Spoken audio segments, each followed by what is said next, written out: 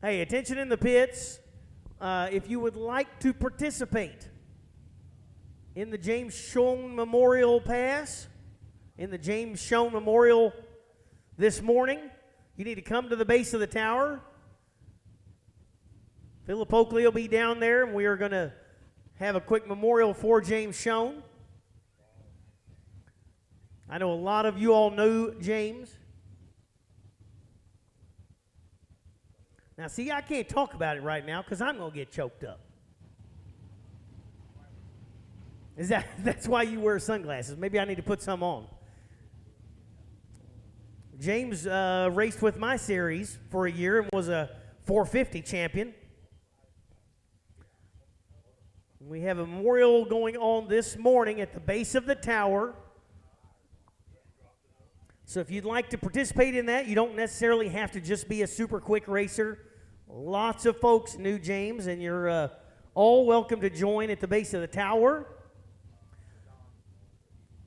Super Street, I need your cars in the lanes. Super Street, need you to the lanes.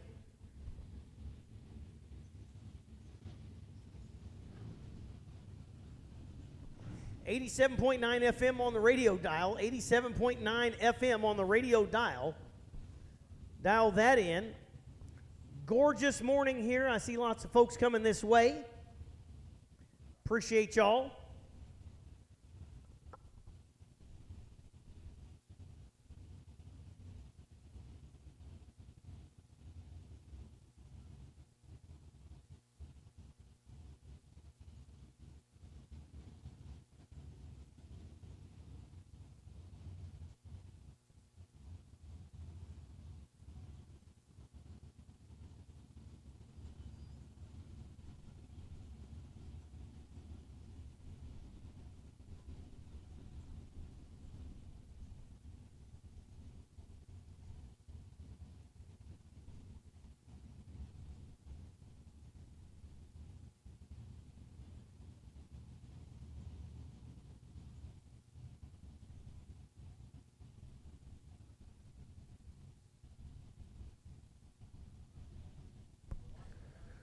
Once again, while we're getting everything sorted out here at the ready line and behind the water box right now, we need Super Street. Super Street, if you're not in the lanes, we need you to lanes 5 and 6. Super Street, your round number 1 coming up. We need you to lanes 5 and 6.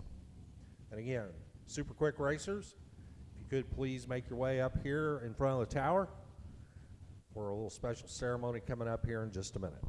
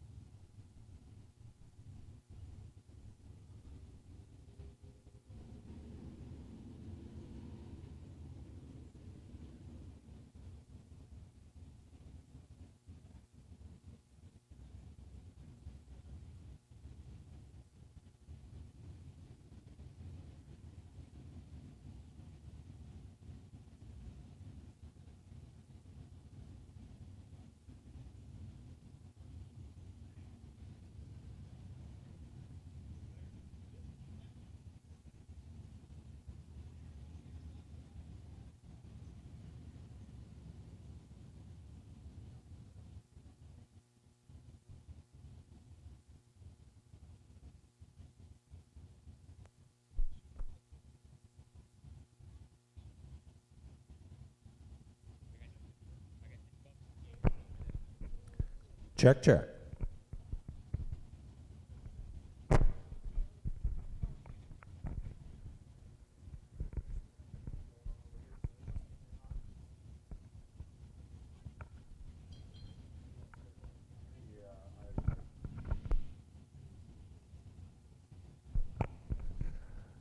Jay Hollinger, if you can hear me, give me a thumbs up.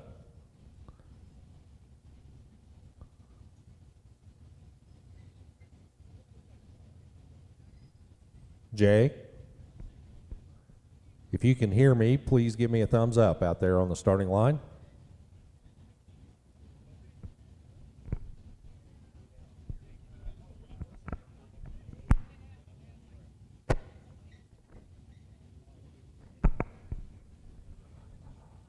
All right, doing a little microphone check here. I think the microphone's working. I think Jay's just ignoring me.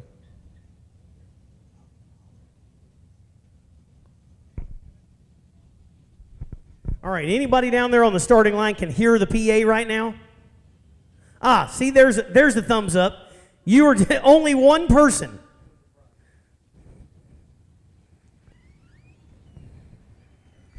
Super Street, we need you to the lanes, please. Super Street, we need you to the lanes, please.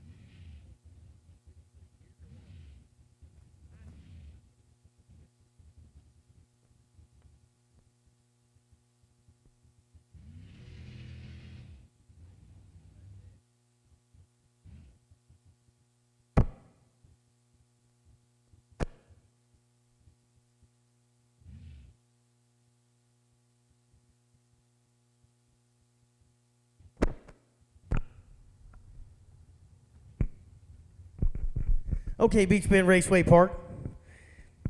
We want to take just a moment this morning. Why is it so hard? It's hard for everybody. We want to take just a moment of silence. We're going to have a prayer to honor our friend James Schoen that passed away last year.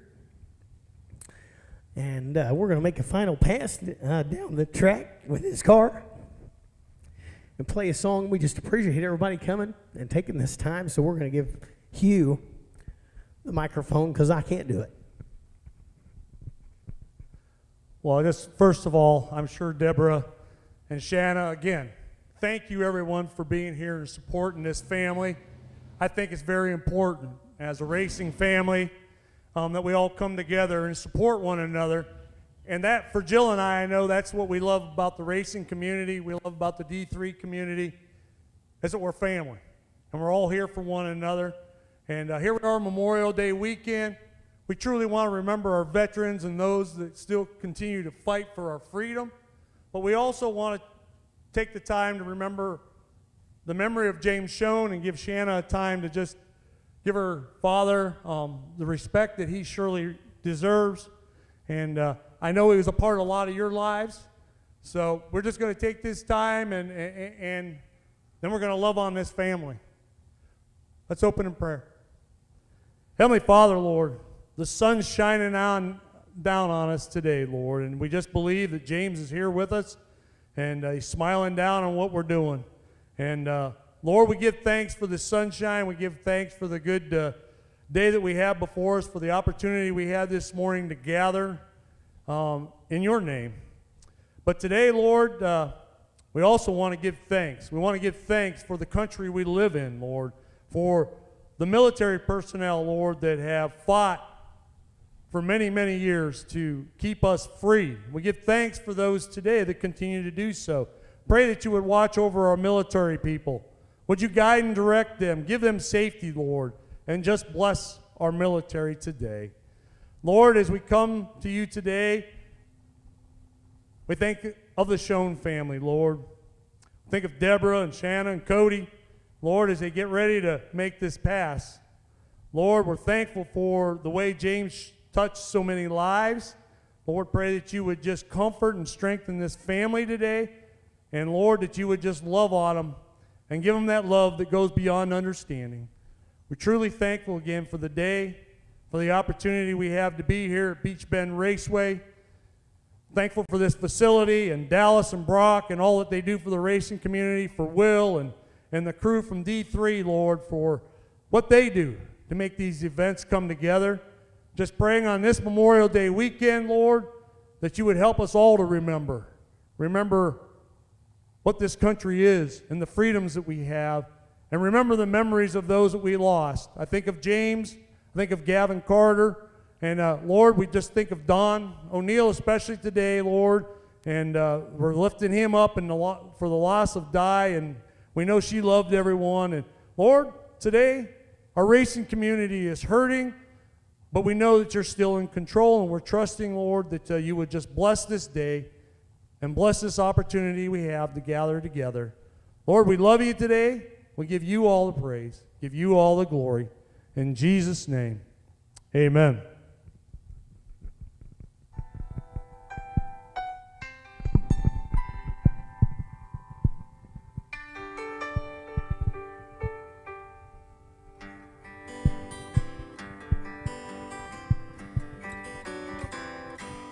Looking back on the memory of the dance we shared beneath the stars above. For a moment, all the world was right. How could I have known that you'd ever say goodbye? And now I'm glad I didn't know the way it all would end, the way it all would go. Our lives are better left to chance. I could have missed the pain, but I'd have had to miss the day.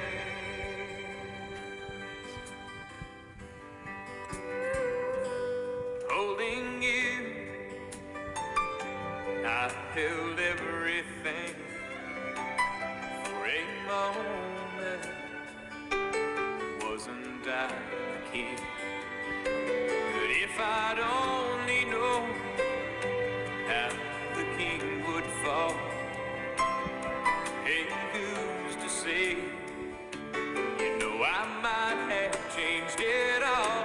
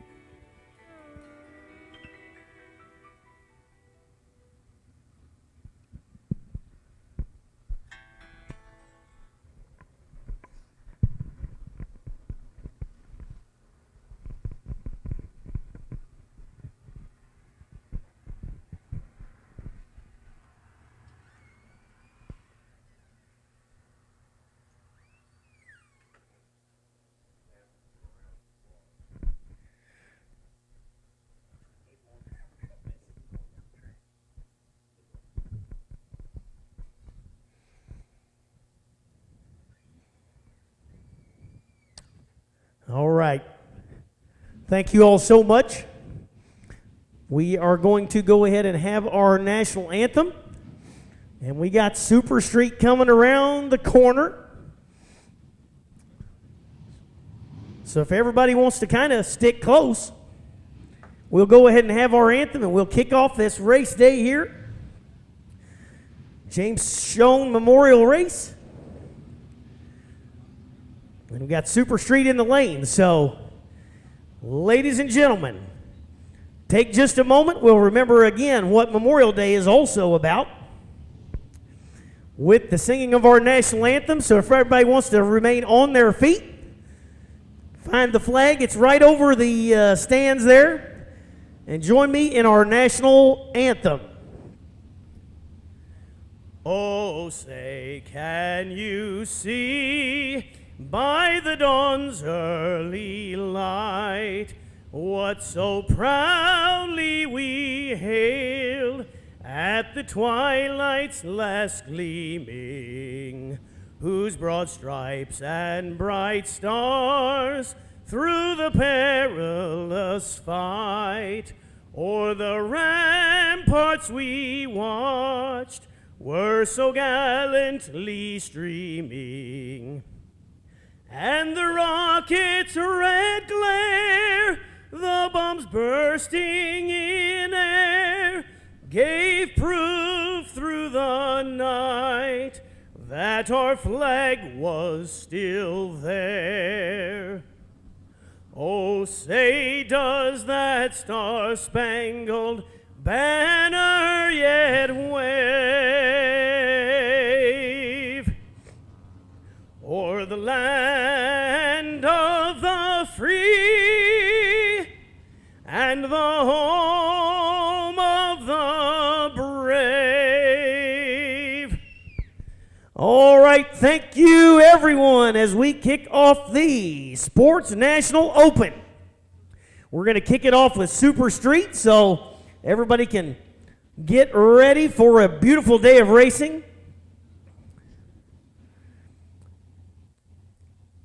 We appreciate everybody coming out this morning on a beautiful, gorgeous day. Great day to celebrate Memorial Day weekend.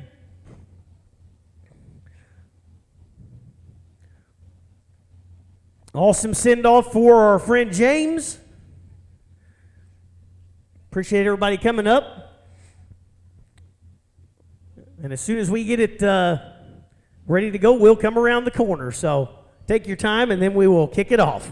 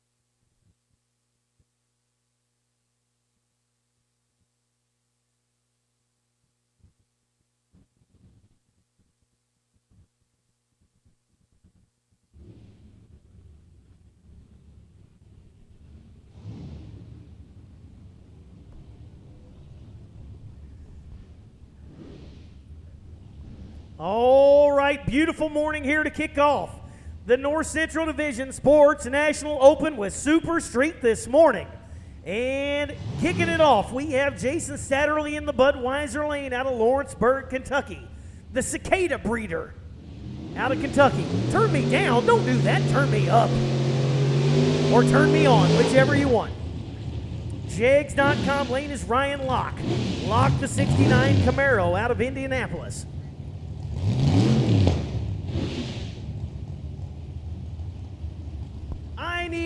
Stock Eliminator to 3 and 4. Stockers to 3 and 4. Not to number 1. I already know I'm number 1. I need Stockers to 3 and 4. Stockers, 3 and 4, please. Who's going to be the first one to move on to round 2? Will it be Locke or will it be Satterley? Great big wheels up launch there for Satterley. He's out front, but here comes Locke on the big end. Starting line advantage goes to Satterley, and just like it almost always happens, the guy that was late is usually the breaker outer.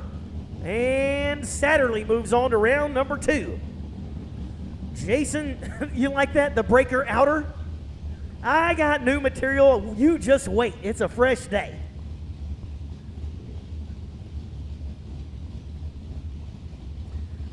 Kelly Sperry in the Jegs.com lane. 1969 Camaro from parts unknown in the left lane.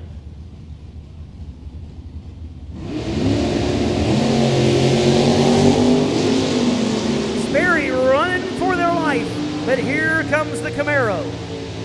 Starting line advantage by a Hun was in the left lane, but the win goes to Sperry. Sperry was 16 behind on the start, but gets there first.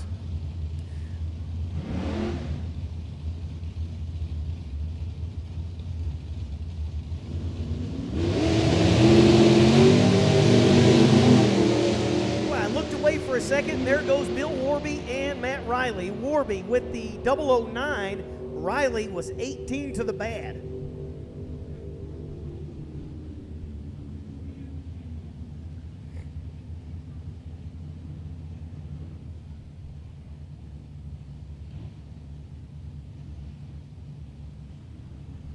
Second call, stockers. We need you to 3 and 4, please. Stock to 3 and 4. Stock to 3 and 4, please. Oh boy, here it is. Larry Zepsinski. Get you some of that, Warren Evans. In the right lane there. The Jegs.com lane, the 1970 Barracuda. The left lane, the Budweiser lane. Dennis White, 64 Fairlane T-Bolt. White out of Bardstown. Zepsinski out of Valparaiso. Boy, that is a toughie all the way around.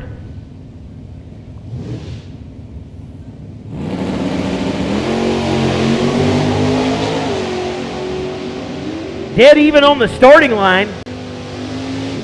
Going to be a stripe driver's dream down here at the big end, and a double breakout goes to Zepsinski. They're going to make me keep saying that one all day, I hope. Or they hope anyways. Ron Foss and Dalton Deffenbaugh. Deffenbaugh in the Budweiser lane, the 69 Nova. Out of Lebanon, Indiana, maybe Tennessee. Ron Foss in the Jegs.com lane out of Lucas, Ohio, 82 Camaro.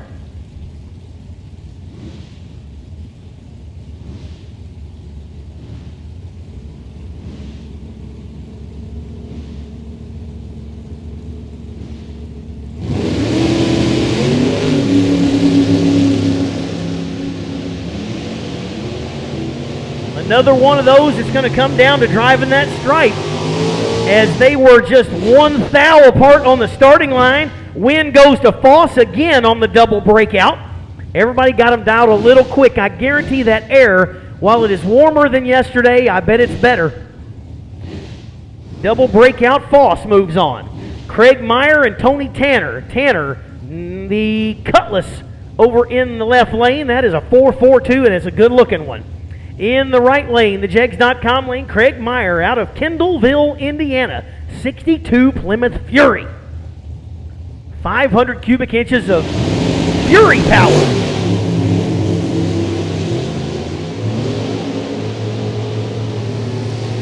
By 15 thou, starting line advantage goes to Tanner, but Tanner busts out, Craig does not, and Meyer moves on. Even though Tanner had a 15 thou starting line advantage. Terry Terrence in the Jegs.com lane, the 1970 Nova out of Round Hill, Kentucky. Jim Unum 51-year-old project manager out of Anna, Ohio, 69 Firebird.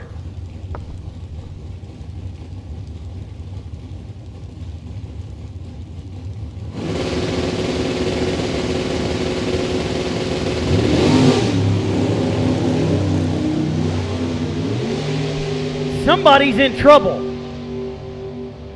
If you're watching on the live feed, you see it. Terrence was 29 and Unum was not. That's the most I'll say about that. He can see it on the live feed. He's going to be able to see it on his ticket too. He's probably going to be kicking himself a little bit.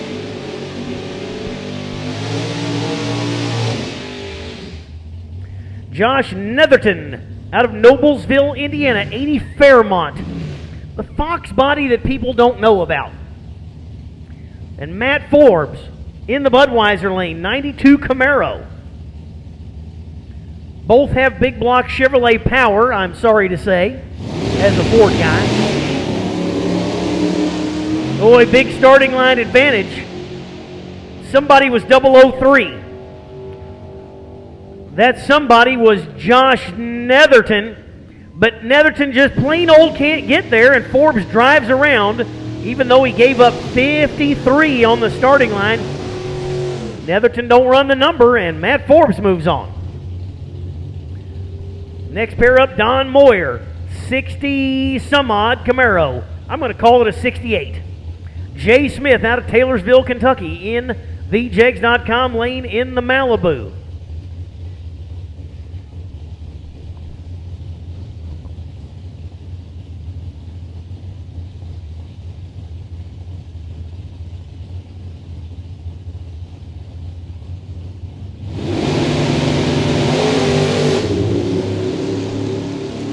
Goose eggs on my board. I don't know if you can see it from the starting line. Somebody saw it from the starting line. Jay Smith was trip zip, and Moyer was behind from the get-go and mathematically ineligible.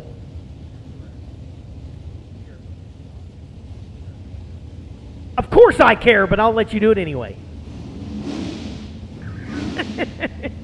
Richard Bateman and Jimmy Bannister. Warren Evans wants to take the microphone from me already. He's already heard enough of me, and we're only like 6 pairs in. He said he heard a lot of it yesterday, too. Jimmy Bannister in the Budweiser lane in the Vega. 8,000 starting line advantage for Bannister, but Bannister goes under, and Bateman in the 69 Chevrolet moves on to round number 2. Allison Prose in the Camaro. Mark Smith, 82 Mustang in the Budweiser lane. 632 cubic inches to run 1090.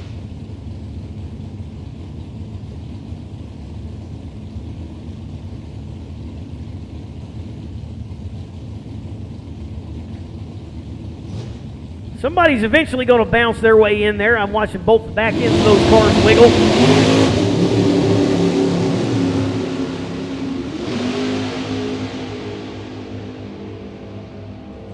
Run, Allison, run. Mark Smith is trying to get you back. And on the double breakout, Prose was 006, but takes too much stripe, and Mark Smith goes on to round number 2. There's Mr. Don O'Neill in my tower. Good morning, sir. Lewis Murray out of where is he? Eureka, Missouri. 73 Camaro over in the Jegs.com lane, the Budweiser lane. Greg Carta, Gold City. 67 Camaro. Pair of Camaros, first and second generation.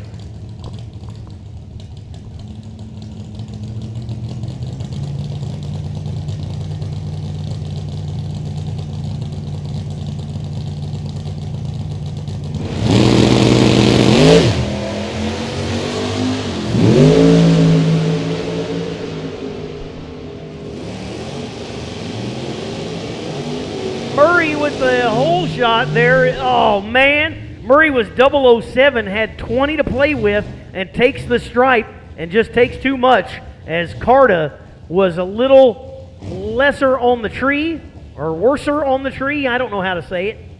not as good on the tree, but gets the win. That's all that matters. Colby Frazier, the 1973 Pinto out of Owensboro, Kentucky. Ronnie Maggart, 70 Chevelle over in the Budweiser lane.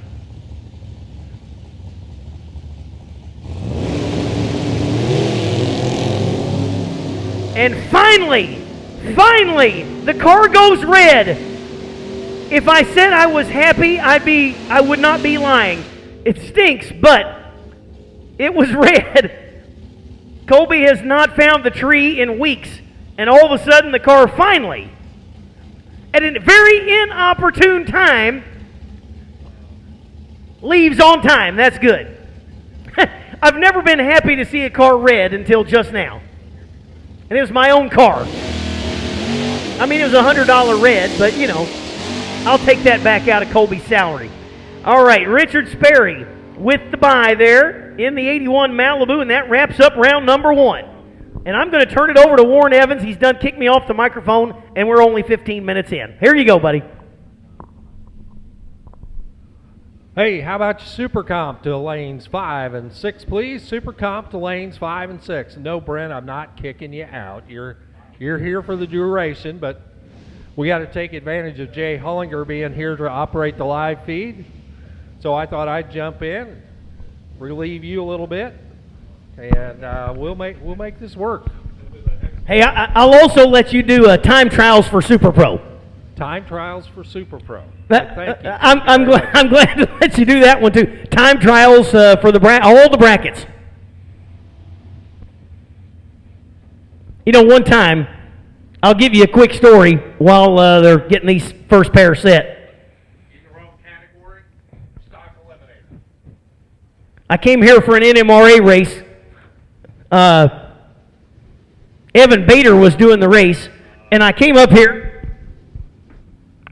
and I said, hey, you want me to give you a break? You've been in here like 3 days, no breaks, can't even go pee. And Evan goes, sure, that'd be great. I said, go get you something to eat. I turn around and I look, and guess what's on the track? True Street at an NMRA race. There was 170 True Street cars making 3 passes back to back. And I said, after I came down, I said, thanks a lot. Well, you know, there's a saying, and I'll clean it up a little bit. You can't complain if you volunteer. That's true. You volunteered, you get what you got. I should have volunteered right before Pro Mod, not right before True Street. Hey, speaking of, how was your Pro Mod show last night? Hey, it was awesome. We had Judd Kaufman took the win in that Race Star Wheels Pro Mod shootout. He was the number 1 qualifier. He went 371 at 210 off the trailer. Unbelievable, isn't it? It was a heck of a lick. And in the finals, he ran Hank Stubbs. Stubbs was 375 in qualifying.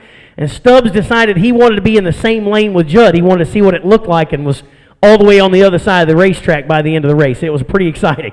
Was he trailing taillights all the way down? Yeah, he was kind of looking at the taillights. He actually made a good lick on the first half, but the car made a hard move and ended up across the center line. I don't know how he didn't hit any blocks. Somehow he still managed to get it back over before he took out the blocks. But it was an exciting final for sure. Well, everybody at Beach Bend Raceway Park is very thankful they didn't have to drag out the cones and silicone and start over again. But, you know, Judd and Rick and Dana Coots and that whole bunch, they really bring it when they show up. Oh, yeah. There is nobody that's going to get a freebie when Judd Kaufman pulls into the other lane, that's for sure.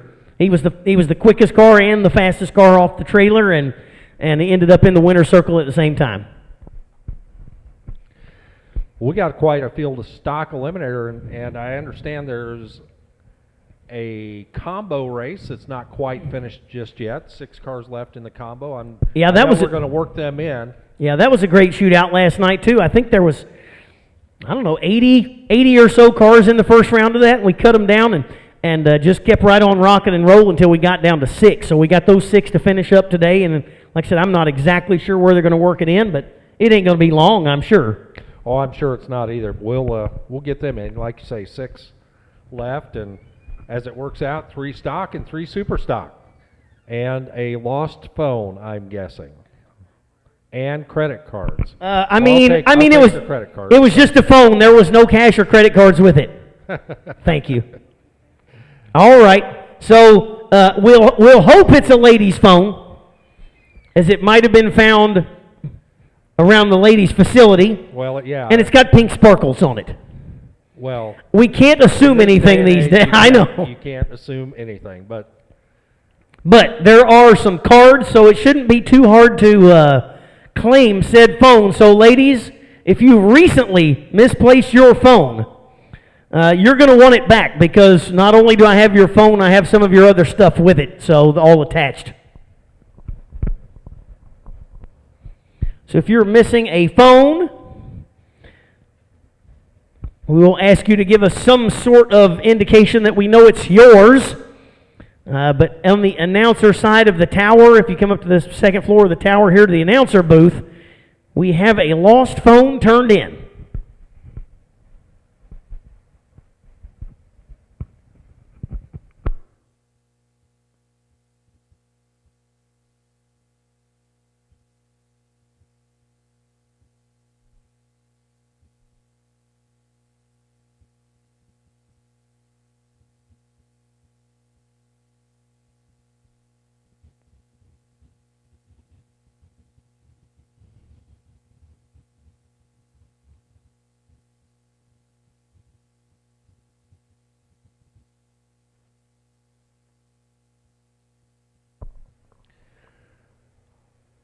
once again, while we're getting set up, we need super comp to lanes 5 and 6, please. Super comp, we need you to lanes 5 and 6. Super comp to lanes 5 and 6 for your first round of eliminations.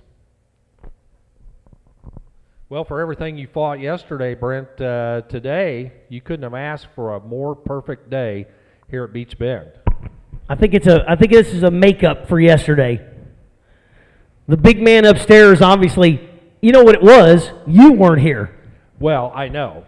And when you came in, it was like a ray of sunshine over the whole racetrack, Warren. That's usually what I bring. Yeah. Well, you bring some other stuff, too. I do. Hey, we appreciate you coming here. We appreciate Drag Racer. You can tell I need a break. Yeah. Dragracer.tv. I called it the wrong thing one time yesterday, but I caught myself halfway through. Well, you'll see it reflected in your pay envelope. Oh, boy. Well, you get what you pay for. So, Dragracer.tv, the feed brought to you this weekend by Oakley Motorsports, Law Chevrolet, and Beach Bend Raceway Park. Awesome to be able to go back and watch this. Your friends can watch from home. We wish they were here. I can't really think of a better place other than if I was still in bed, because I didn't get much rest last night. But other than that, I mean, gorgeous day outside, sun shining. I mean, what else could we want? Lots of beautiful race cars. It's almost a perfect day, and yeah, I'm kind of with you on the no sleep. A lot of people know that my daughter. It's sort of a long story, but my daughter and son-in-law wound up renewing their vows on what should have been their original wedding date a year ago. They did it yesterday, so I was at home in the tuxedo and did the whole family thing. And I guess we'll forgive you then. Well, she's happy, and as I'm told, that's all that matters. And I'm sure you only do what you're told.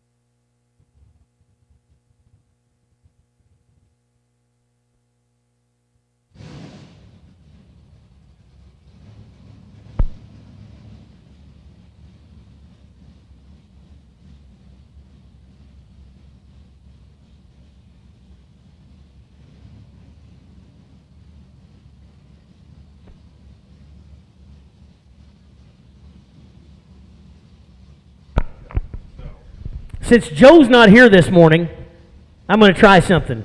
Hey, Warren, who's in the right lane? Hey, isn't that your car dealer buddy? That is. That's right, Ann. That is Doug Duell in the right lane from Doug Duell and Duell, Evansville, Kia, and Honda. I mean, not Honda, Hyundai. 69 Barracuda over there. That thing's a high-flying machine. He's got it dialed in at a 1030.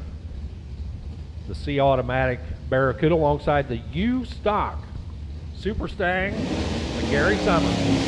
Top D over there on the left-hand side. He's way down track already. Here comes that hard-charging Mopar to try to catch him down the finish line. They're sizing each other up. And at the top end, it is Doug Duell going on to the next round. 10:47 at 105. He was 10 on the tree.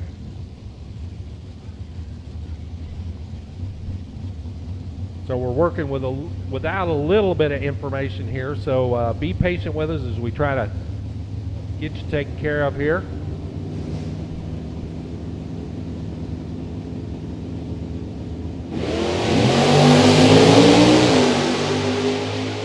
I do know that's a 2010 Barracuda in the right lane, or a Challenger. It's not even a Barracuda. Right, that's a Challenger, and I do know that's a Corvette on the left, and turns on a wind light down there. 11-12 on his 07 dial-in. He's 5 over at 110 for the win. And your Division 5 runner out of here, 10:65 at the finish line.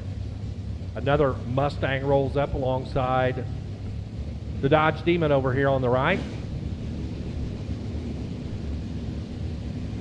Just so y'all don't think we're completely lost our mind, we don't have the information in the system for the drivers, so we're just going old school. 11:63 in the left lane, 10:53 in the right.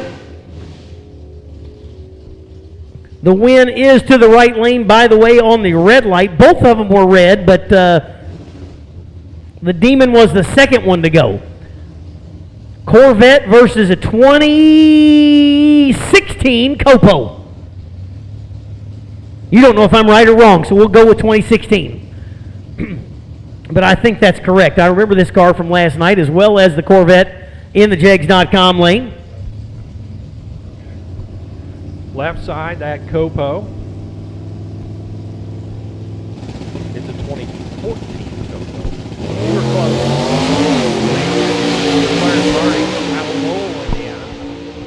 Chasing after that Corvette right now of Carlton Sweezy. And it is the Copo. Dropping it on the number, dead on with a 0. 931-0 on the 931 for the Copo to go on. And the Corvette of Sweezy is out of here in round number 1. Kevin Wells rolling up now. He is your defending stock champion here in Division 3, alongside Bill Simpstrot, Franklin, Ohio. Simpstrot's little Chevy 2 over here on the left, 66 Nova SF. F6. Kevin Wells heads down track in his A automatic Chevelle. And it's going to be the automatic getting it done for Kevin Wells on the double breakout. 10:28.9 on the 10:30 gets it done, as the clutch car goes 3 under 11:02 on the 11:05. Jeff Alessio rolls up now. His 77 Nova I stock automatic. Got 1160 on the window. Taken on first generation E6 barrel of Shane Smith. And it's over at the starting line as the red light start for Alessio. Shane Smith will move on to the next round, 10-11 on his 10-12. Doesn't matter. He's your winner via the red light, 1165 on the 60. And 031 red, left side, Gail Pinkston.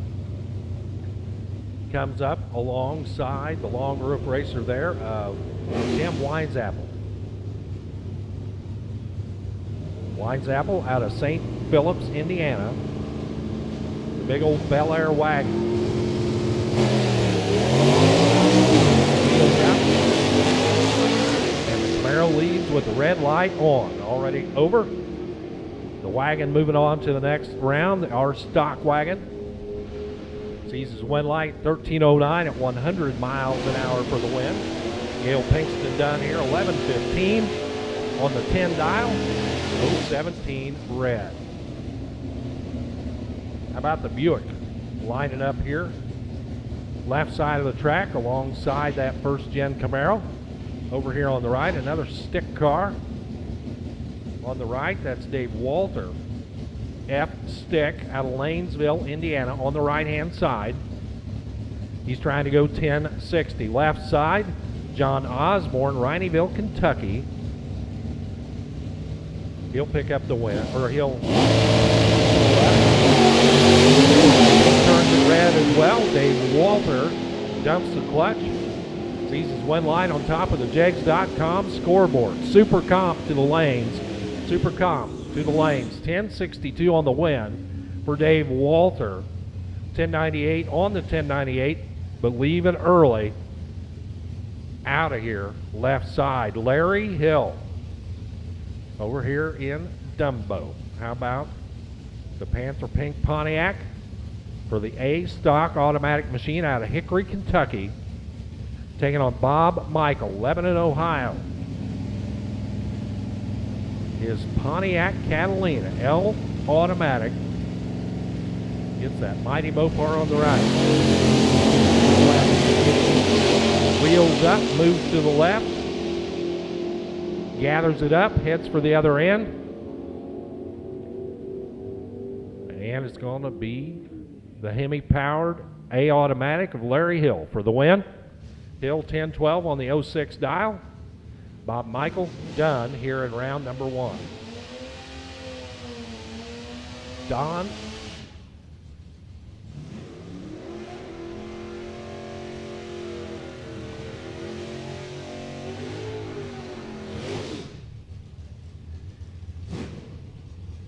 Jim Watson pulls his 63 Nova up. 6-cylinder machine, the V automatic. Slow roller gets the big head start. 1475 the dial in left. Taking on the 81 Corvette of Kenny Warren out of Murfreesboro, Tennessee. F automatic combination. 350 small block for power. He waits, he goes, here he comes.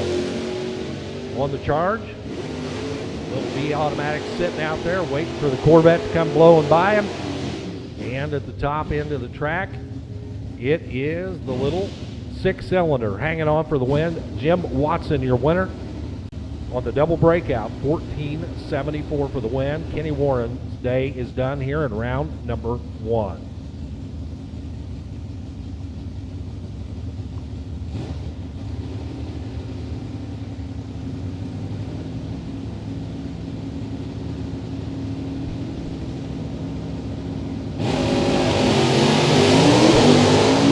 Left side of the track, put an 1126 on the windshield, got the head start, and got the win light. Don Turk for the win, 1127 at 114 left side, and his Pontiac right side, 1081.9 on the 1081. Reaction time starts with a 1, ticket starts with an L. Here's Jake Howard out of Potomac, Illinois, the young man in his 67 Camaro.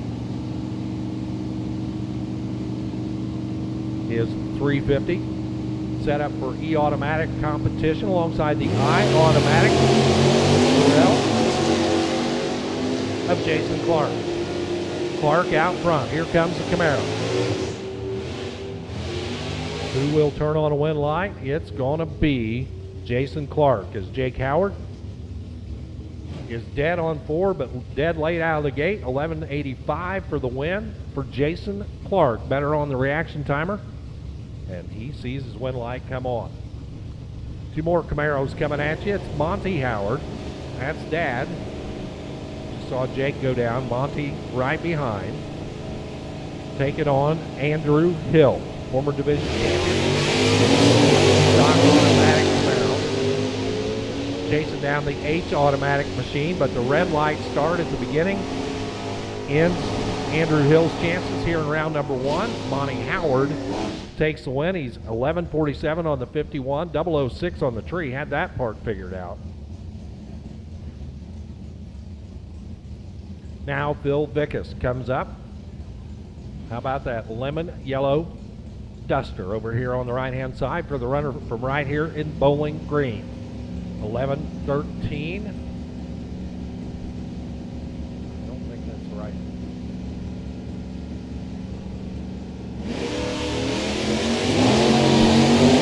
He'll be coming after the Pontiac of Tom Reese.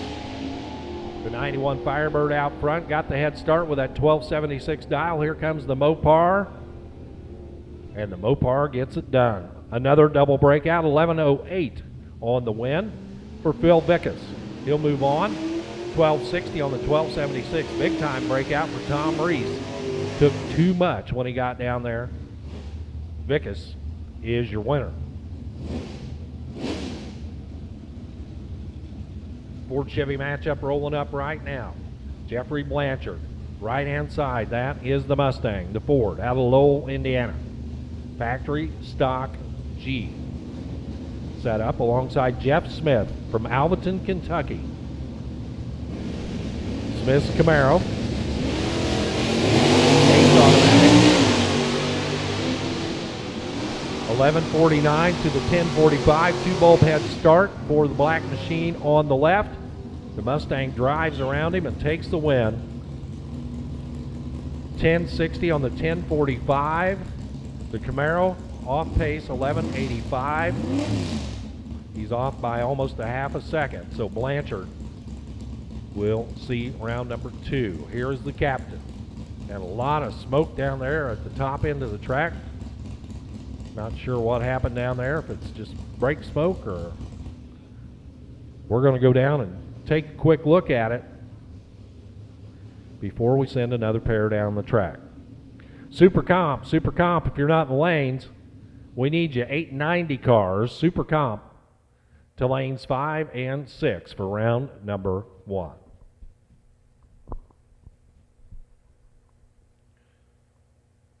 Captain Jack over here on the right-hand side.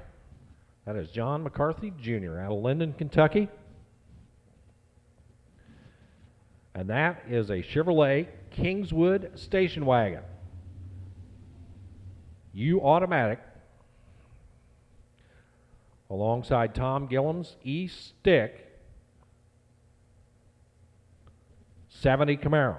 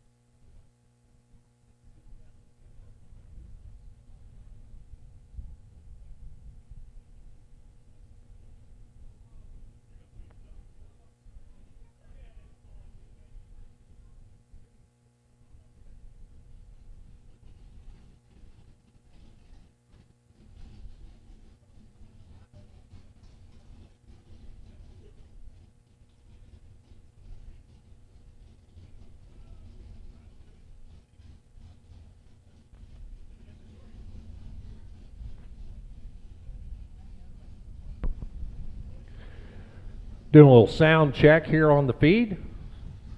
Looks like everything is going out at least on this end.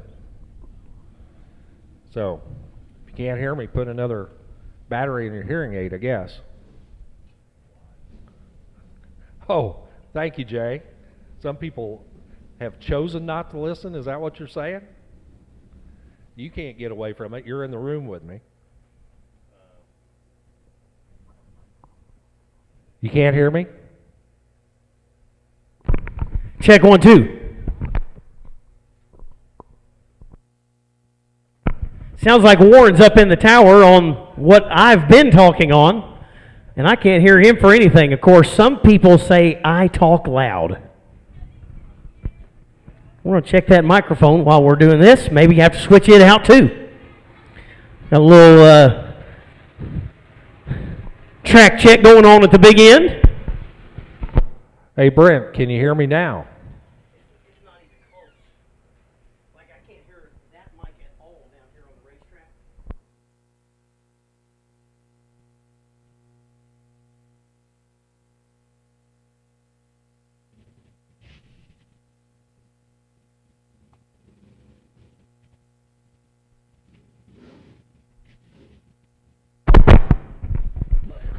Can you hear me now? Can you hear me now? Brent, can you hear me? Oh, hey. That's, huh. All of my golden material and nobody can hear it. Well, we're going to work on that. I understand it was some of your best announcing. I always do my best announcing when the microphone's off, and I can't hear it coming in from the door. Can you? No, I can't hear you, but I can hear me. Yep. Well, we're going to get this figured out, okay?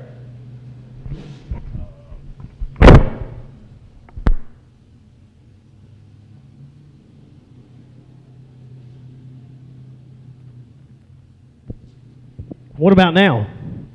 Is it still doing anything? Can you hear me outside? Can you hear me a little bit in the circle track? Or no, not at all? Check 1, 2, 3, 4. Check 1, 2, 3, 4. Negative, Ghost Rider. The pattern is full.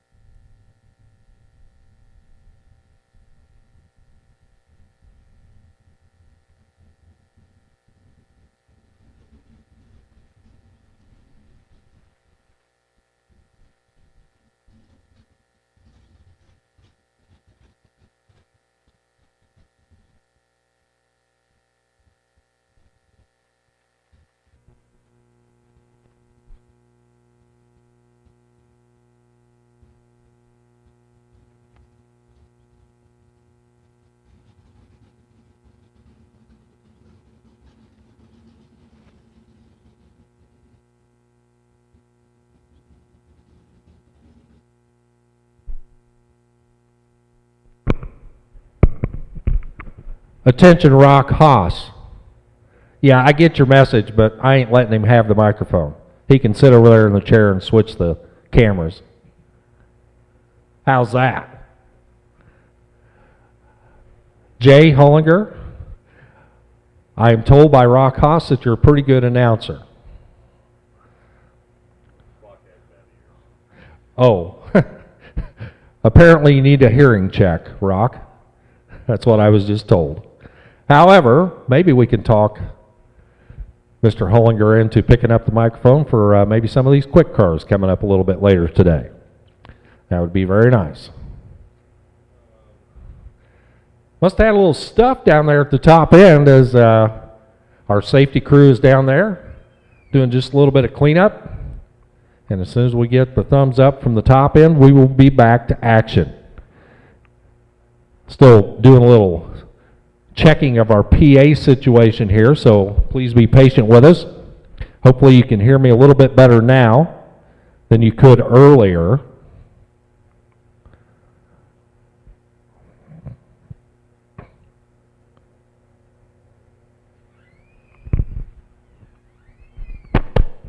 You can hear me now, right?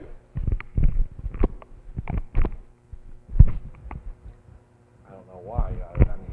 I used that one all day yesterday. I was standing right down there because I was going to say something because I had the wireless with me. I wanted to make sure, and I kept looking up to make sure I wasn't talking over you. And I can see you chatting away. I can hear nothing. So for all of this, I have to pull all of these cards. We can pull the next several pairs. You want to pull them right now while we wait? I can see them. Yeah, I just don't understand why this is a problem.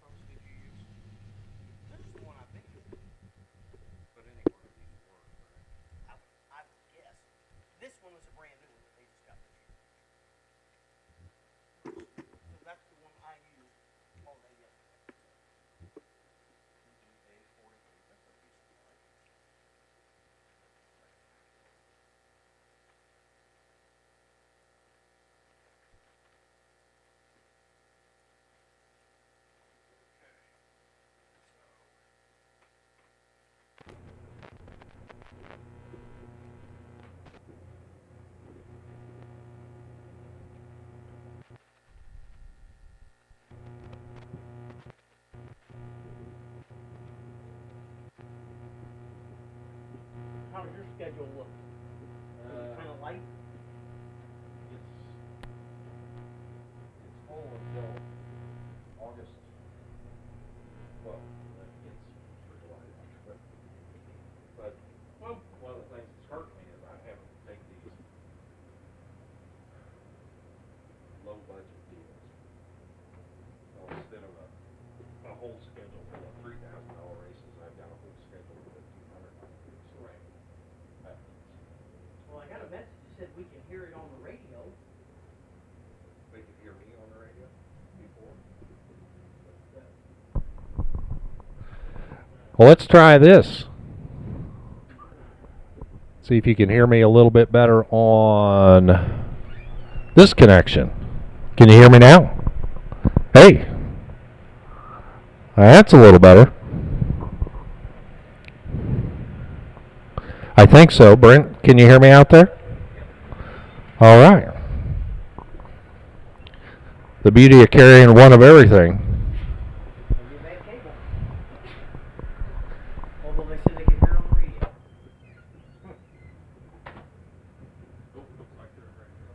That'll still go through the radio? Yeah, it's going through their mixer, so.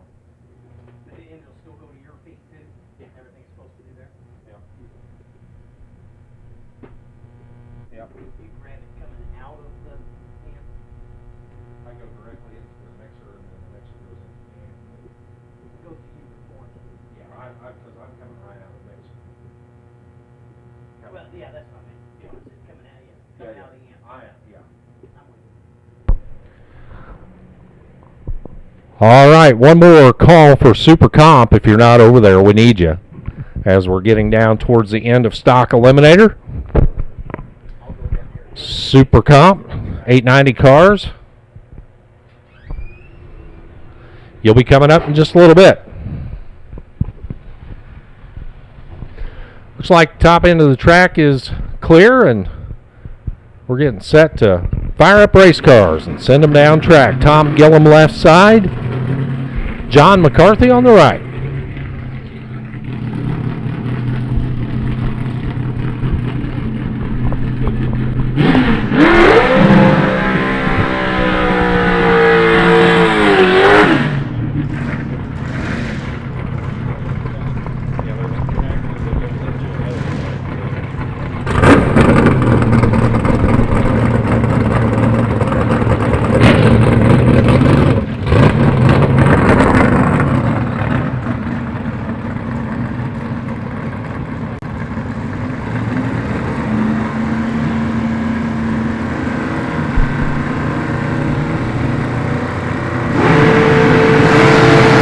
So there goes the captain.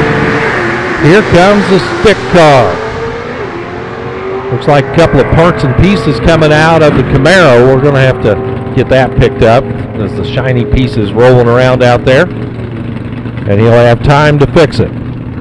Because on the double breakout, it goes the way of John McCarthy. McCarthy 1382.8 on the 1385 for the win. The Camaro also breaks out by a little bit more.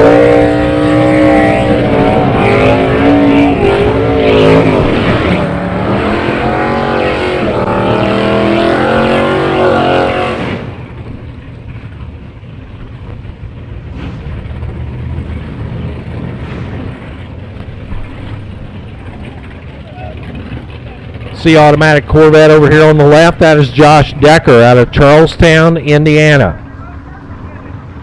For that Decker Racing stable. Alongside Division 2 Camaro. Yanks him out of the beams and he heads for the other end. He's down to 1061 to the 1062. Virtually heads up.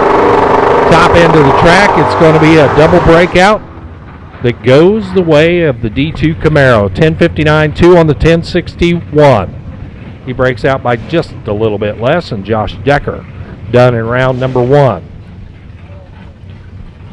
Ford Chevy matchup, Vern Buchanan. That is the Ford out of Conway, Arkansas. Over here on the right-hand side, G-Stock automatic 73 Mustang.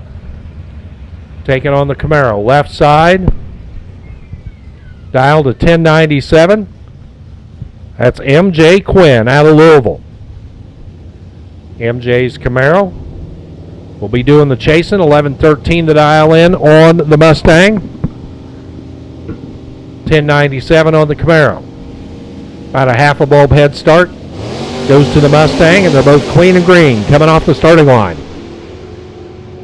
One of them a whole lot closer to the reaction timer. 002 off the tree, and a win light at the top for Vern Buchanan. He's 002 up front, 1121 at 107 for the win, 1098 on the 97 for MJ, closer to the index, but the reaction timer gives the win to Vern Buchanan.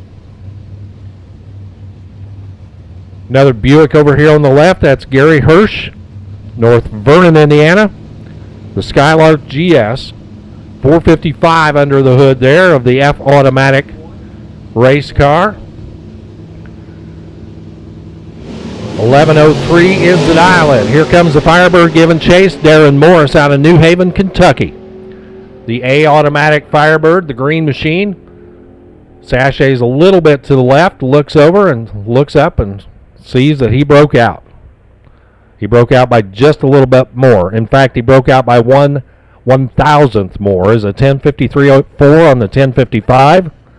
That's 1/1000th more. Margin of victory actually is 13/10,000ths of a second on the double breakout.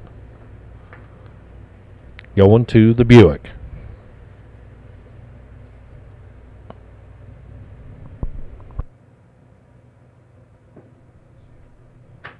No, it's 3108.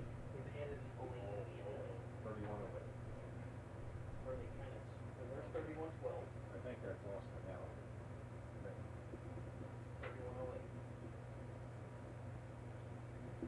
There's a handwritten 08 behind 31. Yeah. Then I got B381. B381.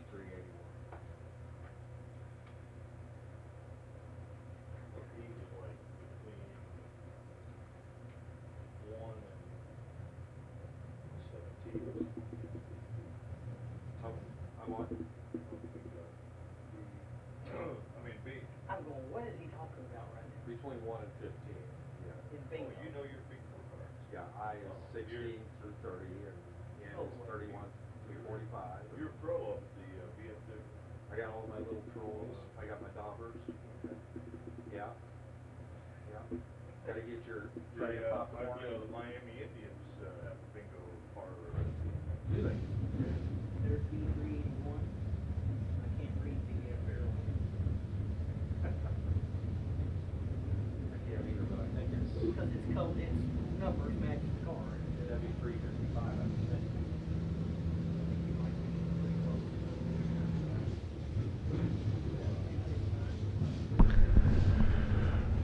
Okay.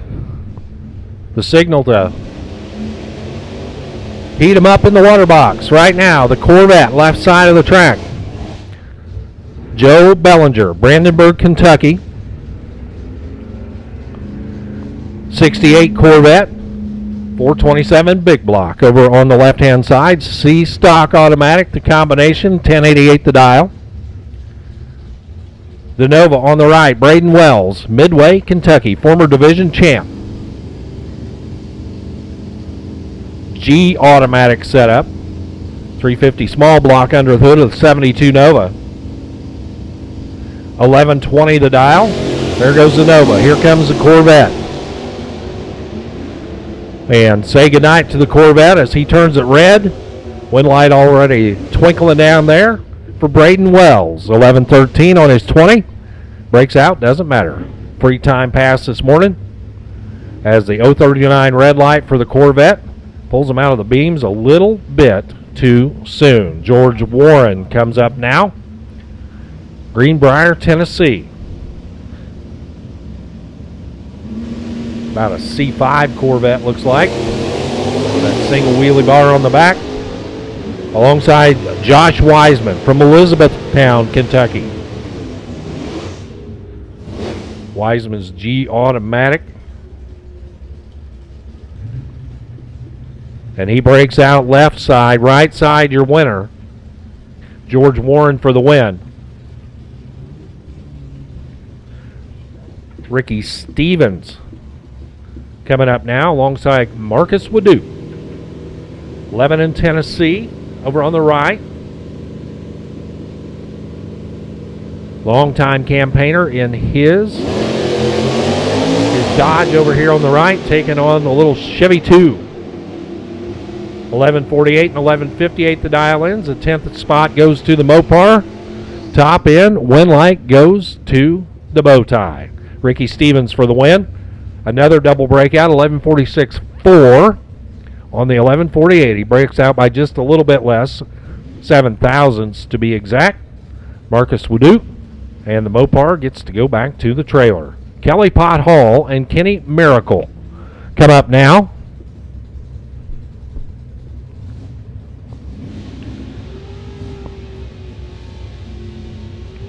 Kelly comes out of the water box right now, the runner out of Canby, Indiana. Ford Cobra, 302 combination, 3-pedal car, the H-Stick Ford, taking on Kenny Miracles. P-Stock Automatic out of London, Kentucky. 88 Oldsmobile, 307. I think Bob calls that a taxi cab motor. 1257, the head start goes to the red car, and the red light for the red car ends his morning here in round number 1. Kelly Pot Hall will see her win light on. She'll drive it out and take the win 11-11 at 118 for Kelly.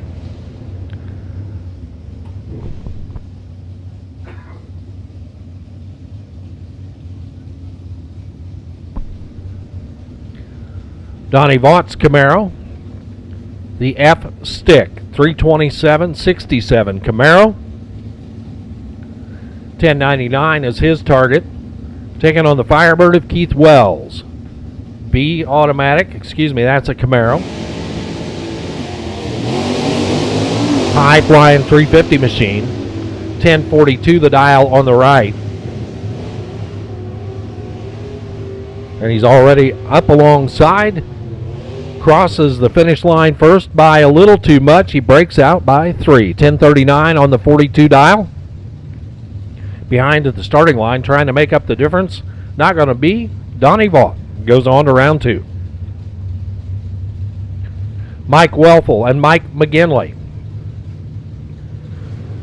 Another pair of GM products left and right. The Chevy 2 on the left. The Nova on the left. Another stick car. F-Stick. Alongside the I automatic Formula. Better reaction time goes to the car on the right. Win light goes to the car on the right. How about a dead 1 at the finish line? 11:35-1 at 1:14 here in round 1 for Mike McGinley. Little Chevy 2 of Welfel breaks out trying to get there.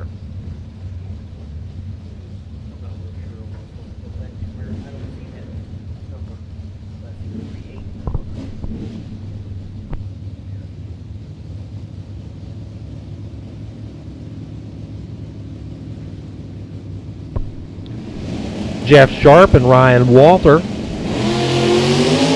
Wheels up start for Walter. His Nova yanks him high.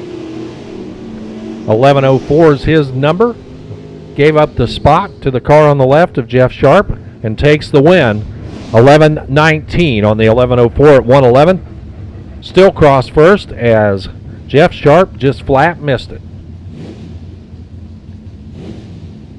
He was way late and way under. 0 for 2, and he's done. Super Comp final call. Super Comp final call to 5 and 6. Super Comp final call to 5 and 6. David McIntosh.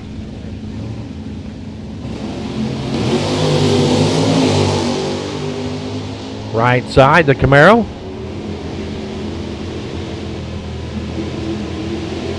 And at the top end, it's David McIntosh getting it done. 10:28 at 1:25 for your winner. A 2-2 quick 11:22 on the 24 breakout left side. Daryl Steiger. E-Stock automatic. Dodge Challenger. 1970 6-pack car. Set up an E-automatic trim. 1089 the dial in. Taking on the Chevelle wagon of Tommy Mattingly. And it's over at the starting line. Red light start for Daryl Steiger. Win light, Tommy Mattingly. And the Louisville runner. 11:65 for the win for Tommy Mattingly. Red light start for Steiger. And 11:20 and done. Mike Robinson rolls up now, his Corvette. He's trying to go 11:59. Taking on Anthony Hughes out of McDonough, Georgia. He's trying to go 11:60. Virtually identical off the starting line. K automatic ride. A little wiggle down there at about 400 feet for the yellow machine. And at the top end, must have paid for it down there. They both, the breakout, 11:58 right side. Wind light, 11:59.8 on the 11:59 for Mike Robinson. Super stock to the lanes, please. Super stock. We need you to the lanes, please, for round number 1. Super stock to the lanes for round number 1. Jerry Bennett and Rich South coming up now. 10:42 up on the scoreboard left side, 10:19 on the right. Here comes the Corvette on the chase. A lot of ground to make up. Can he get the job done? Nope. Tried to. Gave up a tenth at the starting line. That was too much. As a dead on, 10:42.8 at 1:18 for Jerry Bennett gets the job done. He goes on to round number 2 for Rich South. Behind at the starting line. Can't overcome that disadvantage. 2 more coming at you right now. Here's Houston Rakes. Rakes made his mark right here at the Sports Nationals a couple of years ago. First time down the track in quarter mile competition. Just turned 16. Guess what? He took home the Sports National Wally. Taking on Caleb McFarland. McFarland from Flemingsburg, Kentucky. A stock automatic left, a stock right, and Rakes is not going to pick up a Wally today as he turns it red. 022 red. McFarland your winner. McFarland 10:08, 131 for the speed. McFarland takes the win. Houston Rakes done here in round number 1. It's Rob Holmes from Dayton, Ohio, and Mark Pody. Hendersonville, Tennessee on the right. Oh, I see. I can't read very well. How about Mark Poole?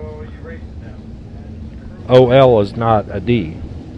Mark Poole, right side, the Barracuda. Here he comes. Firebird out in front. 11:24 to a 10:84. Top end. Is it going to be the Indian or is it going to be the Mopar? It's the Indian. Rob Holmes for the win. 3 over 11:27 for the win at 113. 015 on the tree. For Mark Poole, he is done here in round number 1 in his Barracuda. It's Mike Taylor. Somerset, Kentucky now. Left, the G-body. Over on the left-hand side. 3-pedal car. Pulling the gears over there on the left. Taking on the K automatic Dodge wagon. Well, neither one of them will write home about that reaction time, as a 176 is the better of the two, and that is your winner.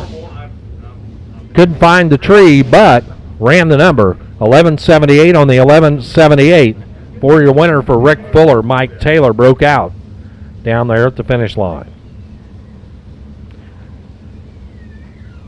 Here is the rocket ship over on the left. Randy Lynn ship. Floyd's Knobs, Indiana. Her C automatic Firebird. Taking on Cody Heron. Hey, that ain't supposed to happen. They're quasi teammates. Randy Lynn's going to show him how it's done. The young man's got his hands full right now as the rocket ship. Straight as an arrow to the finish line. She steps off the throttle and she still goes 1050 with a 3. 23 on the tree, dead 3. Took a half a second at the finish line. Cody spun the tire right off the starting line and was behind by a half a second at the finish line and just almost backed into a win there, as Randy Lynn is dead 3, and Cody is nowhere to be seen. Ken Vaughn, Julie Bierman coming up now. Vaughn out of Columbia, Tennessee. That is the Corvette. Bierman, Xenia, Ohio. That is the Firebird on the right. C stick left. D automatic right. Wheels up start for Bierman. Here comes Vaughn trying to gather her up as they head for the end. And at the finish line, it is Bierman. Seeing her win light come on, 10:64 on the 63. She's 1 over. Vaughn is 3 over. She was better on the reaction timer by 0.04 of a second, and Julie Bierman goes on to round number 2. Brett McFarland, Manchester, Ohio. 1085 to dial in there on the Pontiac GTO. TC Morris right side. TC's Camaro. Oh, maybe I got those backwards. I do got those backwards. That makes sense. So TC on the left, Brett on the right. I should know that. I know those cars. And TC drops it on the number. 1085 at 115 sticks the landing. McFarland 2 under. 998 on the 10 flat. Here's Amanda Fouts. Amanda throws PJ out of the seat. Daughter of Ronnie Maggart, wife of PJ Fouts, a.k.a. PJ North. Ricky Pennington alongside. 12:02 left, 10:82 on the right. Amanda off and running. Here comes the Mustang. 2,000 separate them at the starting line. Top end will decide it. And it's going to be Ricky Pennington getting it done. Pennington 1092 on the 1082 for the win. Amanda Fouts a little bit further off of that number. And here comes the bye run into the next round.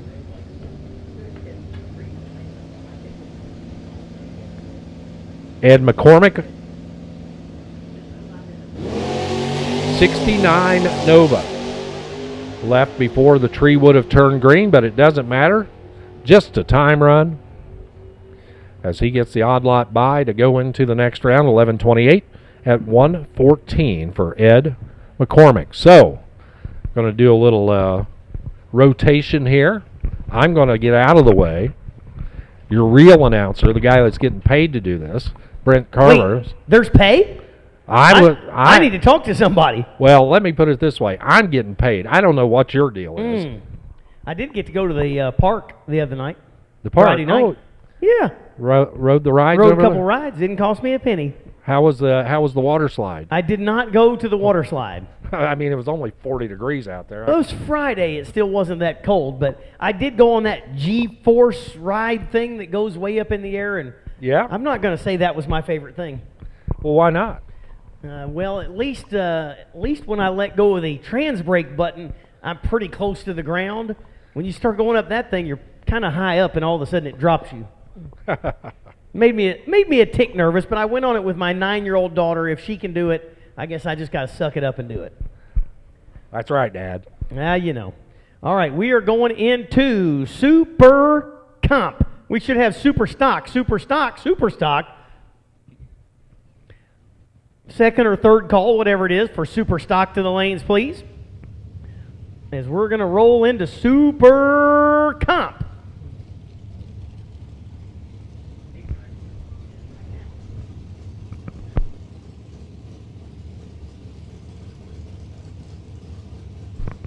All right. Back to somewhat normality of the computer screen. I'm not saying you weren't normal. Certainly. Who we do have as we go into Super Comp 890 Index. 890 Index for Super Comp. And you got Nick Eisenhower out of Brownsburg, Indiana, the 2015 American Dragster. And Nathan Prose out of Terre Haute, Indiana, Also a 2015 American. One's got 648 cubic inches of Oakley power. The other is 632 cubic inches of power.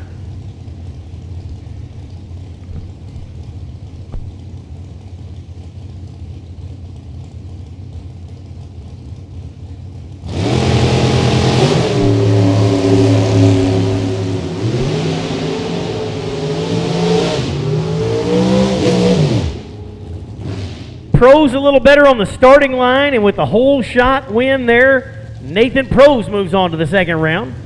Had 20 on the starting line. I just said super stock. I promise. Do you ever listen to what I say? Is this thing on?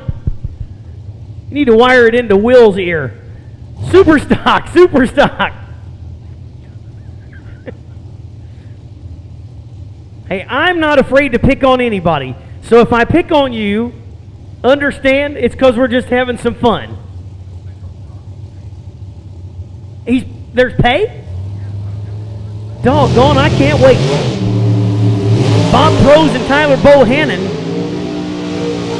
One Hun separate them on the starting line. Starting line advantage goes to Bohannon and goes dead 6. 11 dead 6.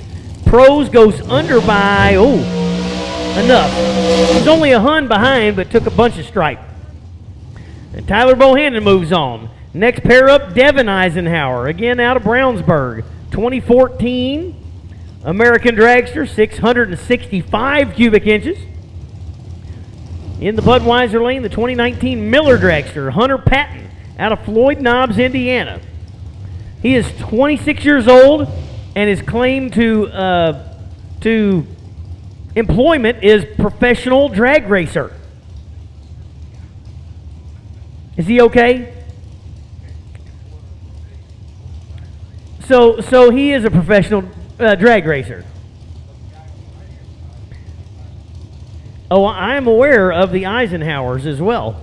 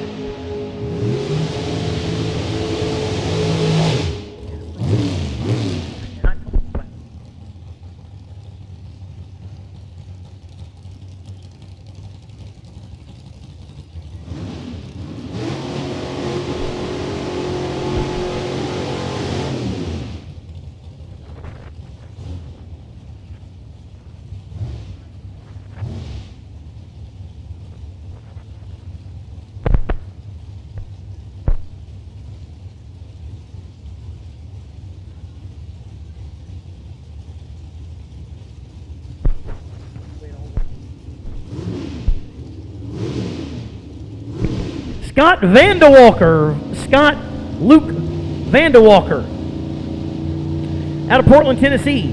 2000 Viper. Very interesting car in this category. Christina Perriman in the Budweiser lane. 2017 McIlvain race car. The starting line advantage goes to Perriman, but on the double breakout, Vandewalker gets the win. Goes under by 9 thou. Clutch car and rolling gears, 5 gears. Allison Pros and Michael Eggleston.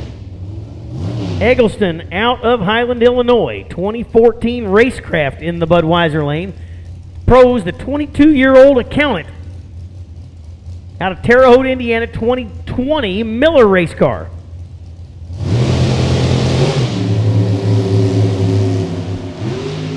Real similar on the starting line. What's it going to be down at the big end? Both 632 cubic inch power. Both of them bust out. Pros does it by 3 thou less of a breakout than Eggleston. Allison Pros moving on to round 2. Couple of cars with fenders. I don't know if I'm supposed to call that car in the right lane a door car or not. It's a roadster. But it's a door car roadster, so I'm confused. It's Steve Whitlow out of Hendersonville, Tennessee. 2002 Mustang. Tim Millwood, 93 Daytona. Reminiscent of Scott Jeffreyon and Daryl Alderman. Double breakout again. Millwood had 6th thou on the starting line, and the double breakout goes to Millwood. Kevin Trusty out of Groveport, Ohio. 2020 Kearns Dragster. Terry Kamler, the Budweiser lane, out of Freeburg. What song is it you want to hear? Freeburg, Illinois. 2017 Power Chassis. 890, of course, the dial here in Super Comp.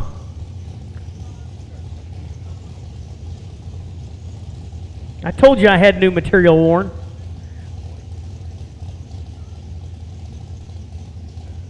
You never know when it's going to pop out. I see something I like, I just go with it. Uh-oh. That, Trusty did not let go of his trusty trans brake quite in time. So as long as, there you go, as long as Kamler doesn't just go down there and make a giant boo-boo, it's going to go to Terry Kamler. I didn't even have to say anything about that reaction time. You could see it right here from the tower. Trusty was, well, we'll just say tardy. Butch Crowley in the right lane. I got corrected. I keep saying Nathan Crowley because that's in my screen. He's like, why you keep calling me Nathan? I said, because that's what's in my screen. I don't look at the car. Jeremy Mason in the Budweiser lane. By the way, I know Butch. In the Dragster in the right lane out of Evansville, Indiana. Jeremy Mason. See, maybe I'll get some props now. Butch will go, boy, oh boy, run, run. Jeremy Mason trying to make up some ground, and the win goes to Crowley, 891.5. And Butch moving on to round number 2. Boy, Mason was on the stop for a long time. I thought he was broke. I guess that's the trick with those throttle stops. Put 903 cubic inches of whatever it was. Then you sit back there and roll along to half track. And meanwhile, that other car thinks, oh, that guy's broke.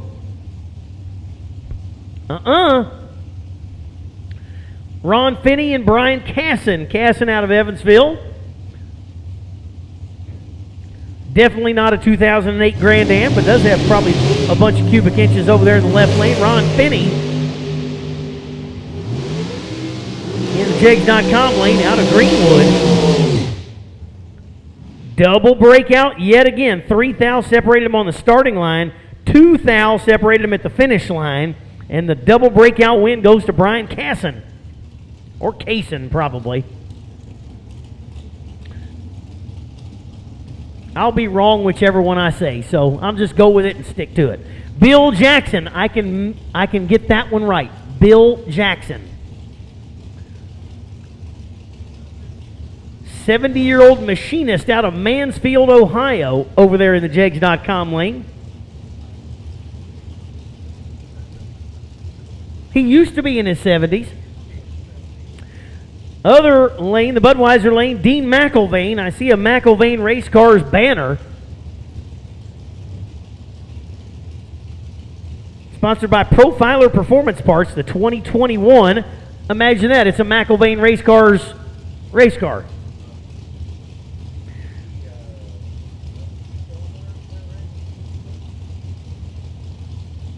It's entirely possible. Are you thinking I'm going to remember the super quick qualifying order? I probably do. I know who the number 1 qualifier was. Philip Oakley was dead 1. This is the quickest super quick field ever. 4:54 with a tray. The win goes to McIlvain. Oh, he was dead 0 too. I think. I can't go back now, but I think I looked down and saw 890. So you weren't paying attention, huh? Megan Strasweg, Brad Cole. Strasweg in the Jegs.com lane. 2015 American with 648 cubic inches of Oakley power. Brad Cole, 500, just a measly 577 cubic inches for the Cole machine, the 19-year-old student. Well, this is a battle of youngsters. Strasweg's 23, Cole is 19.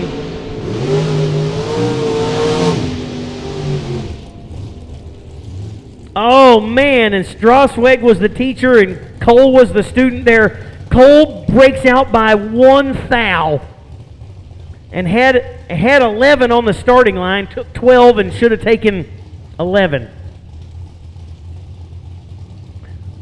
Jen Liggett, 1990 dragster though in the Budweiser lane out of Seymour. Jegs.com lane, Blake Richardson. I've heard that name before too. Greenbrier, Tennessee, 2007 American with 502 cubic inches of power.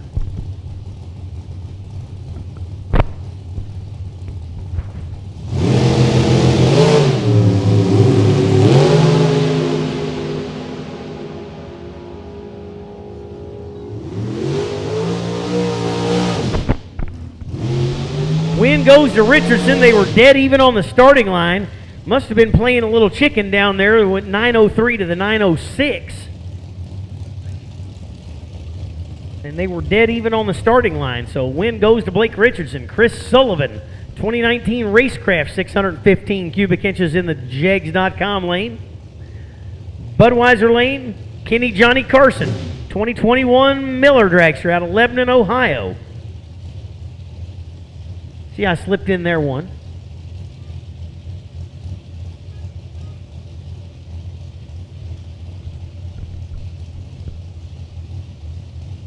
Final call super stock, final call super stock, final call super stock. Super gas, you are on standby. 30 separate him on the starting line. The 30 benefit went to Kenny Carson, but does not get there. And Sullivan goes 894.2 to take out Carson. He was 30 behind on the starting line. And with the bye, Adam Green out of Livermore, Kentucky. 37-year-old welder in the 2006 M&M Dragster.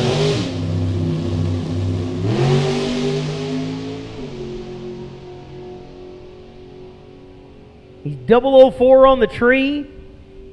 Goes 98 with a 6. And that wraps up Super Comp.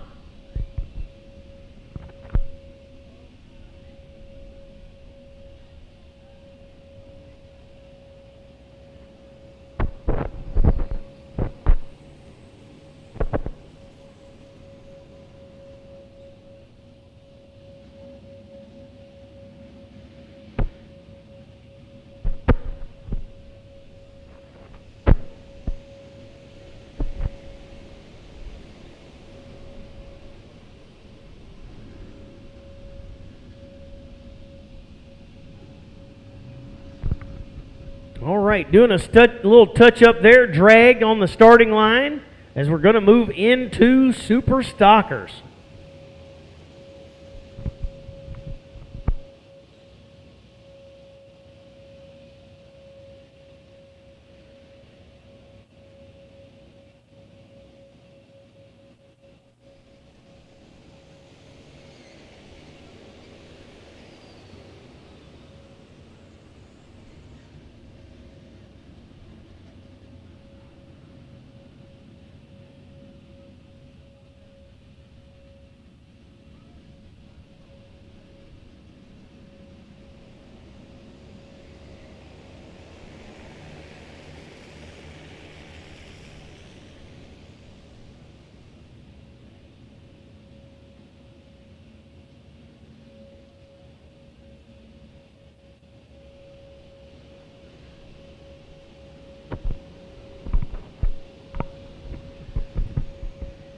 Brock running the drag down there, making sure you get the starting line straightened out. Got a lot of stick shift cars over here, hard levers.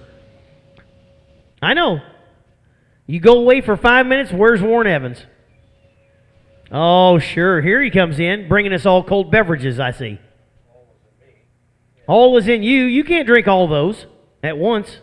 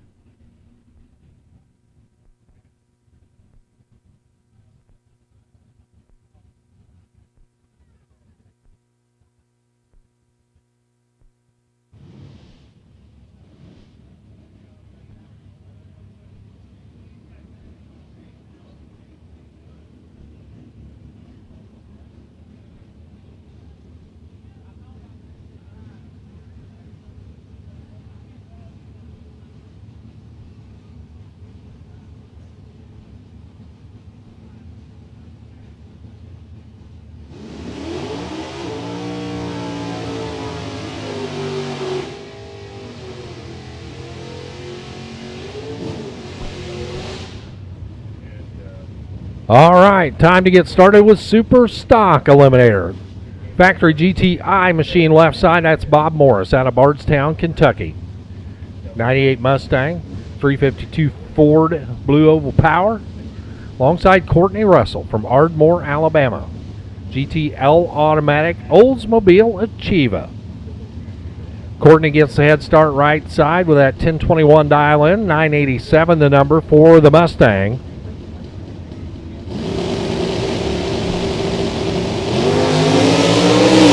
Wheels up start for both. The Achieva out front. Here comes the Mustang. Better light for the car on the left side. Wind light for the car on the left side. Bob Morris. 005 on the tree. 990 on the 87 dial in. 3 over. Better light. Courtney Russell. 500s behind at the starting line. Was closer to her number, but the better combination goes to Morris. Now it's Bryce France. France out of Louisville, Kentucky. He is still in school. Is that Hans or Franz? Hans or Franz? That is Franz. Brian Franz. I still got a microphone. I'm going to mess right with you. Take my microphone away and I'll have some fun.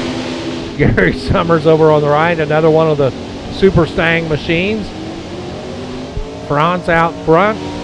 Knew what to do when he got down there. 10-16 at 102. He was there to pump up Gary Summers. I'm going to take the batteries out of that thing.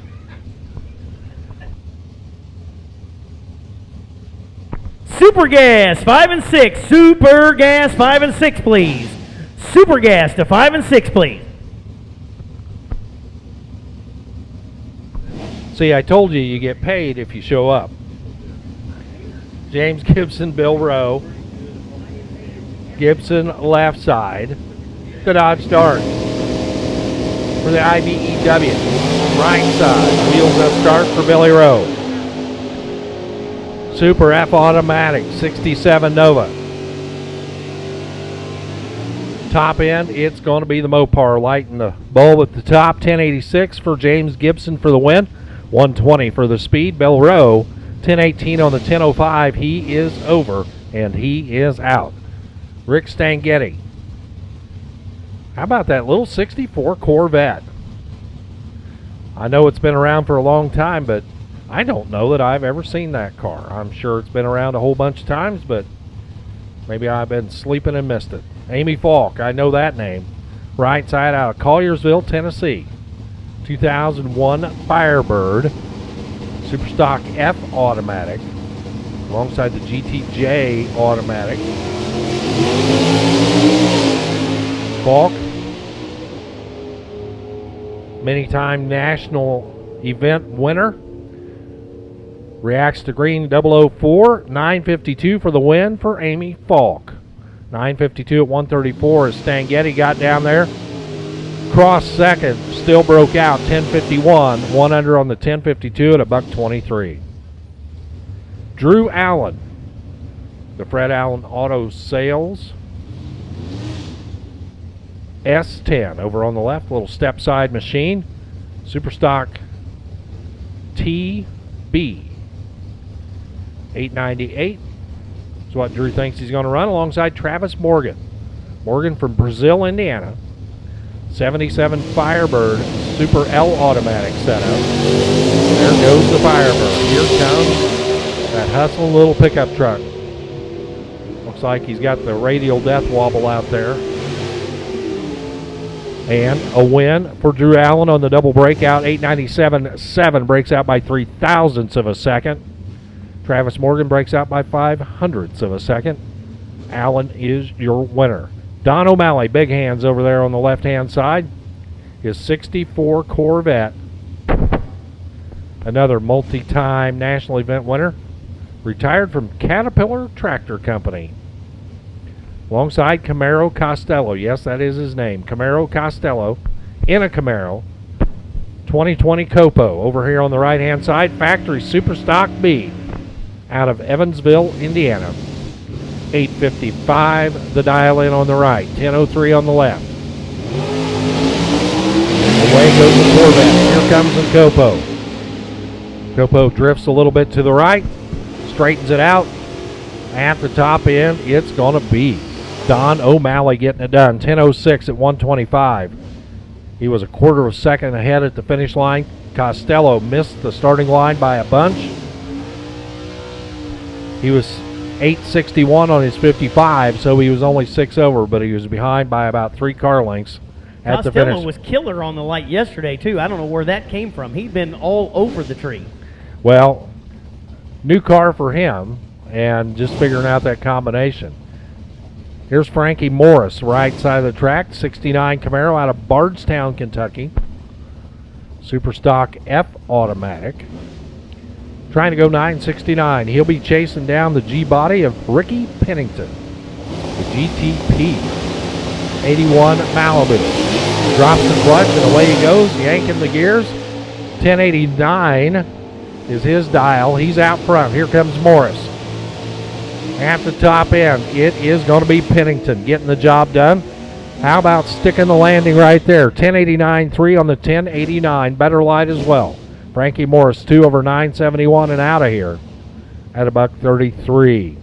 Robbie Brewer, the 88 Oldsmobile Cutlass out of Dayton, Ohio. GTN automatic 305 powered Oldsmobile alongside Eric Wilkerson. Wilkerson wants to confirm the dial-in. Had the numbers swapped there, 998 the number instead of 989. Out of Paris Crossing, Indiana. Super G automatic machine. 67 Camaro. He'll plant the wheelie bars. Nice wheel up start there for Eric Wilkerson. Got some ground to make up, though. Can he get the job done? Brewer has the starting line advantage and the win. 10-19 on the 10-15 for Robbie Brewer. Brewer, your winner, 126 for the speed. And for Wilkerson, great looking leave, but sees the wind line on the wrong side of the track. Steve Hinton, Ronnie Dutton comes up now. A little cleanup there in front of the Oldsmobile Achieva for Ronnie Dutton, the D2 runner out of Southside, Alabama. He's trying to go 10-50. Taking on that 55 Chevrolet of Steve Hinton, Bowling Green, Kentucky. 1184 the dial for the Superstock O automatic cream colored machine over on the left hand side, the Budweiser lane. And he turns the red light on by 009. Dutton was there for the taking, as he was way off on the starting line, but it doesn't matter. The red light gets him. Hinton is done. Dutton is your winner, 1060 at 124. He was late at the starting line. Hinton goes 009 on the tree, 1189 at the finish line, all for naught. Here's Ernie Neals, Superstock I Corvette. The Vogus Racing engines and heads, 91 Corvette, 938 the dial in. Hey, Super Gas, if you're not in the lanes, you need to head that way. Super Gas, you will be up next. Todd France coming up now. The France and Johns, Louisville, Kentucky-based Cobalt. Part of that Indiana Johns race team. GTE automatic.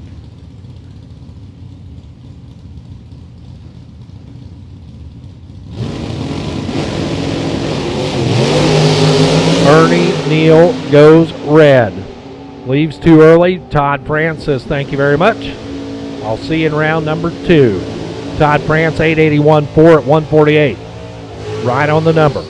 Ernie Neal goes red and then goes 940 at 141 in his Corvette.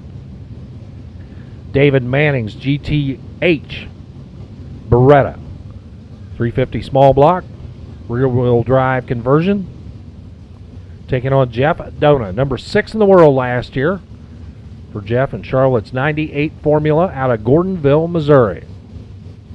Former division champion, top 10 runner in the world. 928 right side, 927 left. You won't be able to see it on the tree.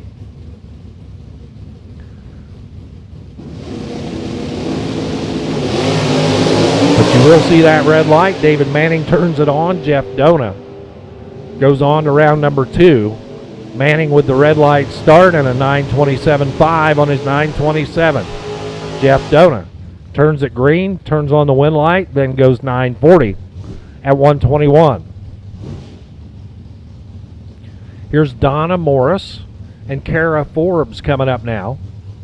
Morris out of New Haven, Kentucky, 66 Chevy 2. Super L automatic Chevy 2. 11:15 the dial-in, gets a 2-bulb head start. Kara Forbes will be giving chase with that GTH automatic 96 Pontiac Grand Am. High wind and small outs over on the right. Here comes Forbes. Morris out front. Just a touch better over on the left side for Donna Morris, but the wind light on the right. As she sticks the landing, 10.06.3 on the 10.06, dead on 3 for Kara Forbes. Donna Morris, 3 over 11.18. So by 14 thousandths of a second, wind light for Kara Forbes. Bobby Alvey and George Warren coming up now. Another 2-bulb spot as Bobby Alvey dialed a 10.05 in his pickup truck. George Warren alongside. Here comes the Thunderbolt. Dialed the 9 flat, and he is all kinds of crossed up. Moves it back to the center of the groove, but added 100 feet to his run, and that cost him. Bobby Alvey, your winner, 10.06 on the 10.05. George Warren reacted to green better, 35 to a 62, but took the scenic route and went 16 over, 9.16 on the 9 flat. Logan Bellinger comes up now. Logan, 17 years old, a student, driving the Dan Jacobs Cavalier. GTJ automatic, small block 305 power, 966 on the window. Jerry Holman alongside. Super J automatic Firebird, dialed to 1034. There goes the Firebird. Here comes the Cavalier. And as they head for the top end of the track, which one is it going to be? It's going to be the Firebird getting it done as Bellinger got down there and broke out by 14 thousandths of a second. Tyler Bohannon, another former top 10 runner in the world points chase. Factory GTC out of Louisville, Kentucky. Lists his occupation as hod carrier. Yep, he's in the concrete business alongside Austin Alvey. Taylorsville, Kentucky, another young gun. Tyler's 23, and he's the old man of this pair. As Alvey, 20 years old in the Sunfire. Both of them know how to turn on a wind light. At the top end, it's Alvey and Bohannon. It's going to be Bohannon for the win. 1 thou from perfect. 001 reaction time. 9:48 for the win for Bohannon. Alvey was closer. He goes 43 on his 42, but gives up 400ths at the starting line. And guess what? Tyler Bohannon will see round number 2. Don Kennedy comes up now, the insurance man out of Portland, Tennessee. His Pontiac GT on the right, 972. Don Kennedy goes on to the next round. Chuck Bellinger comes up now, another Firebird. Left-hand side, the Budweiser lane. Taylorsville, Kentucky. 991, his performance prediction. He'll get the head start. Mike Stokes, the little Cavalier over here on the right from Hopkinsville, Kentucky. Superstock C modified.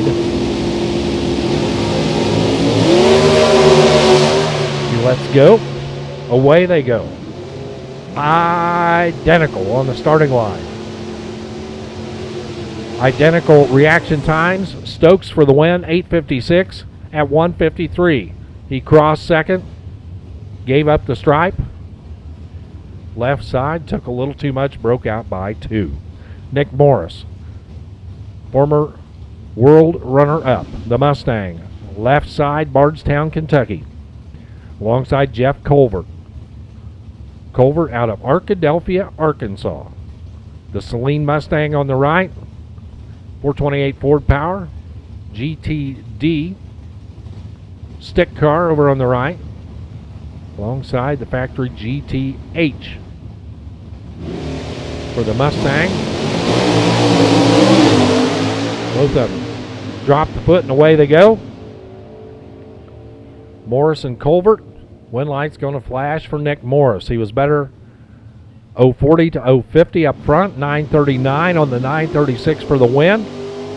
He's 3 over. Colvert 5 over. 9 flat on the 895. Kenny Schindler for Arts Used Parts. If they ain't got it, you don't need it. Schindler, Super D automatic Corvette. 921 the dial in. Taking on the 922 dial for David Neal, a diesel technician driving the Sunfire. That ain't no diesel over on the right. Nice wheels up leave there for Schindler. Pulls them out of the beams. And at the top end, it's the blue car getting it done. Another double breakout. 920 on the 921. Schindler gets the win. Neal breaks out by 5, 917 on the 922. I think what you're saying is that Schindler knocked Neal off of his list. Oh my gosh. Yes. That one's a little tough there. Matt Morris and Stacy McCarty. Maybe I should just stop talking. I don't know. Matt Morris, Stacy McCarty, Winlight Morris. 982 at 123. Stacy McCarty had the better reaction time, but the head toilet cleaner could not get the job done. 943 on the 919, way off pace. Steve Koch and Ricky Decker coming up now. Koch out of Shepherdsville, Kentucky. I don't know if I can get over that one. 956, left side.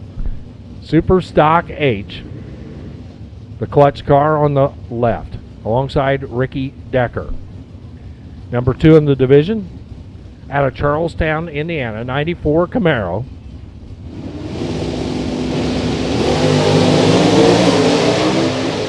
And Decker. Division runner-up, top 10 runner, winner. 966 at 131 for the win for Decker. Coke missed it by a bunch on the tree. Pays the price, 960 on the 56 dial. Brianna Kelly, David Tincher. Come up now, Brianna from Madison, Indiana, the 84 Camaro.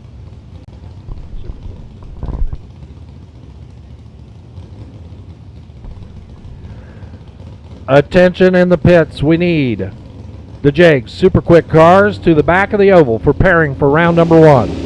Jakes Super Quick to the back of the oval for round number 1. Brianna out front, here comes David Tincher. At the top end, it is Brianna. Moving on to round number 2, 974 at 132. David Tincher, 936.2 on the 936.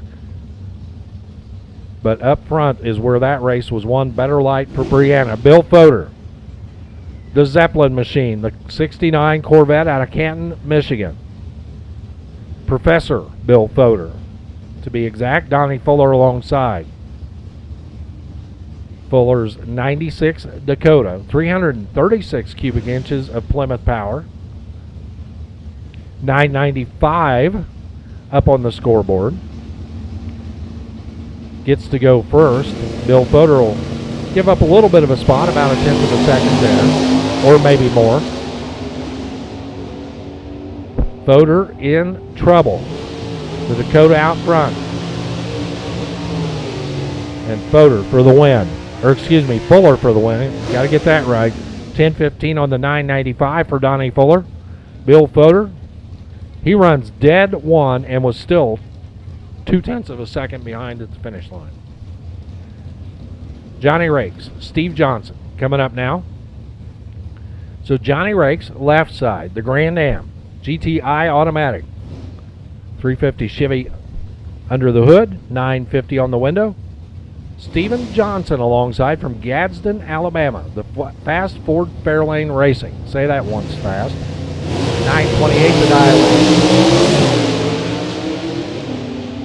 Stephen on a ride there. So he's got his hands full pulling the gears. And we'll get to see that one run one more time as he is your winner. 005 reaction time, 937 on the win at 130 for Stephen Johnson. Johnny Rakes, 959 on the 950. They were both off the number. But win light goes to the Fairlane. Ryan Hogg gets the win here on the bye run. Hogg, Super E automatic out of Memphis, Indiana. I know it says that he's 24 years old. I think that's a lie. I think he's a little older. He's 005 on the tree.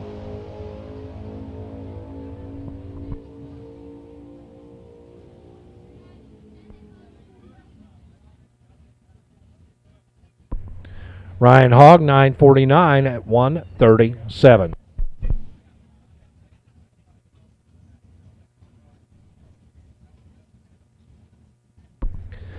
And with that, a little bit of touch up on the starting line. 990 cars coming up. Whole bunch of roadsters. You can call them door cars if you want. Right, Brent? You're going to call them door cars, I think. There are some door cars over there. What is a 69 Camaro, but it doesn't have a top? That would be... And it's not a convertible. It's a roadster. It's a roadster. Ish. It's left-hand steer. That's the requirement. It's got to be left-hand steer. Every door car I've ever seen is left-hand steer. Oh, okay. Well, Vince Damrow, and who's that in the right lane? Bo Butner. that would be James Earl Butner III. James Earl Butner III. Bo Butner in the right lane in the Corvette out of Floyd Knobs, Indiana. Left lane, Vince Damrow. In the Budweiser lane, Camaro for Damrow. We are in Super Gas 9-9er. The index in Super Gas. Some of you have probably heard of Bo Butner before. He's a car dealer. Them doggone car dealers that get you every time.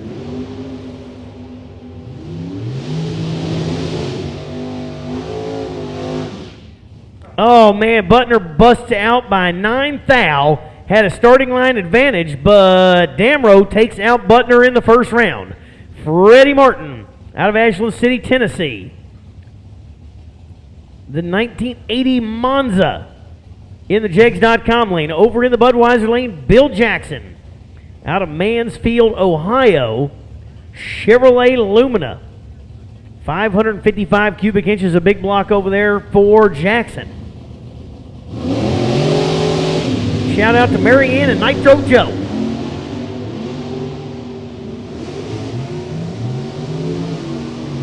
Wind light comes on for Jackson. Martin is just 2 thou too soon. Jackson goes down, goes under the number, but it does not matter as Martin was 2 thou cherry under the tree.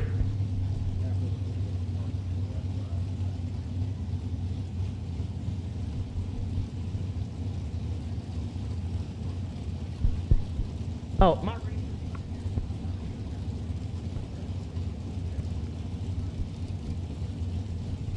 Ryan McGehee,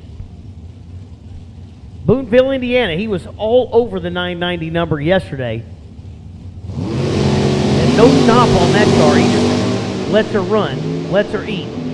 Can the Chevy 2 chase him back down?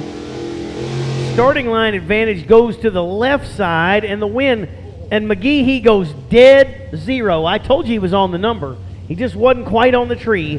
Tim Thau separated him at the finish line, and McGehee, with his dead zero, has to pack it up. Hide the razor blades.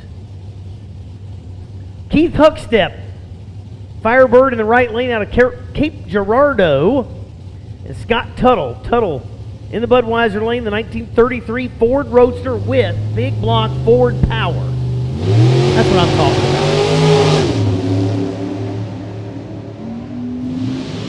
1 thou between them on the starting line.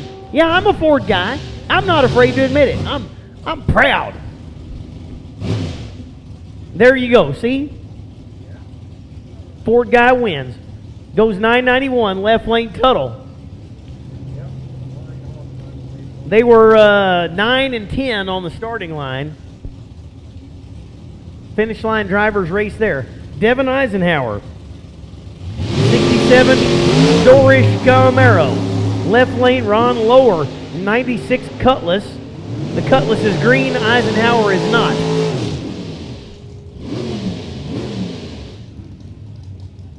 Yeah, I'd say that's uncharacteristically red.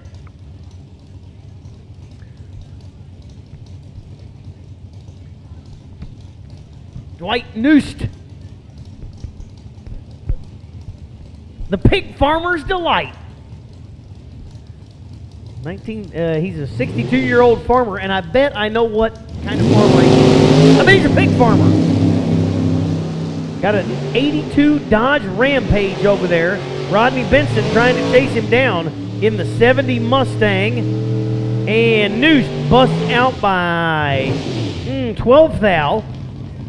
He was 009, so he had Benson covered on the starting line, but just takes too much daggone stripe down there with that little Rampage.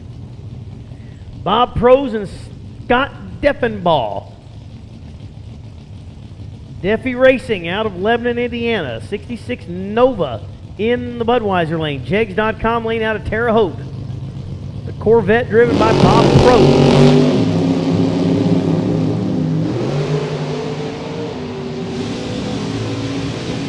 Two-Hun starting line advantage for Prose, and Prose gets the win as well. Goes 992.4. He was 10 on the tree to Deffenbaugh's 31, and Prose moves on to round 2.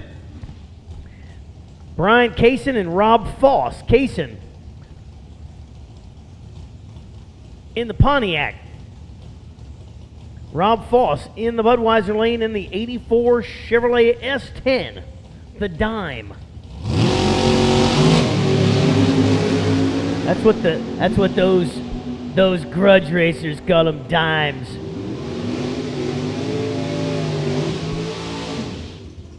The Dime goes a little too quick, and Kaysen with the win there. Foss takes entirely too much stripe. It's easy for me to say up here.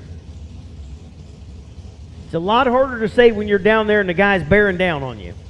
But he takes the stripe and shouldn't have. Had him covered on the starting line. Nathan Vrooman. Vroom. Nathan Vrooman. Vrooman.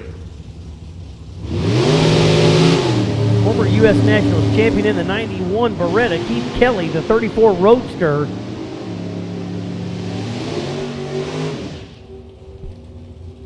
Vrooman with the starting line advantage, and we will call that a hole shot. 35 to Keith Kelly's 93. Kelly closer to the dial, but Vrooman takes the strike by just enough. Bob Locke and Rob Goodrich. Locke, the 57 Corvette out of Whiteland, Indiana. And Goodrich out of Greenwood, Indiana. I bet they've raced before. They're both right there out of Indianapolis. 93 Mustang in the Budweiser lane. They're dead nuts even on the starting line. It's just 2 thou. That's close enough to say it's dead even. Looky there. Margin of victory 0, 0, 0, 1. 1/10 thou margin of victory there for Goodrich. Wowzer. That's the way to make it happen. They were super quick, super quick, super quick. We need you to the back of the oval for pairing. Jags, super quick to the back of the lanes for pairing, please.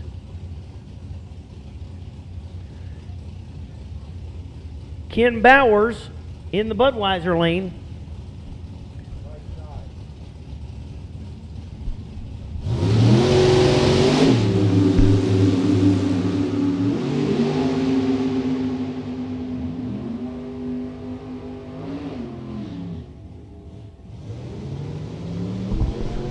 Top end right side, your winner, 995 at 142.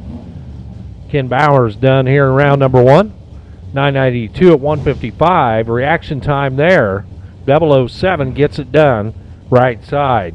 Here's Robert Coleman and Wayne Kelly. Coleman left, Columbia, Missouri, the little roadster over there. Dodge Power. Right side, Wayne Kelly, the 92 Beretta. Again, 990 the target. Jag Super Quick Cars, we need you to the back of the lanes, please.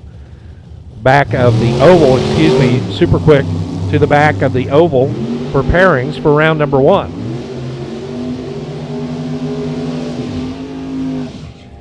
Top end, it's going to be a double breakout win going to Wayne Kelly. 987.8, that's better on the double breakout to the 987.3 left side. Lynn Ellison comes up now. Former world champion in top dragster. Left side taking on Larry Radel. Radel, Evansville, Indiana. The 27 Ford left-hand steer roadster. Lynn Ellison, also a U.S. Nationals champion on his storied resume. Radel moves to the left. Sees his win light come on as Ellison breaks out by 0.03 of a second. 989.7 at 151. Radel, your winner, 991 at 153. You know, these walkie-talkies, they work really good unless they're down in your cup holder of your vehicle.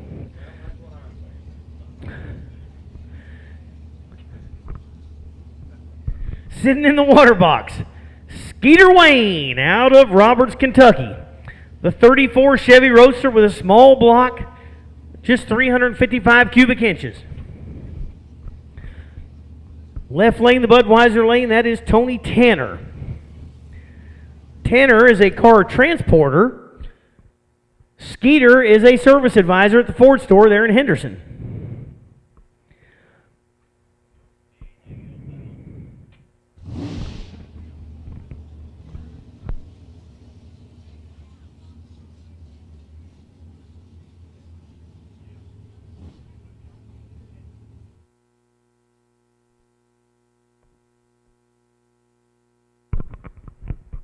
We have a bit of moisture in the left lane.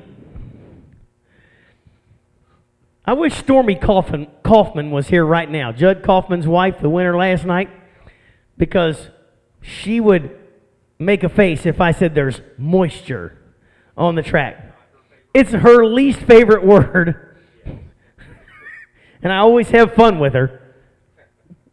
I went over there after they won last night, and I know you might find this hard to believe by looking at me, but I got some food they had left over. I have not missed hey, I have worked for years on this. Why give it up now?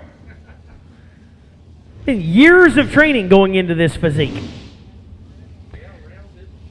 That's right. Yeah, I'm in shape. The round shape. That's right.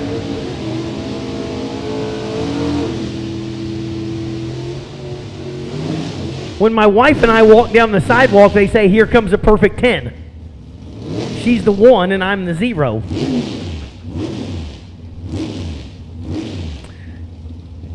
All right, Budweiser lane there out of Morgan View, Kentucky.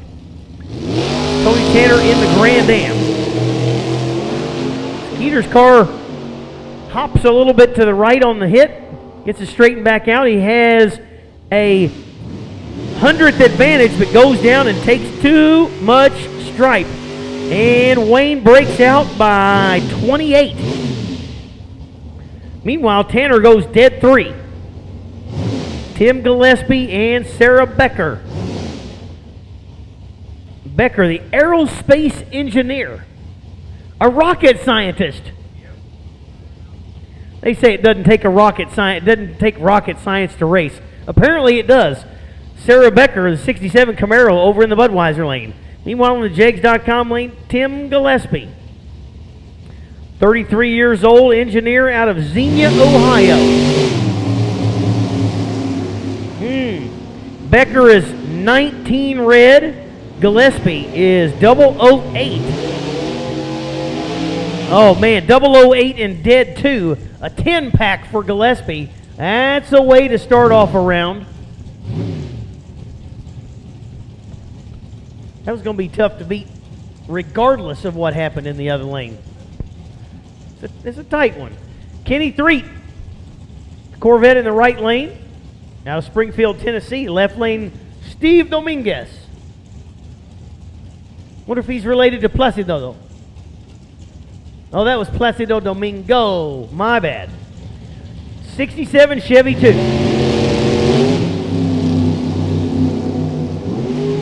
Somebody was 002. That's good.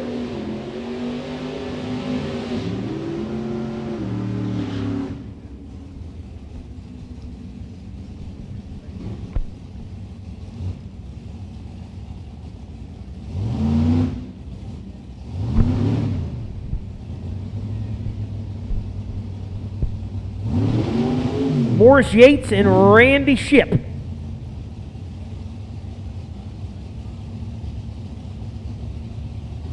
Shipp in the right lane. Pair of Corvettes. Yates over in the Budweiser lane.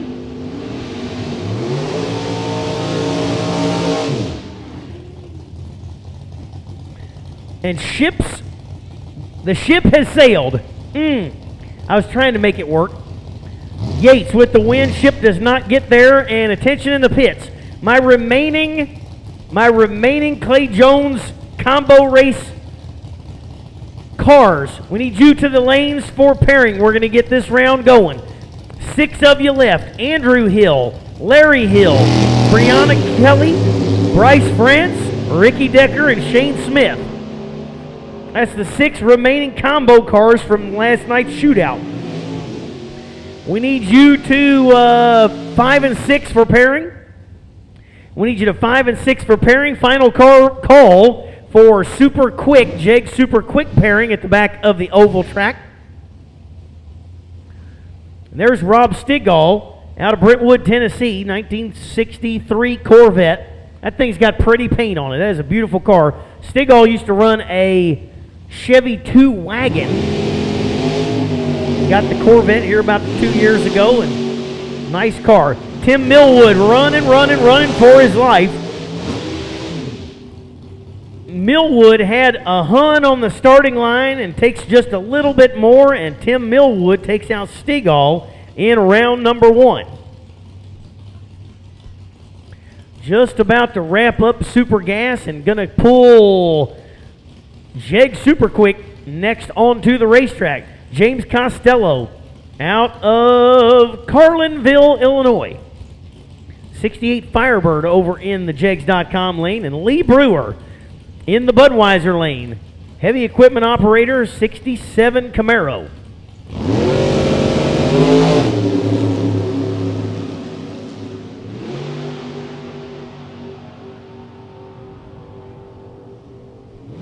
Starting line advantage goes to Costello, but the win goes to Brewer. 37th thou at the finish line. Brewer drives around, and Costello, while had a starting line advantage, gives it back up at the finish line.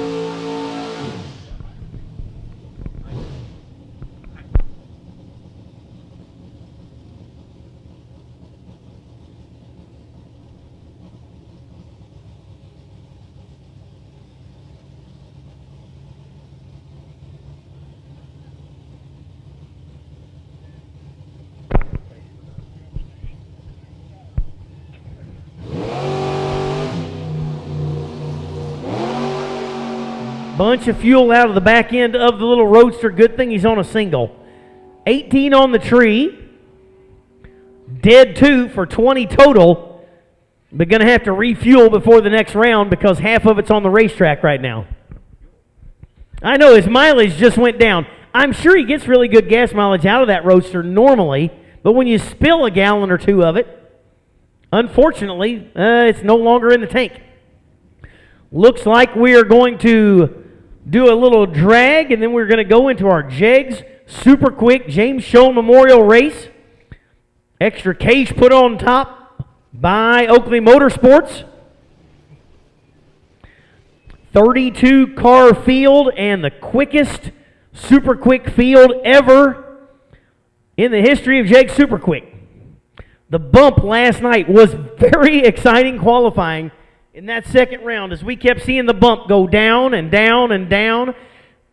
They can't go quicker than 450. The slowest car in the field was 454 with a 3. So you got 32 cars within 4 Hun of each other. That is quite a feat. So if you want to see some of the absolute closest racing and the closest field we might have here this weekend, the Jeg Super Quick Shootout is getting ready to come under the tunnel. And boy, oh boy, it should be a slobber knocker. I don't know who JR is, but who's JR? Oh, is he you slobber knocker? That's going to be a real slobber knocker. Now I know who you're talking about. I don't have a cowboy hat, though, so I can't be JR.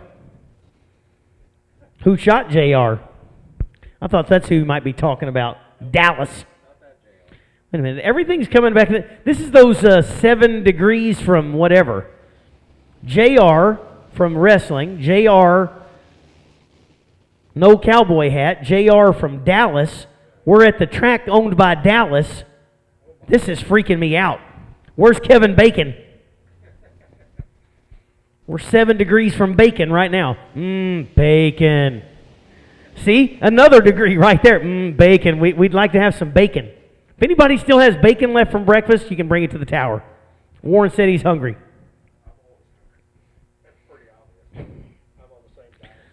Yeah. There's a lot of similarities My hair's not quite as gray, but it's on its way there. That's why I wear a hat all the time. You can't tell how gray it is.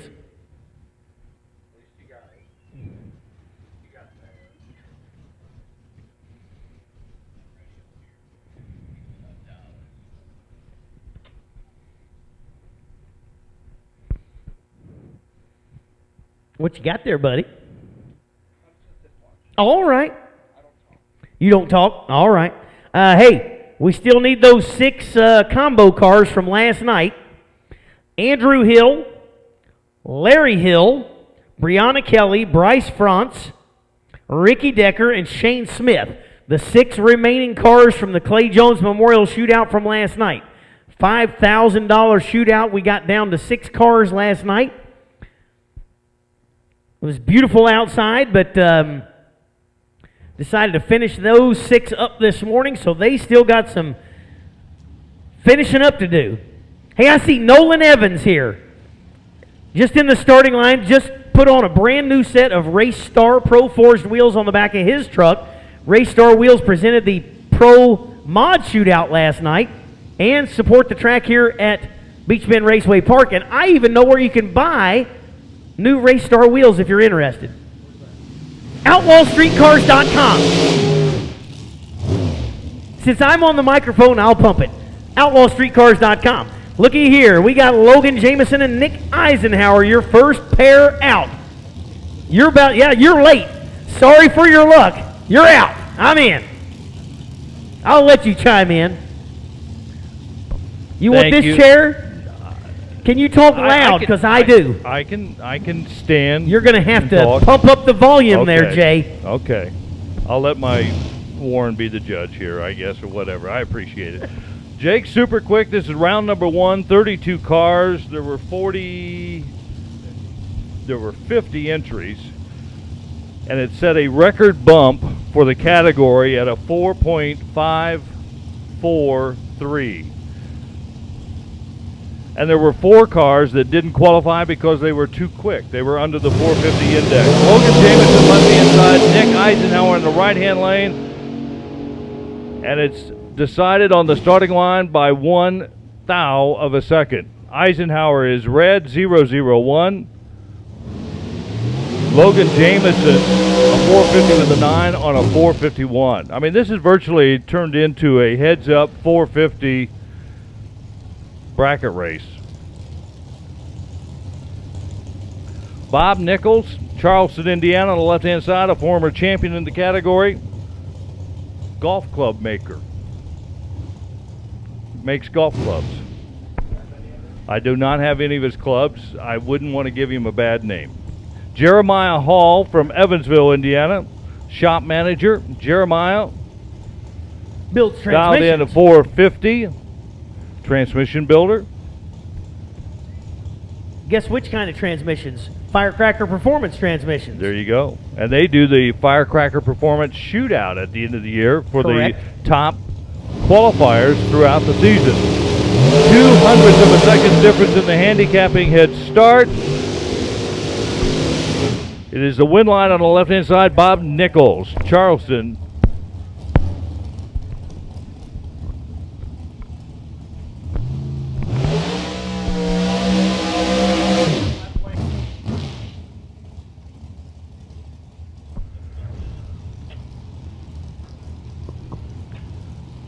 And we're going to take a look at the top end here, left-hand side, just to make sure that everything is clear.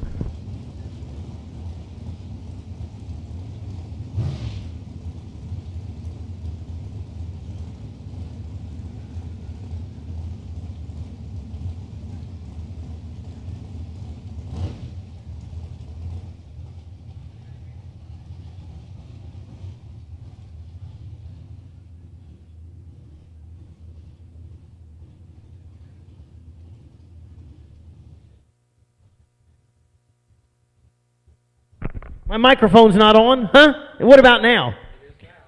Combo. I just replaced the batteries. I've already blown out the last set. Combo, 6 cars left, and yes, it is quite a 6-car field. That one started with like 80 in it last night. We got down to 12 pairs, knocked those down, and we are down to just 6 cars. 3 pairs remain. My math is outstanding. 3 pairs, I know. It's because I'm using those stacks. I think they call them 10 towers. I think that's that new math. Hey, I see one of the T-shirts. Look, I got bribed last night. Under Pressure Motorsports, I said I accept bribes. If you wanted to win like best appearing crew, I needed a crew shirt. Well, I got a hat and a book from Under Pressure Motorsports, and I see a matching T-shirt down here sitting in the wings outside the jegs.com lane. Looks like we got a little track check going on. The reds are flashing, and we're going to have a 458 to the 453 of Patton.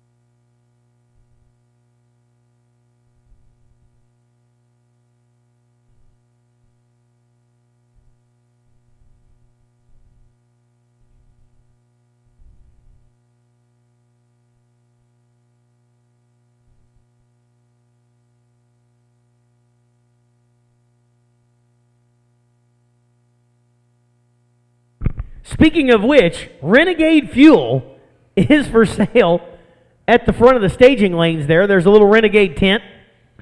You don't know why I said speaking of which. The microphone was off for the rest of it.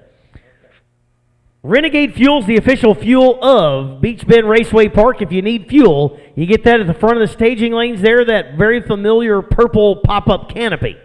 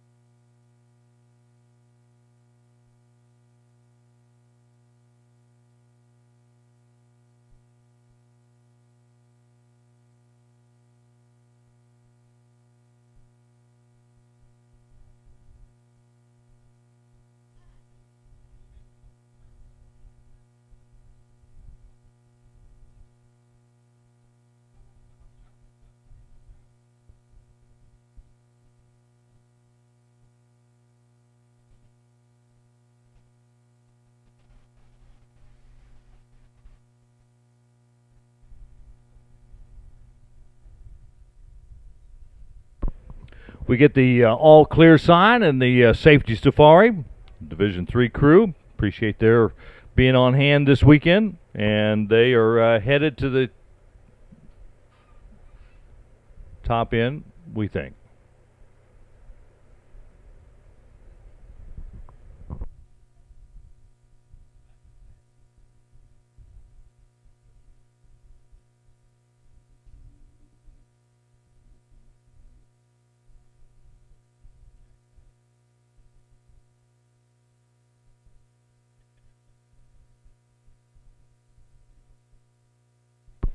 So they're going to head to the top end. We're going to get set to go here with more of the Jakes Super Quick. First round of competition. They qualified yesterday. There was 2 qualifying sessions.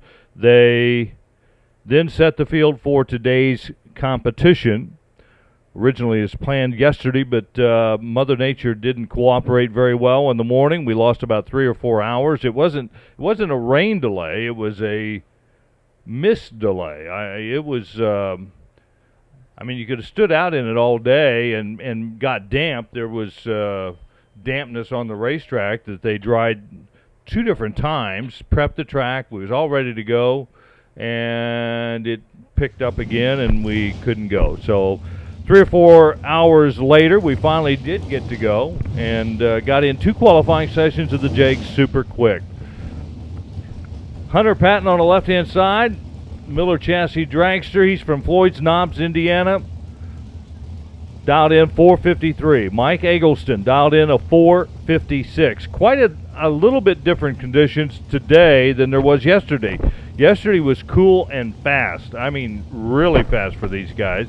There was a hard time slowing them down. Like we said, there were 4 guys that never got them slowed down, that didn't qualify. They went too quick in the qualifying process. So 300's difference here. Eggleston gets to go first, both away with the green light start, and almost identical off the reaction times. It is the win for Hunter Patton. Patton 453 at 148, a losing 457 for Eggleston at 145. Want to give a shout out for Chuck Scrimshire up in Michigan. Chuck, long time the voice of the Jakes Super Quick Series. Hope he is doing well. Hope he's listening in. Steve Law from Boonville on the left-hand side. An Oakley-powered 632-inch combination. Greg Gaskin out of Indianapolis here on the right-hand side. And don't hold me to it, but I believe Greg Gaskin was the bump spot at the very first race in 1989 in the Super Quick Series.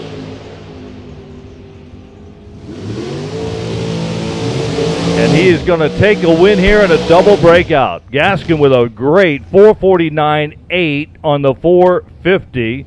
Had a slight starting line advantage, an 011 to an 025. Steve Law is too quick. 450 with a 4 on the 451 dial-in. Scott Wright, Old Hickory, Tennessee. It's a worthy chassis machine, another one of the Oakley power plants. 632 inches. Terry Kamler from Freeburg, Illinois. Kamler, a vice president of operations.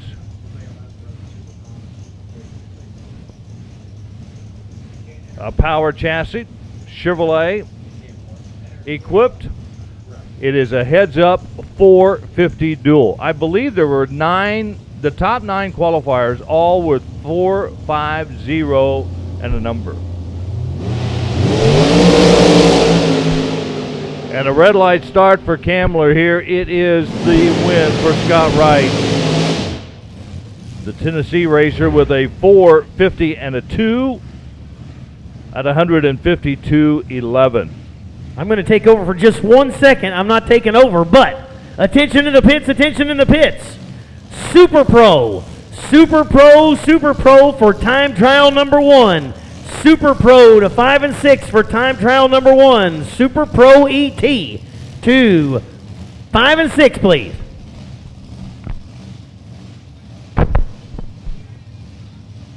Megan Miller on the left-hand side, a third-generation family member that has run in Super Quick since its beginning. Her grandpa started out in the series, ran a number of years. Goes up against Darren Douglas out of Greenfield, Indiana. Douglas dialed in a 453, the monkey business. It's what the Miller family has called their dragsters over the years. She's dialed in with a 450.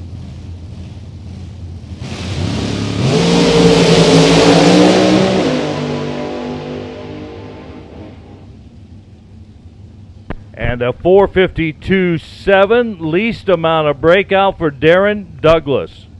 Megan is 4:49.1 on the 450.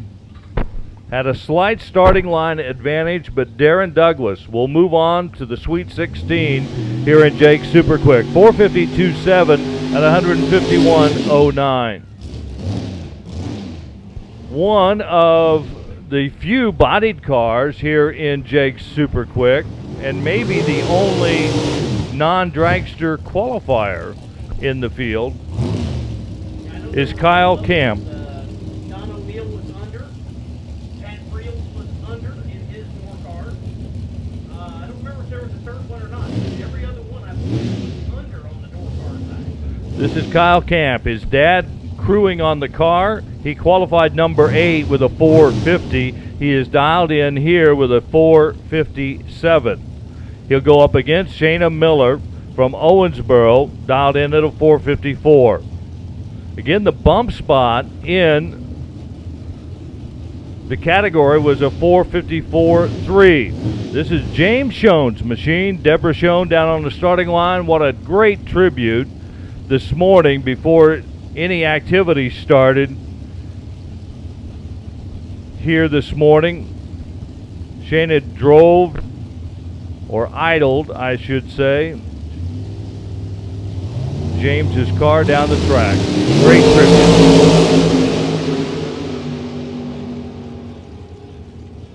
And it is a close one down at the finish line.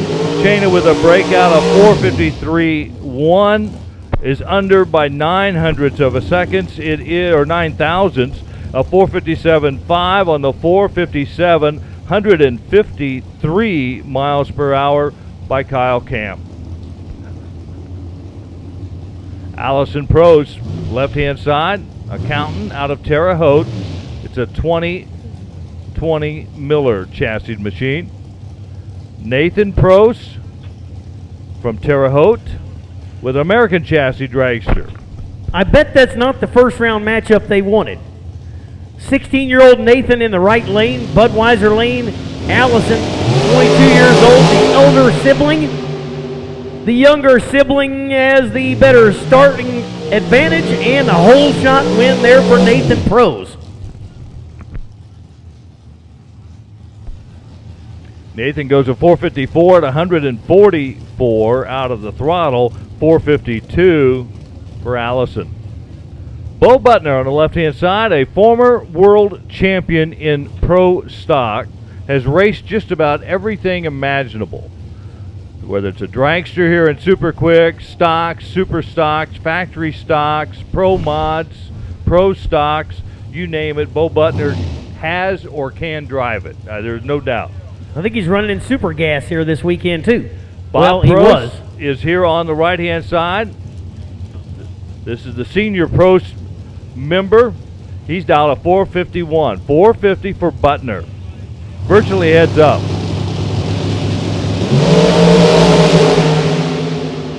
Now it was heads up. And it is the 455 for Bob Prost to take the win. 455 at 155.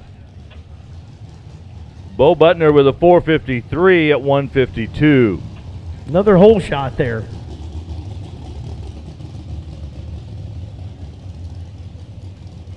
There's your number one qualifier over in the Budweiser lane. Philip Oakley went 450 with a single last night to go number one. Number 17 qualifier Darren Garner in the Jegs.com lane on the 452.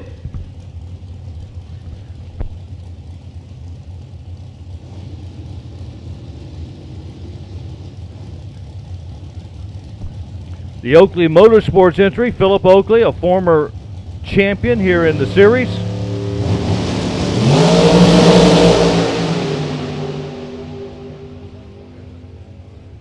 And he will get an automatic win here as Garner with a red light start.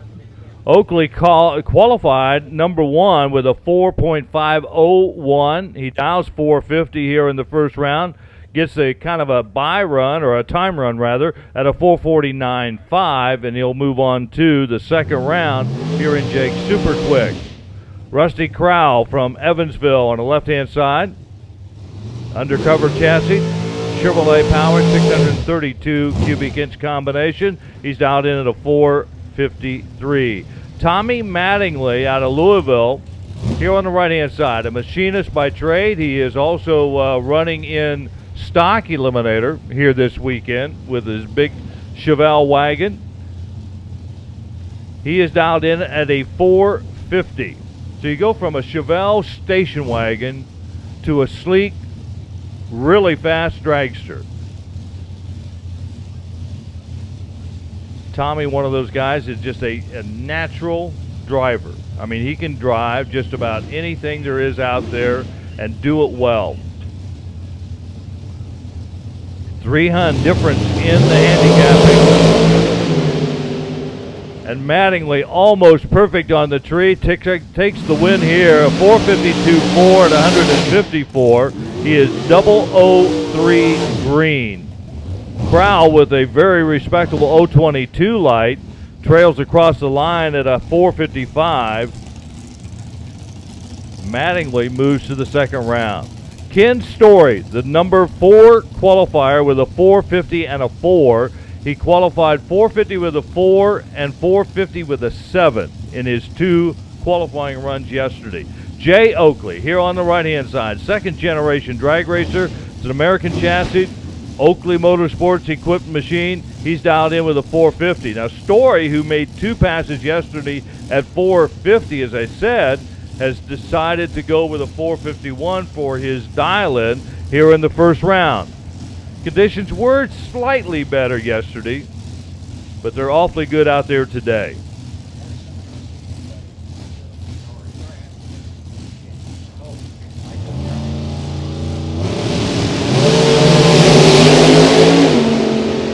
Oakley with the edge on the starting line, and he is going to hold on for the win in the double breakout. 448 on the 450, an 013 line for Jay Oakley. Puts him into the next round. 447, 154. Story knew that he had to get in front of him. Forced the issue, a double breakout. Jason Lutke, left side from Boonville. Racecraft chassis, Oakley power plant. 452 the dial. Jeremy Mason from Richmond, Kentucky. It's a McIlvain chassis machine. 632 Chevrolet power plant. 455 will be the dial. 0.03 of a second's difference. Your number 15 and number 31 qualifiers here in Jake Super Quick. Round number 1 here at the 2021 Sportsnational Open at Bowling Green. Mason with the red light start. He is 011 red. Lutke takes the win. He is 013 green, goes 4500. I bet he's wishing he would have had that in qualifying yesterday. Bonus money, qualifying money, and he just goes dead zero. But it only counts during qualifying. There's a bounty on that 450 flat, and it remained in check after yesterday's 450 with a 1, and carries over to the next one. But Luke, he just was dead zip.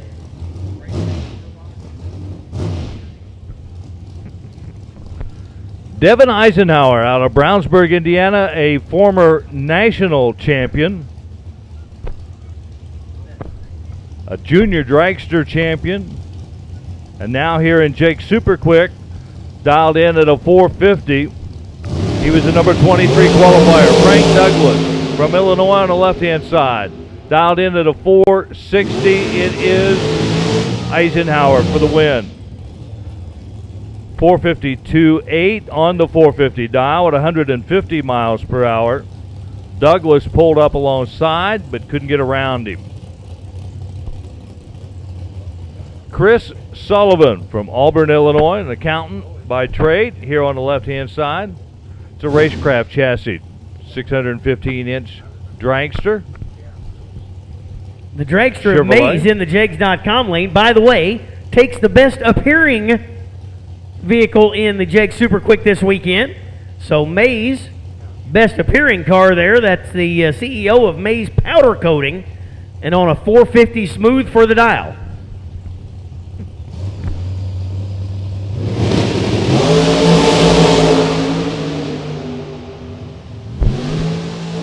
It is the left-hand side Sullivan that will take the win here. He had the better reaction time in 0:20 to 0:46. That made the difference. He's 4:53.4 on his 4:53.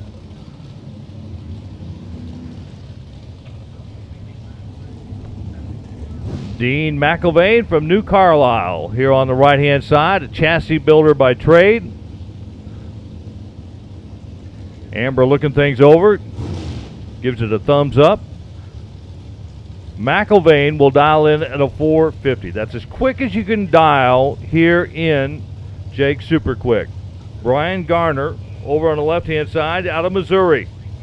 He is going to dial in at a 453.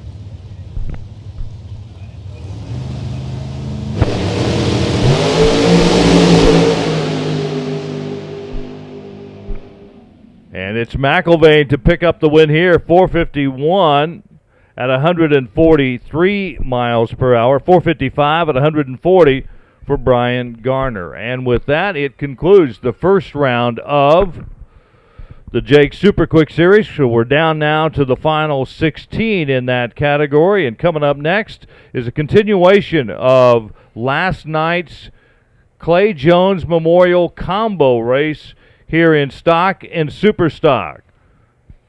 Down to 6. Again, the famous math. 3 pairs. $5,000 to win in that Clay Jones Memorial Combo Shootout. 80 cars started, I believe, or right at it, and we're down to 6. First pair out, Larry Hill and Bryce France. 982 the dial in the Budweiser lane. This is Money Rounds. And in the Budweiser lane, out of Louisville, Kentucky, the 67 Chevy Deuce. 982 the dial there for France. Larry Hill out of Hickory, Kentucky, the retiree, driving the 1970 Cuda. 1011 for Hill, 982 for France. Who gets to move on to 3 cars?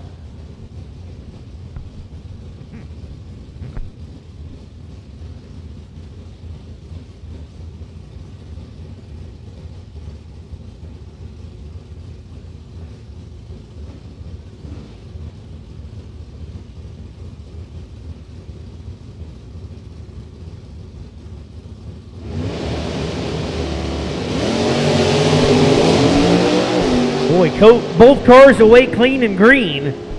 Little starting line advantage goes to Larry Hill. And with the whole shot there, Larry Hill gets the win. France breaks out by 2 hun. Goes 980 flat on the 982, trying to make up on Hill, who was 006. Second pair, Shane Smith and Andrew Hill. Andrew Hill, the 70 Camaro, Gen 2. Shane Smith, the Gen 1 Camaro, the 69. Smith out of Central City, Kentucky. 1011 the dial to the 1038 of Hill.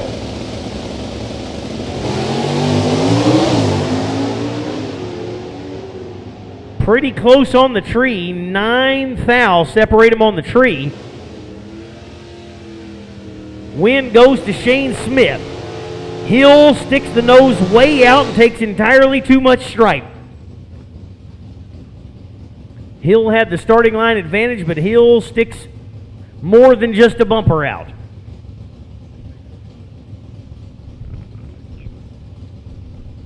Ricky Decker and Brianna Kelly, the final pair here. Decker, 965. In the Jegs.com lane, Budweiser lane on a 974. That is Brianna Kelly, the 1984 Camaro. Pair of Camaros. I'm guessing that's 2 different generations. They both can stand on the back bumper, that's for sure. They both can cut identical reaction times, that's for sure. 1 thou separated them. They can both break out. They've proved all those things, and the breakout margin of victory, 17/10 thou, goes to Brianna Kelly. They both were quite a bit under. Margin of victory, 17-10 thou, and one of those thou was the starting line. They had to just be looking at each other the entire way down the racetrack. And that wraps it up. We're down to 3 in the Clay Jones Memorial Race.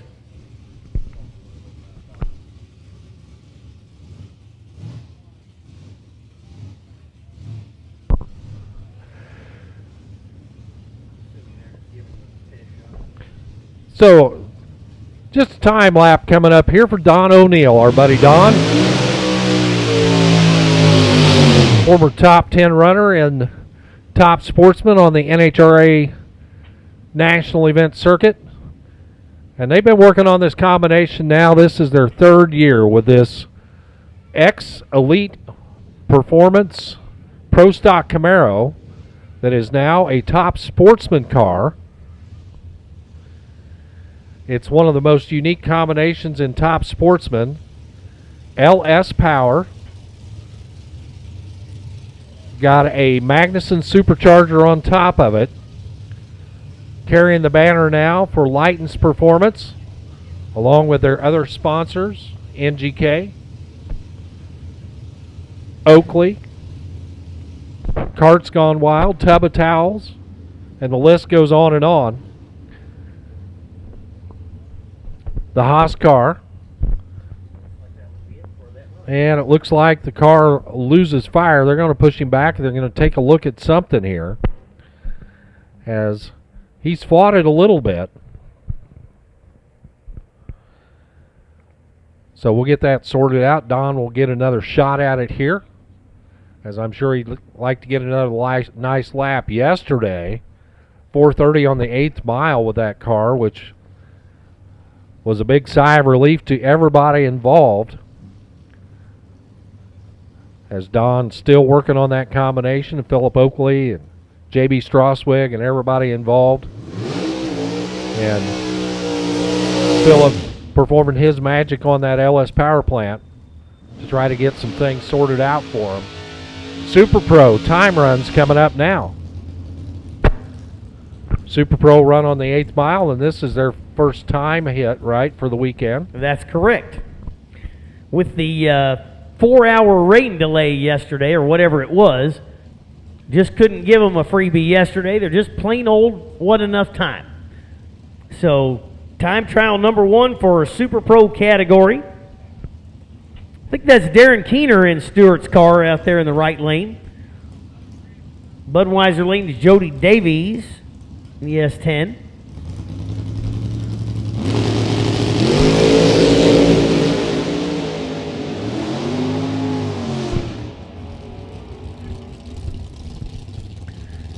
Keener goes 5:48. Davies goes 6:32. This is just a time run. They'll use these information later when they get into eliminations.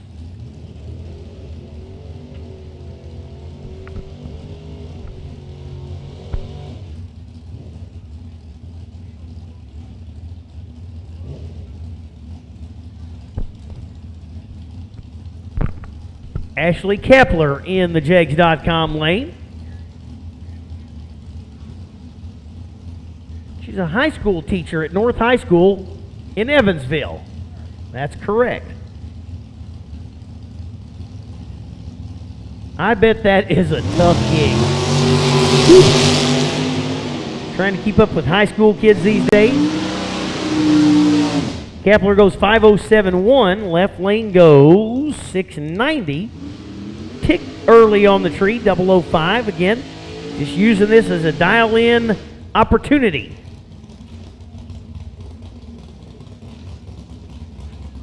Kelsey Fortune in the right lane in her dragster.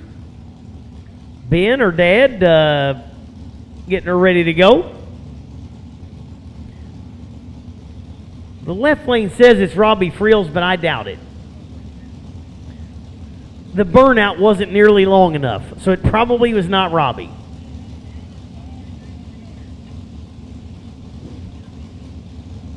Robbie was trying to qualify for Super Quick yesterday, went 4:45 in the first round, turned it down, and went 4:45 in the second round. He did end one of his burnouts looking at the 8th mile cone, though, so at least he did give us that.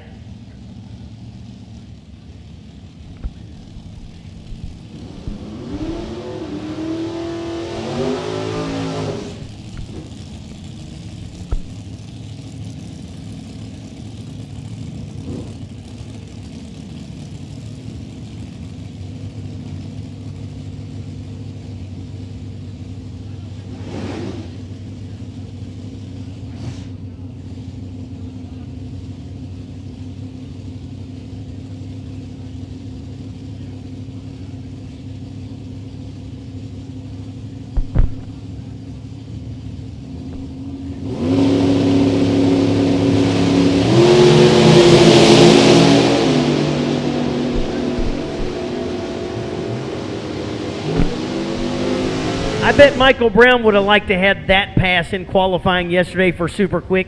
Goes 450 with a 5 at 003. Definitely got it tuned in, but they struggled with that machine getting it hooked up yesterday afternoon in Super Quick qualifying. Looks like they found it now. Benny Grayson and Jeff Thomas getting a little shot here. A 67 Old Belvedere in the left lane. Definitely going to say that it's not a Monza in the right lane, but Grayson goes 006.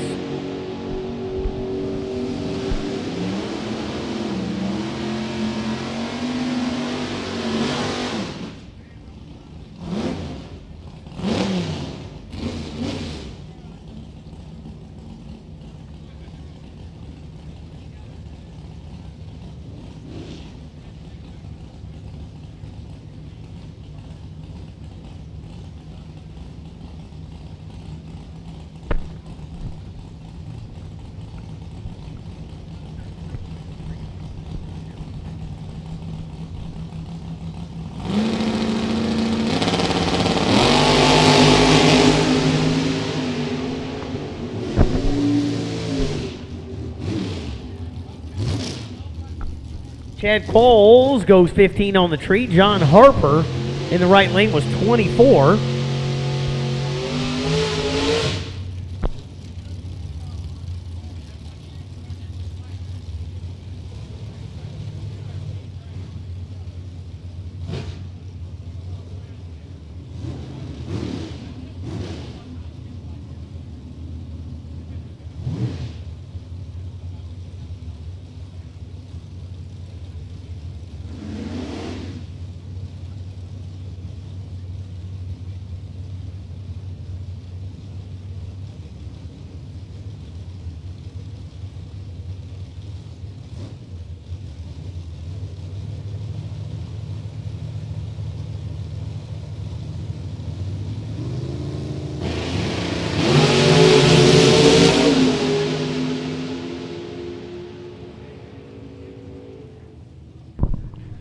And Chris Reynolds, 5:57 at 123 on the left. Kenny Thomas, right side, 5:45 at 125.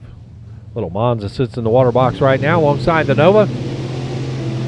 Dalton Deffenbaugh over there on the Budweiser side of the track, the runner out of Lebanon, Indiana, in his 69 Nova with the vinyl top. Jackie Grayson, right side, from Russellville, Kentucky, 75 Monza. And these are just time runs for our Super Pro competitors as they keep coming around the bend.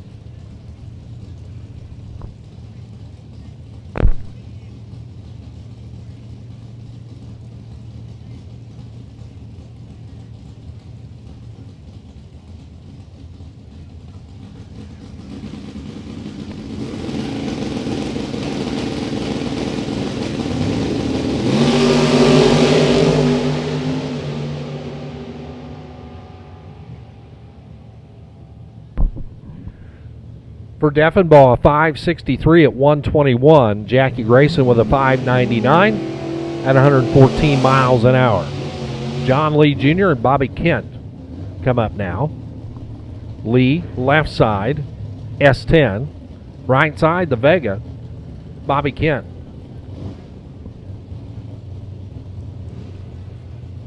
Again, these are time runs for Super Pro.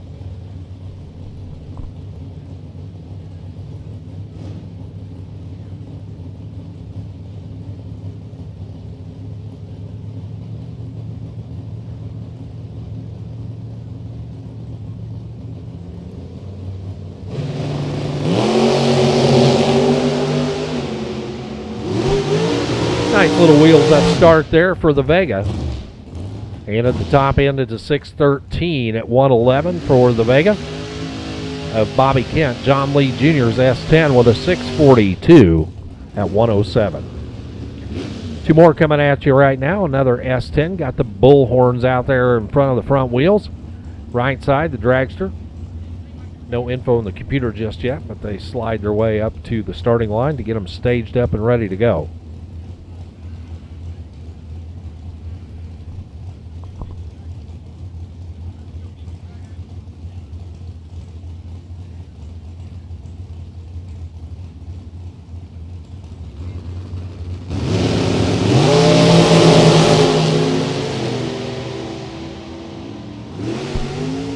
Dragster finish line 486 at 142.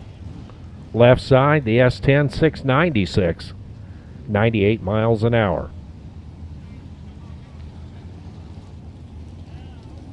Tiffany Brannon backing up from her burnout right now, left side of the track from Madisonville, Kentucky, alongside Marshall Glass. Marshall in the little 23T. The altered over here on the right-hand side.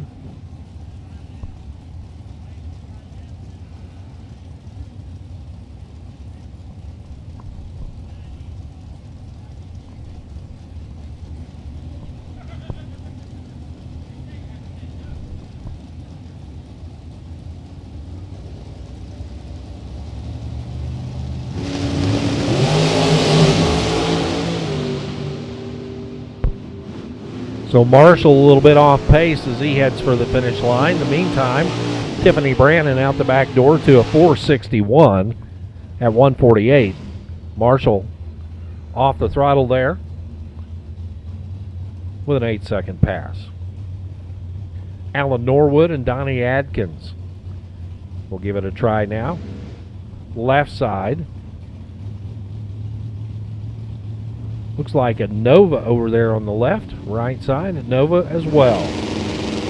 Different generations of Nova. Adkins 10 on the tree. Gets there first. 599 with a 9 at 113. Alan Norwood 645 2 at 104.83 miles an hour. S-Dimes a pair coming up now.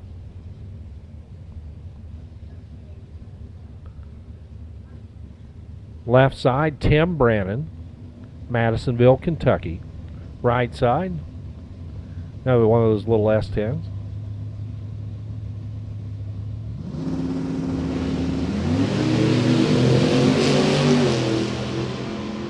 Right side turns it red. Again, time run only. 671 right side at 101. Left side, Tim Brannon, 666 at 104. Camaro now this time around. Jeremy Schell left side alongside Marcellus Rowe.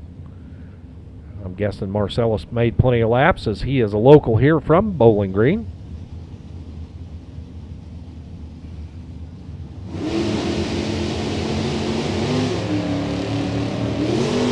Let go, head for the other end. 002 red for Jeremy Schell. 722 at 106 for Schell. Marcellus Rowe, 804 at 84.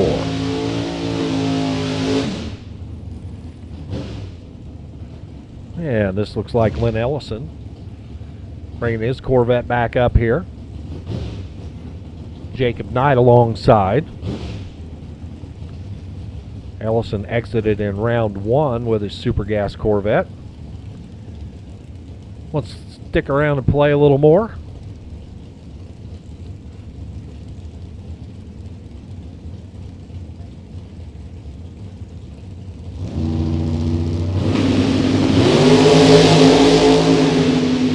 Jacob Knight, 5,000 too early reactant to green. 550 at 124 for Jacob Knight. Lynn Ellison, 513 at 133. Jake Tanaka and Chris Barlow will pull up now. Tanaka, that is the long car, the Dragster on the left. Right side, the Ford Motorcraft Probe. Looks like an ex-Bob Glidden car over here on the right for Chris Barlow.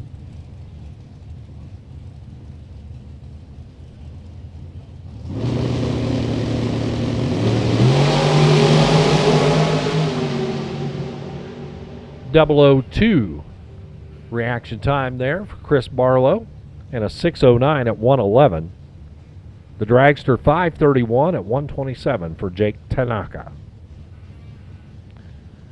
A little bit of dribble out there in front of the Motorcraft probe to get that cleaned up before we bring our next pair out of the water box. Kenny Kitchens and Bobby Small.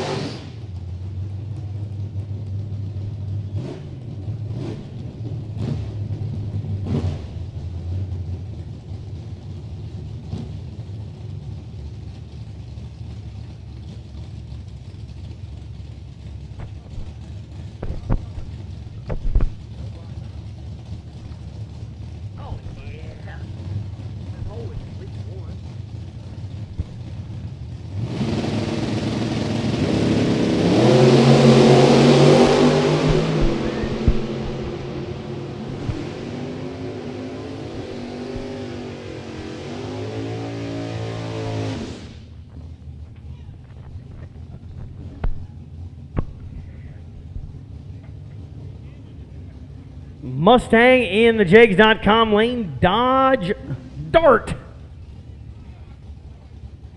in the Budweiser lane. Waiting on the other cars to make the turn. There they go.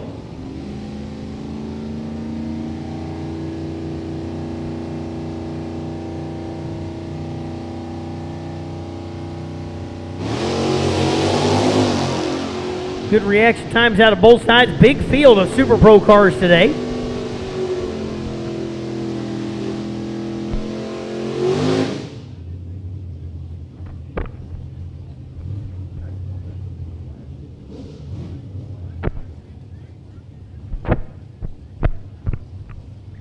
Chris Moeller and Adam Klein. Moeller in the C10 truck.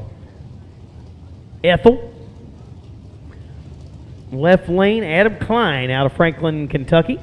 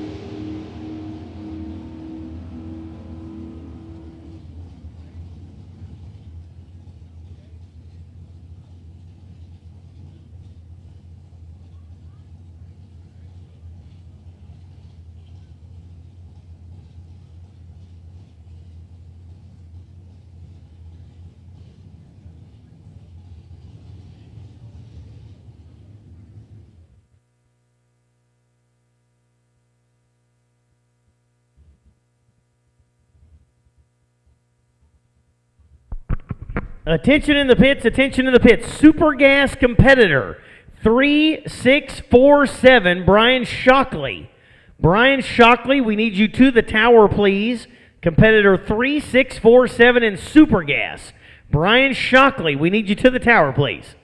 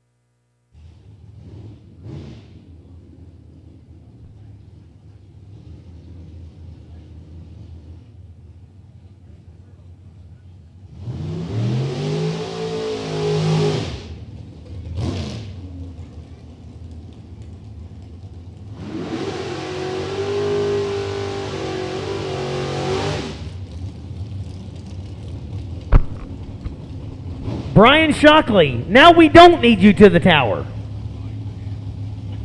Brian Shockley, stand down. Stay where you are. We don't need you. I don't want you to feel not needed, but we don't need you to the tower currently.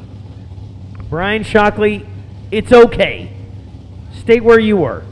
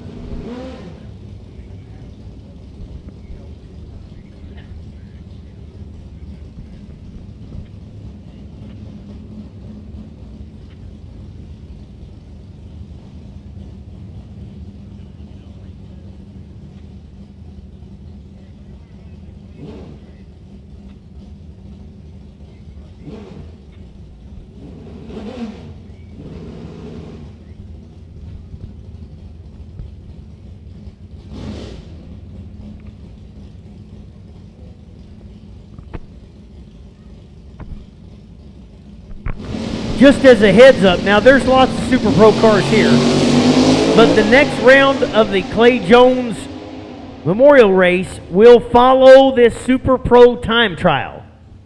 3 of you left. We will follow the Super Pro time trial. So just giving you that a heads up, you got a little bit of time left. I think there's 100.5 in Super Pro-ish. But the 3-car semifinalists in the Clay Jones race will follow this time trial in Super Pro. So I'm giving you that heads up.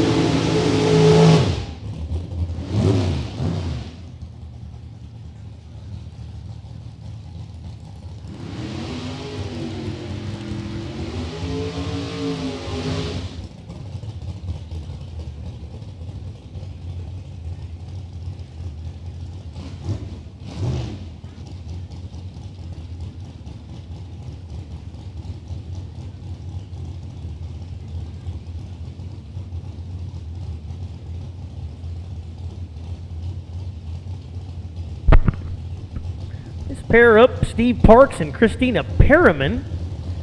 Perriman out of Riverside, Ohio, in the Jakes.com lane, the Dragster. We are going through a time trial here for our Super Pro competitors, and there's a bunch of them.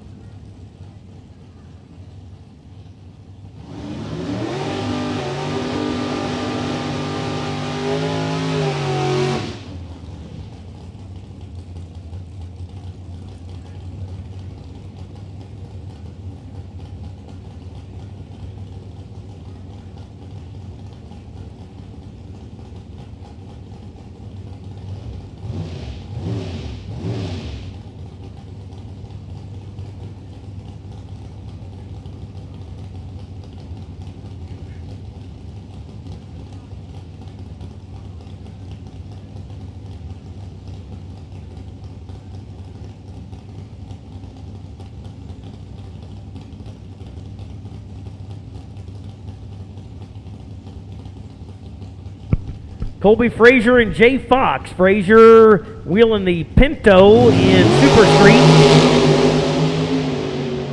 17 light to the 22 of Jay Fox.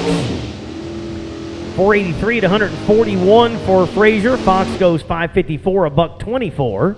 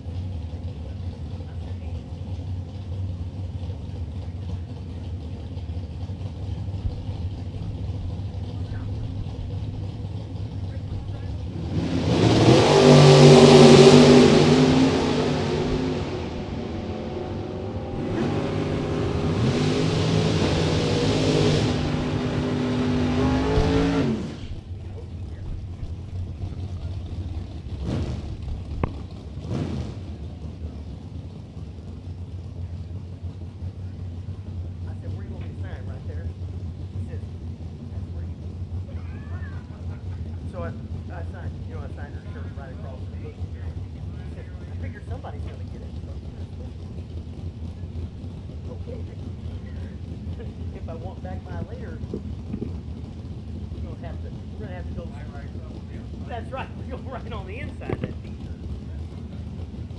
Then they did proceed to make sure they let me know what her name was when I'm going.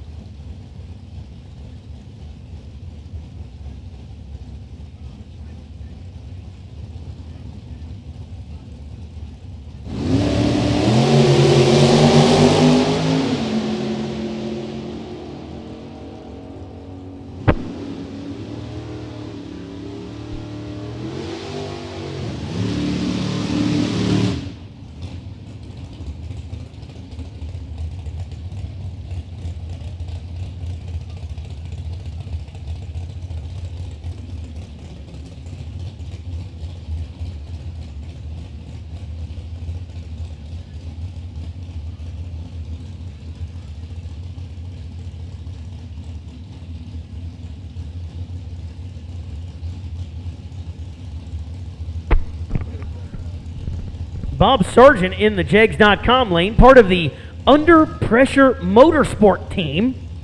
They did bring me up a hat and a book last night. I've got it down in the van. It doesn't have enough pictures in it for me, so I might have to have somebody read it to me.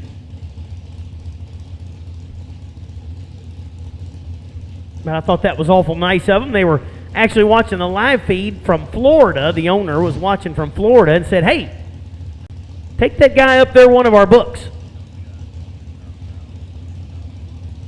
They forgot to bring me the crayons that went with it, though. It's the only kind of book I know anything about. Looks like they might be having a little issue there with the Sargent machine.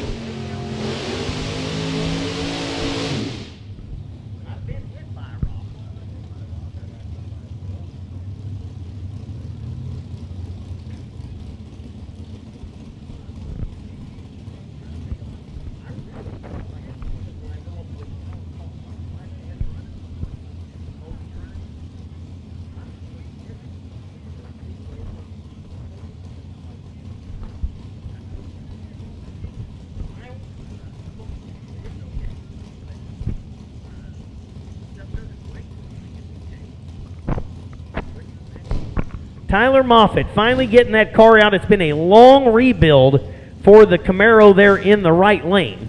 Put it on its lid at US 60, I don't know, probably maybe 2 years ago now.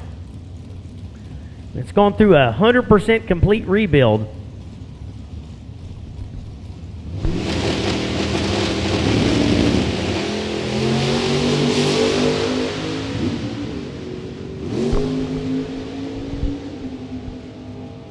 Well, I'd say that first test hit is not exactly how they planned it, but maybe they wanted to let it roll away and at least run it down the track safely.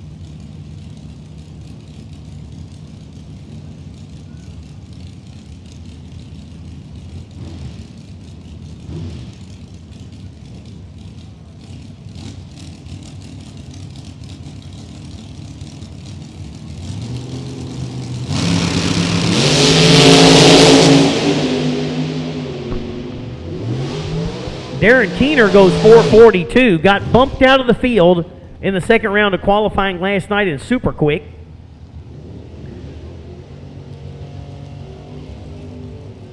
I think Darren was in the field for one pair, if I recall. It happened to somebody there. They made the field, and the very next pair took them right back out. The car certainly quick enough there. I'm not sure if they went under or over or what happened there. I can't remember. I've slept at least 3 hours since then.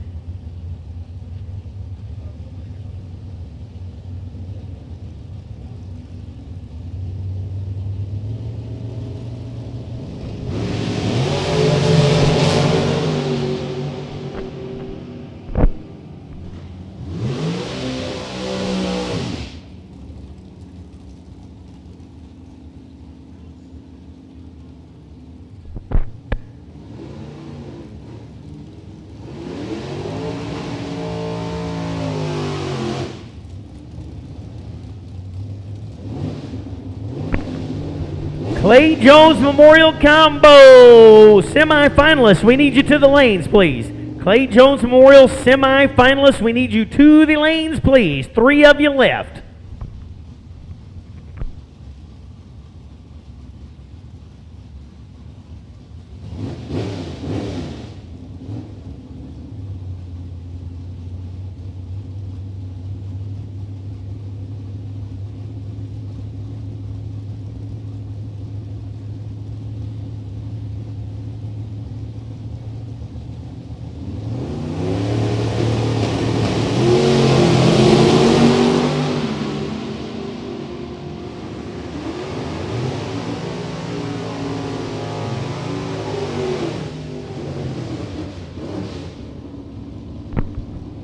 Tiffany Brandon over there was in the Budweiser lane. Jennifer Terhune goes down in the Jegs.com lane in the orange Dodge. Tabitha Carmen in the Budweiser lane. Right lane, a little orange Monza there.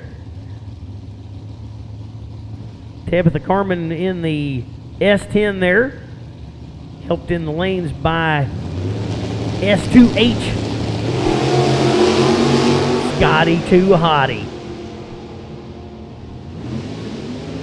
Monza's a little early on the treat. Carmen is 038, goes 680 with a 5.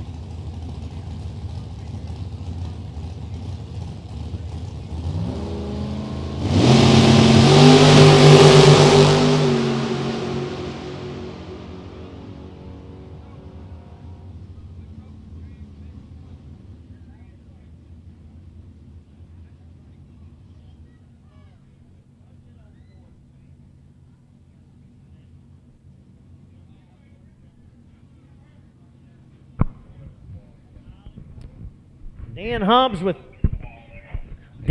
with problems with his T-Bird.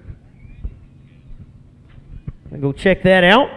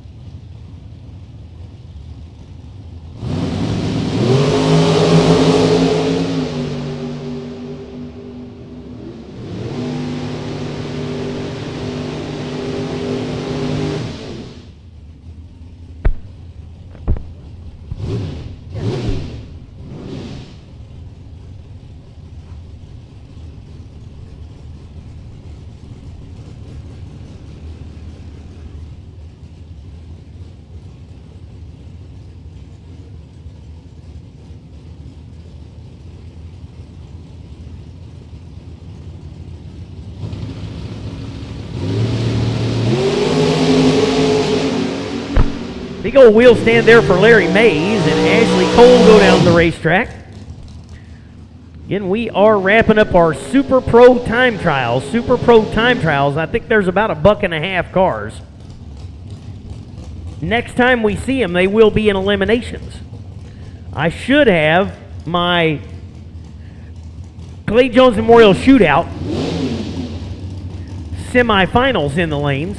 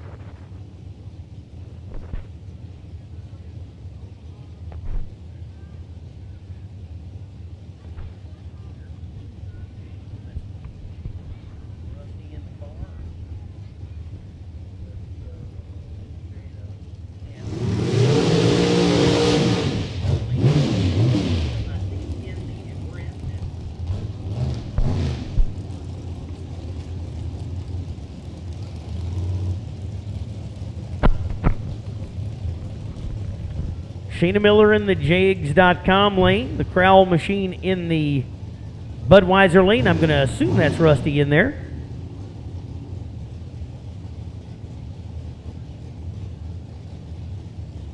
Rusty went out in the first round of Super Quick.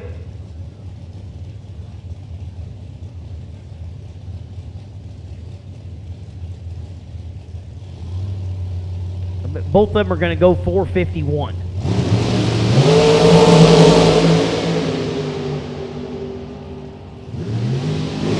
Yeah, I didn't miss my far.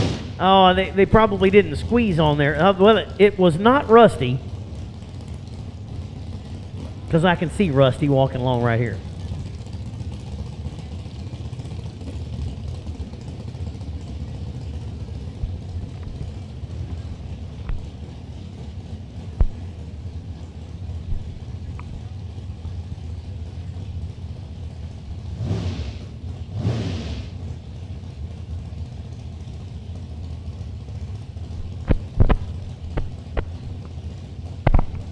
Megan Straswig and Brad Cole. Cole in the Budweiser lane, Straswig in the Jags.com lane. Straswig tried to qualify for Super Quick, didn't make that field last night. Bumped out.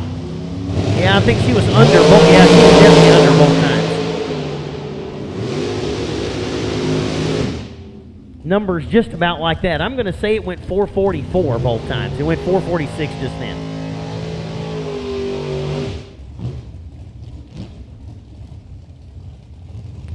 Jared Fulcher and Mike Eggleston.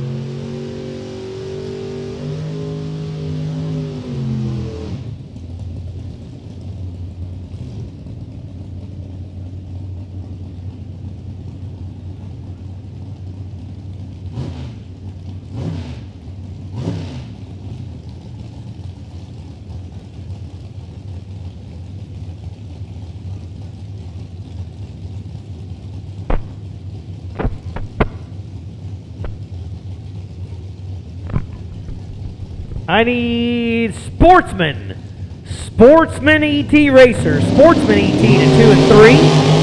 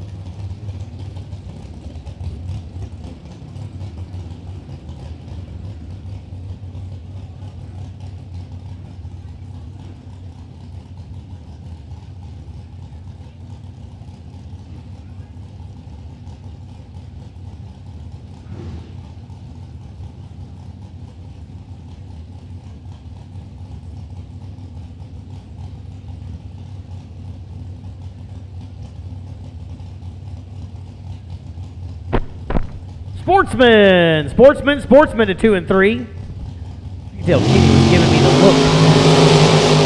I did already call him once, by the way. Sportsman to 2 and 3, please. Sportsman to 2 and 3.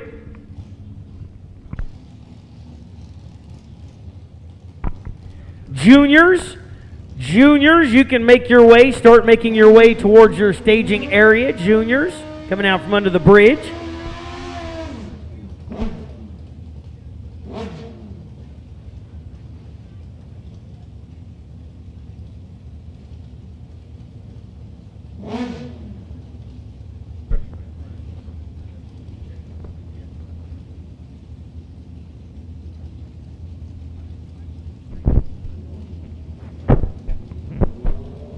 That wins the best of very motorcycle.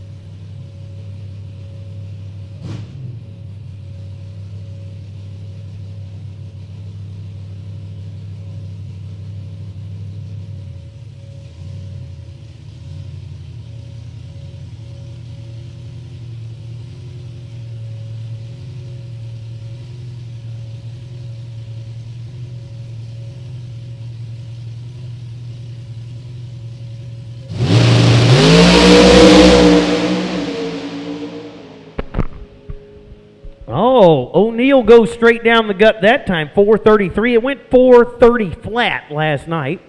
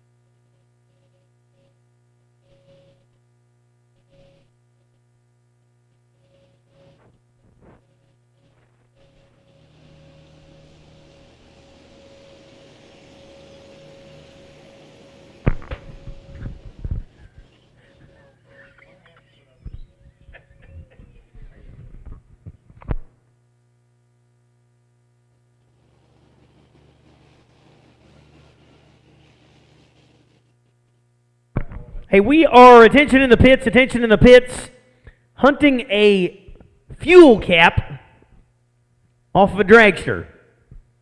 I believe it to be chrome. I believe it to be round. It might say gas on it. I don't know. You know what a fuel cap looks like. You have found a fuel cap. Shayna and Cody Miller are looking for a fuel cap. It seems to be missing. So if you find that fuel cap, it either needs to be returned to Deborah Schoen and that crew, or you can bring it to the tower and I will get it to them. But lost a fuel cap on the time trial there in Super Pro just about 15 minutes ago.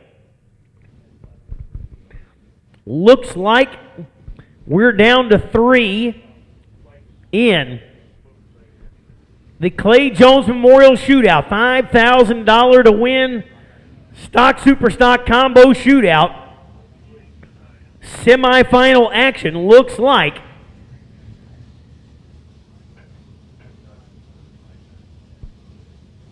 looking to make sure the track is clear down there. Maybe a little something shiny. Unfortunately, I don't think it's a fuel cap. But semifinal action is Shane Smith and Larry Hill. A couple of classic muscle cars right here. Shane Smith out of Central City, Kentucky. 10-13 the dial for the 1969 Camaro. The 70 CUDA of Larry Hank Hill out of Hickory, Kentucky. 71 years old and on a 10-11. So they are nearly heads up. 10-11 for Hill, 10-13 for Smith. 200 on the tree. This is to determine who goes. Oh boy. Hill with a big wiggle. Hill with a huge starting line advantage and still gets the win as Shane Smith does not get there. Larry Hill was 002. Big move, but still able to get down there. And Shane Smith way off the number, and Larry Hill will move on to face Brianna Kelly in the finals. Kelly gets a free shot here. The bye run for Brianna Kelly out of Madison, Indiana. 84 Camaro on a 1050 smooth.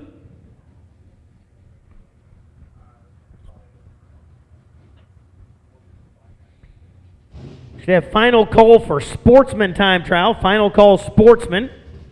Second call for juniors. Juniors, you can go ahead and get yourself lined up over here under the bridge.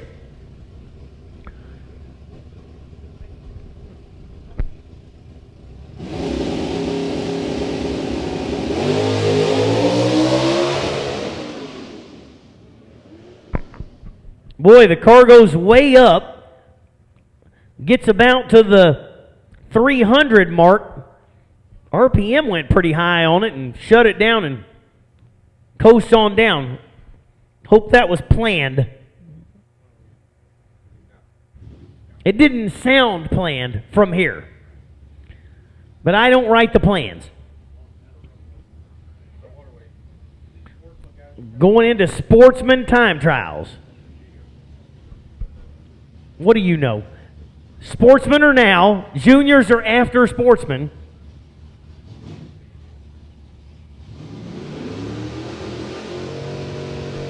And Pro, you're not far off. Pro ET, you're on deck, on standby.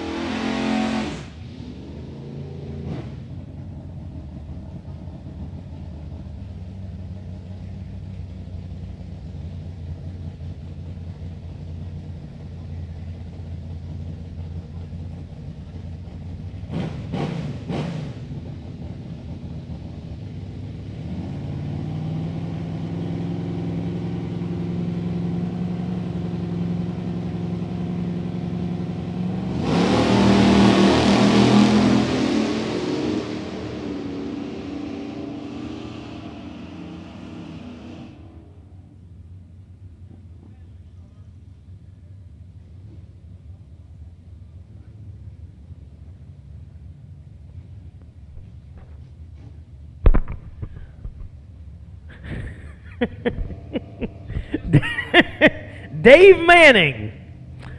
Dave Manning to the tower, please. Dave Manning to the announcer booth in the tower, please. See Warren Evans. He is waiting to see you. Dave Manning to the tower. Got Sportsman time trial going on. I need my juniors. You're not far off.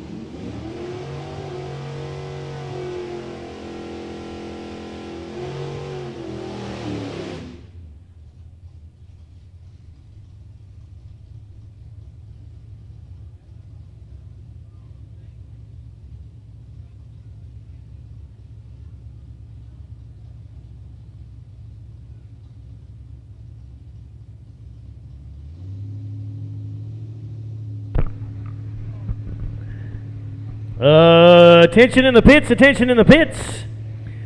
Pro ET to 4 and 5, please. Pro ET to 4 and 5, please. Pro ET to 4 and 5, please. Wrapping up the bottom of our Sportsman time trial. And juniors, you are nearly up. Buckle up, I'd say.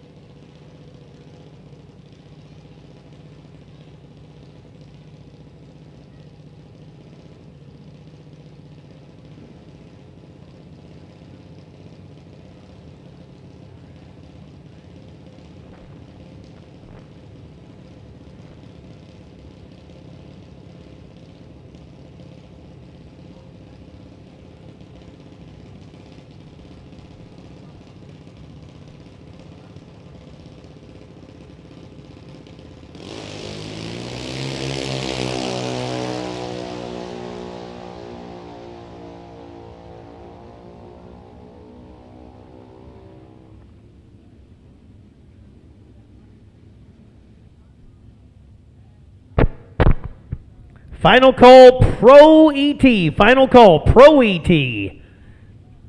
4 and 5. Final call, Pro ET to 4 and 5.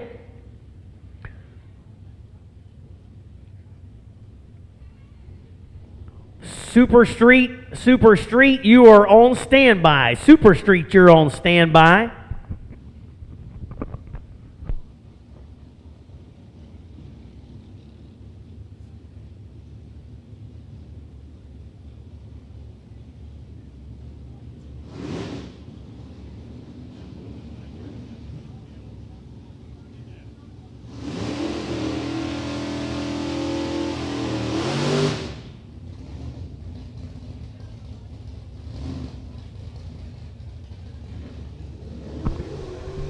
All right, this is Pro ET time trials. Got Herman Hill in the Henry J and Adam Klein over in the Budweiser lane in the G-Body Malibu.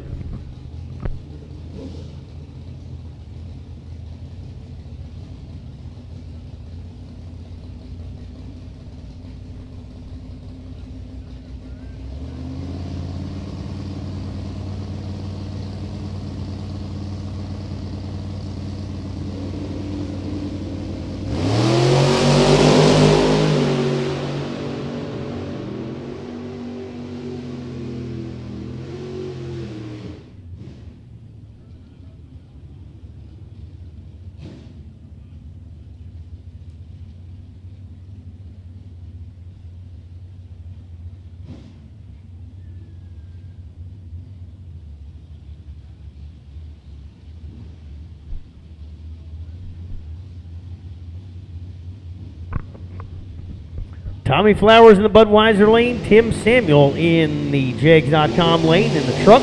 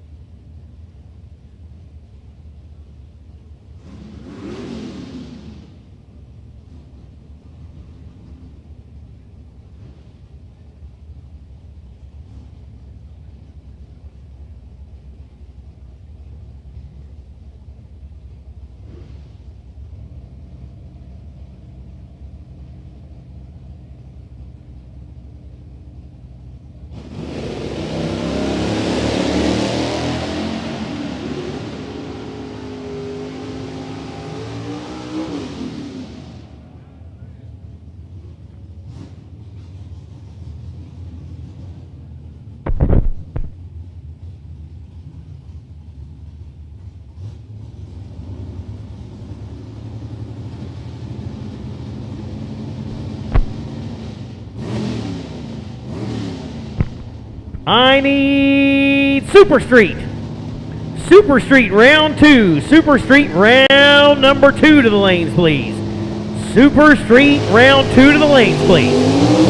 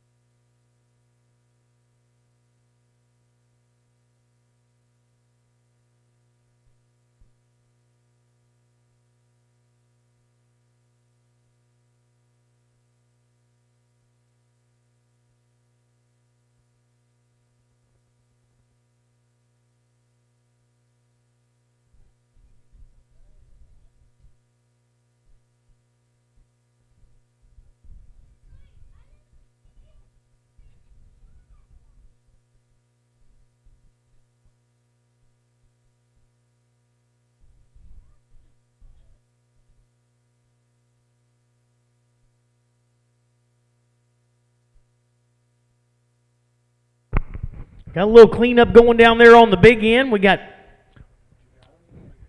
all kind of delicious concessions around here. What's it called back here? The Back Porch Grill? Mm-hmm. So get yourself some food. What? Back Porch Buddy. Makes a mean pork chop. Also, just want to throw a mention out here at Oakley Motorsports. Put the extra cash towards the Jake Super Quick race today. Race Star Wheels. Put together extra to help out with the purse there for the Pro Mod shootout last night. Law Chevrolet helping out on the live feed along with Beach Bend Raceway Park from dragracer.tv. Wow. Whoop, whoop.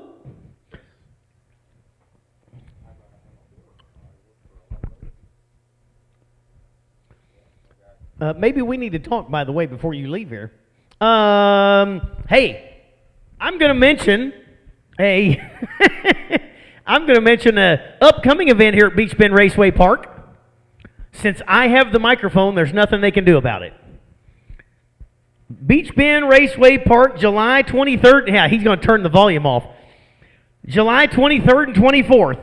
The Outlaw Streetcar Association, the OSCA, will be here for 2 days. We have a lovely television celebrity coming from the TV show Garage Squad. The beautiful hostess of Garage Squad on TV, Miss Heather Storm, will be here in the house, signing autographs as well. Should be an awesome event here in July for the OSCA Beach Party. So put that one on your schedule.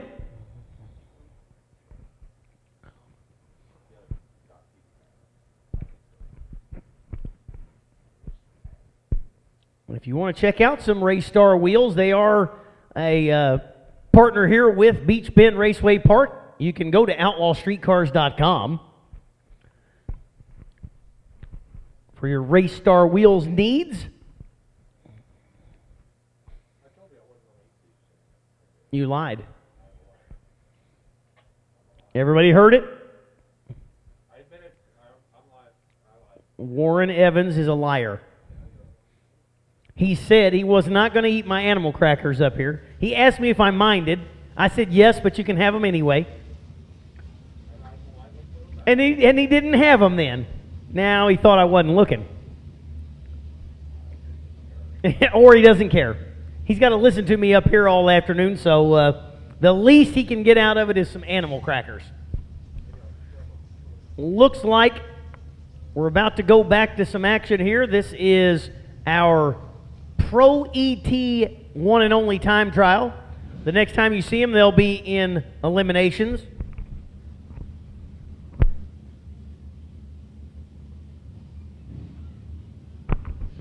And I need Super Street round 2. Super Street round 2 to the lanes for pairing. Super Street round 2. We are going to start cutting a bunch of the super classes. They're going to start going in a hurry.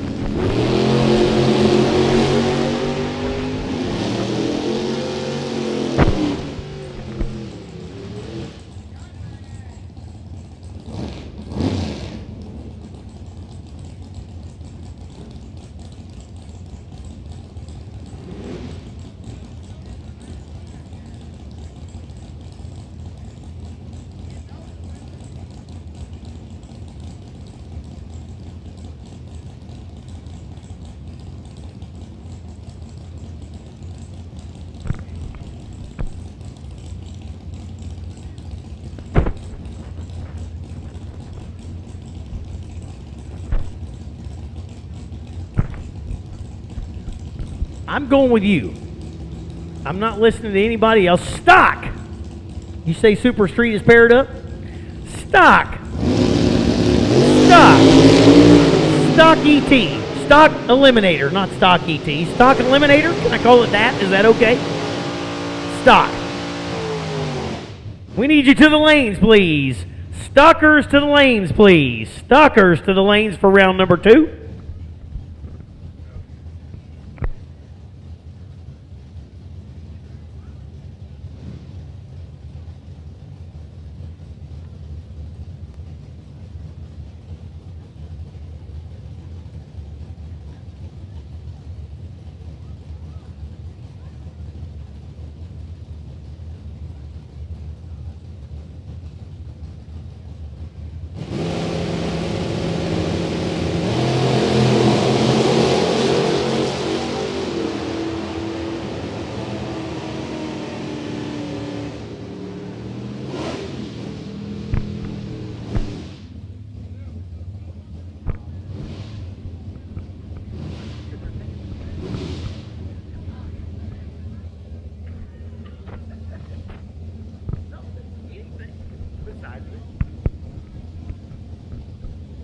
Is that, what is that? That's not Super Street yet.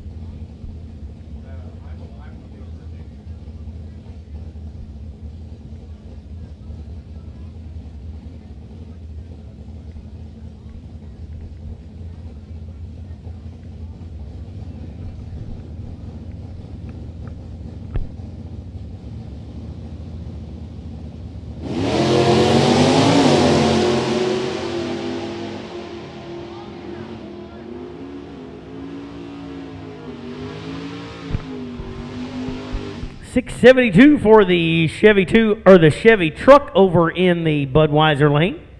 Nolan Evans. Logan Kirby, the Curbinator, in the right lane there. Good looking 57 Chevy over in the left lane. Kirby out of Lafayette, Tennessee.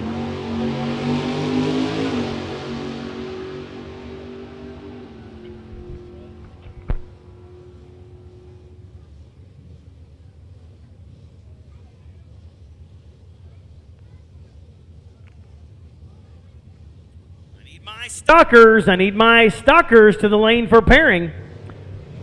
Stock for pairing, stock for pairing. We are close to going into round number 2 for our Super Street category, followed up by stock. And Super Comp, you're on standby. We've already cut the super classes in half. We're going to cut them in half again.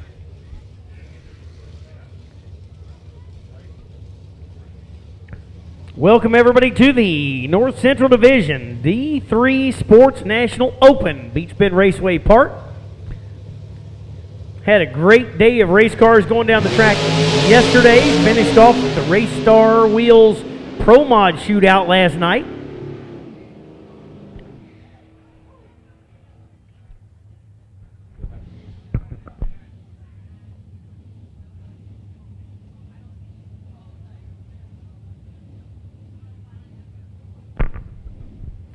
Chris Cowles, absolutely gorgeous looking 70 Nova over in the Jegs.com lane, Budweiser lane. Luke Wiseman, 2014 Camaro out of E-Town. This is wrapping up the bottom end of our Pro ET time trial. And then we're going to go back into eliminations for round number 2 of Super Street, NHRA Super Street.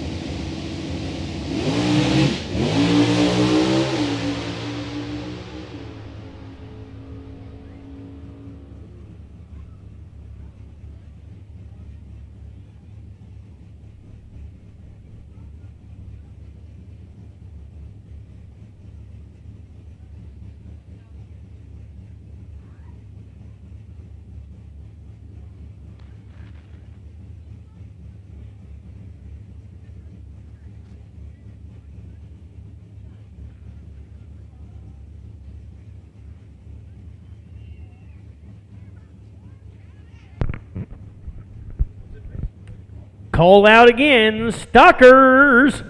Stalkers! We need you to the lanes. Stalkers! We need you to the lanes, please.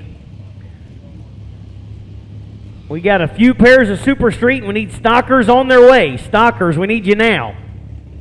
Certainly don't want the lanes to run dry, so stalkers, stalkers.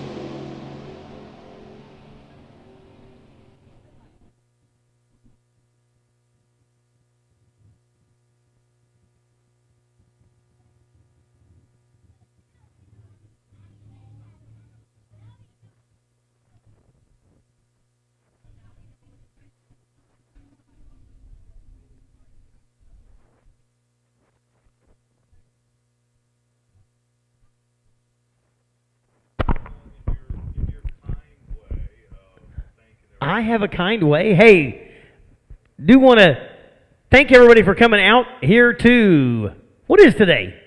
Is today Sunday?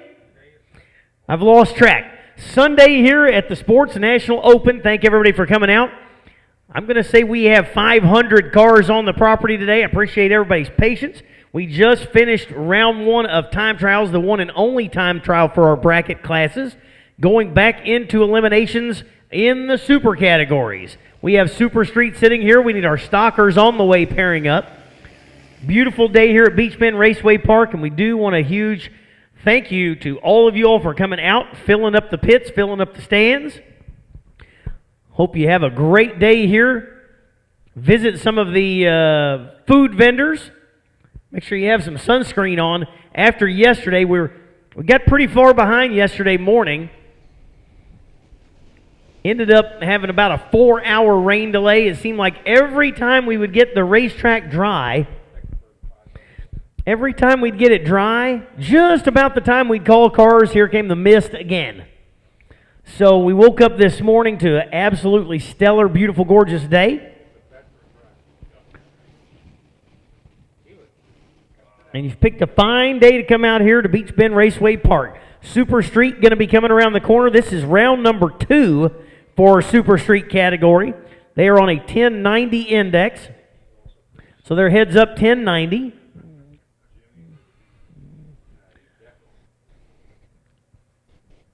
It's going to be a great second round.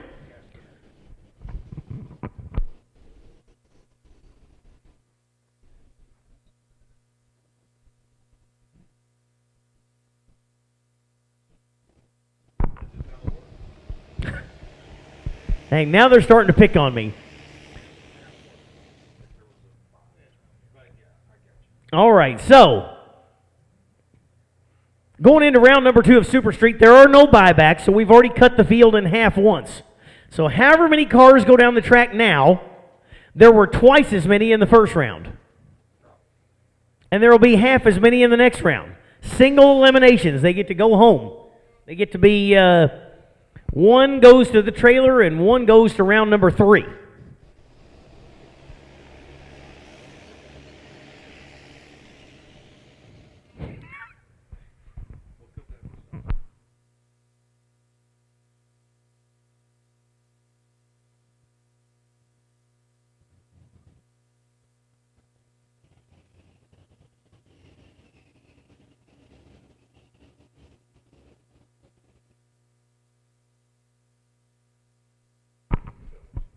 I'm ready. You ready? I like it when Brock turns that way on the tractor. He's going to back it back into its little parking space. He gives the signal to fire up the Super Street category. The first pair out going to be Richard Sperry in the Budweiser lane, 19 and 81 Malibu. 496 cubic inches of big block Chevrolet. He's out of Markle, Indiana, 75 years old and a retiree. Jay Smith will be in the Jegs.com lane, also in a G-body.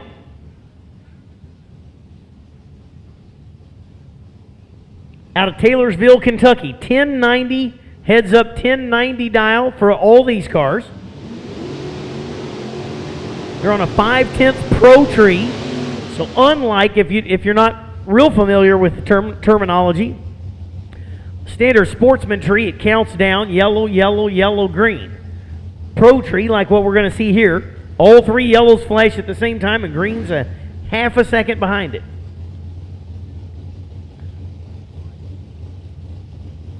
Call that a 5/10 Pro tree.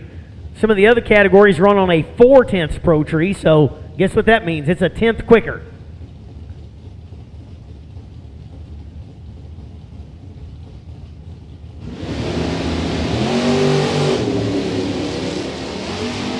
Nearly identical reaction times here for Smith and Sperry. Smith gets to the 1,000 first, and on a double breakout, Richard Sperry gets the win there. Margin of victory, 4 thou. They both broke out. That means they both went under their index, but not by a whole lot. Sperry was the lesser of the 2 offenders. Jason Satterley in the Budweiser lane, the Firebird. The Barracuda of Larry Zepsinski. Satterley with the starting line advantage and with the whole shot win by 5 thou. Boy, it is tight at the finish line, that's for sure. 5 thou, margin of victory for Satterley. Kelly Sperry and Ron Foss. Foss, the 82 Camaro in the Jegs.com lane. Sperry over in the Budweiser lane. 64 Chevy Deuce.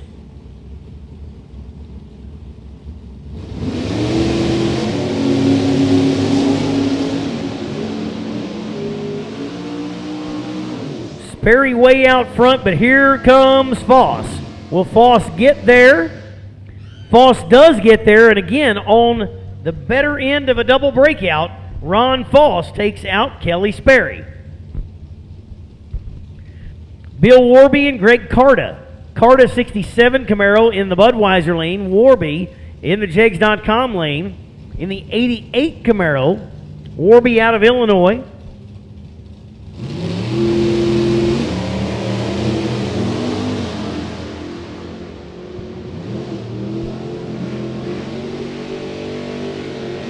$1,200 starting line advantage for Warby, but Carta on a double breakout. I think every pair so far has been double break. Take note, if you're in the other super categories, every pair of Super Street so far has double breakout.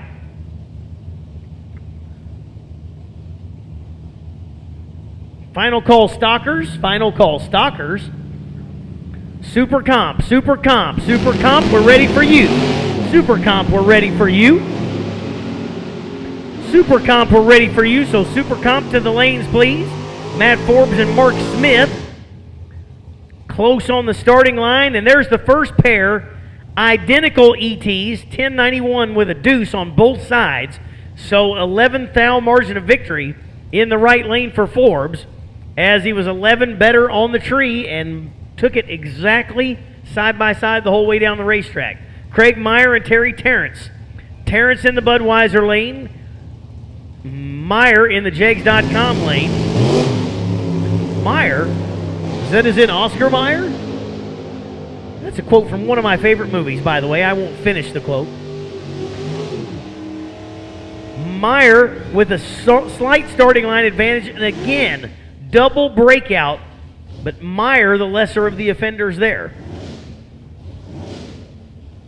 Next pair up, Richard Bateman, Ronnie Maggart. Maggart's Auto Repair in Carthage, Tennessee, the 70 Chevelle over in the Budweiser lane. Jegs.com lane, 69 Camaro of Bateman out of Lancaster, Ohio.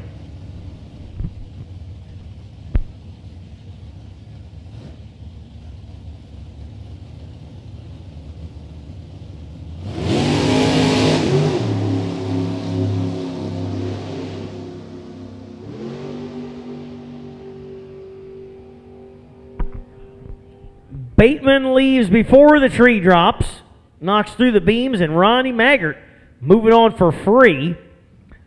Bateman rolls on down. Ronnie Maggart moving on to the next round in Super Street.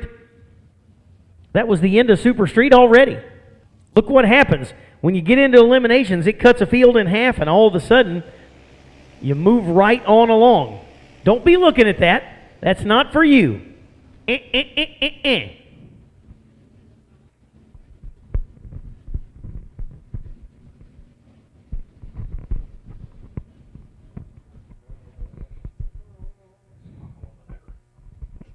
Super Comp, Super Comp, Super Comp. We need you to the lanes. Super Comp, we need you to the lanes, please. And behind Super Comp will be Super Stock. So Super Stock, you're on a quick standby. As soon as we get our Super Compers in the lane, we'll be calling you. So Super Stock, be alert. The world needs more alerts.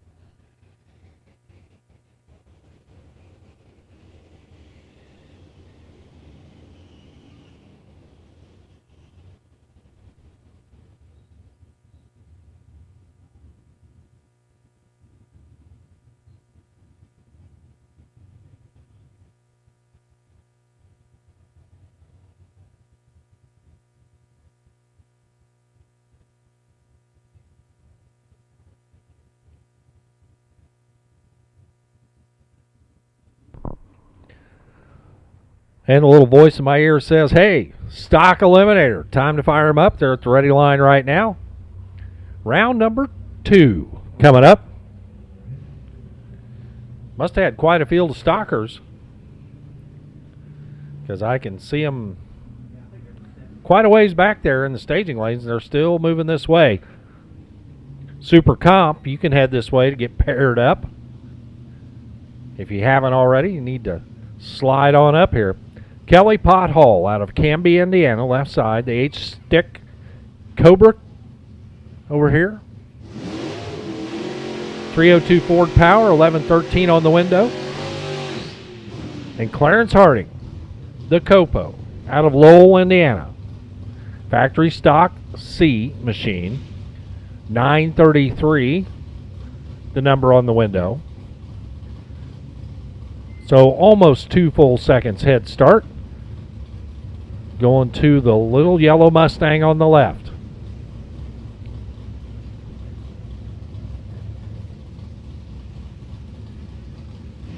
Staged and ready. Kelly is off and running. Here comes the Copo. One of them's good, but the other one is better. Probably couldn't tell from their reaction times, but the Copo wins on the double breakout. Your number 1 qualifier goes on to the next round with a 005 light and a 931.6 on the breakout. Kelly goes 11:10 or 11:13, so she broke out by a little bit more. Brandon Wells, Midway, Kentucky. G Automatic Nova. Dialed an 11:16, gets a 2 bulb or a 1 full second head start over Larry Hill. The Flying Elephant over here on the right out of Hickory, Kentucky. Been working on a new drag pack, and he is red here in round number 2. I think he's still in the combo race. He is in the final coming up in a little bit. He'll have plenty of time to get ready for that as he goes red here in round 2. Brandon Wells, another double breakout, 11:13 on the 11:16. Hill was 6 under on the pass and the red light start. Jerry Bennett and Rob Holmes come up now. Jerry Bennett's D stock automatic Duster, 340 Plymouth Power. Dialed to 1042. We'll be chasing down Rob Holmes, the Firebird, off and running right now. 11:26, the number up on the scoreboard. Holmes down track. Bennett trailing behind. Oh my. Might be the luckiest round of the day right there, as Rob Holmes never looked back. Goes dead on 1. Did everything he could do to throw that one away, but still won. Jerry Bennett was 8 seconds behind getting to the finish line after spinning the tire up here. Holmes never looked up, never looked back. He'll look at that time ticket and go, wow, I dodged one right there. Jim Watson and Phil Vickus. I have no comment for that. Watson left side, 63 Nova. The straight 6 machine, V stock automatic. 1477 up on the scoreboard. Here comes the 1111 dialed Mopar of Phil Vickus. On the chase. Can he get there? No, it's a little straight 6 getting the job done. Jim Watson on the win. 1475 at 87 miles an hour.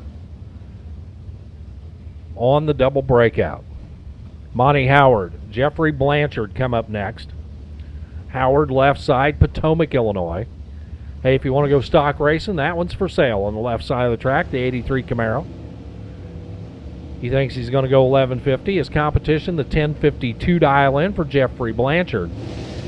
Factory stock E Mustang. Comes a little pony car trying to catch him. 363 cubic inches of blue oval power. And at the stripe, when light flashes, another double breakout. Pay attention, we've been seeing a ton of them. I feel like there's a theme there. 1147.5 on the 1150.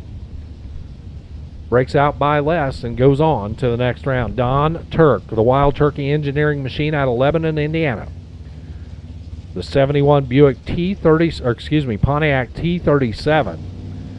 Taking on Doug Duell, the car dealer out of Newburgh, Indiana. The Barracuda. Wheels up, wheels down, off he goes. He's on the chase. And at the top end, it's Duell for the win. 10:36 at 119. He was the first car that's on the safe side. Turk broke out trying to stay in front of him and couldn't do it. 11:23 on the 11:26. Jason Clark and Ricky Pennington coming up now. Clark, 66 Chevelle, I-automatic. He's got an 1186 on the window. 1085 to dial in for Ricky Pennington, the Alabama runner, and his Cobra Jet. Another 2-bulb or 1 second head start. Go on the left side this time. Off he goes, and here comes Pennington. Virtually identical starting line.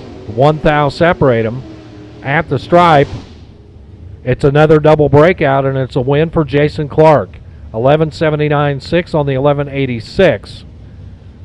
For Ricky Pennington, 1078.5. He actually broke out by 1/1000th more on the double breakout. Here's Kevin Wells, defending division champion here in stock Eliminator. His A-automatic 70 Chevelle takes on Vern Buchanan. Vern's G-automatic Mustang out of Conway, Arkansas. 10:30 and 11:20 the dial-ins. There goes Vern. Here comes Kevin. Kevin trying to catch him. Chevy and Ford. Ford and Chevy. Top end. Win light for the Chevrolet. Kevin Wells goes on to the next round. 10:33 at 125 for the win. By 23 10,000ths takes the win. Buchanan broke out, was behind at the starting line, and was in trouble from the start. Mike Robinson, Dave Walther. Robinson 78 Corvette left. Walther 69 Camaro right. Automatic car left. Gear banger on the right. Here we go. Drops the clutch and away he goes. Walther on the chase. Robinson out front. Win light this time around, right side of the track for Dave Walther. 1066 on his 65 dial. 121 for the speed. Cross second. Robinson got down there, took 2 at the stripe, and broke out by 2. 1158, 2 quick on the 1160. Here's Rick Fuller, Lebanon, Kentucky. The 78 Chrysler wagon. 360 power, 1177 his prediction, alongside T.C. Morris, the Indian Outlaw machine, for the former division champion. T.C. got some ground to make up. He is in trouble early, and at the finish line, he gets it done. Fuller got down there, gobbled up 2/10 and breaks out by 5 hun. T.C. for the win. First call, super stock. First call, super stock. We need super stockers to the lane for pairing. First call, super stock. Let's get them rolling to the lanes. Mike McGinley and Bruce Gibson take their turn at it. McGinley off and running. He lined up a little bit out of the groove, spun the tire, kicked the hatch open, but other than that, it was perfect. Bruce Gibson's Mopar drives around him and gets down there. 1063 on the 56 dial. McGinley did about everything you could do wrong except spin it out in the middle of the track. Gibson is your winner.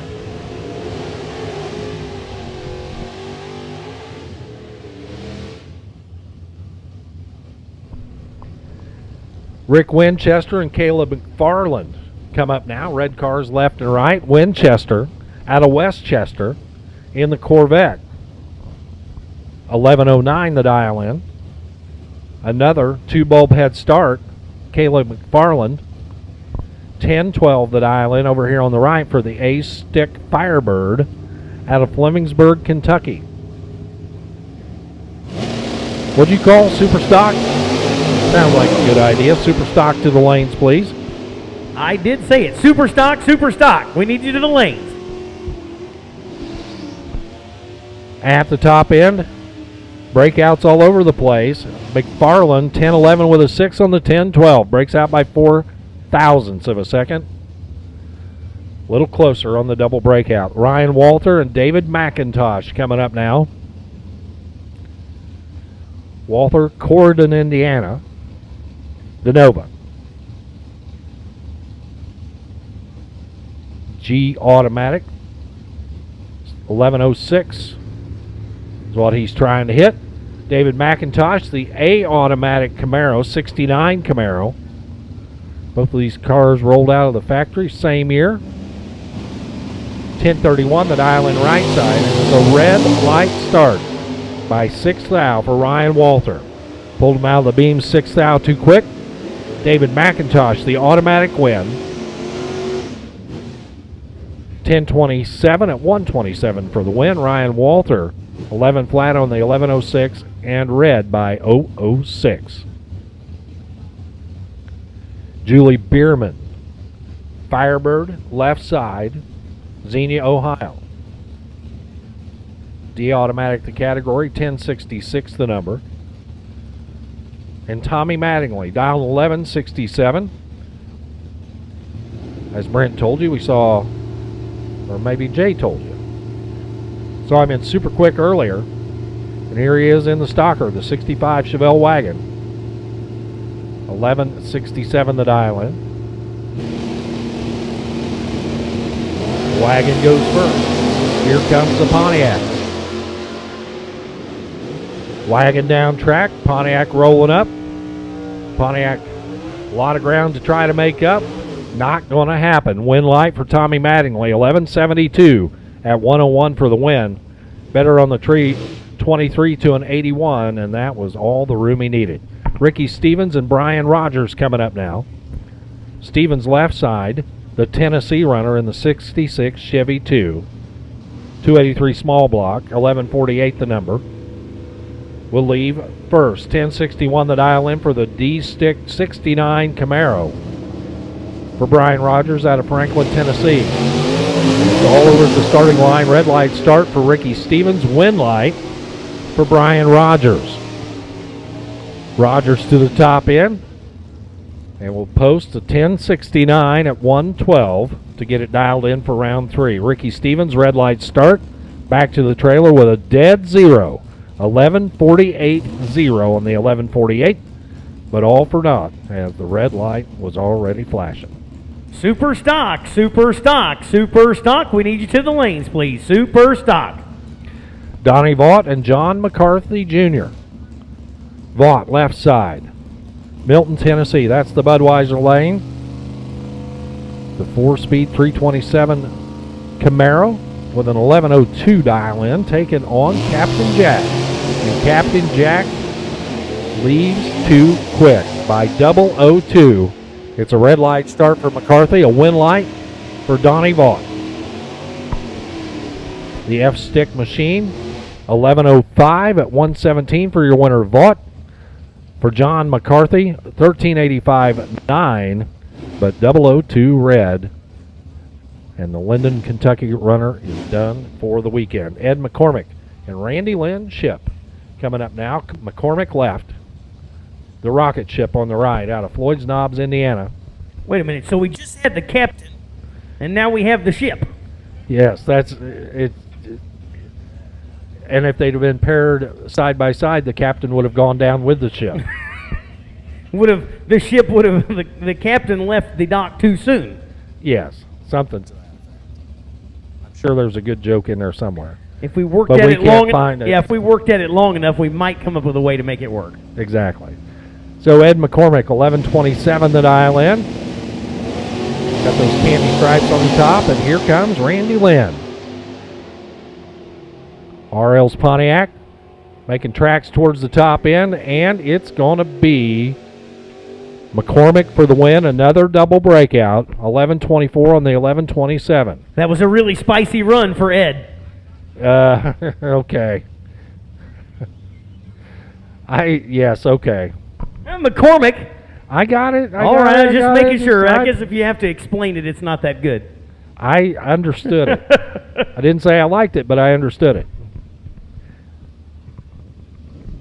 But yeah, that's what happened. Josh Wiseman and Shane Smith, it says. Although no Shane Smith. Camouflage Shane Smith.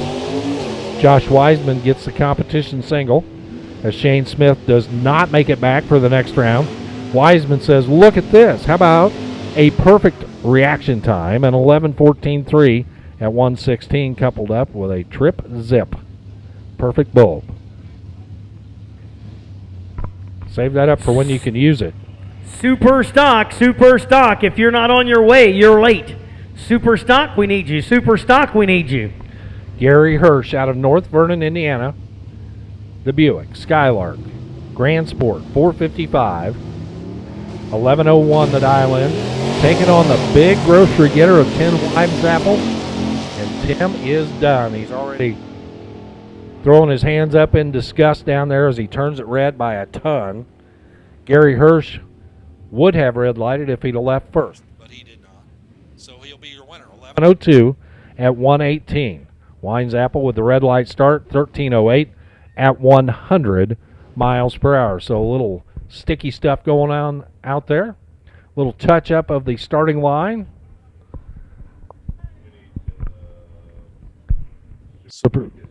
Super stock, you should be in the lanes. If you're not there, Super Comp is at the ready line, ready to roll.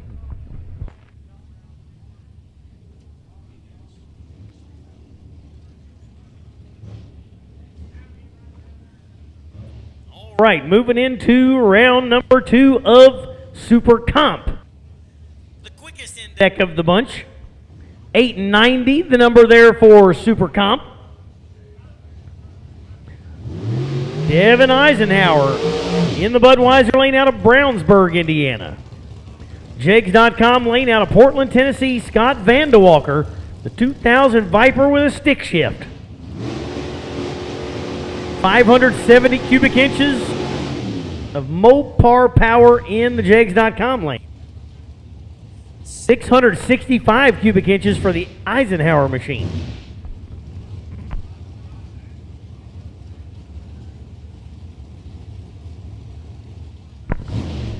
Picking up the pace, 890 the index now.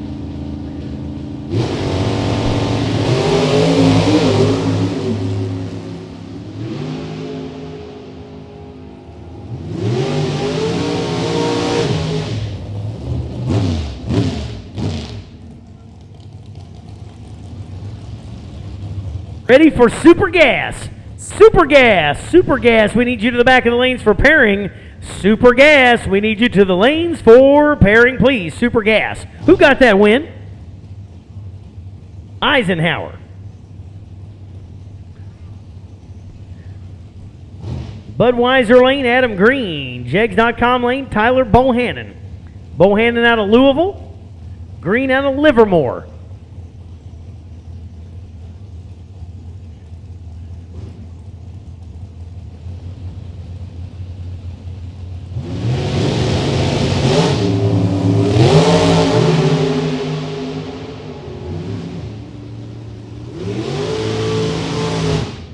Bohannon with a starting line advantage and goes dead 4 for a 10-pack total. He was 006 and dead 4. Green was 13, broke out by 1 thou. Did every bit he could do, just took 1 thou too much, and Green busts out. Bohannon moves on. Really good pass for both those cars. Green just on the wrong end of a really good race. Terry Kamler and Butch Crowley. Crowley out of Evansville in the Jegs.com lane. Kamler out of, what song is it you want to hear? Freeburg. Freeburg, Illinois. Terry Kamler in the Budweiser lane. Hamler early. Crowley goes 21 on the light. Goes 891.3. And not a bad pass for Butch.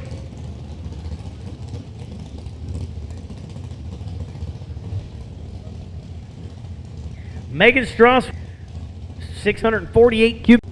I heard it at the big end. Womp womp. I heard it. And they were almost dead even on the starting line. Richardson was 008. Strasweg was 018. Richardson just left too much at the finish line, and Strasweg got through. Chris Sullivan in the 2019 Racecraft. That is in the Jegs.com lane. In the Budweiser lane, Tim Millwood, the 93 Daytona. A Daytona makes a good-looking race car.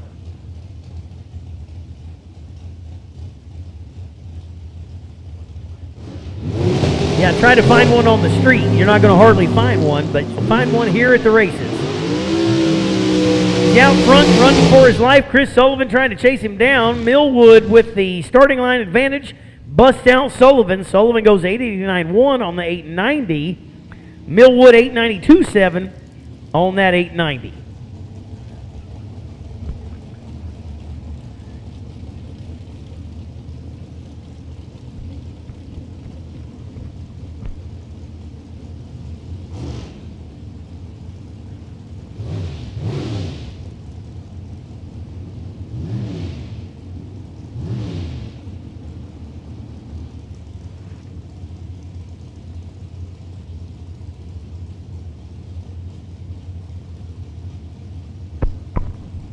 Dean McIlvain, president and CEO, I would guess, of McIlvain Race Cars. Just, on a hunch. Brian Kaysen in the left lane, the Budweiser lane, electrician out of Evansville. Starting line advantage to Kaysen.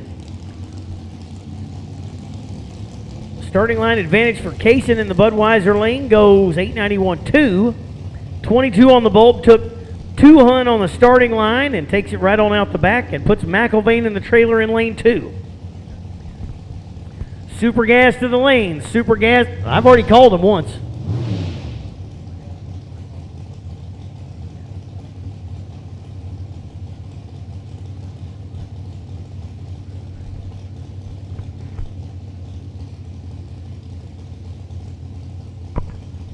Nathan Pros and Allison Pros. We've already seen this somewhere before in a different category.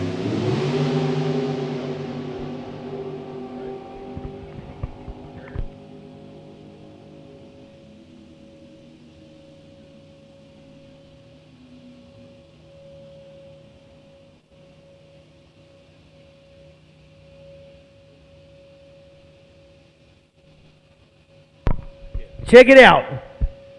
The 16-year-old takes out the sister. 891.5 to the 891.8 of Allison. Nathan was four thou better on the starting line.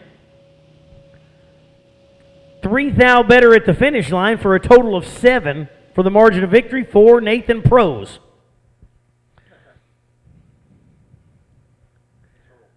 Super Gas, Super Gas, Super Gas, we need you for pairing. Super Gas, we need you for pairing. And Super Quick. Super Quick.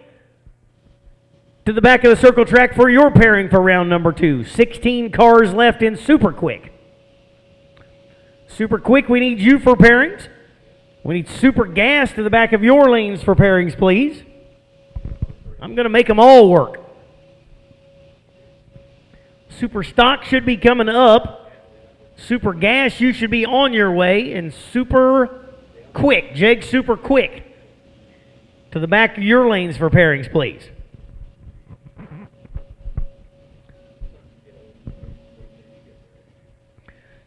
Again, we appreciate everybody coming out here to the Sportsnational Open for Division 3. All the big NHRA crew here this weekend, the Safety Safari, as well as the staff here at Beach Bend Raceway Park doing a great job keeping up with the racing surface. keeping them moving through. Appreciate everybody's hard work out there this weekend. Big shout out to Firecracker Performance, super quick shootout sponsor. Oakley Motorsports and Law Chevrolet along with Beach Bend Raceway bringing you the live feed from dragracer.tv.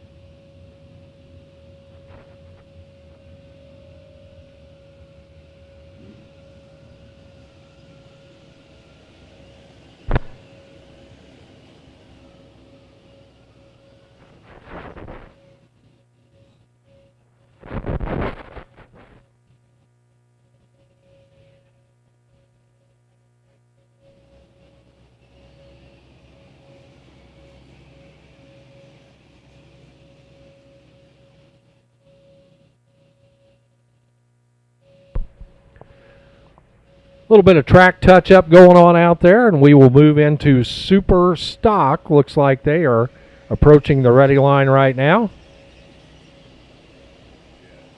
Super Gas, if you're not in the lanes, we need you. Super Gas, we need you to the staging lanes, and Super Quick, we need you to the back of the oval for pairings for round number 2. So once again, Super Gas, you have been called, and Super Quick, you have been called as well. We need you all to the lanes so we can get you matched up here for your next round.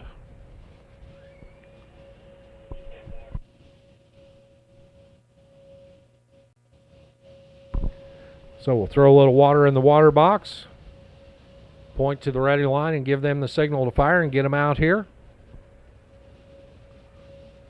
for round number 2.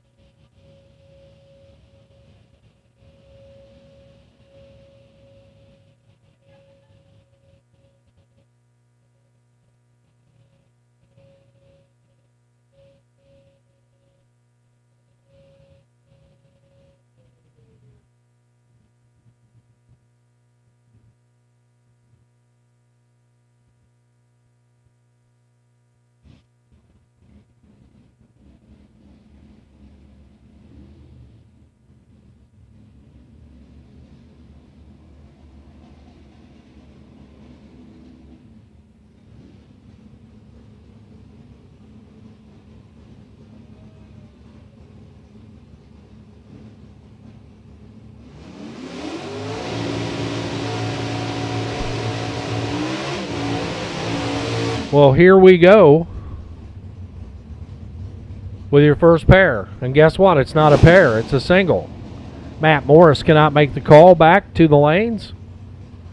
So Robbie Brewer will get the single here. The Oldsmobile Cutlass GTN automatic.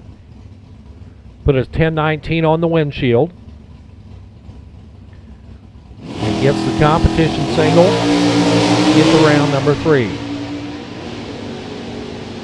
The high-winded 305 makes its way to the quarter-mile mark and will go 10:15 at 128.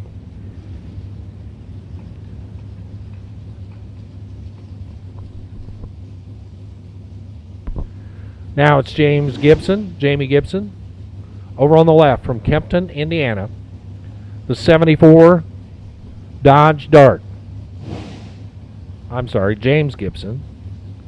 Mike Stokes, the Super C modified 2005 Cavalier. 858, the dial in on the right He'll give up over 2 seconds head start to James Gibson in the Mopar. Mopar can't take advantage of the head start as he turns it red. Stokes will drive it out to a 9:58 at 1:04, clicking it early. Out of power at about the 800-foot mark. James Gibson will take the tourist drive down there and head back to the trailer and think about it till the next race. Don Kennedy from Portland, Tennessee, the insurance man. GTE automatic 2005 Pontiac Sunfire. 901, his performance prediction. And Jerry Holman alongside from Hendersonville, Tennessee. 86 Firebird, dialed at a 1039. Head start right side by almost a full tree. 2.5 bulbs head start. Over on the Jake side of the track. Super Gas, you should all be there, and if you're not, you're late. Super Quick, we need you to the back of the oval, preparing. Holman is off and running. Here comes Kennedy, trying to gather him up. He's a long way out there. Can Kennedy make up the difference? No, he cannot. He was behind at the starting line by 400ths, and that was all that Jerry Holman needed to have a little cushion and get it done. 10:46 for the win for Jerry Holman. And Don Kennedy exits here in round number 2. Bob Morris, the 1998 Mustang, factory GTI 988 is his number. Kenny Schindler for Arch Used Parts. The wheels up 71 Corvette. Big block, 454 power. Red light start for Morris, Kenny Schindler. We'll see third round action here today. Schindler 922 at 142 for Kenny. Bob Morris turns it red by 001. 1 thou from perfect, but on the wrong side. And a 991. Brianna Kelly. We'll see Brianna in a little while. And she'll be back for the final round of the combo. Right now, she's just trying to get around Jeff Dona. Oh, by the way, number 6 in the world last year. Gordonville, Missouri, the home for the Firebird Formula. 929 to dial in right side, 973 on the left. 3 drops, green light for both. Brianna with her hands full as the car comes up, moves hard left towards the wall. She straightens it out, heads for the other end. And guess what? 975 at 132 for Brianna Kelly. She takes out the heavy hitter, Jeff Dona. Dona, 932 at 137. He was better at the starting line by 7 thousandths of a second, but Brianna gets the job done, and she goes on another round. Bobby Alvey and Steven Johnson come up now. Alvey left, the S10. Actually, that's a GMC. That'd be a Sonoma. 10:03 up on the board. 9:30 for the Fairlane on the right. Off they go. Neither one of them too anxious to leave the starting line. At the top end, it's the Fairlane getting it done. 934 at 127 for Steven Johnson, 4 over. Alvey goes 6 over, 1009 on the 1003. Better light by 0.05 of a second. Went to Johnson's Fairlane. Todd France and Ronnie Dutton coming up now. France, half of the France and John's team. GTE automatic Cobalt out of Louisville. 881 the number. Taking on Ronnie Dutton from Southside, Alabama for Competition Engines. The Oldsmobile Achieva dialed a 1061. Off goes the Achieva. Here comes the Cobalt. Todd looking at tail lights. Now looking over at a door handle. And now looks up and sees a win light in his lane. Todd France, your winner. 885 at 137 for the win for Todd France. He is 4 over. Dutton is 5 over 1066, also behind at the starting line. He's 0 for 2 on that time ticket. Bryce France, that's Todd's son, also out of Louisville, 67 Chevy 2. Superstock F automatic Chevy 2. Trying to go 980, taking on Ryan Haig. Haig out of Memphis, Indiana, former U.S. Nationals champion. 952 the dial in on the right, 980 on the left. Head start for the blue car. Here comes the red car.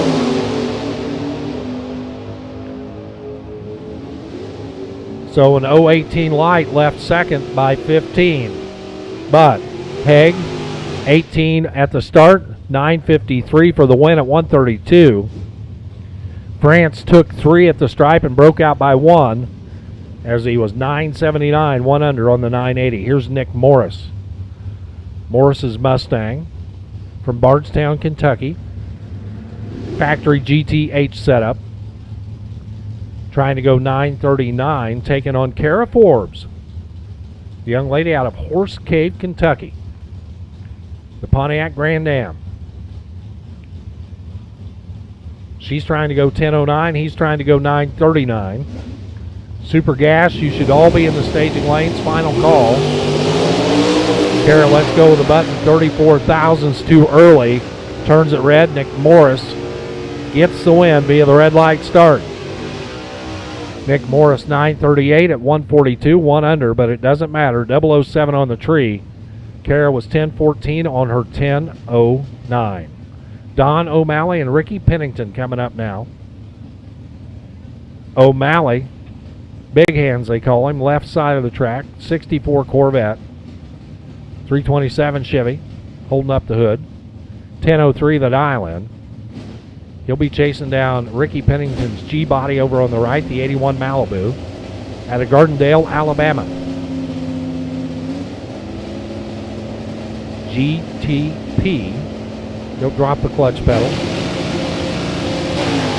And away he goes. And 5 now too quick off of the third pedal. Don O'Malley gets the win.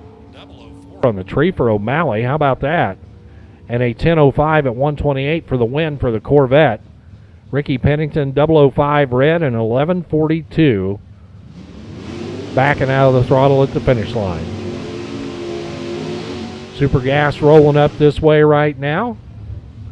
Super quick. If you're not in the lanes, the back of the oval for pairings, we need you. Super quick to the back of the oval for pairings. Donnie Fuller and Amy Falk coming up now. Fuller Superstock Truck C, 96 Dodge Dakota. That's the Budweiser side. 995 up on the Budweiser scoreboard.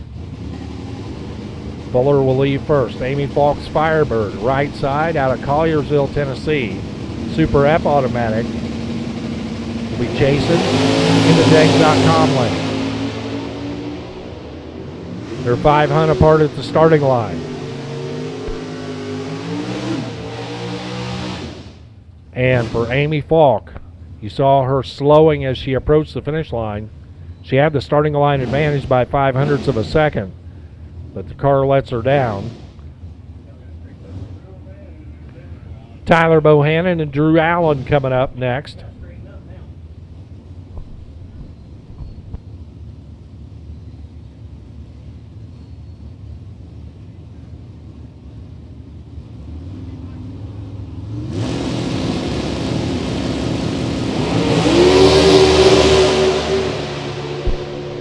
Tyler Bohannon, Drew Allen, the Camaro and the S10. At the top end, it's the Camaro of Tyler Bohannon. 11 on the tree, dead 3 at the finish line, 14 total. At 136, Drew Allen was mathematically out of it before he moved a foot. Ricky Decker gets the bye run into the next round. Decker's Super J automatic Camaro. Put an 11 flat up there on the scoreboard. Just a time run. Gets a free look at it. And here goes Decker. Decker, nice, clean, straight as a string to the top end. 976 at 120. So with that, Super Stock ends round number 2. Super Gas will make their way to the ready line. We'll see them in just a minute for their second round. Super Quick to the back of the oval. 4 pairings for round number 2. Should be 16 of you. And if you're not there, we need you now.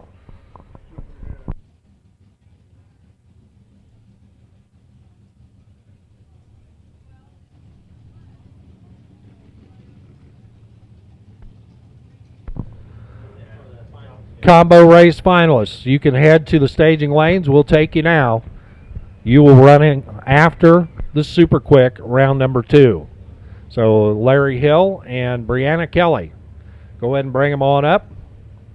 We'll be running you after Super Quick round number 2. Go ahead and bring them to the staging lanes.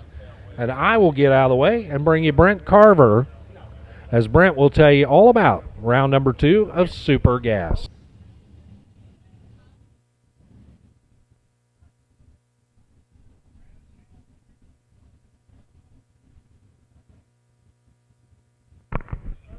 We are moving into Super Gas. Super Gas on a 990 index, right in the middle. Super Streets 1090, Super Comp is 890. Super Gas hits right in the middle at 990. Bob Pros in the Jegs.com lane, that beautiful Corvette. Wow, look at the paint job on that car. Bill Jackson out of Mansfield, Ohio in the Lumina over in the Budweiser lane.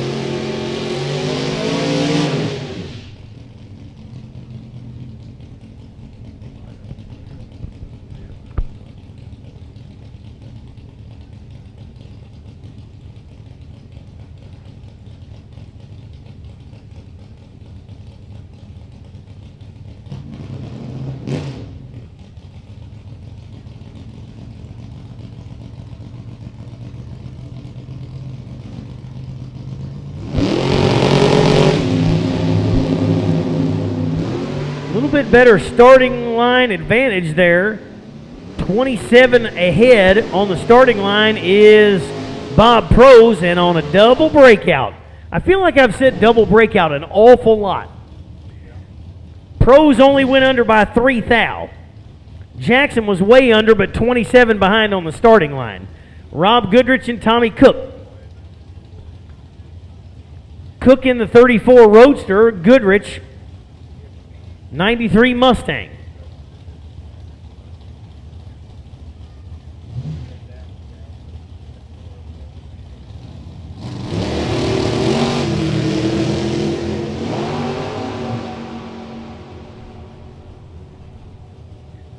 Starting line by a Hun for Goodrich, but Goodrich on the worst end of, guess what?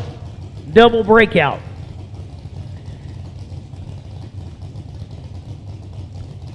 Goodrich goes under further. Next pair up, Brian Shockley, Jeremy Mason. Shockley, black Chevrolet 2 over in the Budweiser lane. Jeremy Mason, Chevy 2, also a 66. One's a Nova, one's a Chevy 2. I think they're kind of the same. Had this discussion 100 times and nobody can still with any authority tell me the difference.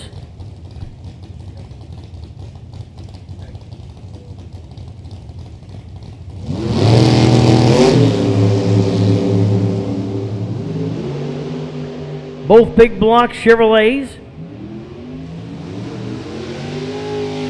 Mason with a distinct starting line advantage, so on the whole shot, 11 thou. Mason goes 995.5. Shockley goes dead 2 in a losing effort. Vince Damrow Tim Millwood, Damro in the Jegs.com lane. Camaro, Millwood in the Budweiser lane, the 83 Challenger. Look at him, he's running for his life. Here comes Damro. Millwood had a starting line advantage, and looky there. Double breakout. Damro goes 87 with a 1. Millwood goes to 87 with a 0. So Millwood breaks out by 1 extra thou. Wayne Kelly and Lee Brewer. Brewer, the 67 Camaro in the Budweiser lane. Jegs.com lane is the 92 Beretta. Kelly out of Mount Vernon, Indiana. Brewer out of Elizabeth, Indiana. This should be a heck of a race at the big end. They were almost dead nuts even on the starting line.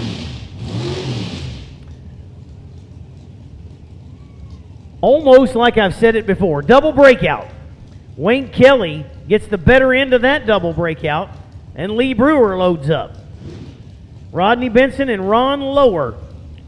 Lower in the 96 Cutlass over in the Budweiser lane out of Dundee, Ohio. And Benson in that great looking 70 Mustang out of Missouri. 001 light for Benson. And on the better end of what was it? Oh, it was a double breakout. Yeah. Yeah, I know. It's a shock. Ashley Cole and Tony Tanner. Tanner in the Grand Am. Cole in the Corvette. Cole out of Avon, Indiana. I know another racer out of Avon, Indiana. Craig Sullivan. The Barn Burner. He actually sold the Barn Burner. He is. It's a wicked looking machine. Starting line advantage goes to Cole. And, hey, Warren, it's a double breakout. I don't know. It's the first time ever. 4 thou difference, the win for the right lane. Morris Yates in the Jegs.com lane. Corvette Roadster. Oops, 83 Corvette Roadster.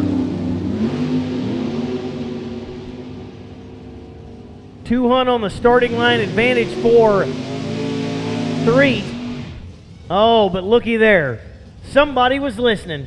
Threet breaks out by 9 thou, had a starting line advantage, but Yates goes dead 6 to be on the good side of the index. It's happened so infrequently, I didn't know how to even say it.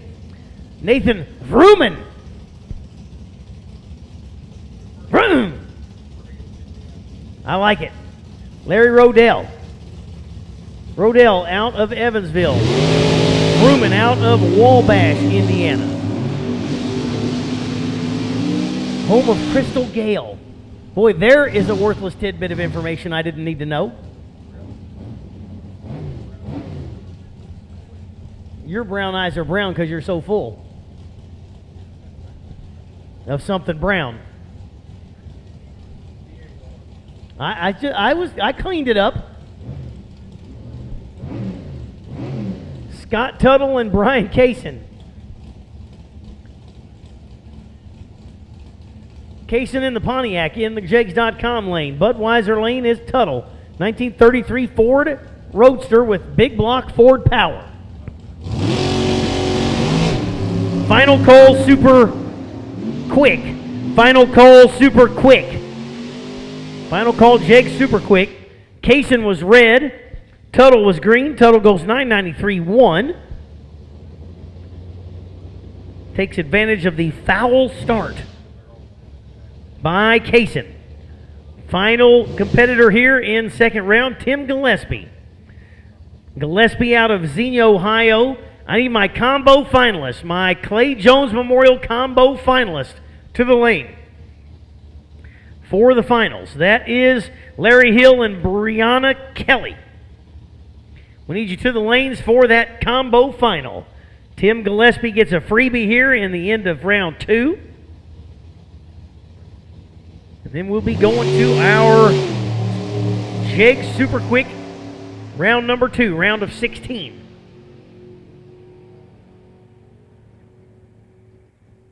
Gillespie is 21 on the light, goes 886.6 on his freebie shot. Might give the stomp just a little tiny bit more tune. And ready for round number 3. And now we head into our Jigs Super Quick category.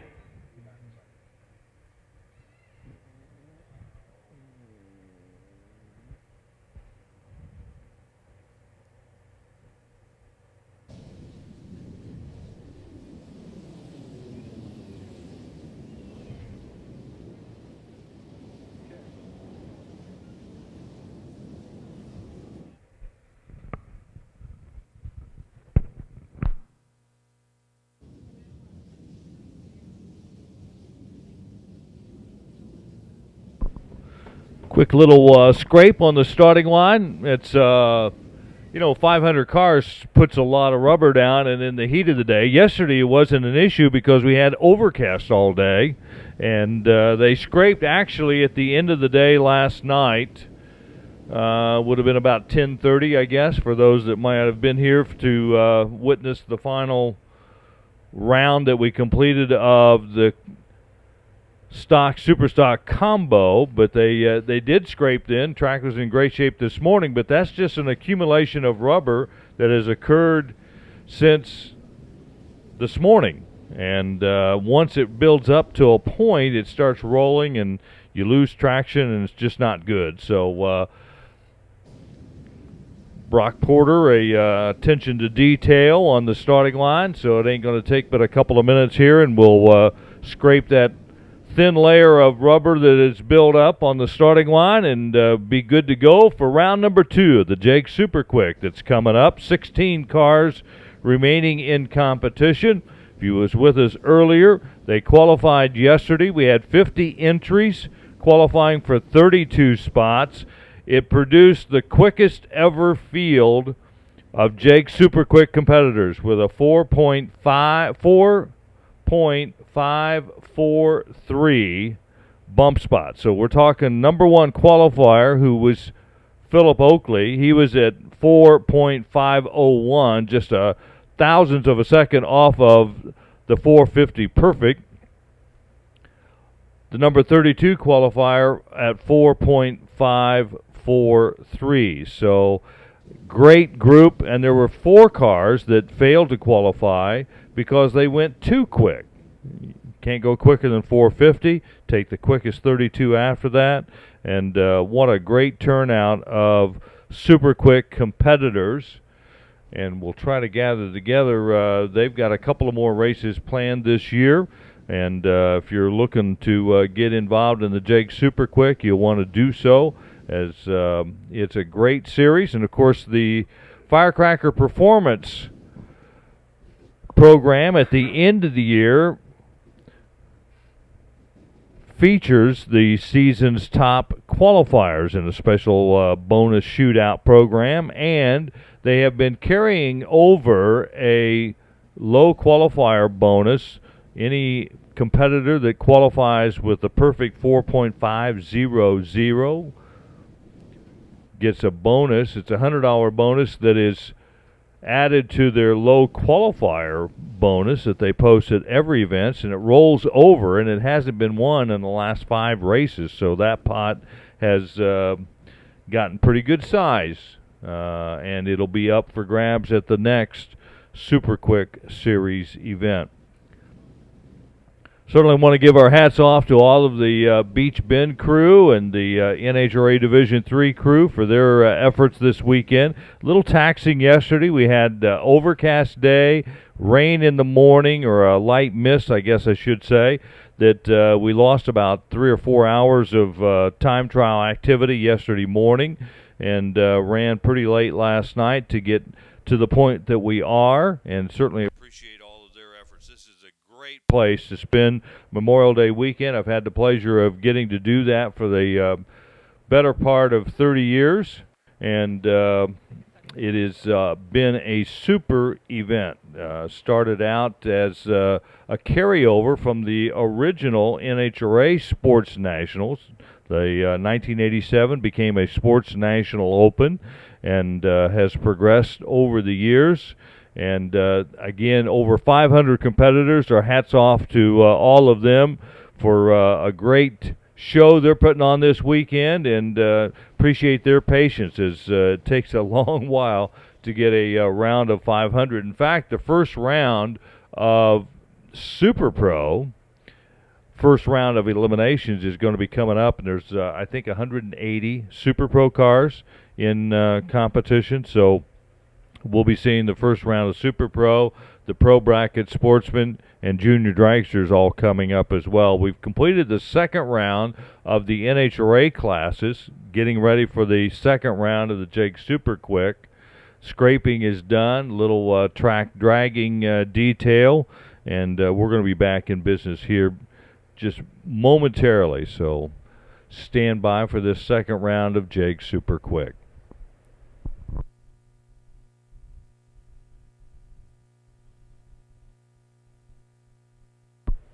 I believe we have our finalist in for the Clay Jones Memorial Combo Race. $5,000 going to the winner here of the Stock Super Stock Combo. And it was kind of interesting. We got down to the final 6 last night and carried them over to today's competition. There were 3 Super Stockers and 3 Stockers in the final 6, and I believe here in the final we're going to have a stock and a super stock that are going to be matched up in this $5,000 to win Clay Jones Combo Memorial.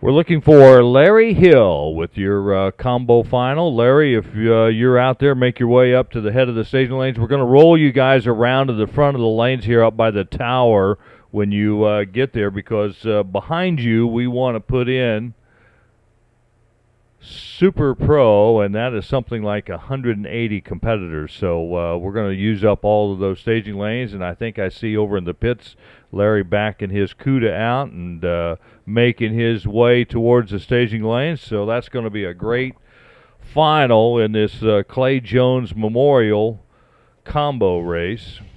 There were something like 90, I think it was, 90-some stock and super stocks that wound up in this combo event. 97, I think, was the official count. So we have narrowed it down to the last 2. And again, if we could have them to come on around the bend and come up here towards the front of the staging lanes, we'll going to be stuffing them lanes full of 180 Super Pro cars. Wow. There are buybacks in the brackets today for first round only. That is for Super Pro, Pro, Sportsman, and Junior Dragster. There will be a first round buyback opportunity for those bracket classes, first round only, in the normal beach bin fashion. And I hear a little bit of rumble from the Jake Super Quick competitors, the Sweet 16 remaining here. Again, we want to give a shout out to Chuck Scrimshire. If Chuck is listening in from up in Michigan, a long time, the voice of the Jake Super Quick, and boy, I couldn't thank him enough for all the announcing that he has done for the series over the years. And also want to give out a shout to Rich Bowers, Division Services Coordinator. Had an opportunity to work with Rich for 20-some years, and he did a lot of the groundwork on the Super Quick Series, and I don't think it would be the program it is today without his efforts, and certainly appreciate that. And it's great to see it carrying on, and of course the folks at Jake's. I mean, it wouldn't be possible without the great sponsor support that we get from Jake's.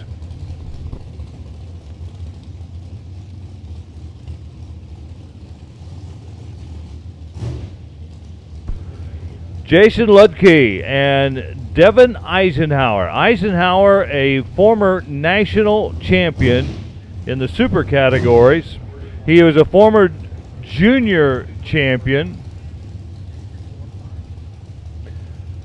And here he is in round number 2 of Jake's Super Quick with his dragster. He's dialed in a 451. Ludke is dialed in at a 458. He's from Boonville, Indiana.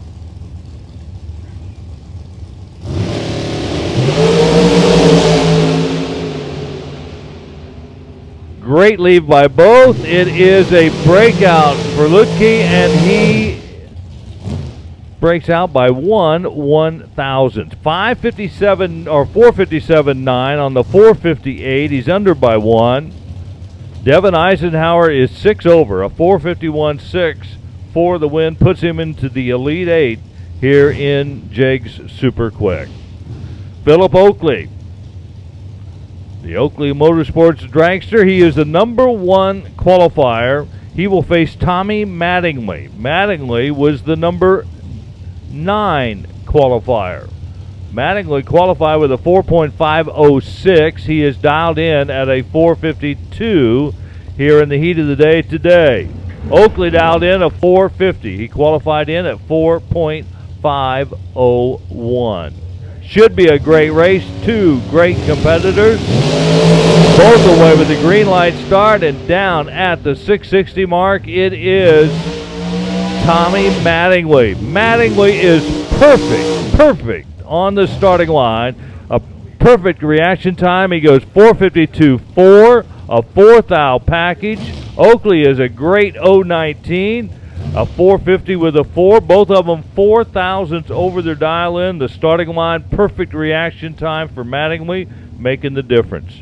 Jay Oakley here on the right-hand side. Son of Philip. He's got the American Chassis Dragster, the Oakley Power Plant. He's dialed in a 450. Hunter Patton dialed in with a 453. He's from Floyd's Knobs, Indiana. It's a Miller Chassis Dragster. Christy Ship,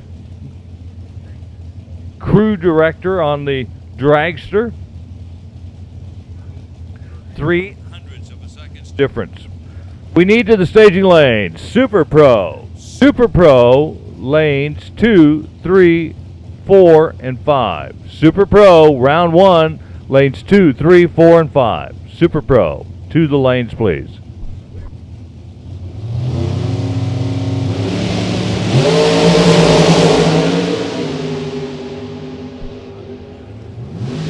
Here we go, left-hand side, a 452.8 for Patton. He is the winner by a double breakout. Jay Oakley goes 448.8 on his 450. Both of them breaking out, Patton taking the win. Greg Gaskin out of Indianapolis. On the right-hand side, he's dialed in with a 450. Over on the Budweiser lane, it is Darren Douglas from Greenfield, Indiana. He's dialed in at a 452.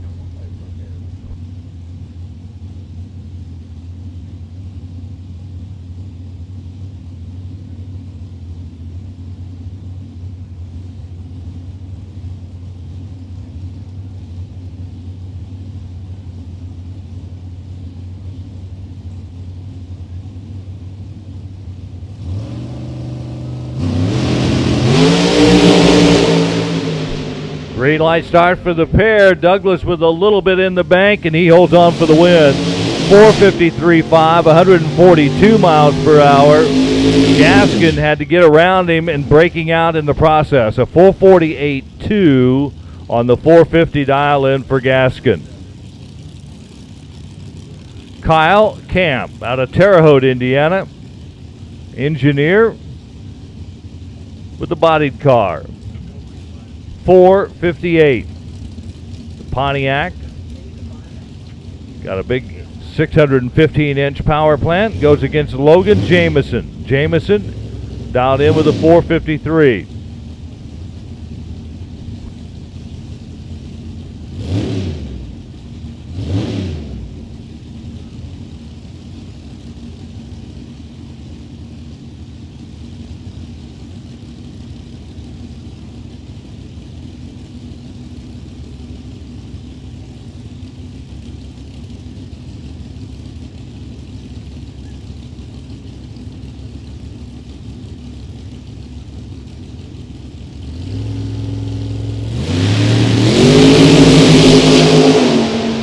Kyle Camp away first, and he holds on for the win. He is 005 green. Jameson, a great light as well, an 010. He breaks out by 4,000. Kyle Camp is over by 3,000. A margin of victory is 0.007. 7 thousandths of a second. Kyle Camp is your winner. Nathan Prost here on the right-hand side from Terre Haute, American chassis dragster, 632-inch power plant.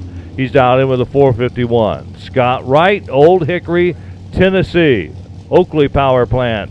In his Worthy dragster, he too is dialed in with a 451. So you've got a heads-up matchup here.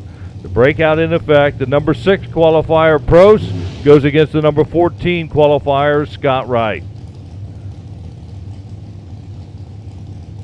Again, Super Pro, we're going to put you 4 wide, lanes 2, 3, 4, and 5. Super Pro, round 1, 2, 3, 4, and 5.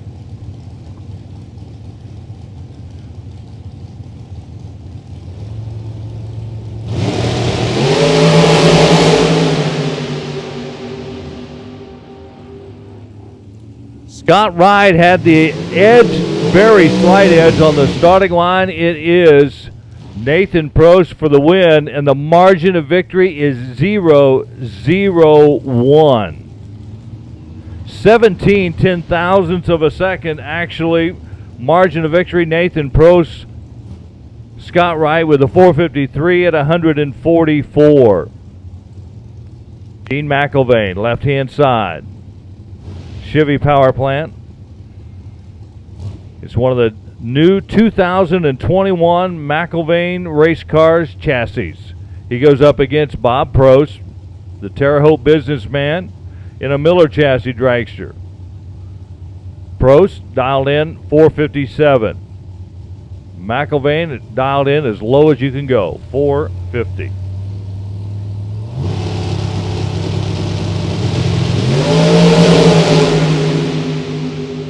Oh my, Prost is almost perfect on the line, but he breaks out a 454.9 on the 457. McElvain goes a 450 with a 3, an 011 to 004 reaction time. An 011 reaction time, and you're off second. Chris Sullivan, left-hand side. The Auburn, Illinois accountant will get a single here as Bob Nichols won the first round, but unfortunately some breakage has put him out here in round number 2. Nichols, a former champion here in the series, not able to make the call, and Sullivan gets an automatic win in the single here. He goes 452 on his dial at 152.68 miles per hour. So that concludes round number 2 in the JEG Super Quick. We are down to the Elite 8 in the category. Coming up, Super Pro for their first round of competition. Attention in the pits. Darren Douglas, racer Darren Douglas needs a tow back to the pit. His dad's on his way, never mind. See how quick that worked?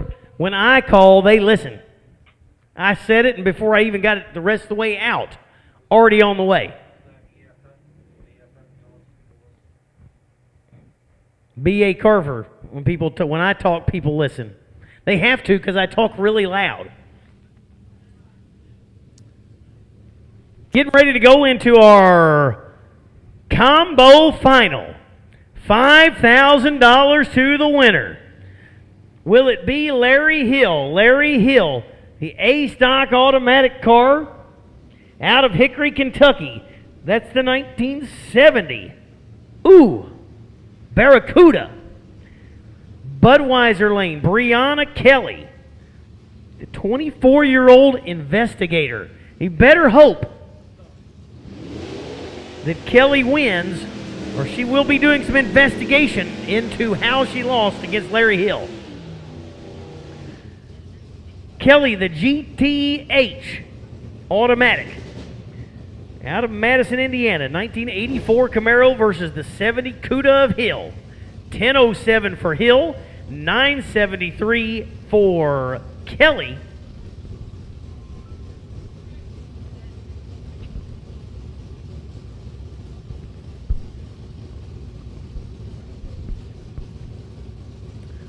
Super Pro, 2, 3, 4, and 5. Super Pro, 2, 3, 4, and 5.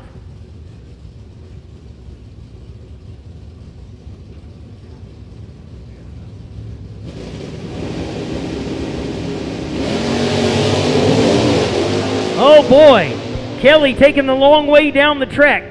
1320 is going to sound more like 1400. Can they make it back up? And no. The win goes to Larry Hill.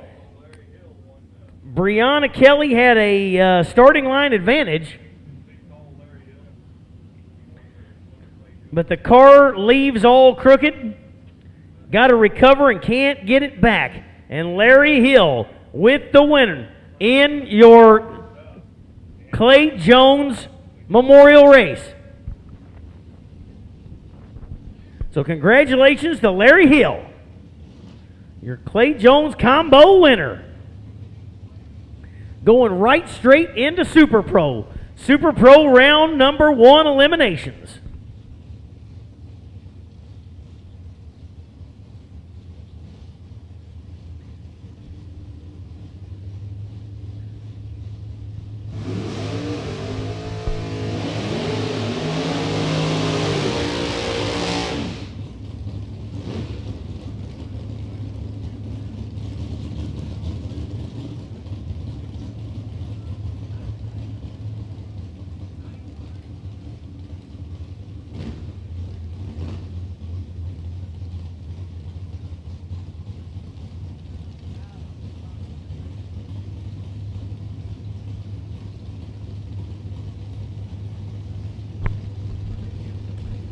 Clayton Cook, first round Super Pro. Clayton Cook in the Jegs.com lane, the S10. Camaro in the Budweiser lane. 574 the dial goes 008 as Clayton Clark is 13 red. Double breakout, but does not matter. Win goes to the left lane.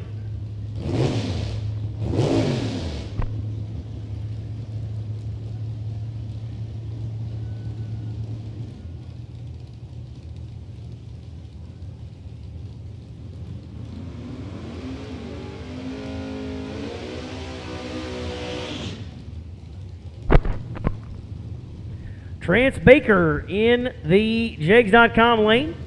Malibu. S10 of Tabitha Carmen. Carmen in the Budweiser lane out of Hardinsburg, Kentucky. 679 the dial for Carmen. 603 for Baker.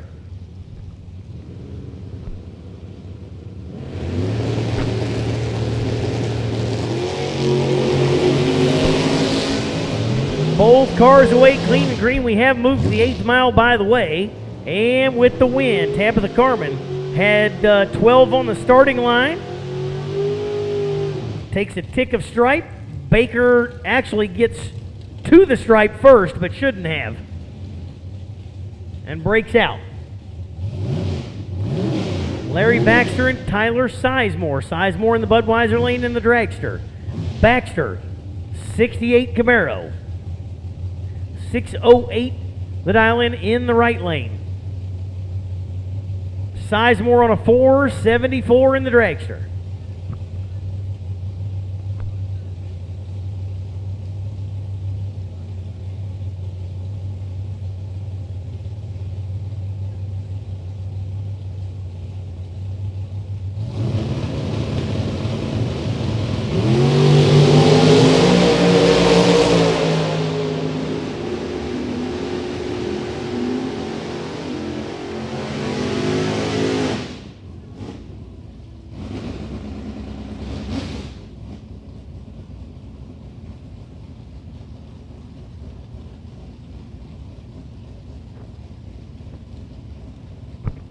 Chad Qualls and Benny Grayson. Grayson in the Chevy 2. Qualls out of Scottsville in the dime truck. 630 for Qualls, 655 for Grayson. Qualls knocks it way red. Grayson knocks it way green. Grayson was definitely there for the picking. But Qualls gets the foul start. Grayson moves on.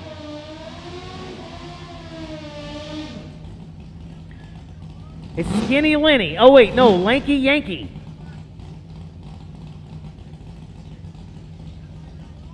In the Budweiser lane on the motorcycle. Jegs.com lane, John Harper. Harper in the S10.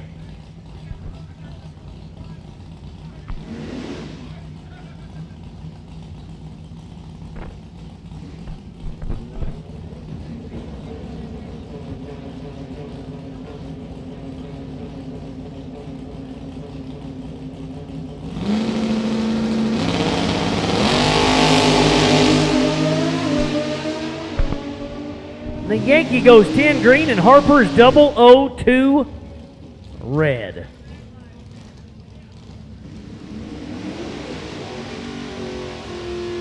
Next pair up, Kelsey Fortune in the Budweiser lane. In the Dragster on a 520.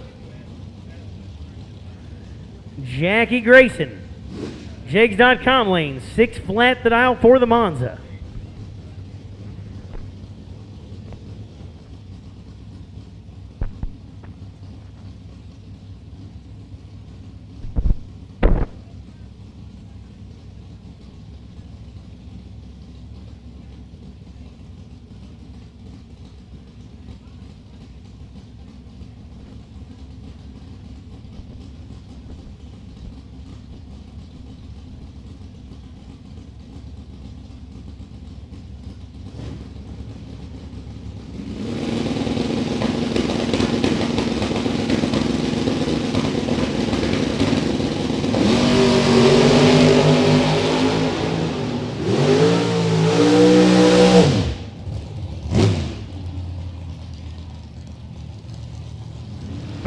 Fortune goes 10 on the light. Goes out the back door for the win as Grayson goes dead 4, but was dead on the tree.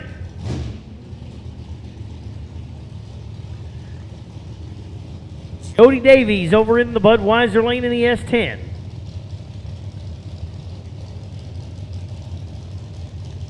Dragster in the right lane in the Jegs.com lane. 451 for the right. 634 for Davies in the left.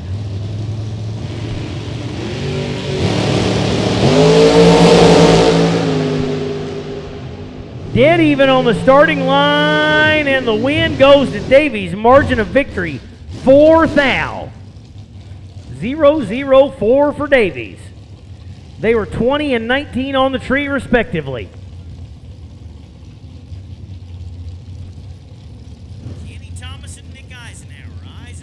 The Budweiser lane, 445 the dial for the Eisenhower machine. Thomas on a 545 and the Dragster over on the Jegs lane out of Russellville.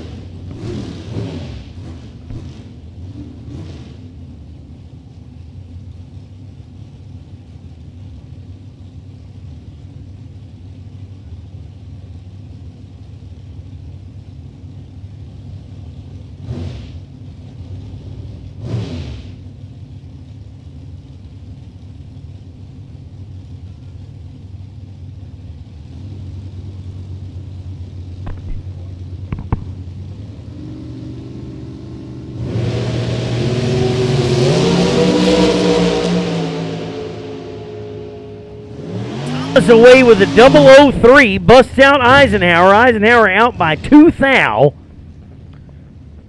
But it kind of looks like he was mathematically ineligible as Kenny Thomas was 5 total.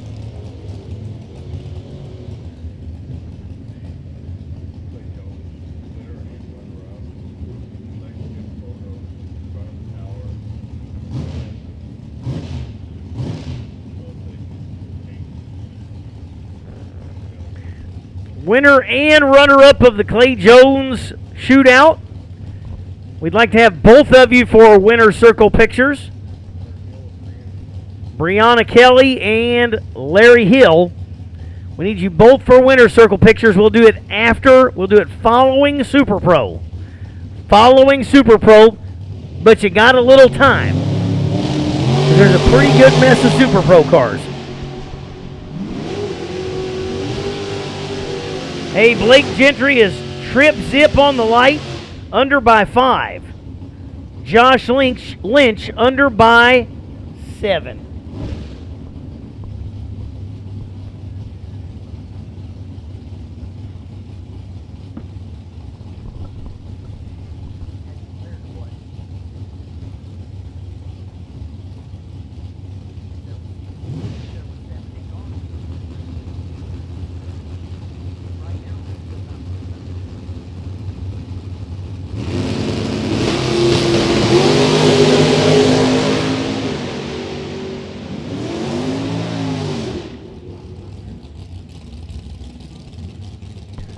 Right lane 20 on the tree goes dead zero. Anthony Short out in round 1.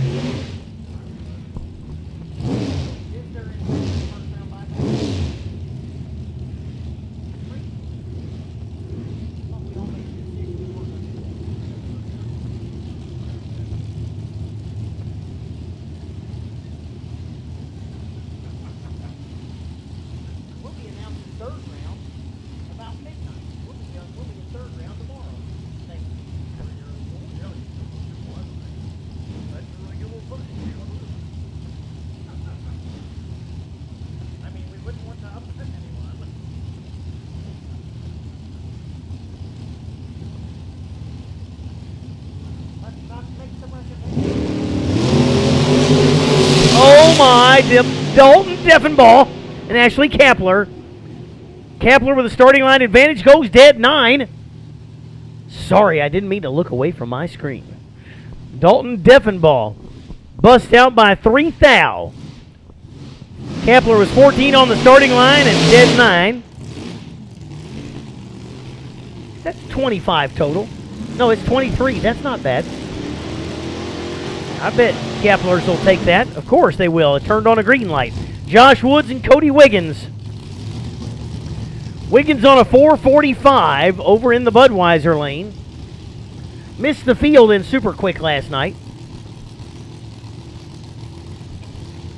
Josh Wood, maybe I shouldn't remind him.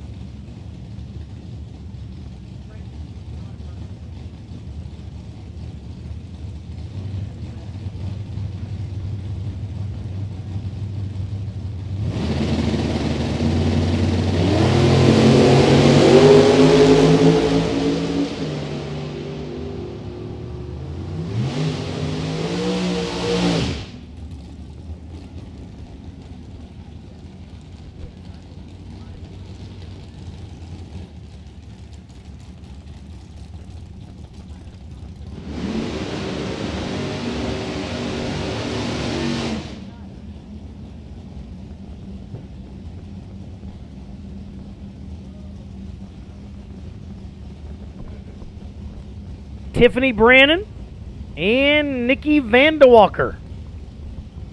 I've said that name before, but it was attached to a Viper. Scott Vandewalker. This is Nikki on a 653 in the Duster. Brannon right behind, and somebody was trip zip.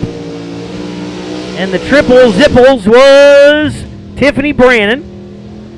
Vandewalker goes 651.8. Not a bad light, but no match for the trip zip of Brannon. Tony Roberts. And I'm going to say that's Darren Keener.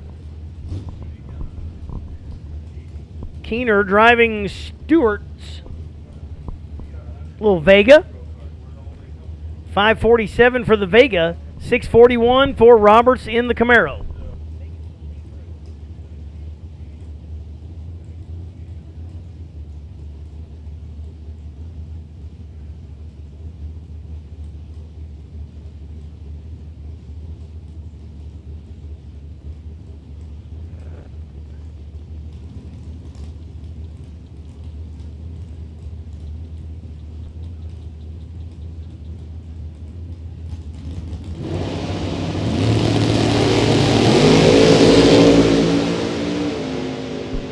There's another trip zip. This time it goes to the left lane, but does not take advantage of it, as Tony Roberts is trip zip, but goes way under. Took a 1/10.5 at the stripe, unnecessarily. You think Camaros have a brake, have a pedal on the left as well? You need to show that to him.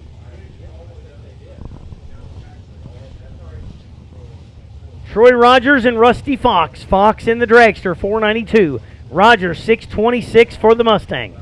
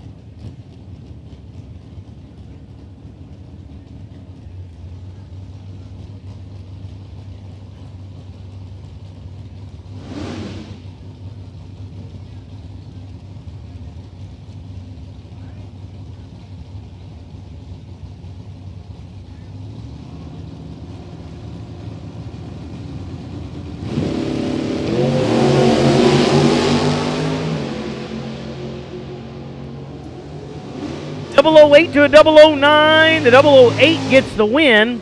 That is David Prater in the Monza. Derek Adams was 009. Margin of victory, 11 thou. Adam Klein in the winter camo G-body wagon. 660 for Klein. Right lane, the Ford Fairmont Futura.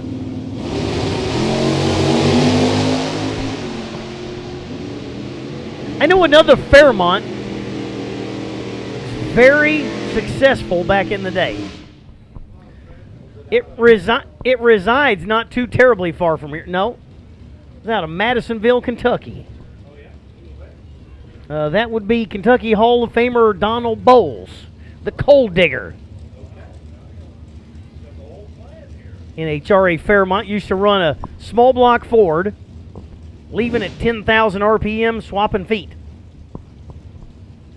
Won a lot of races back in the 80s with that car. Chris Barlow and Tim Brannon. Chicken. 656 the dial. Chicken leaves 7 too early, and Chris Barlow is 003 for the win. 003 and 10 with the 3 on his 09, so 16 total. See, my math is getting sharper all the time. 13 plus 3. Tyler Smith and the Vega in the left lane, 580 the dial over in the Budweiser lane. The Jegs.com lane, 485 for the Dragster of Smith. Again, remember I want my Clay Jones combo winner and runner-up.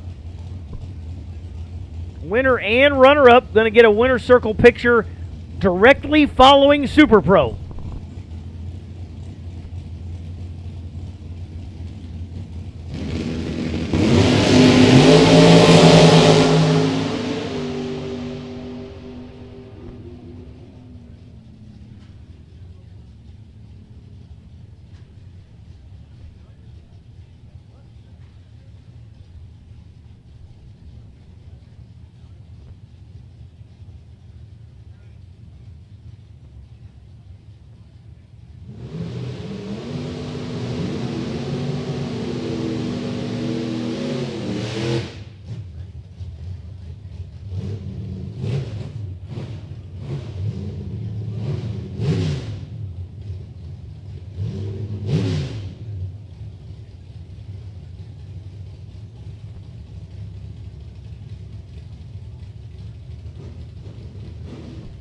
Chris Michael Bolton in the right lane, 672 the dial for the Jegs.com lane S10. Jim Stone, Vega in the Budweiser lane, 605 the dial, and Bolton. He left too soon! You ever watch him sing?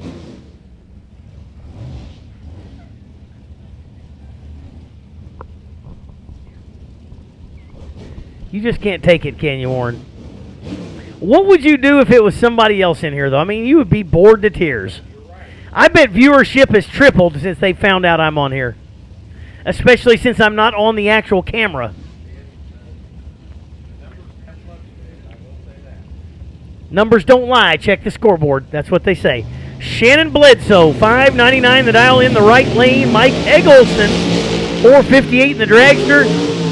Eggleston is 11 on the tree. Double breakout. Eggleston under by 4. Bledsoe under by 13. And this is not super stock where you're trying to be under by as much as possible. Kenny Carson out of Lebanon, Ohio. 2021 Miller Dragster in the Jegs lane. In the Budweiser lane, John Devoyer.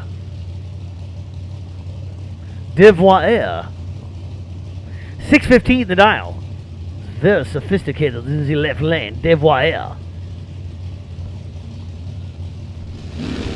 See, viewership just went up. Devoyer. I think that's right. That's what it says.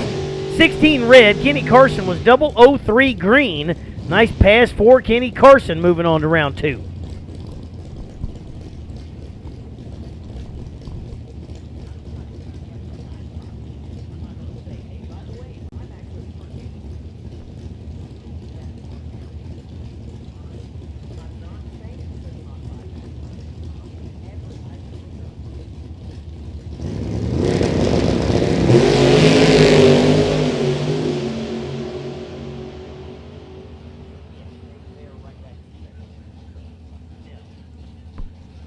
Jonathan Horton was dead late. Left lane was not a whole lot better, but Horton busts out.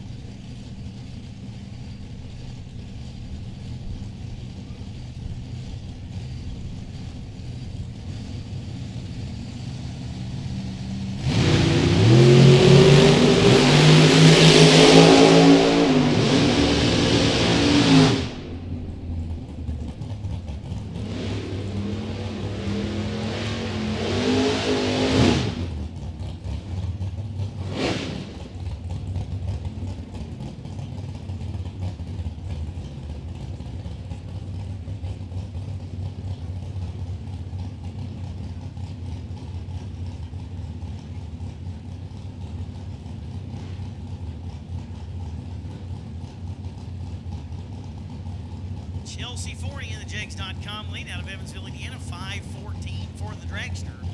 Joe Davis, 5:82 in that S10.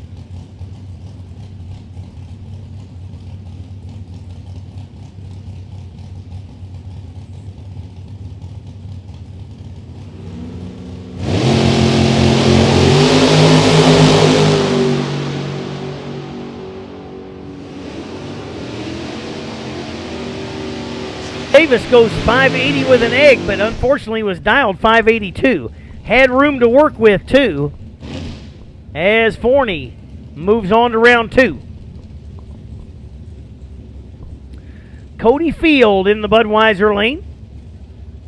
Super Pro winner at the OSCA race last weekend at Hardinsburg, Kentucky. Took home the big check. Right lane Nova goes 20 red. Cody Field is 16 green. Goes 6:16.3 on the 6:17, so under by 7. Competitor is red.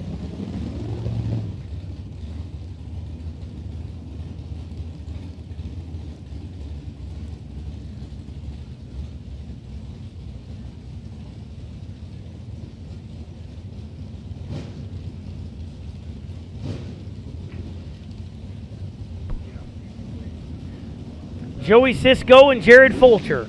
Fulcher in the yellow machine out of Chandler, Indiana, 63 Nova, 594 the dial in for Fulcher. Sisko, the big red Dodge, 619 for Sisko.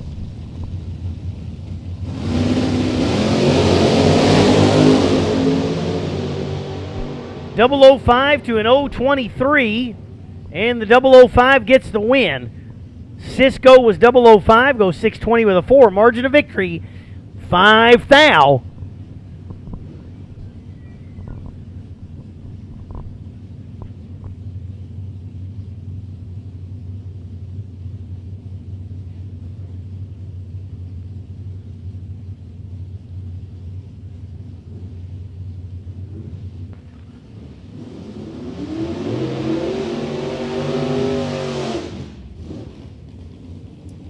Costello in the green Camaro in the Budweiser lane. 550 the dial in for Costello.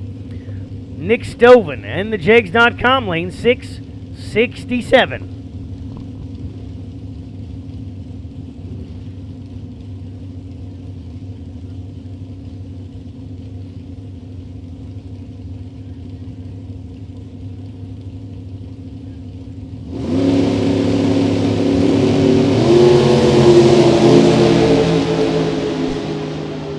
Stoven is 15 red. Costello is 3 red. Don't matter when that first car goes first in his red, though.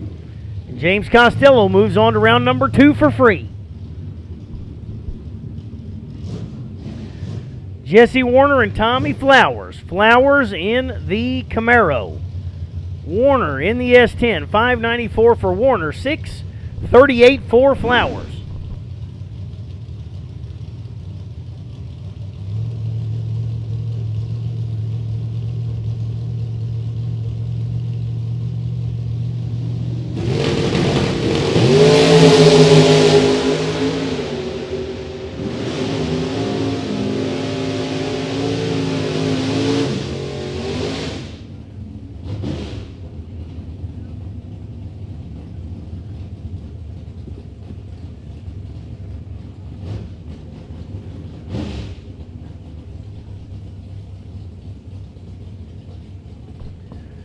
Jacob Knight in the Camaro, 550 the dial for Knight.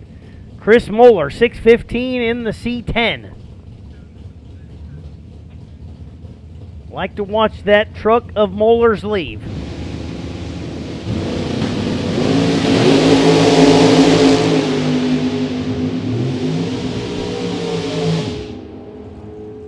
And Knight goes dead too. He needed it. He was giving up 16 on the tree. Moeller just doesn't quite cover the number, and Jacob Knight moves on to round number 2. Jason Haley and Colby Frazier. Frazier out of Owensboro, 2006 Racecraft. 482 the Nile for Frazier. Jason Haley, 671 in the S10.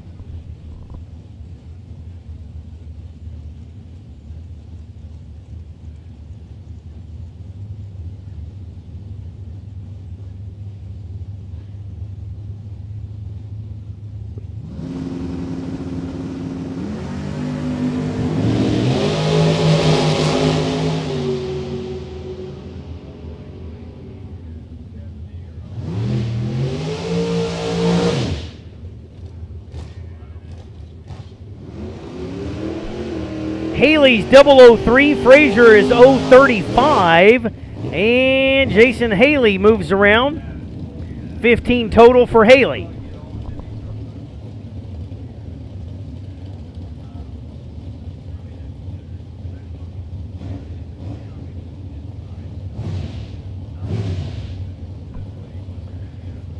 Bobby Kent, 613 in the Vega. Dylan Winters in the Budweiser lane, 470.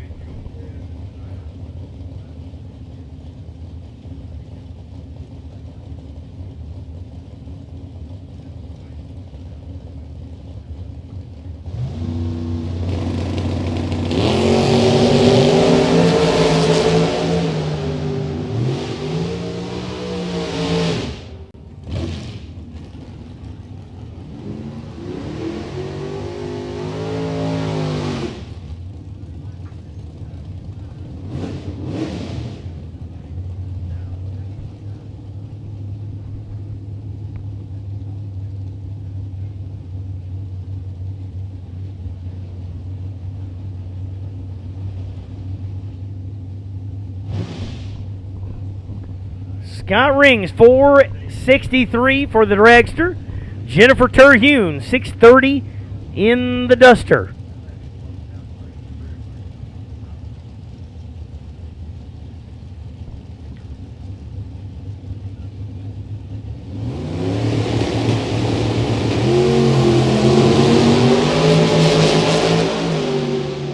Somebody's 10 and somebody's giving up 17. And man, oh man, on the double breakout, Terhune was 010. Rings was 27, but on the double breakout, Terhune is the worst of the two offenders. Taylor Poffel, 692, Pofall. And Wendell Klein. Klein in the G-body. Pofall in the Camaro.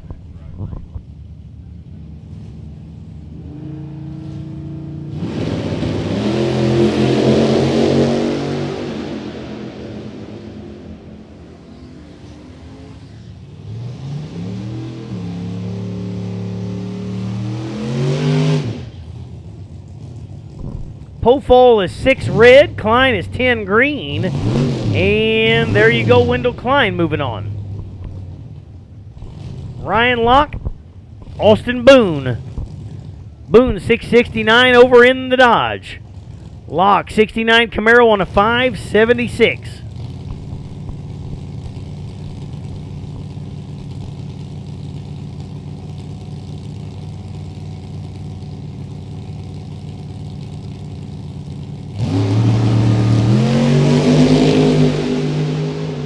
Locke knocks it 008 red, and Austin Boone moves on for free.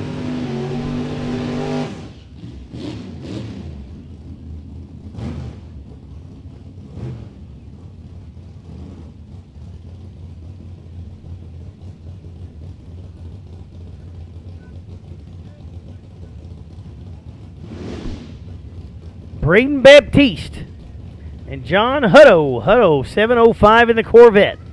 Baptiste over in the Vega.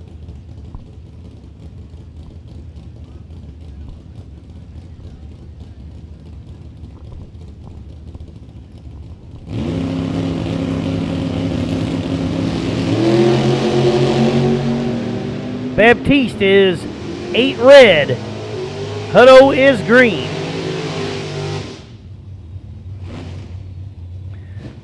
Other than the color of the car not being purple, I'm guessing that Baptiste is part of the Renegade Race Fuels team. Renegade Race Fuels, the official fuel of Beach Bend Raceway Park.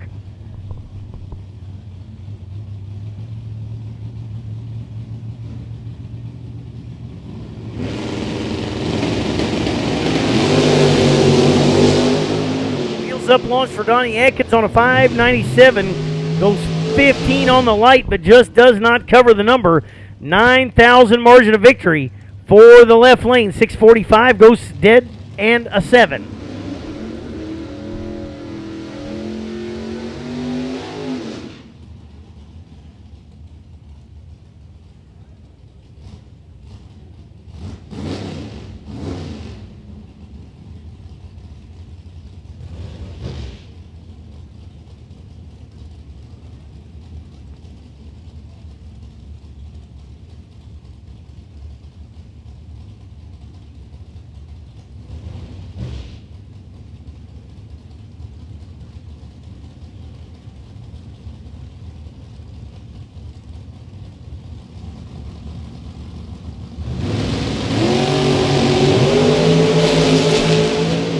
Greg Rick in the Budweiser lane was 007. Dale Biggs was 003, but Biggs was under on the 003, and Biggs goes out on a red. Greg Rick moving on.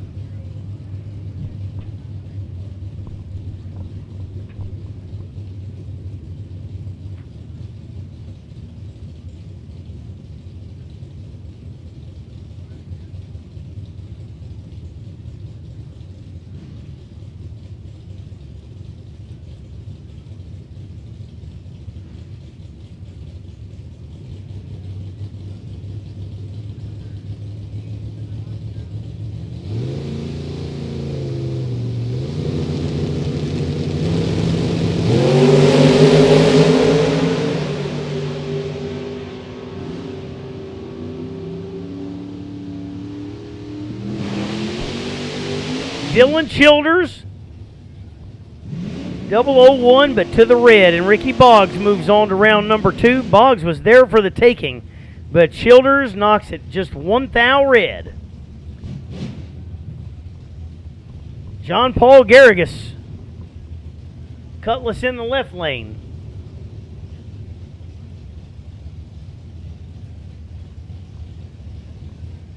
Is that a Cutlass in the right lane or Monte Carlo? Can't tell quite by the taillights. A little too much smoke between here and there. 764 the dial for the Jegs.com lane. Garrigus out of Roberts, Kentucky, the 85 Cutlass on a 605.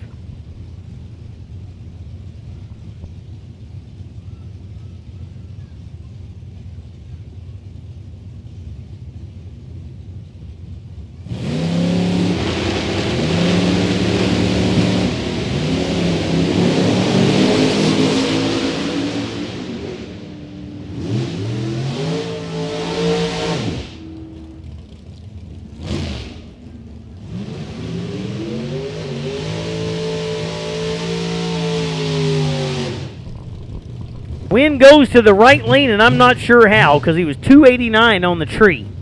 Still managed to get the win over Garrigus. It's an 11 thou margin of victory. Randy Rice and Kelly Keith. Kelly Keith in the Dragster, 473. Rice, 594 in the S10.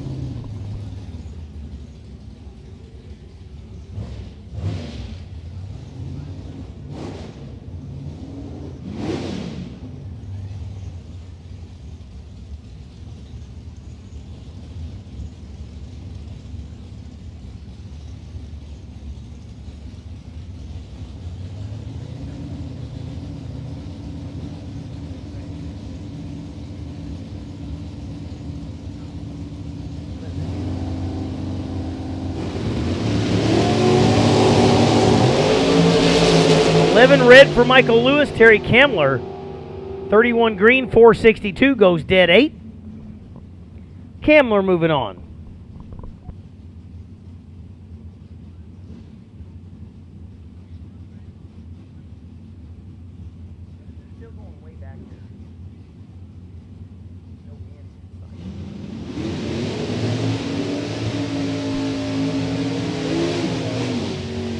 Jeff Mitchell and Mike Whitworth. Whitworth out of Hardinsburg, Kentucky. 573 the dial for that Nova. Mitchell in the Jegs.com lane wearing the Jegs colors. 528 for the little S10. That is one quick S10.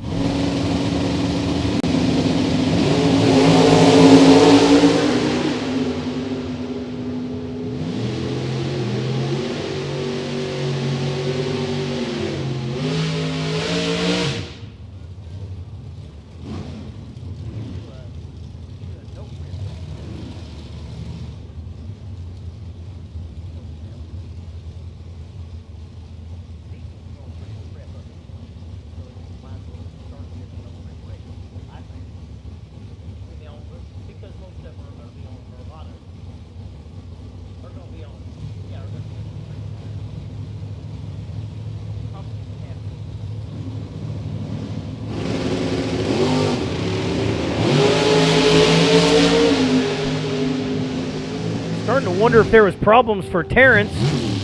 22 on the light. Chris does not quite run his number. Chris Runnels, the 19th thou margin of victory.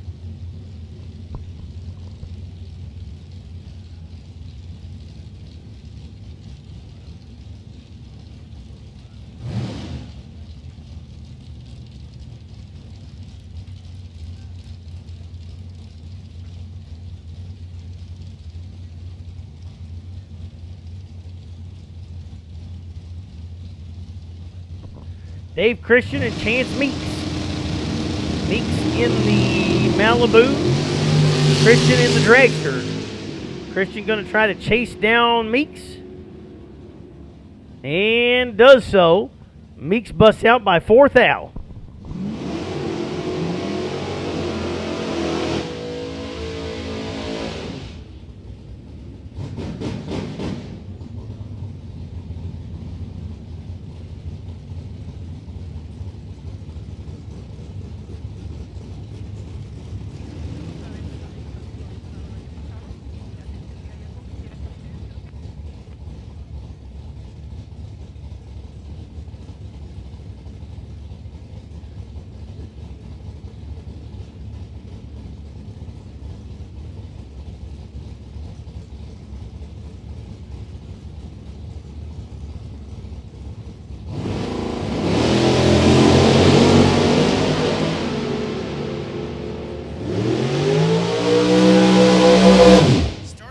Advantage for Rodney Collins, and Rodney Collins takes the win.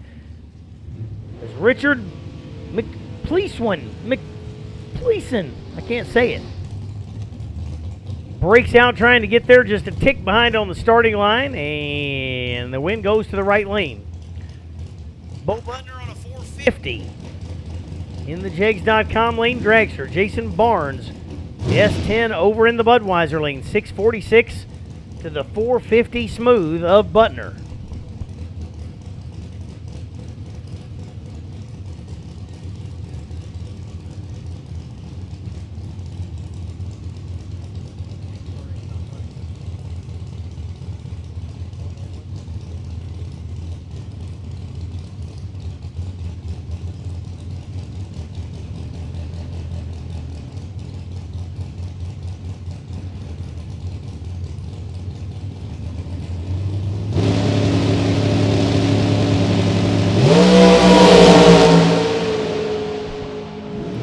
.002 light for Butner, goes 52 on the 50, and Bo Butner gets that win. Whole shot victory there over Barnes.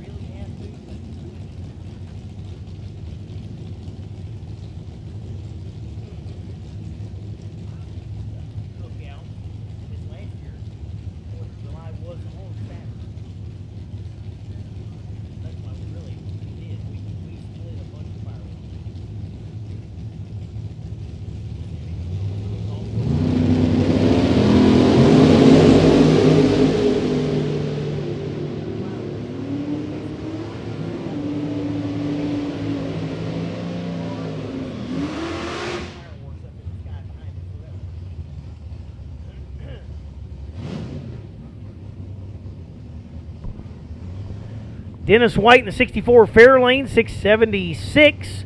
And Abby Bohannon in the little S10, 670.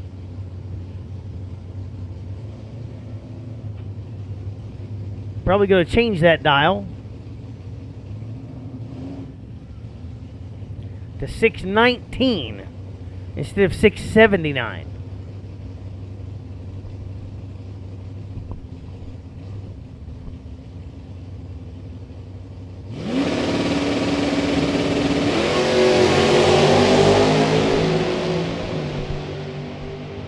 Pretty similar on the starting line. Win goes to the Fairlane as Bohannon busts out. Takes the finish line by 55 and just shouldn't have.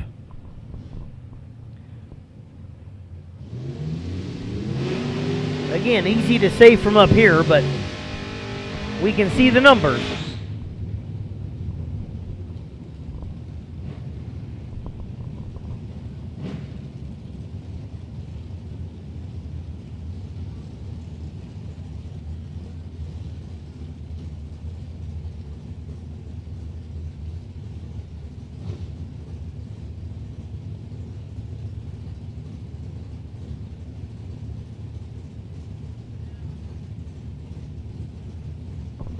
Tyler McMillan and Brian Whitworth. Whitworth in that S10, 615. McMillan, 592 for the Monte Carlo.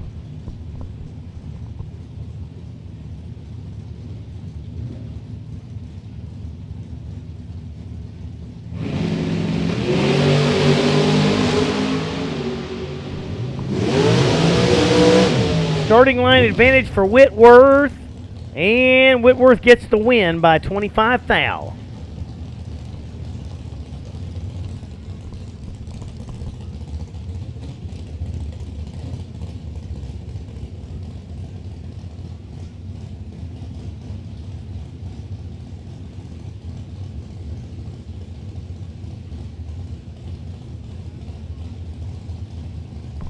Megan Straswick.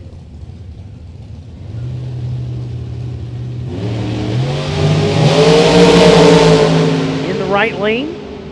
446. 529 for the Dragster in the left lane, but Straswick goes 005. Margin of victory, 9 thou.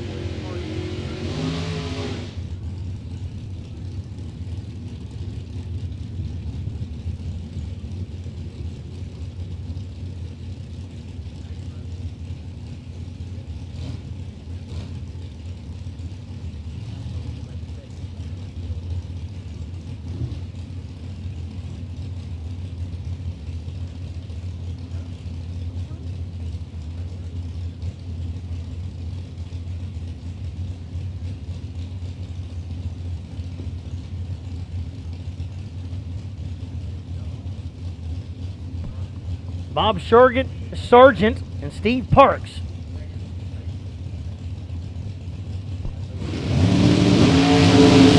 Sargent, part of that 7th group, was terribly, terribly late. Steve Parks gets that win. Parks was 19 and Sargent definitely was not.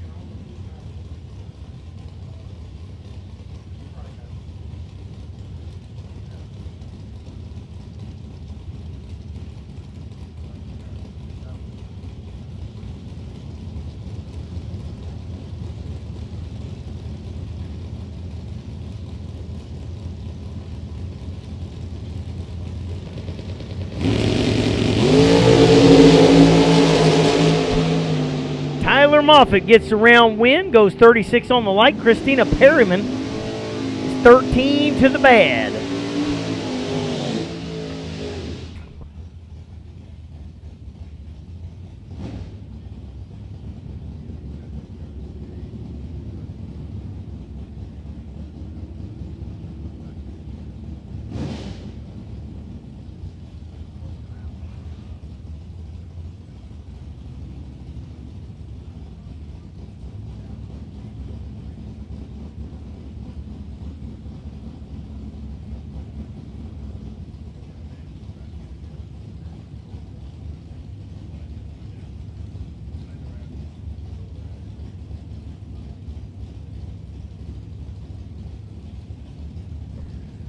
Kelly Sperry and Larry Mays. Mays in the Budweiser lane. Camaro versus the Chevy 2 of Sperry. Starting line advantage goes to Mays, but the win goes to Sperry. Margin of victory, 1 thou. That's tight.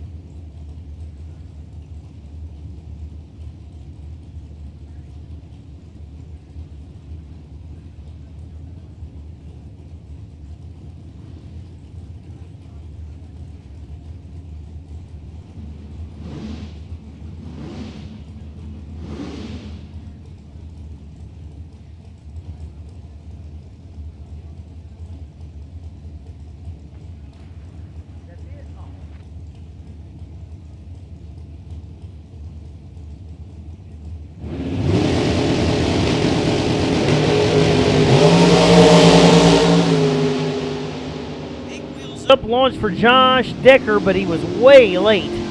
Dragster was late, but not as late.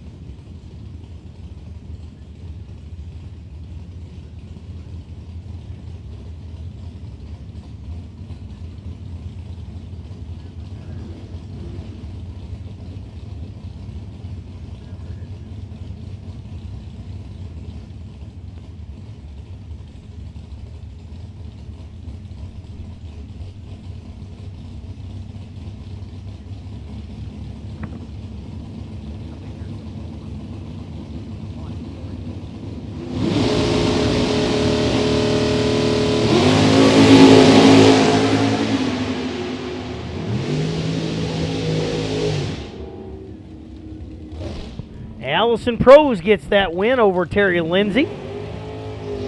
They were even on the starting line, 11 to the 13.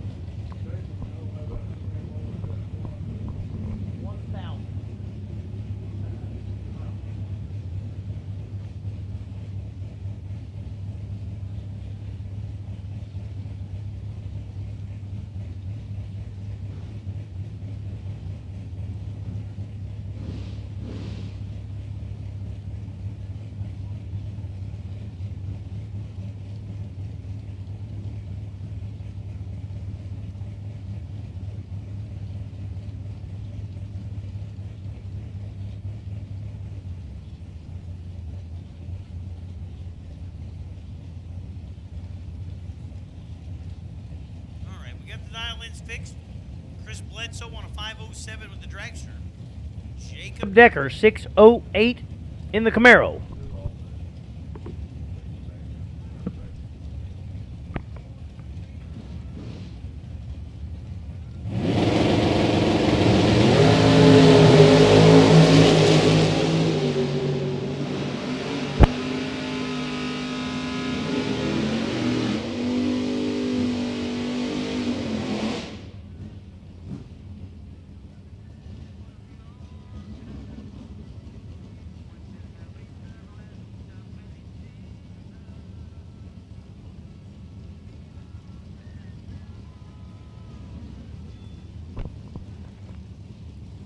Robert Davies and Bubba Barnes. Barnes in the Pinto.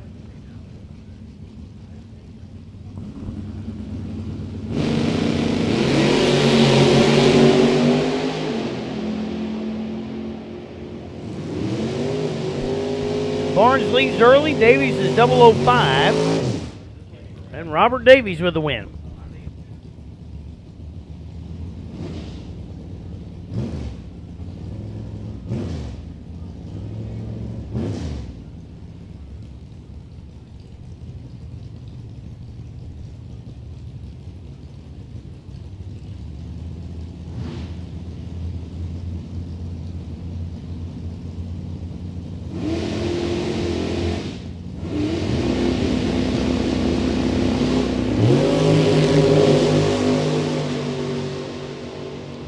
Shell,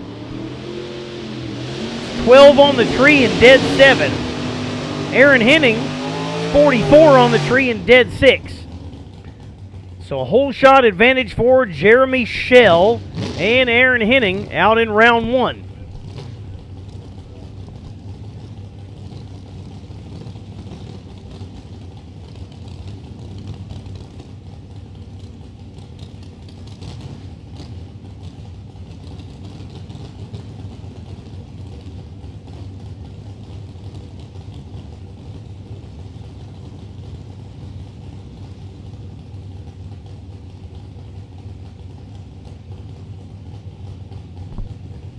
Jay Fox and Dan Hobbs. Hopefully Hobbs got that T-bird lined out.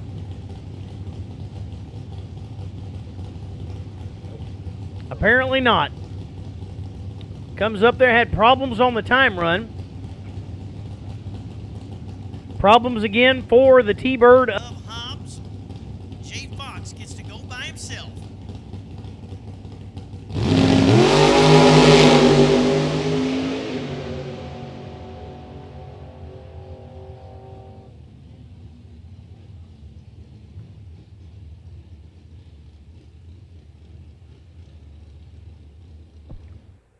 Looks like Hobbs maybe going to try to get it started. But obviously lost fire in the T-bird. Oh, throttle cable came off of it.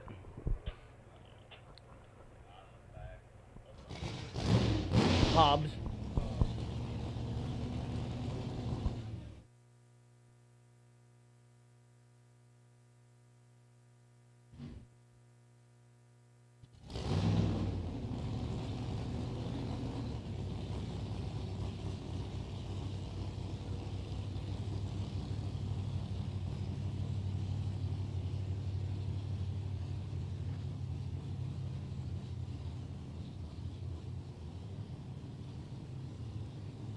Tough break for the beautiful little T-bird of Dan Hobbs. The throttle cable is broken on it.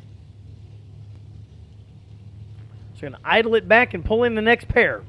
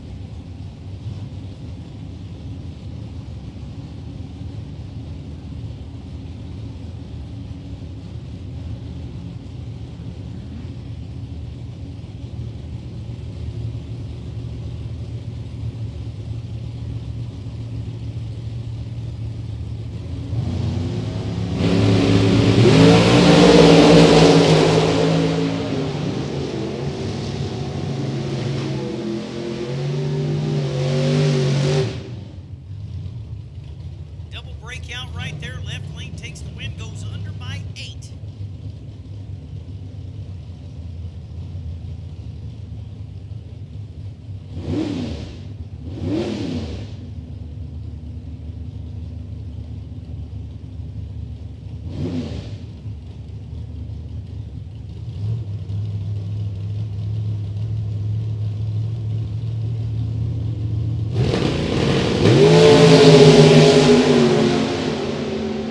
Big wheels up launch for Anthony Warner, but he's behind by 10. Does not matter. Takes the win by 13. Thompson was 009, but just didn't get there quite soon enough.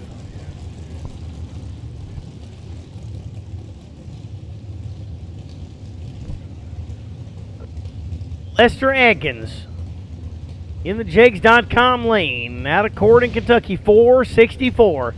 The Dragster in the left lane. That's Bailey Crowell. Crowell on a 467.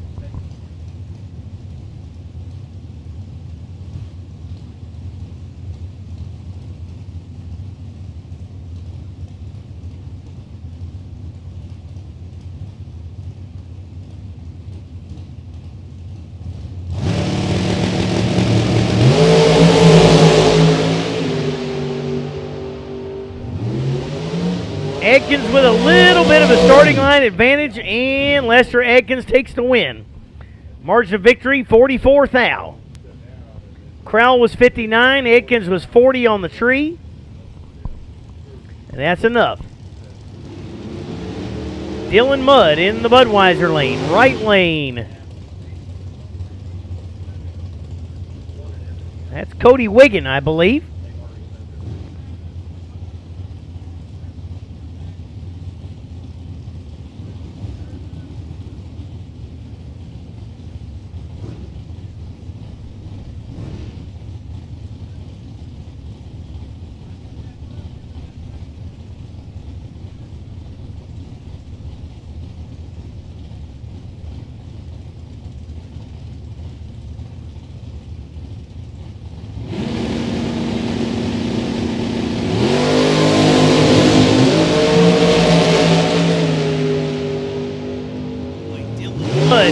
Knocks the tree down, goes 005, drives right around Wiggins, and Mudd moves on.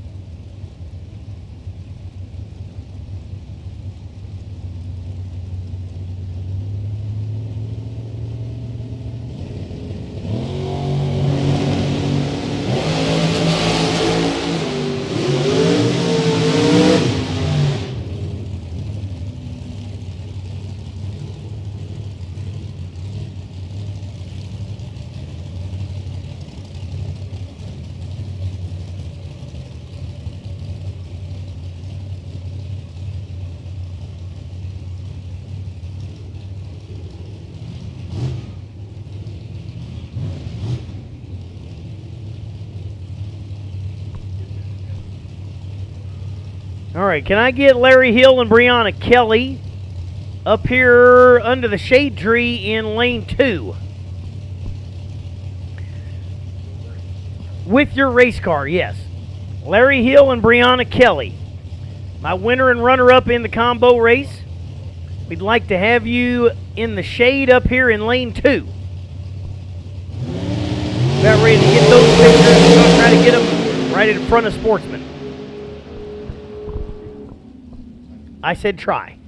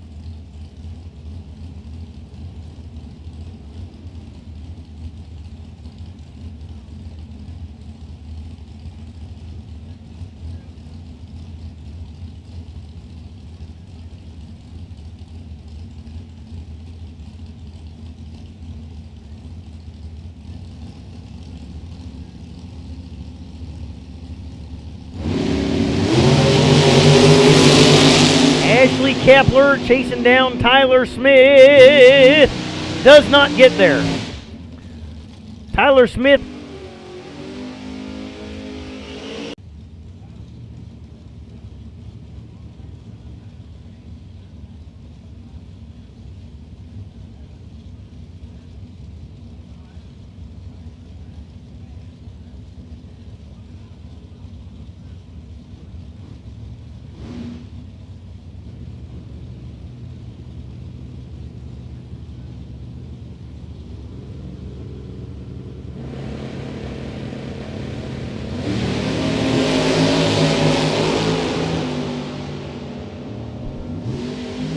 Kelsey Fortune over in the left lane goes 5:23, but does not get there. Right lane with the win.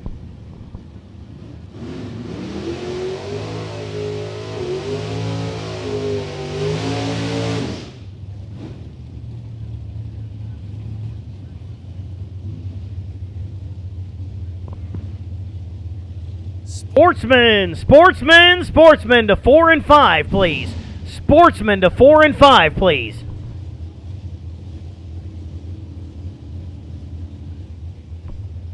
Sportsman ET to 4 and 5, please.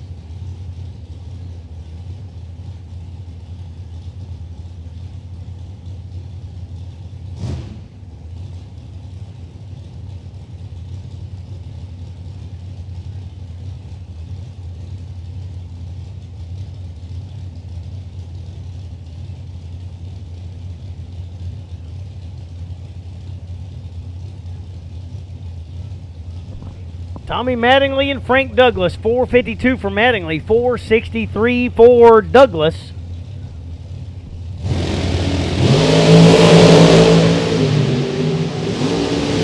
.007 for Mattingly.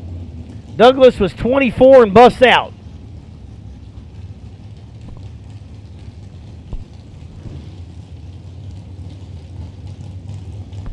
Chelsea Forney and Tyler Sizemore. Sizemore on a 475. Chelsea on a 415. I need Sportsman. Sportsman, Sportsman. To 4 and 5. Sportsman to 4 and 5.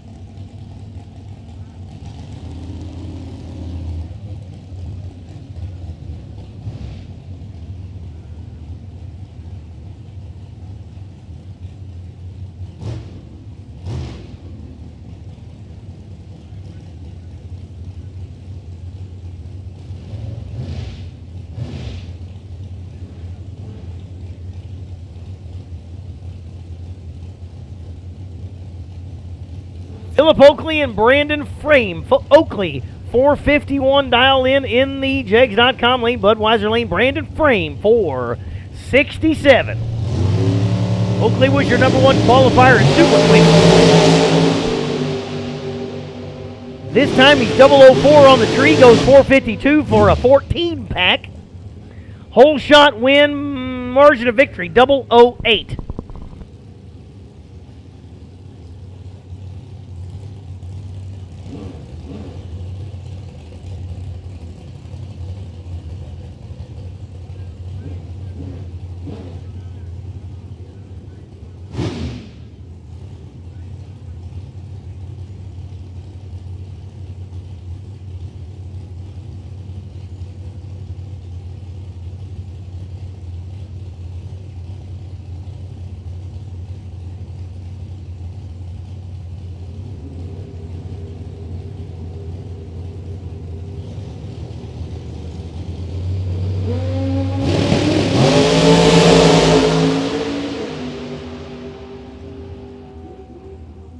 Looky there, the bike goes dead one. Josh Bailey, 597, 1 on the 597.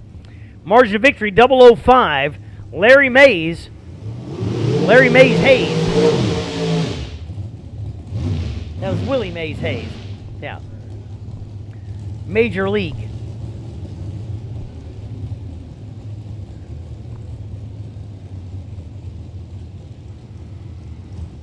What was it? Hits like Mays, runs like Hayes, something like that.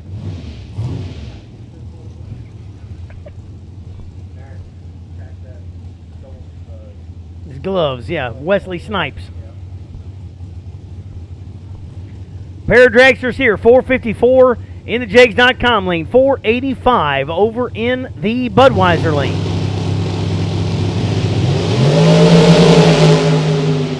Starting line advantage goes to the right lane and breaks out the left.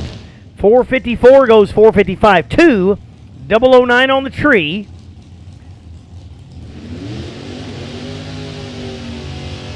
Left lane tried to get it woed up, but just couldn't get there. Nick Eisenhower in the Jegs.com lane. 693 the dial for the Budweiser lane.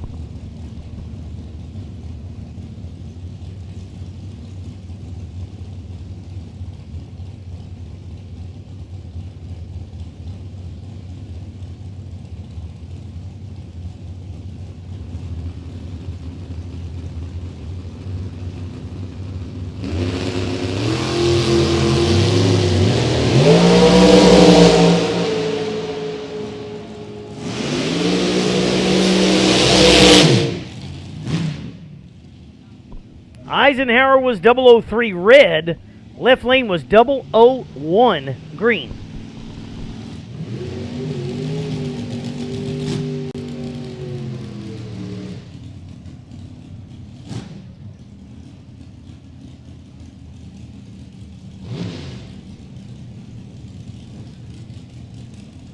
Darren Keener and Shauna Whitworth.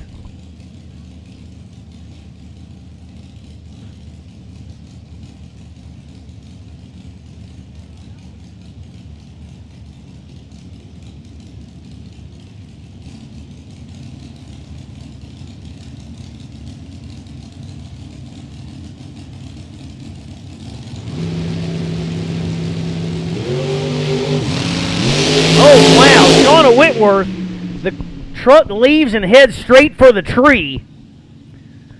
Wheels way up, clicks it off, drops it hard.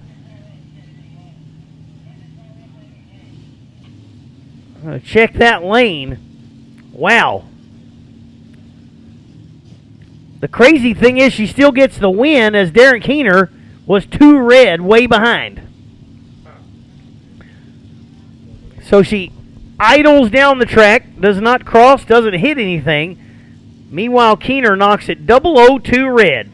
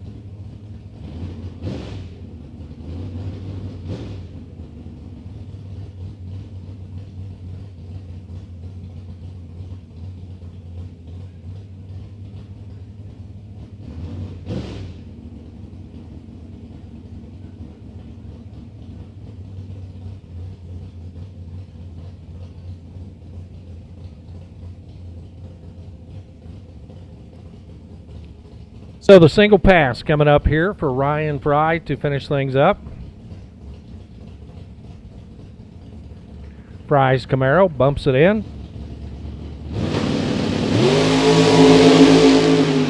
You got a 554 on the window.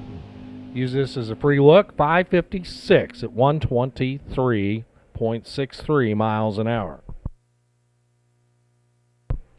So coming up next, if you direct your attention towards the front of the tower, it's our awards presentation for the Clay Jones Memorial Super Stock Combo coming up. See Dallas Jones out in front of the Barracuda out there, the All-American racer. And receiving his trophy right now, that is Larry Hill. Larry parked it in the winner's circle today. Your winner in the Super Stock Combo, the Jones family joining Larry.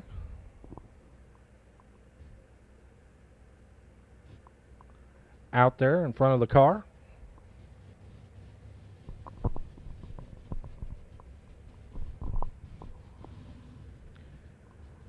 Brock Porter and the rest of the Jones family and everybody associated. Clay Jones, of course, loved drag racing here, loved stock and super stock, and so in his honor, they ran for a $5,000 winner prize. Began yesterday, finished up today. Larry and Patsy Hill.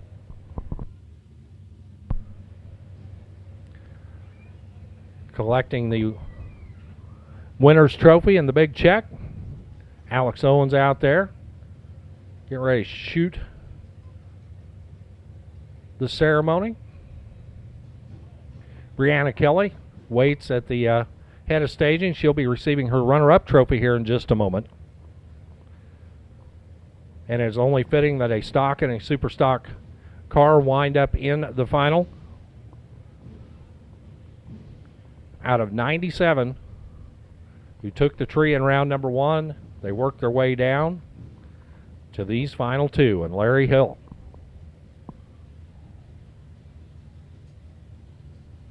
In the Hemi Cuda.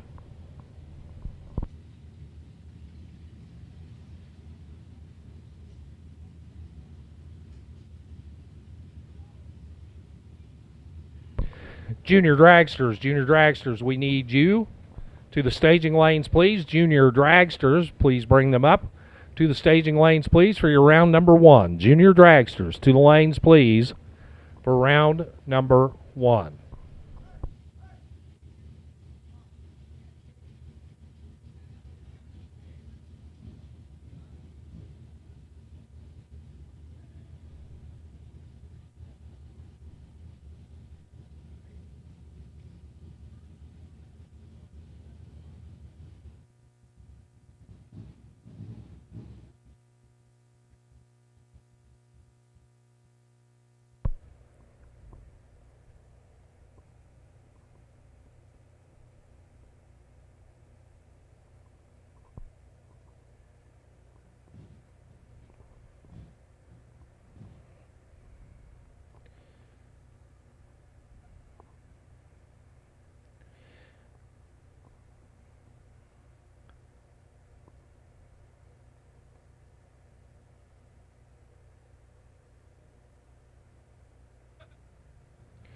And it looks like maybe 1 or 2 more pictures. Fingers up.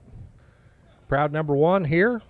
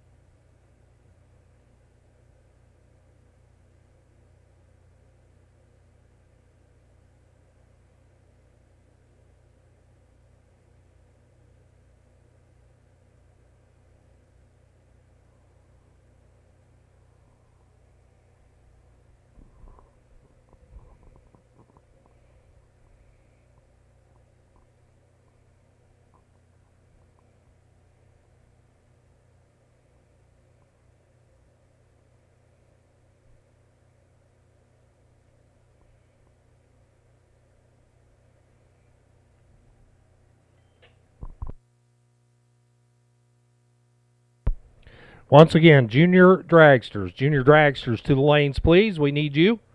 Over here to the oval track, junior dragsters to the lanes for round number 1 of eliminations. Juniors to the lanes, please, for round number 1.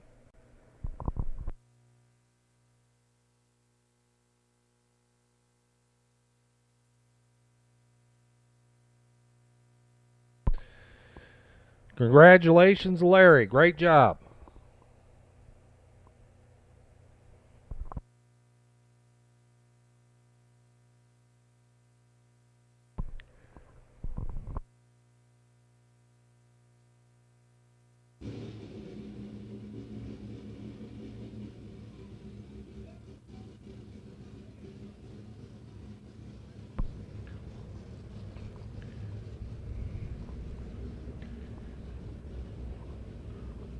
Now pulling up in front of the tower, the GTH automatic Camaro for Brianna Kelly. Brianna comes up just one round short as runner-up, but still, her congratulations due. Handshake there from Brock Porter. The Jones family along to present the trophy as well.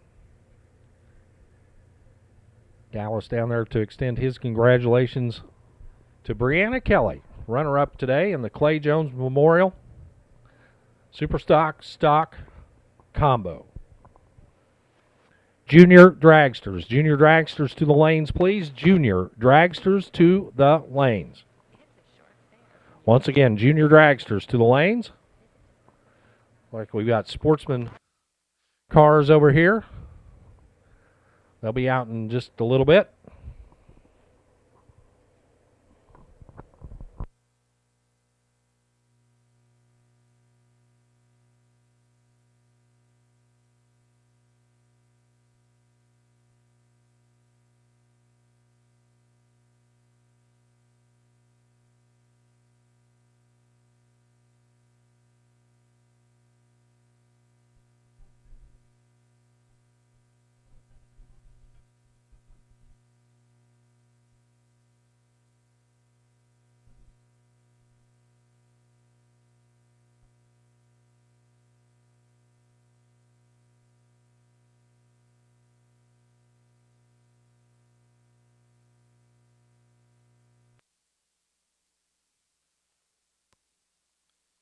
So once again, congratulations to Larry Hill, your winner, and Brianna Kelly, your runner-up in the Clay Jones Memorial Super Stock Combo. And to all 97 of you, thank you very much for being a part of that race. Now it's time for Sportsman, round 1. Sportsman drivers, please report to your cars if you're not already there. Need to get loaded up, strapped in, helmets on, be ready to go. As we're getting ready to pull you around the bend here for round number 1 of eliminations. Junior dragsters to the lanes, juniors to the lanes.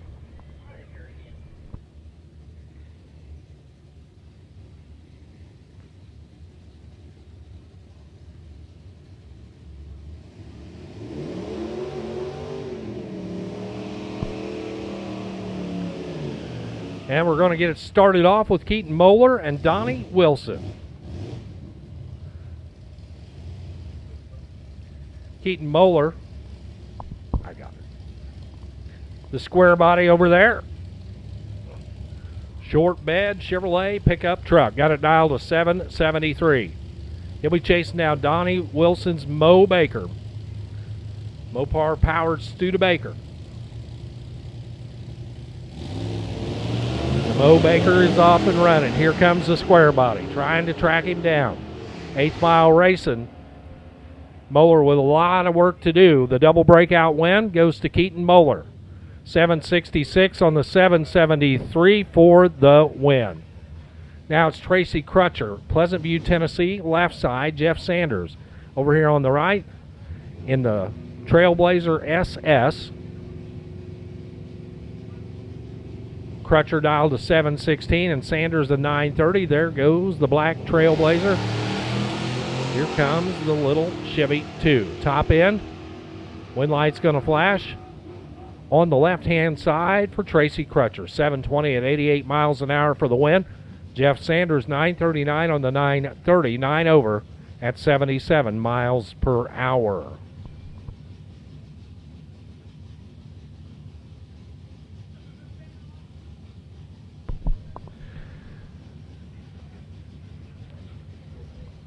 Junior dragsters to the lanes if you're not there. We're looking for you.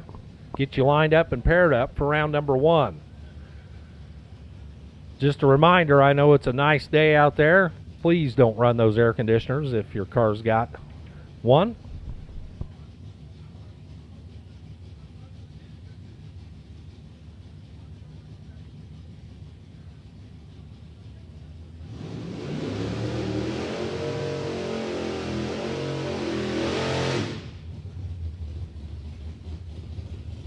So junior dragsters, we need to get you lined up this way. 13 and under in 7 and 8, 13 and over 9 and 10. That's how Brock explained it to me. So what if you're 13? That's a good question. I think 13 and under is 7 and 8, and then over 13 is 9 and 10. I don't know. You guys know this. You've done it a bunch of times. And I don't know it. So there you go. Elizabeth Klein turns it red. David Pyle gets the win. 7:30 for the win over here on the right-hand side. Jerry Woods and John Gray. Woods, the S10, left side. John Gray, the Ford, is that a Fusion out there? Not sure. A little Ford product out there on the right-hand side. Rolls it in deep. Knocks out the top bulb. Jerry Woods will pull forward, light the second bulb, and away they go.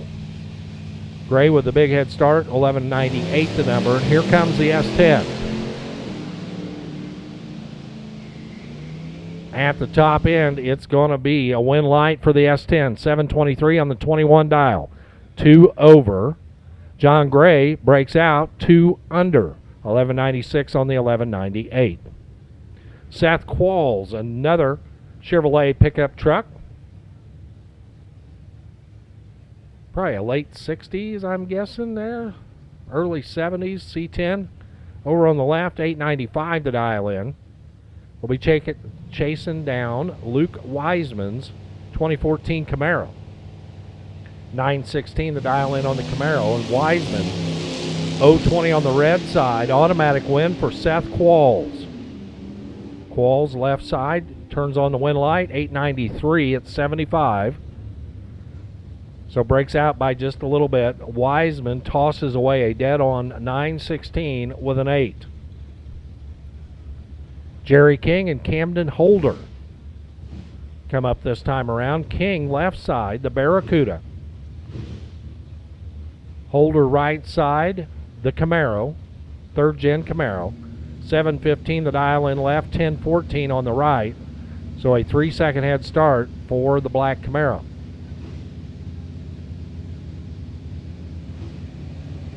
Holder off and running. Here comes the Barracuda. Well, for Sportsman cars, they got the tree figured out. 012 left second. Jerry King for the win, 719 at 95 miles an hour. 004 on the tree. Camden Holder got down there, took 6 at the stripe and broke out by 3. 1011 on the 1014 dial.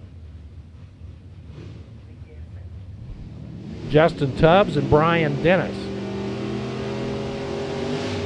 Attention in the pit area, we need Pro Eliminator to lanes 4 and 5.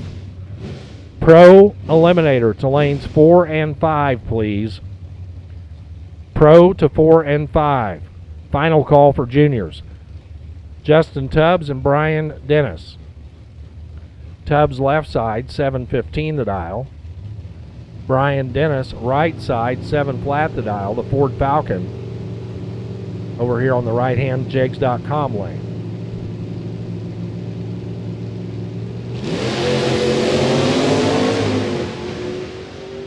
So the Camaro not able to keep pace there. The Falcon slows dramatically at the finish line. 7:61 at 60 miles an hour. Was waiting for Justin Tubbs. Actually, should have left second and still passed him before he got to the tree. Tommy Kelly and Logan Kirby. Kelly, that is the white Mustang. Kirby, that's the little Cavalier on the right. Kirby off and running on an 11:58 dial in. Tommy Kelly on a 9:68. And Logan Kirby gets the win, 11:74 on the 11:58. He's more than a tenth and a half over, but guess what? Tommy Kelly should have left yesterday, so he would have been on time today. He was that late. Ron Hunt.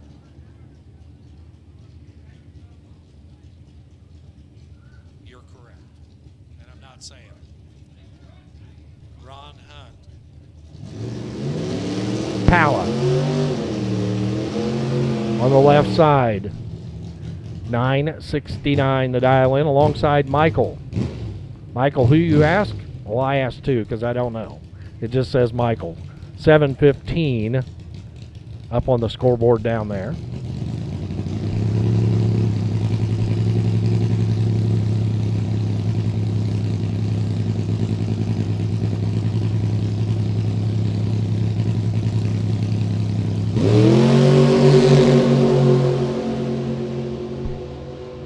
Sixth hour apart at the starting line. Big time puff of smoke down there past the finish line. Looks like locked up the brakes down there. Ron Hunt with a 9:73 at 71 for the win. As the Camaro hard on the binders down there, and the telltale black brake marks down there past the finish line gives it away. Robert Brooks and Gerald Nipmeyer coming up now. Nipmeyer from Rockfield, Kentucky. That's the Mustang. Robert Brooks, the Malibu wagon. Red light start for Nipmeyer. Green light start for the green wagon. And Robert Brooks for the win. 797 at 83 miles per hour. Nipmeyer turns it red and then goes 828 at 87.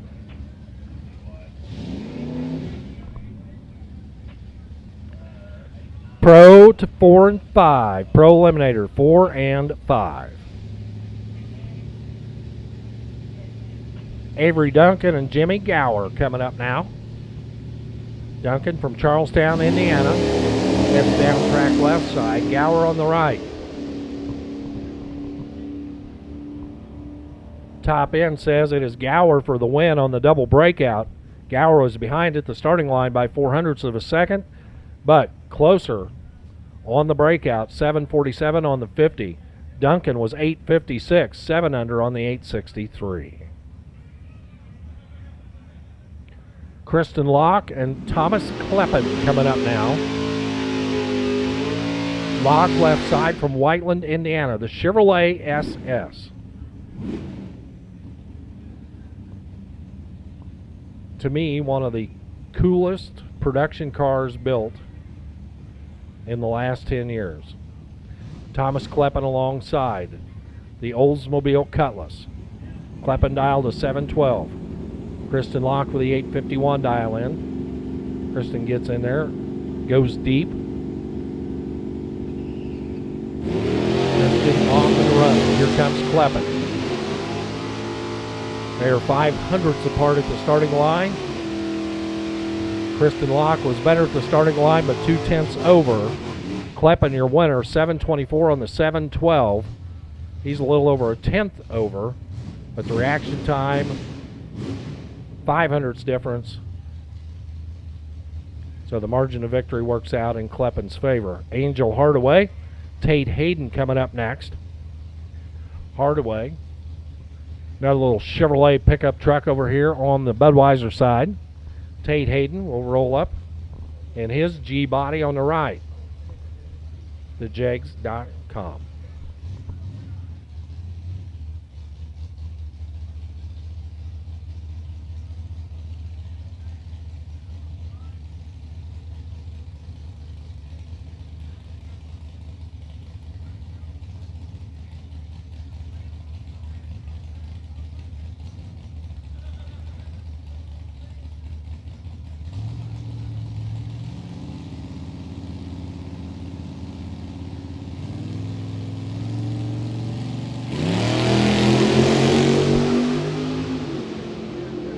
Hardaway down track.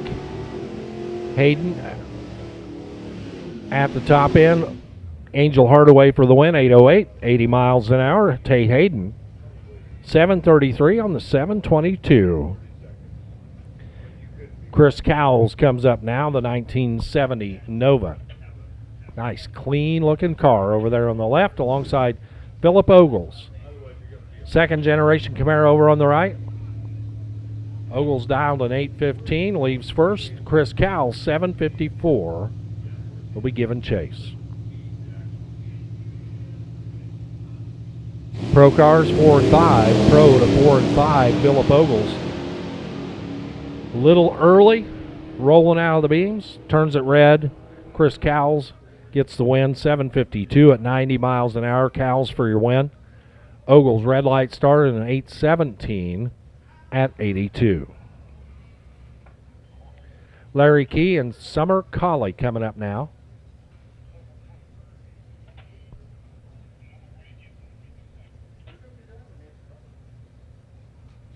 Key and the little Nova, left side, the two-door machine, 7:48. Summer Colley. I believe that is a Buick. An old Buick Regal over here on the right, based on the taillights. That's my best guess. Summer Colley was 7:55 dial in.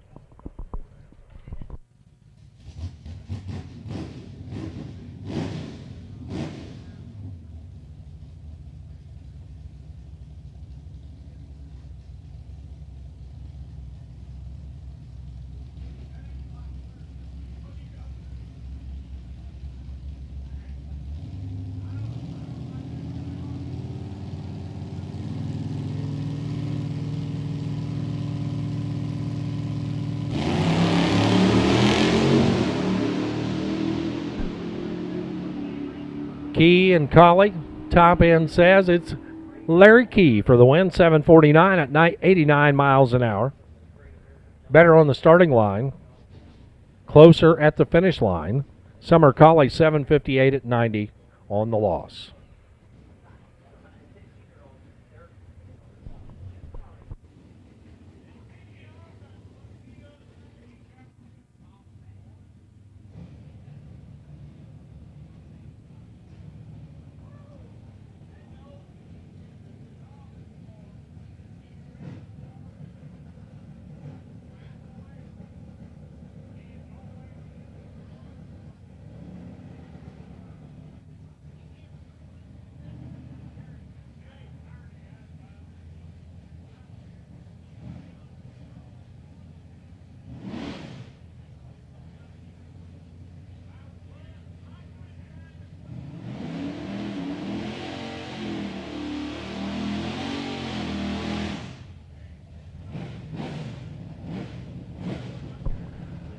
Earl Talley and Jeff Pofall coming up now. Talley left side. The Bowling Green runner. Sure, he's been down this track a time or 12. 7:04 the dial in. Gives up a 4-second head start to the pickup truck on the right, driven by Jeff Pofall. 11:05 his number up on the scoreboard. So a 4-second spot on the tree coming up. And for all of that, Jeff leaves early, way early. Earl Talley already sees the win light on top of the Budweiser scoreboard. Talley drives it out to a 7:02 at 97 miles an hour. Jeff Pofall, 11:09 at 62, and the red light start.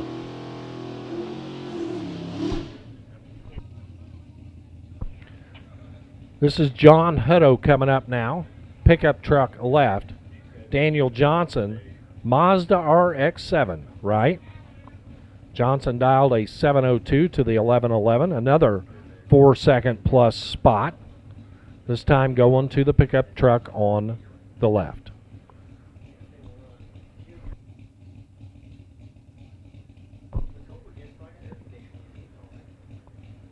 Looks like Pro Cars waiting at the ready line right now, as we will see Juniors will be up next.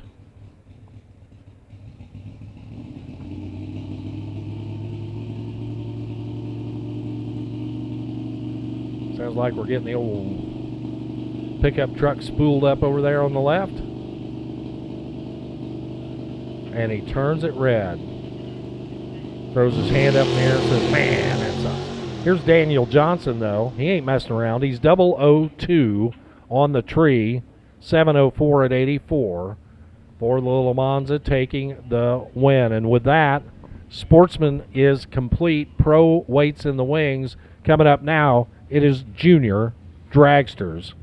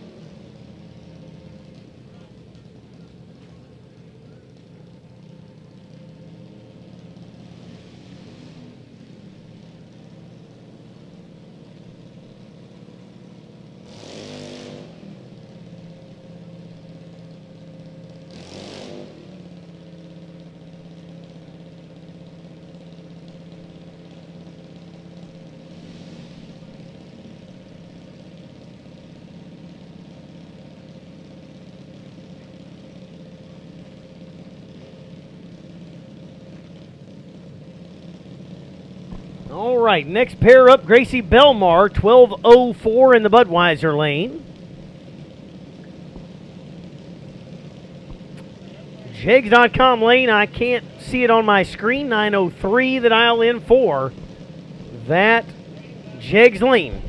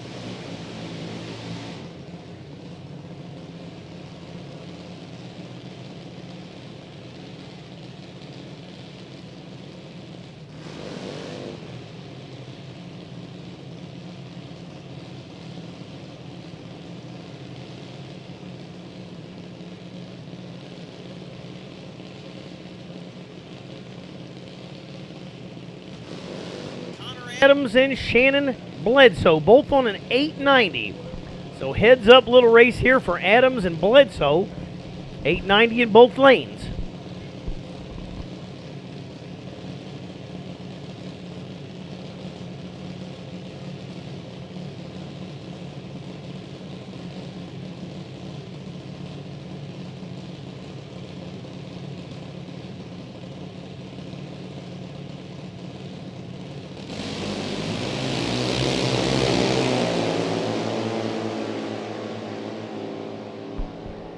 Starting line belongs to Connor Adams, but goes under. Just takes entirely too much stripe, and Shannon Bledsoe gets the win, even though Shannon was 50 behind on the starting line. Adams goes under, 887.7 on the 890. Nagarin Bush and Sam Lowther. Bush on a 794. Lowther, out of Winchester Canal, Winchester, Ohio, the tallest junior dragster driver and the tallest junior dragster I've ever seen. That kid right there, and when he walks up to you, I promise you have no idea you're talking to a junior dragster driver. He towers over me. That's not saying a whole lot, but that's why it's got such a tall cage. Got to get in there.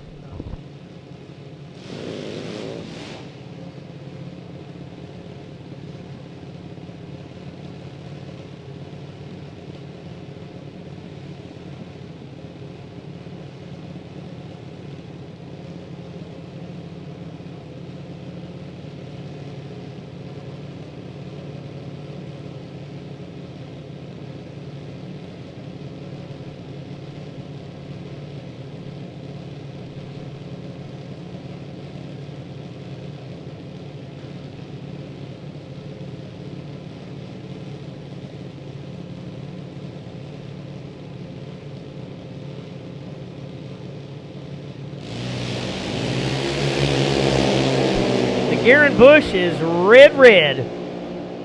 Lowther is late, but Bush is red, so the win goes to the Budweiser lane, Sam Lowther.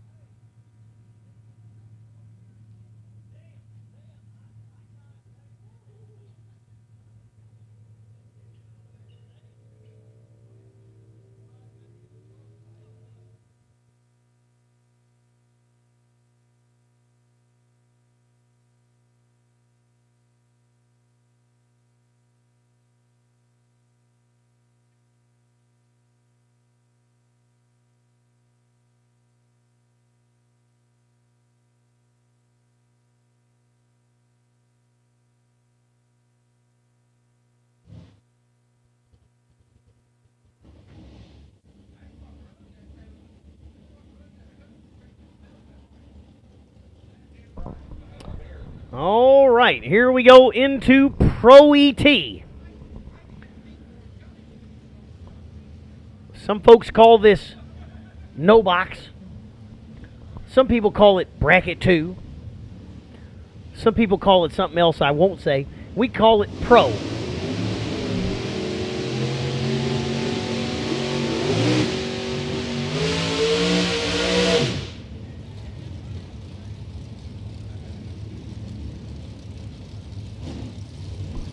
All right, first pair out, Chris Runnels and Cody Herron. Herron in the Jegs.com lane on a 572 in the Cobra Jet. Runnels, S10 over in the Budweiser lane, 562.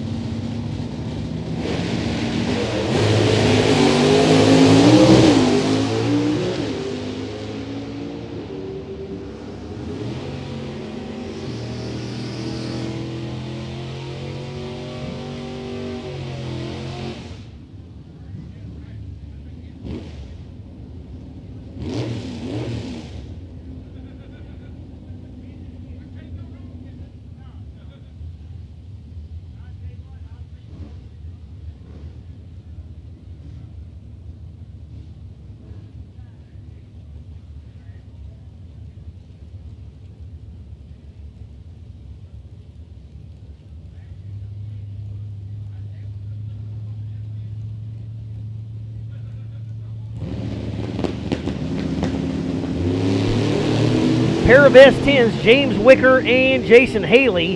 Haley's green, Wicker's red.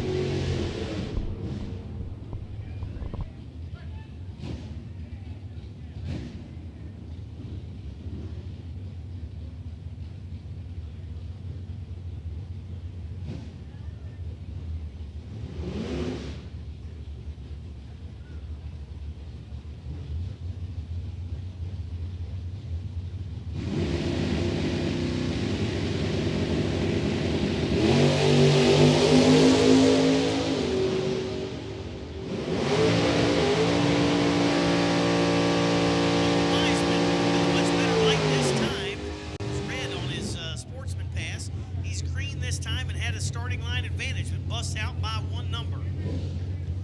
Meanwhile, Josh Leach was Dead zero. Adam Klein and Jacob Arnold. Klein in the Malibu wagon. Once that clears, I'll know what kind of car that is that Arnold's in. Is that an AMC? No, it's an AMC. I think maybe it's a Spirit.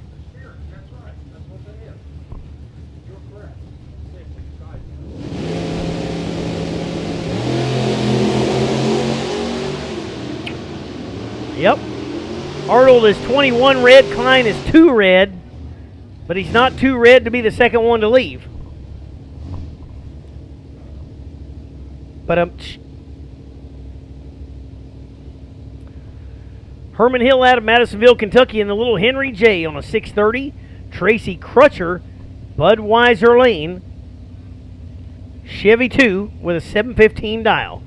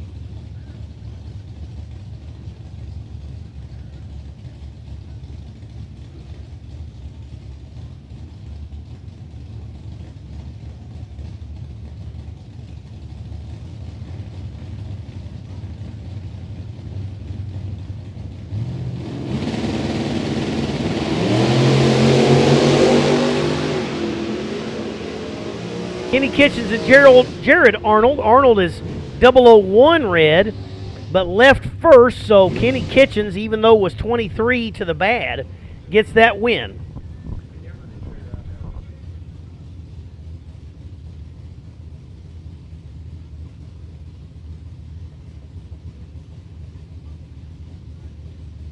Ray Morris and Jason Barnes. Barnes in the S10. Morris, 55 Chevy. 659 for Morris, 647 for Barnes.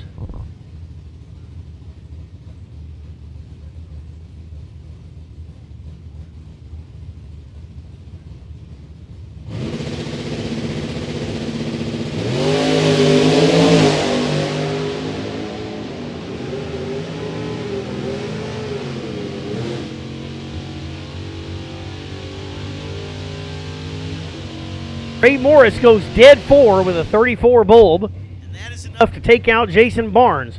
Barnes was dead 9, but a little behind on the starting line.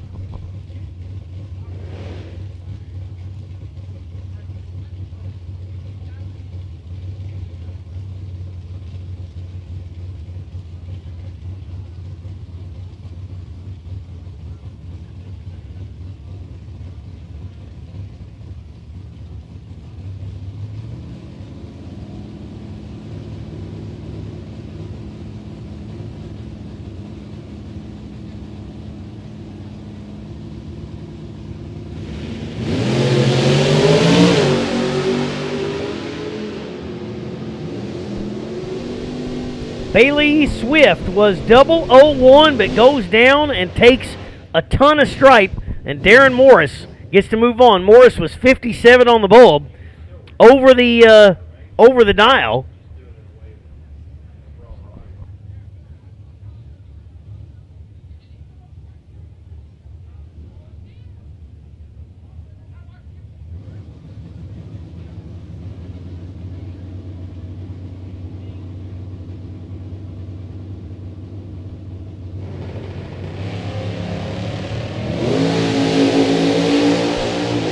Chris Moeller chases after Marcellus Rowe, but leaves 27th out too soon.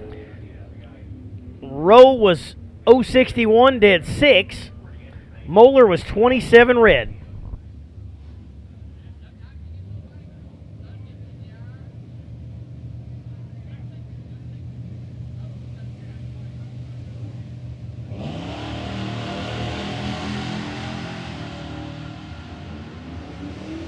Logan Kirby and Keaton Moeller almost dead even on the starting line. Moeller gets there first. 18th thou margin of victory over Logan Kirby. Caden Thompson, Jeff Sharp. Sharp in the Budweiser lane. Thompson in the G-Body Malibu.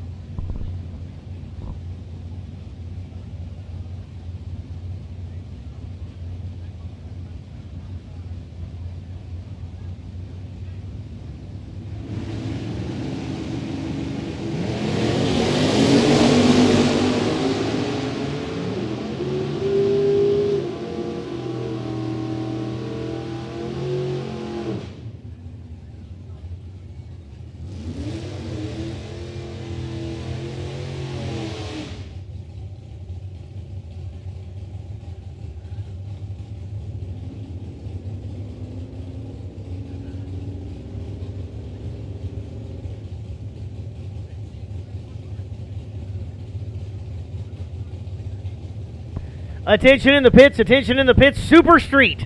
Super Street, Super Street to the back of the lanes for pairing. Super Street to the back of the lanes for pairing.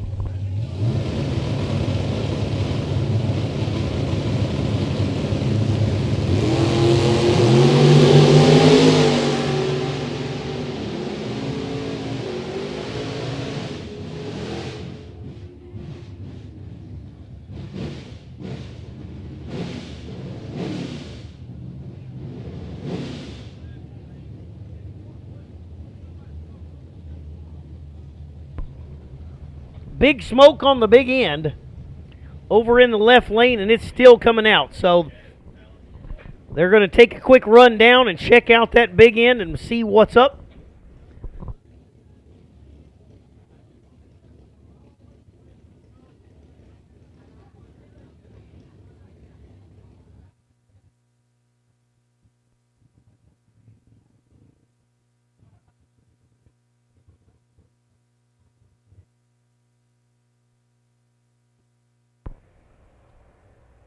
They're going to start at both ends and meet in the middle and make sure the racing surface is good all the way down. Was a reasonable amount of smoke at the big end,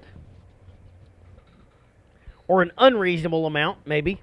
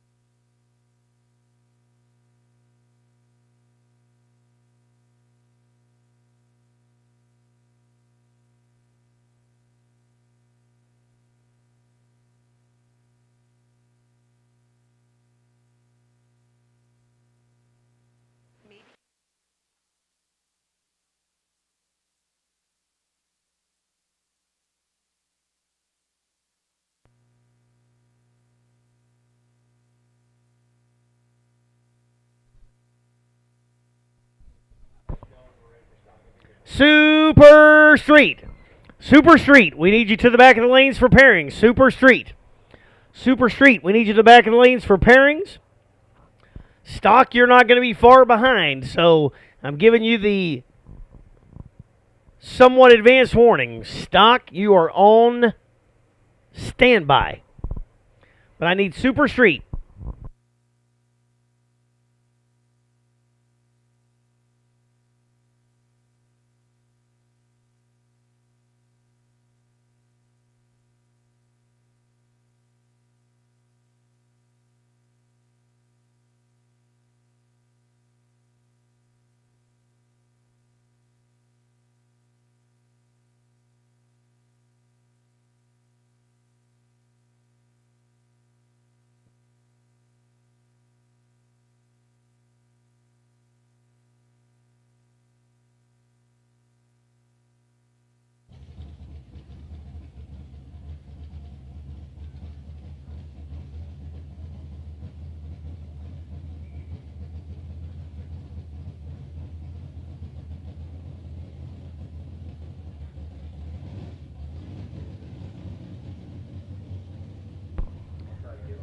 All right, engines come back to life.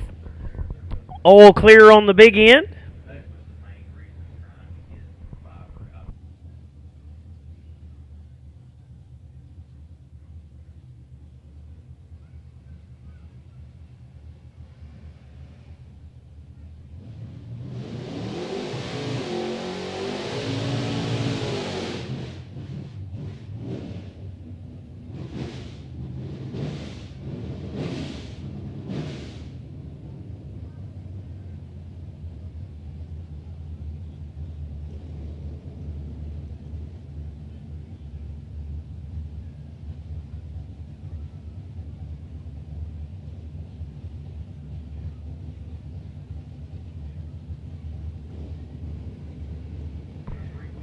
Camden Holder in the right lane on a 10-10 for the Camaro.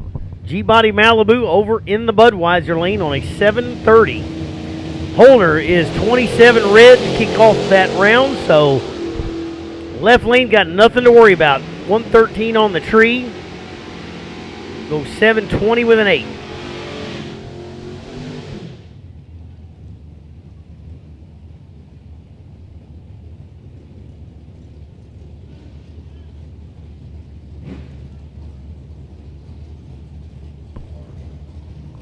Tony Roberts and Tyler McMillan. McMillan on a 595 in the Jags.com lane.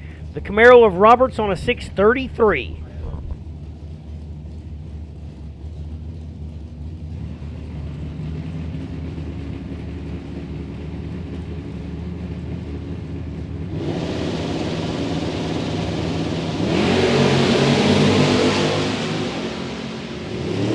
Another red. This one for McMillan is 001.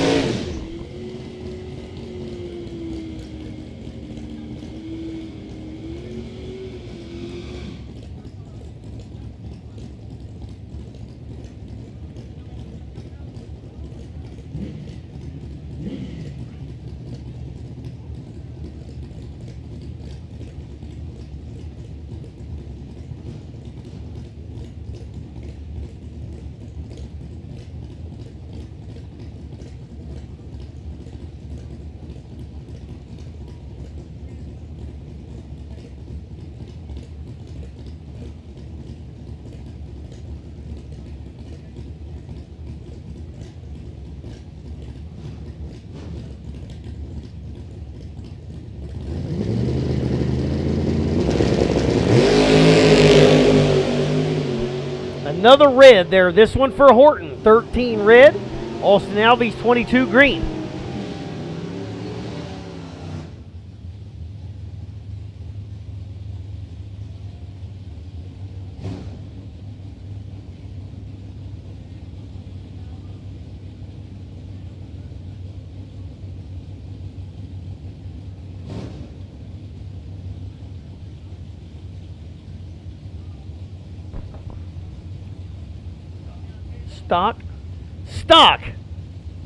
Stock Eliminator. I need you to the back of the lanes. Stockers to the back of the lanes. Nolan Evans in the Budweiser lane. Jags.com lane. Brian Whitworth. 685 for the Corvette. Moves forward towards the center line.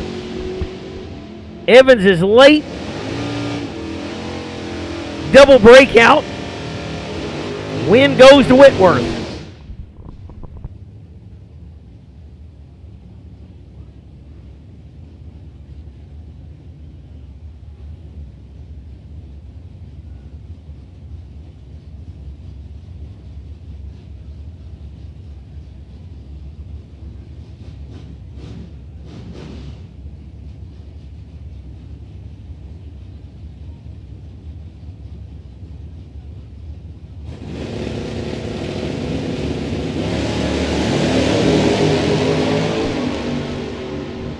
Josh Decker in the left lane.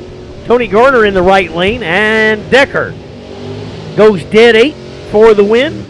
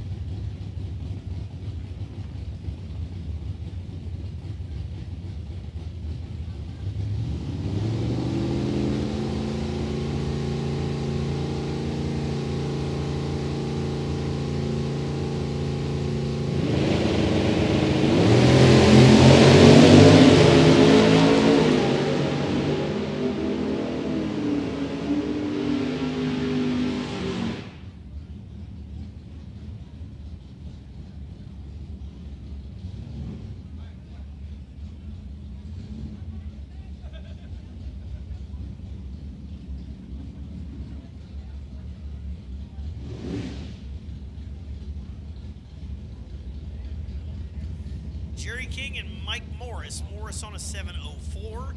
Jerry King on a 7:13 over in the Jegs lane.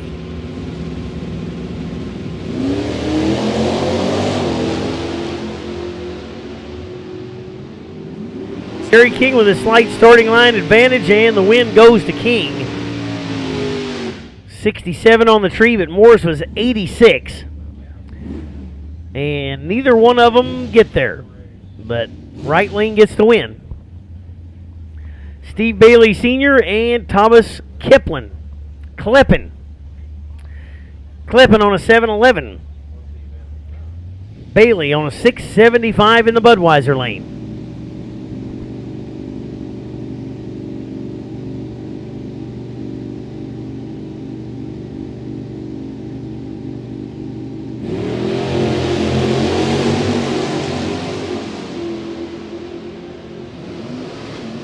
Oh boy, Bailey in big trouble there and can't make it up. Was dead late.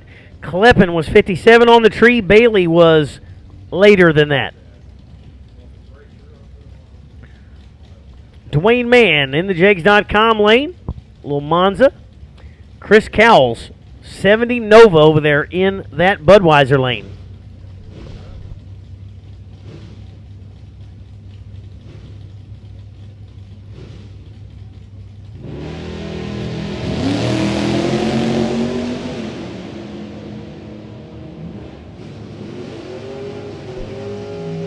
Chris Cowles was 22, and man was way late.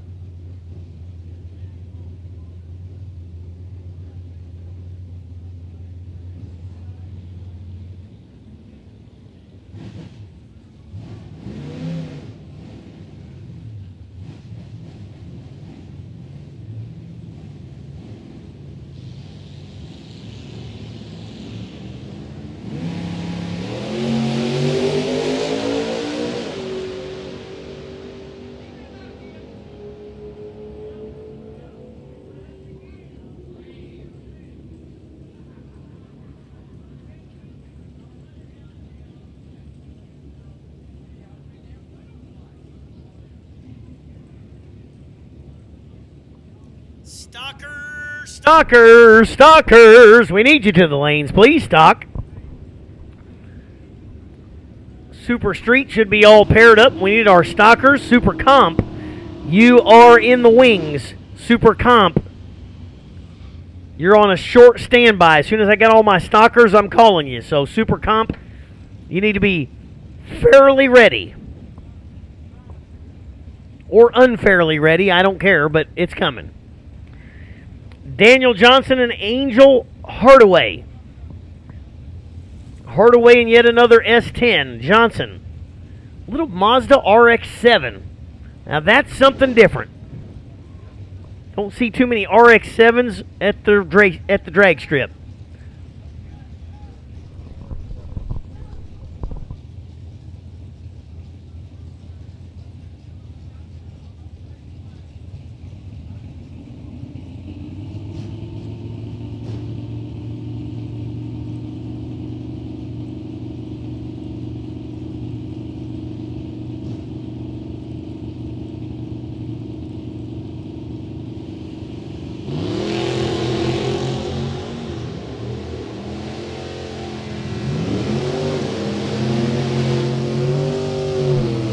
Angel Hardaway is 6 red, and Daniel Johnson gets the win in the RX-7. Big Earl Talley out of Bowling Green, Kentucky. 6:48 an hour for the Nova over in the Budweiser lane. Michael in the Jegs.com lane. I told you his name earlier. Do you remember what it is? Row your boat ashore.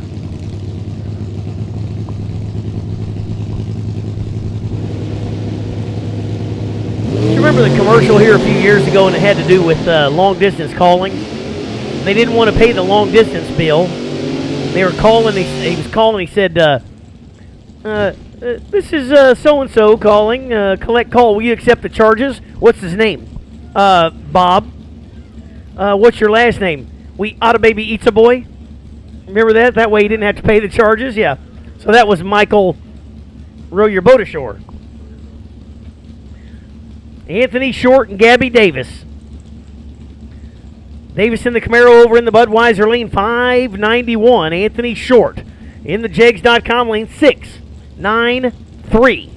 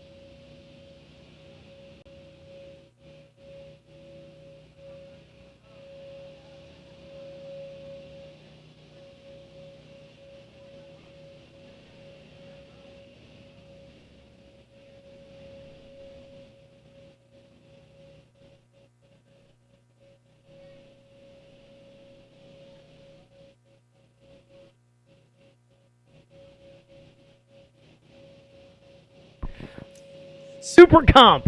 Super comp to the back of the lanes for pairings. You gave me the thumbs up.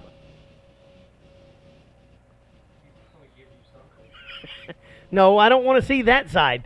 Super comp to the back of the lanes for pairings. Super comp.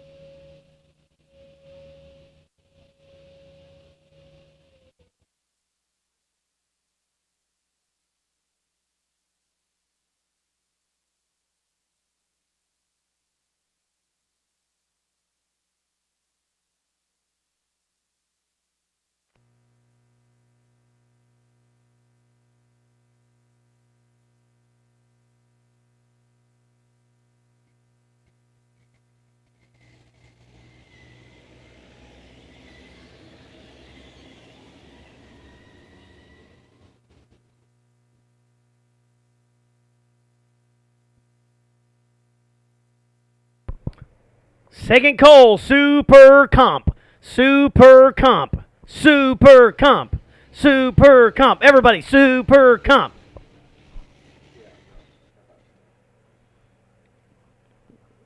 To the back of the lanes for pairing. Super comp to the back of the lanes for pairing, please.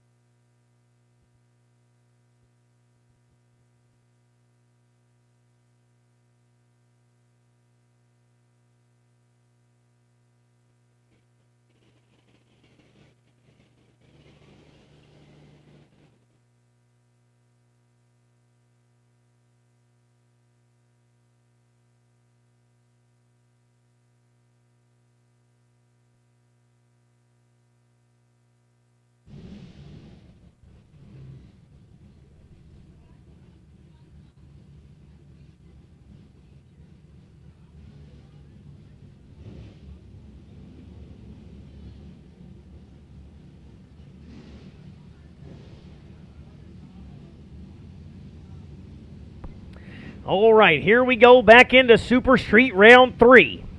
Matt Forbes and Richard Sperry. 1090 the index in Super Street. So everybody heads up 1090. Number 5, Matt Forbes, and number 9, Richard Sperry. Sperry in the Malibu in the Budweiser lane. Forbes, 92 Camaro over in the Jegs.com lane.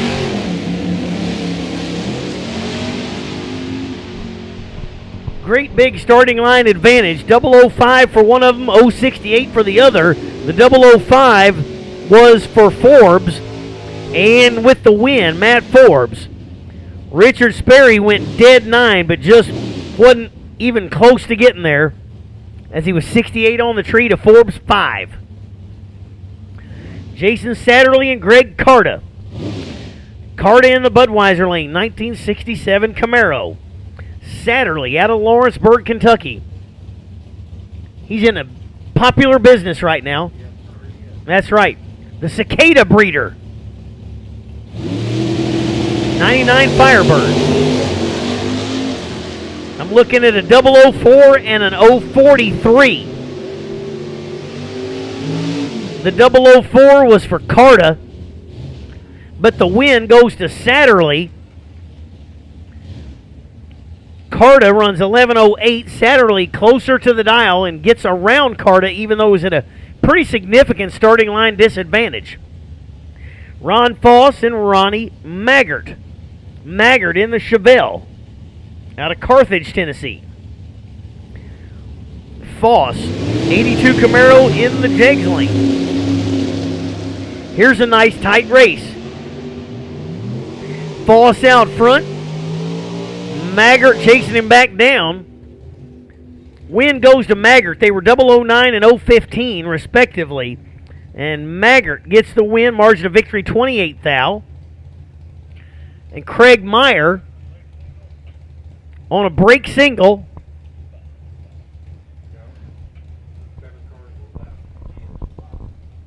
Just kidding. He was the bye. It was not a break single. It was an earned single.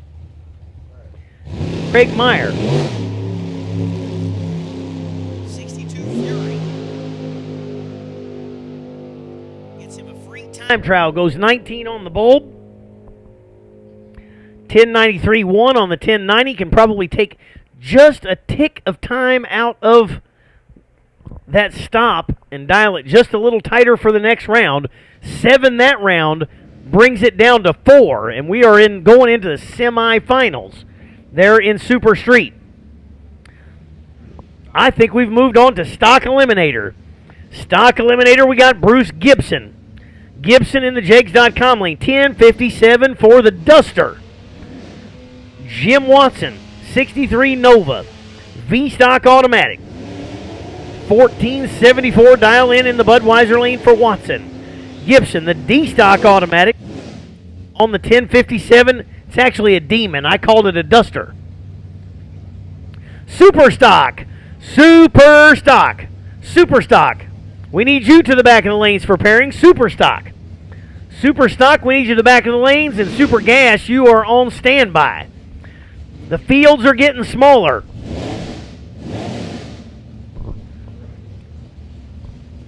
So get your Super Gassers ready. Super Stock, we need you to the lane. Super Stock.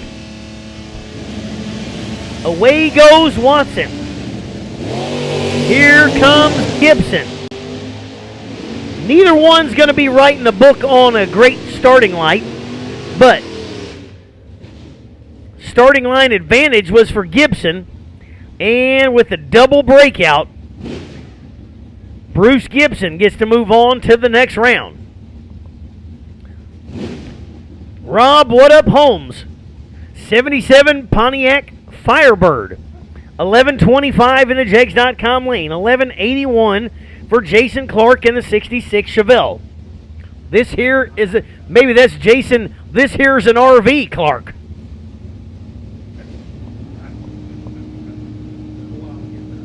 I know, if I would have spit it out right without even thinking about it, you would have been impressed. This here's a red light, Clark.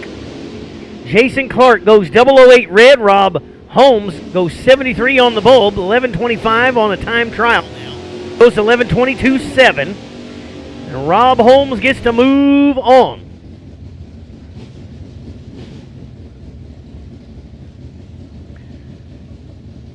David Walter. Jegs.com lane, 1969 Camaro. Brandon Wells. 1114 for the 72 Nova.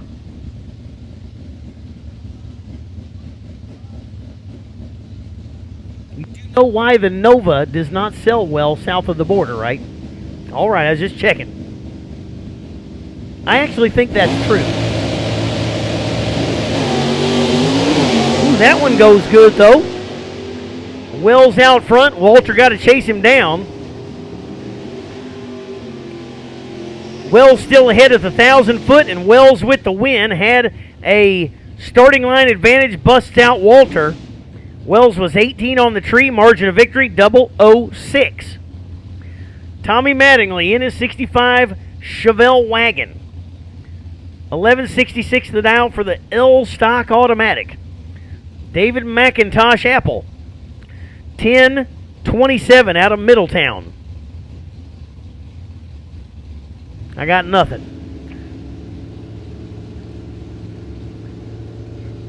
It wasn't that good, was it?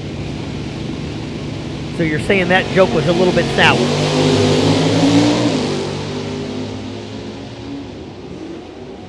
Almost dead even on the starting line. See, it took a second. It's very intellectual kind of comedy right there, if that's what you want to call it. Dead zero, I can tell you that, in the left lane. And that's enough to get it done. They were almost dead even on the starting line.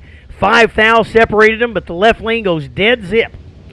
Monty Howard and Josh Wiseman. Wiseman, the 91 Corvette. G-Stocker.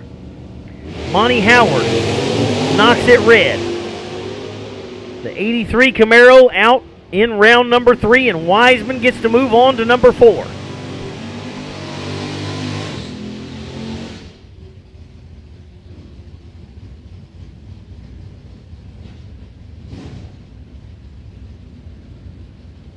Doug Deal with the duel. Out of Newburgh, Indiana, the 69 Barracuda on a 10:30. Gary Hirsch, 11:01 for the Buick Skylark Grand Sport.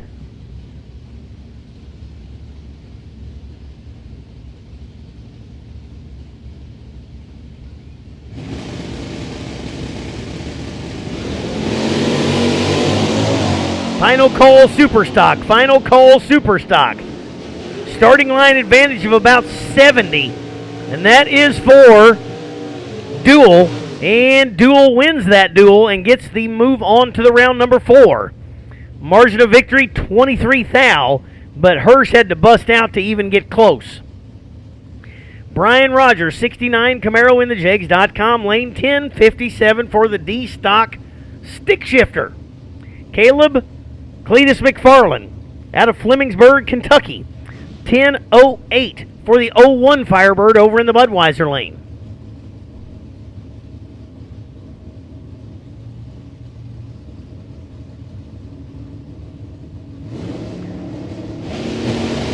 Super stock final call, super stock final call. Rogers taking a little bit of the long way home. But rolling gears and seeing if he can stay out front. He cannot. Gave up a bunch on the starting line. McFarland was 0-13. Gets to the finish line first. And Caleb, don't call me Cletus McFarland, moves on to round number 4. TC Morris, Jegs.com lane. That's an 04 GTO with a small block Chevy. Kevin Wells in the Budweiser lane, 70 Chevelle with the big block Chevy. 10:33 for Wells, 10:87 for Morris.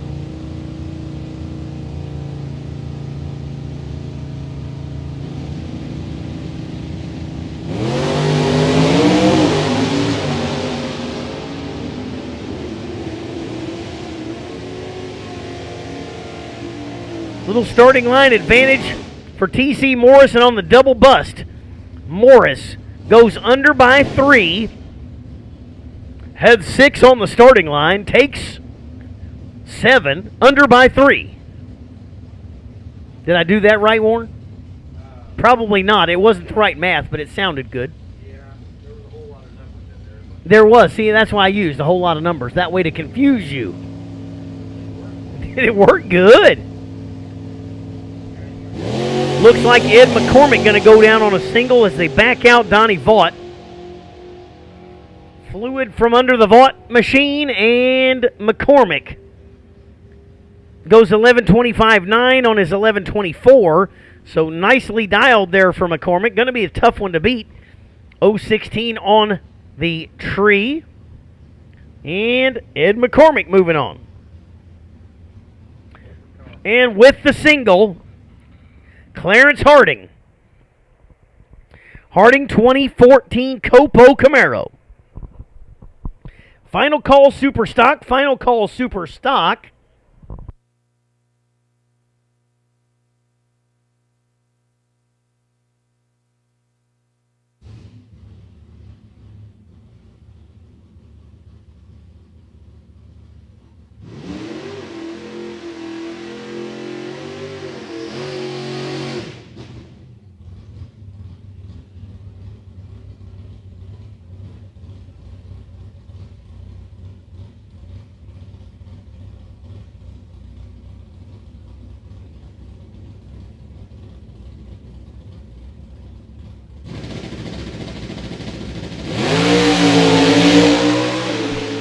Clarence Harding with the earned single there goes 0:18 on the tree, 933 dial. Takes it down and goes 986, lifts early. Saves it for the next round, only a $1.01 on the mile per hour, so probably clicked it off at 1,000 feet. And Harding moving on to round number 4.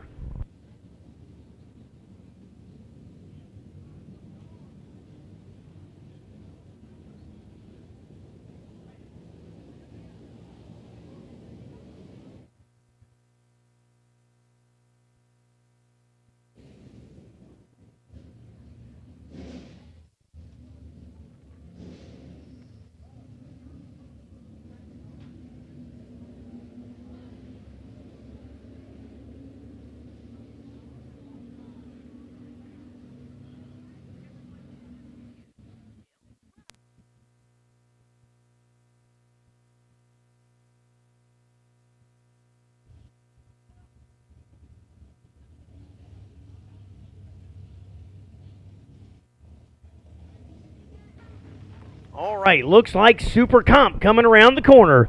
We're picking up the pace.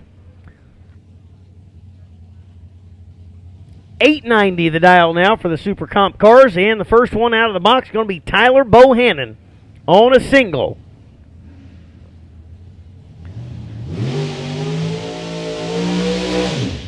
Bohannon out of Louisville, Kentucky, the 23-year-old in the 2010 Miller Dragster. 565 cubic inches of Chevrolet power.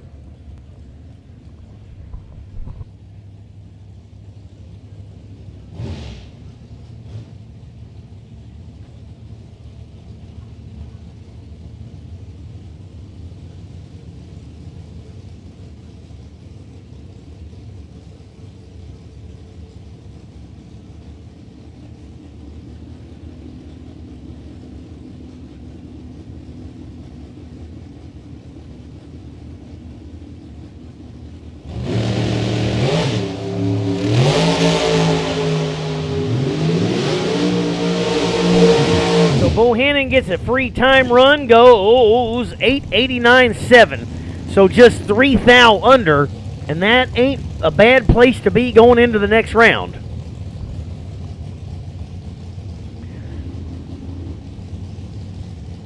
Nathan Prose, the 16-year-old out of Terre Haute.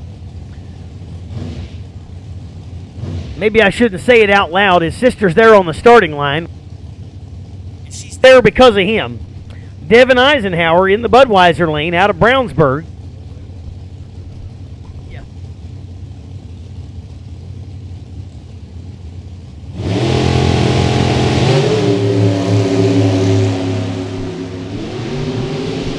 A nice little starting line advantage, 009 to an 024. The 009, was from Prose, but Prose goes down, takes 55. Margin of victory 40. Broke out by 15.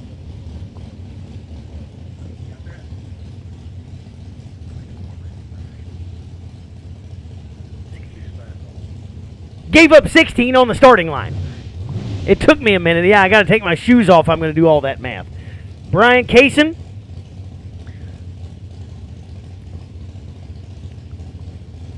And Megan Strasweg.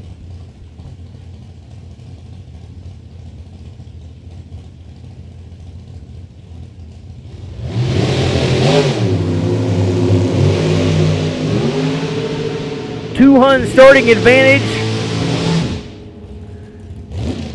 goes to Kaysen, but on the double bust, Megan Strasweg gets the win there. She was 30 to his 10. They both go down, and Strasweg gets the win. Butch Crowley in the Jegs.com lane. Tim Millwood in the Budweiser lane. The 93 Daytona. 540 cubic inches of big block Chrysler.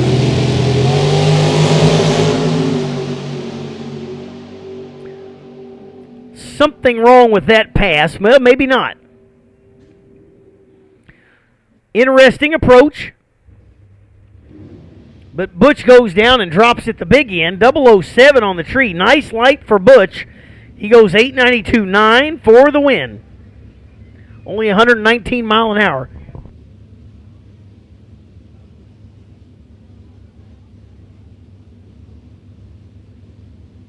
Super gas. Super gas to the back of the lanes for pairing. Super gas. Super gas. I told you were on call. Super gas, we need you. Super gas, we need you. And Jeg Super Quick quarterfinals, you need to be thinking about it. I don't need you yet, but we will need you soon.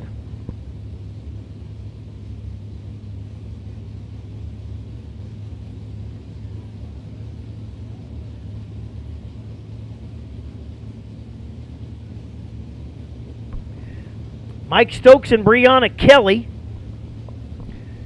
Brianna Kelly, your runner-up in the combo race earlier.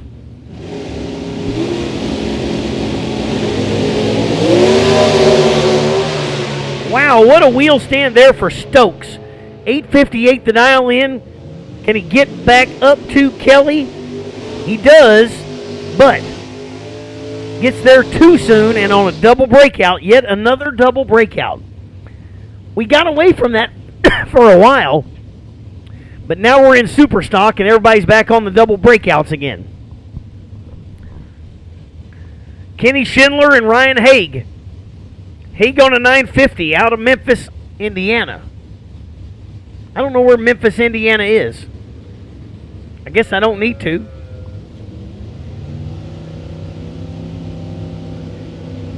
I do know where Hendersonville, Tennessee is, and that's where Kenny Schindler's from. Arts Used Parts. The Corvette of Schindler gives chase. A little bit behind on the starting line and on the breakout. Haig goes dead 7. Put that together with a 35 and your 44 total. That's not right. 42. Math is hard. Math is hard. Ricky Decker. Jegs.com lane 964 for Decker.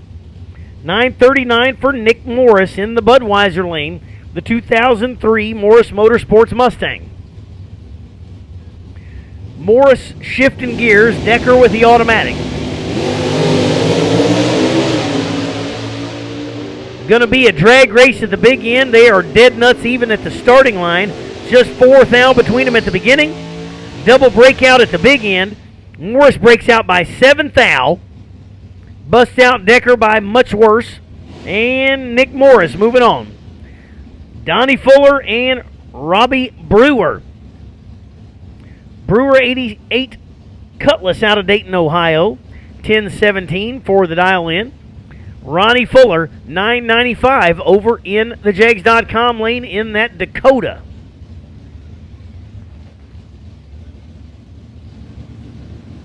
I need my super quick, Jake super quick to the lanes for pairing. Should be 8 of you left. Super quick to the lanes for pairing, please.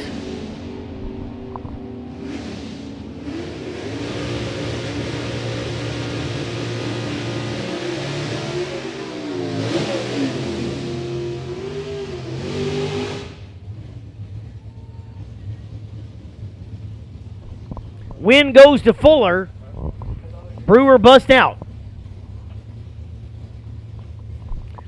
Steven Johnson, Don O'Malley. O'Malley in the Budweiser lane, 1964 Corvette automatic. Johnson. Rowan Gears in that 67 Fairlane. 427 cubic inches of FE power. FE.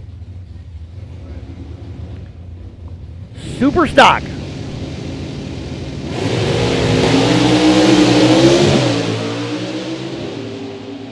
$18 light to the 31.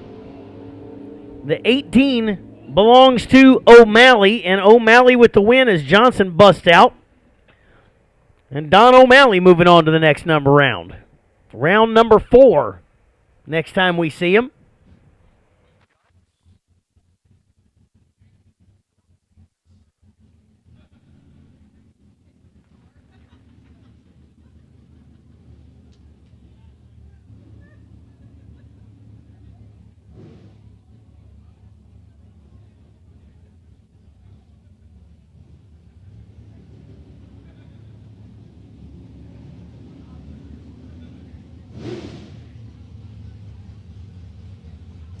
Tyler Bohannon, 948 the dial in for the Camaro over in the Budweiser lane. Jerry Holman, Firebird out of Hendersonville, Tennessee. 1044 for Holman. Says there's a 305 in that car. That's one good running 305 if that's correct.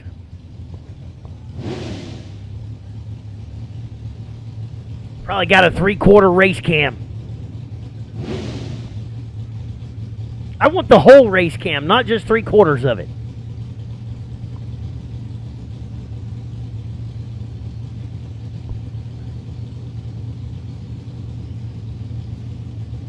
Jeg, super quick to the back of the lanes for pairing. Jeg, super quick to the lanes, please.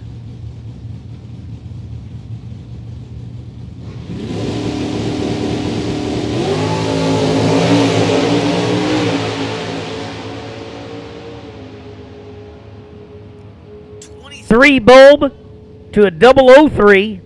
The 003 is for Bohannon. And on another double breakout, Tyler Bohannon takes that win. Was 003. Holman was 23. Not a bad place to be, but not good whenever the other guy is double aught. And with the competition by Todd France. 10-10 the dial for the Louisville Kentuckian. The 05 Cobalt.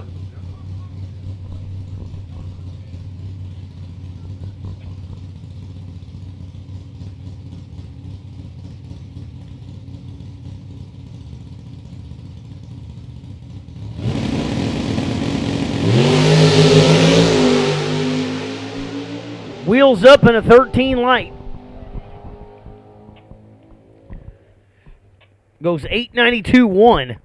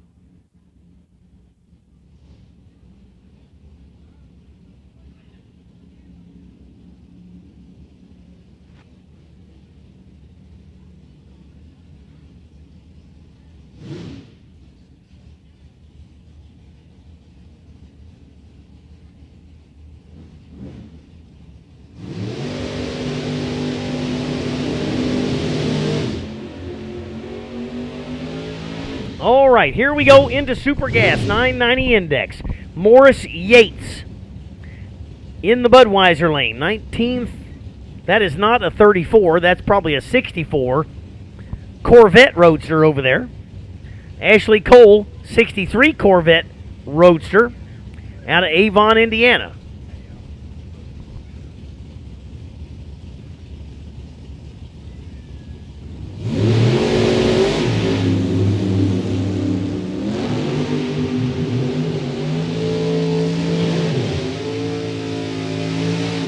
Ashley Cole with the starting line advantage as 004 goes 992.5. And Ashley Cole moves on to round number 4. I think so. Rodney Benson, 1970 Mustang in the Budweiser lane. My favorite name of the weekend. Nathan Ruman. That's what they all sound like. They go, Ruman. 91 Beretta. What do you want? You want Super Pro? I'll get you Super Pro. Super Pro. Super Pro. Round number 2, Super Pro. We need you to 2, 3, 4, and 5. You might as well come across all 4 of them again. 2, 3, 4, and 5, Super Pro. Super Pro, Super Pro.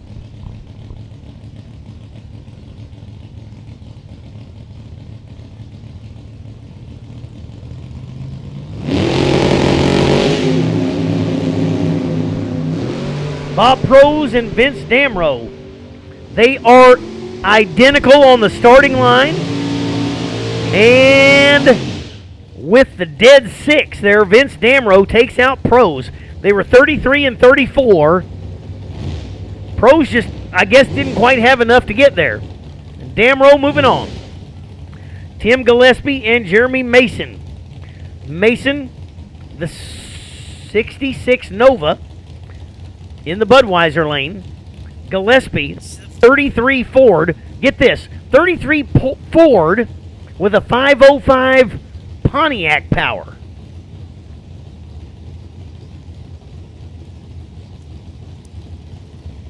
Gillespie Racing out of Xenia, Ohio.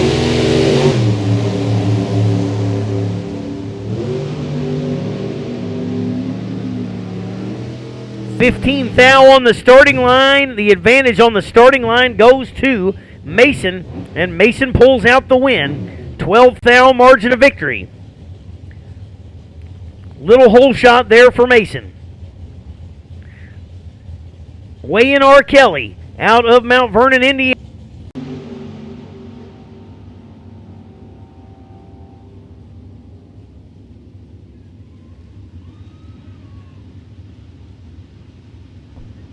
Hey, the win goes to Wayne Kelly. Starting line disadvantage, but gets back around, and Kelly moving on. And with the bye, Tommy Cook, Russell Springs, Kentucky, 1934 Roadster with 555 cubic inches of big block power. Looks like that might be Skeeter Wayne out there watching him.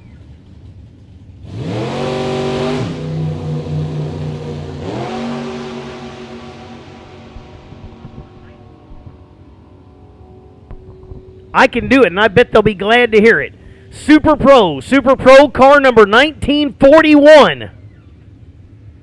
Car number 1941, you are buy eligible. Car number 1941, you are the buy eligible car.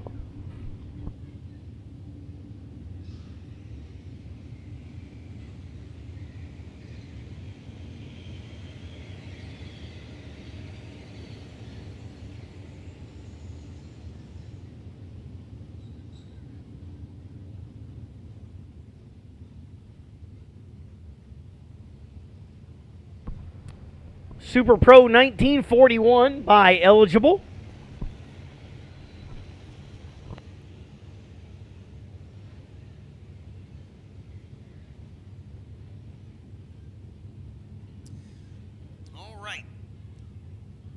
dragging that starting line after a couple classes, getting it all straightened back out again as we're going to go into our Jegs Super Quick quarterfinals. Down to 8 cars in Super Quick.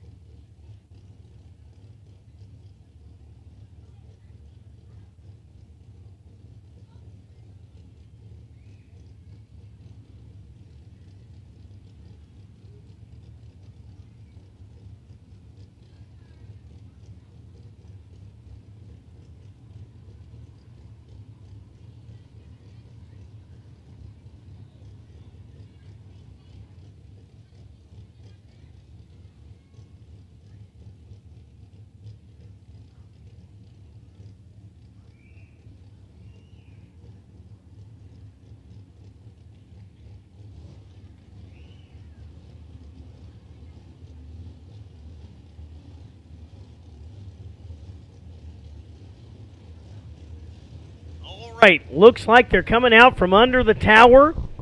Round number 3 of Jegs Super Quick. Got Tommy Mattingly in the Jegs.com lane out of Louisville on a 4:53.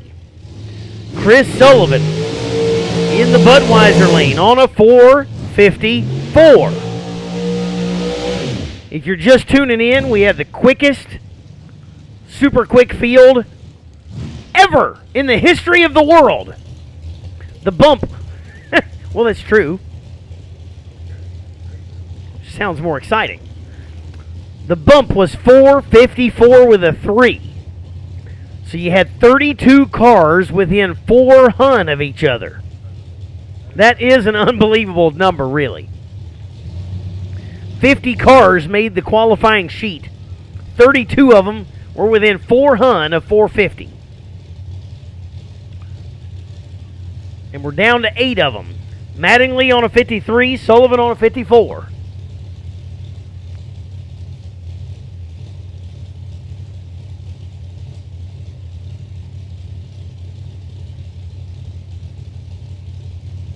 Bonus money in Super Quick this weekend by Oakley Motorsports in memory of Mr. James Schoen. Boy, they're dead even on the starting line. Little wiggle around in the right lane, and Mattingly busts out, goes 52 with a 3. Sullivan goes dead 7, and Chris Sullivan moving on to 4. Moving on to the semis. There's one of them down.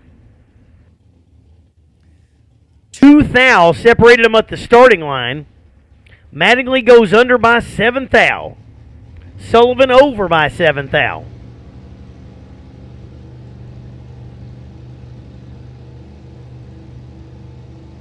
Who's going to be my next pair to come out from under the bridge?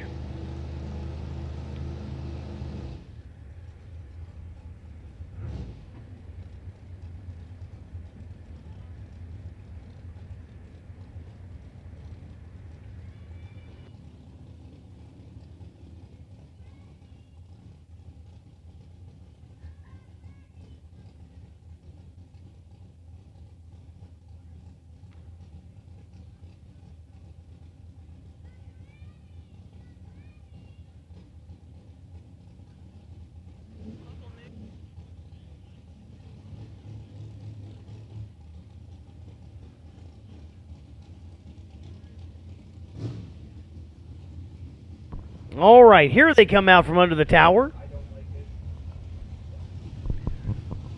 Hunter Patton in the Budweiser lane. And the remaining door car, Kyle Camp.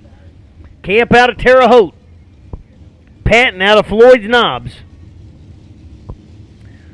Your number 12 qualifier in Patton. Number 8 qualifier in Camp.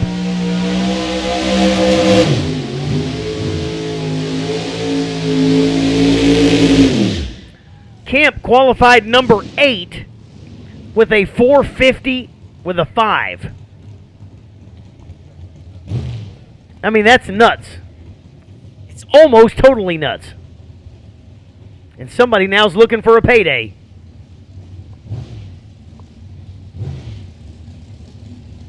Come on, they're almost totally nuts. Jiminy, you're gonna have to pick up the pace over there, Warren. 453 for Patton, 457 for Camp.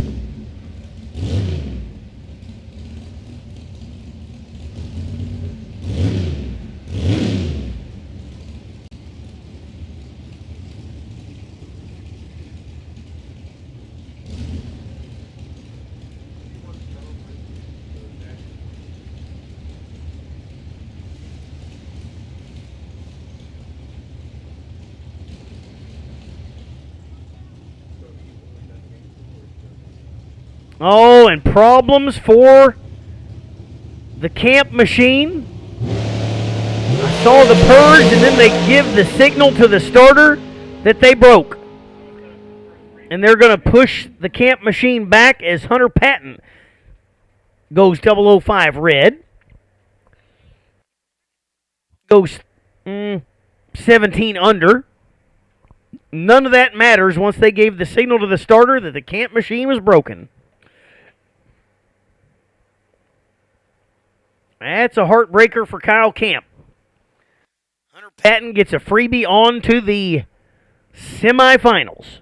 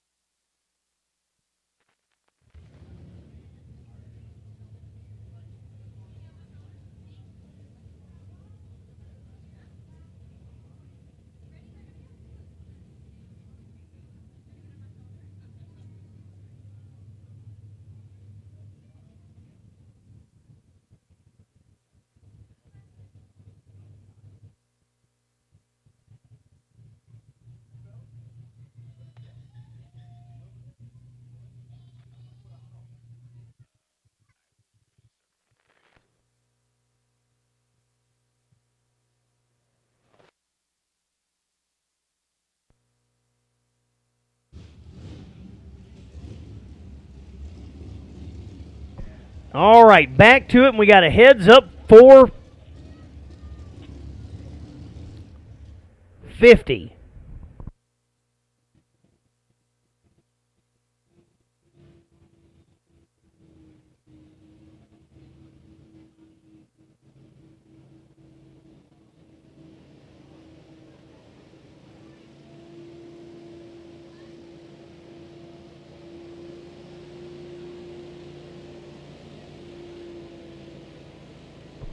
Obviously, a little bit of something out from under the Camp machine, and they are doing a quick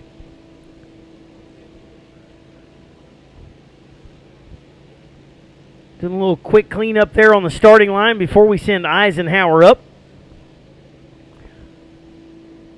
So you got Dean McIlvain waiting in the wings in the Budweiser lane.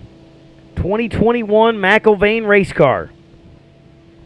636 cubic inches of big block Chevy. In the Jegs.com lane, you've got Devin Eisenhower out of Brownsburg, Indiana. 665 cubic inches of Chevrolet power.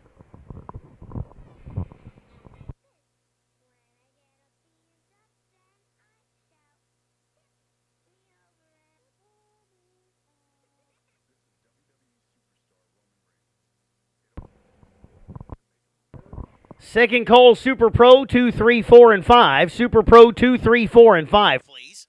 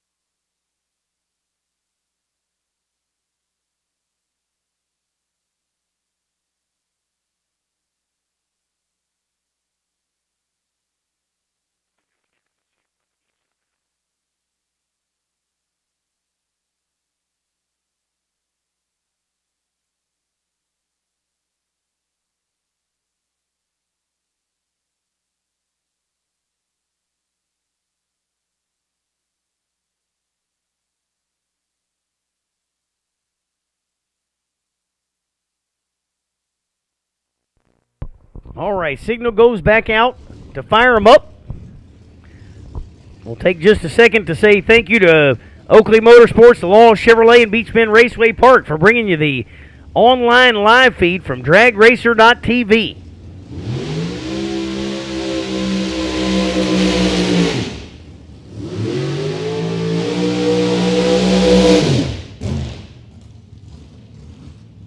Evan Eisenhower and Dean McIlvain. Your number 3 qualifier, McIlvain, qualified 450 with a 3. Eisenhower qualified number 23 with a 452 and a 9. But now he's dialed it down and going heads up with McIlvain.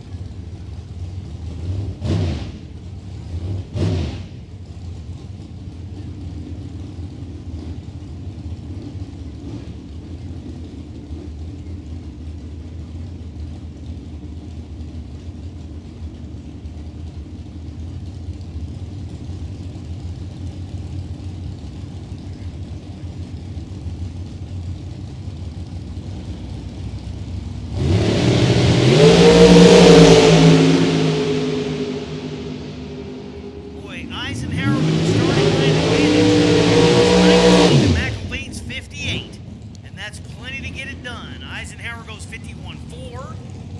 McIlvain goes 52 even. McIlvain was behind by 40. 16-year-old out of Terre Haute, Nathan Prose. In the Jegs.com lane, 451 dial. Darren Douglas, 452 dial. Your number 26 qualifier in Douglas. Your number 6 qualifier in Prose.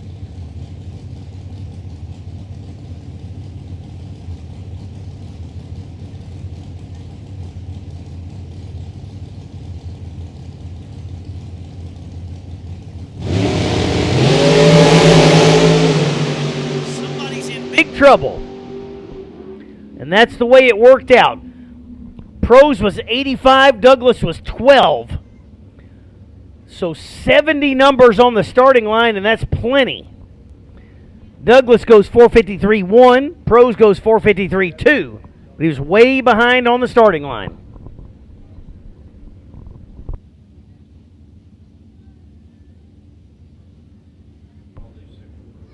And here we go into Super Pro round number 2.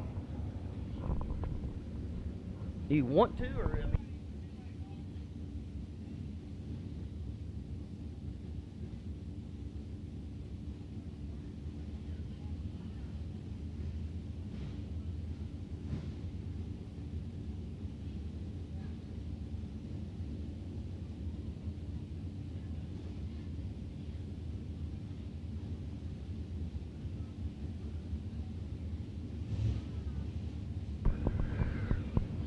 So Super Pro round number 2 coming up. This is an elimination round. 2 go down, 1 come back.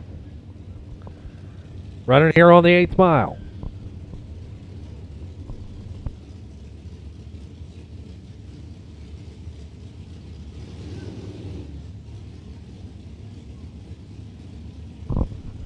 It's Kelsey Fortune and Nick Eisenhower coming up. We saw Nick's brother Devin in his round in the super quick race just a few minutes ago. Here is Nick. Got it dialed to 443 alongside Kelsey Fortune. Young lady over on the left-hand side with a 522 on the dial-in board.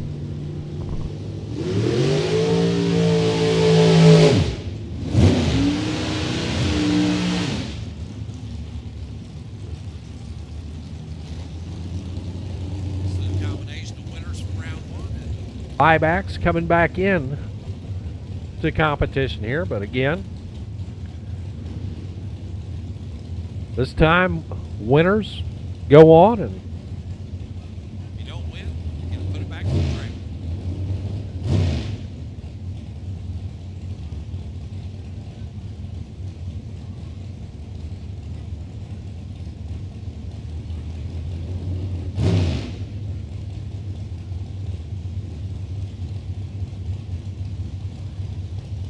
Super Pro, if you're not in the lanes, we're running you right now, so you need to make your way up here. Staging process underway, both of them pre-staged, neither one of them seem to want to roll forward. Eisenhower gets in, Fortune is right behind.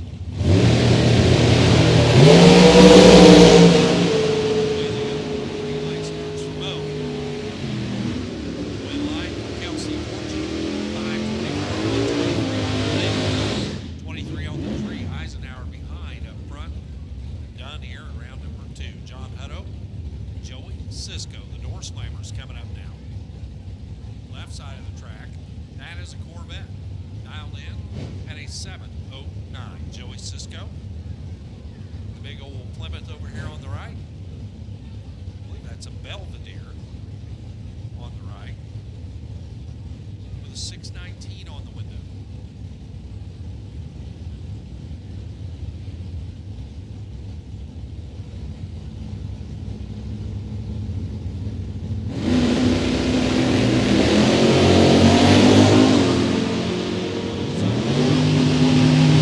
Corvette out front.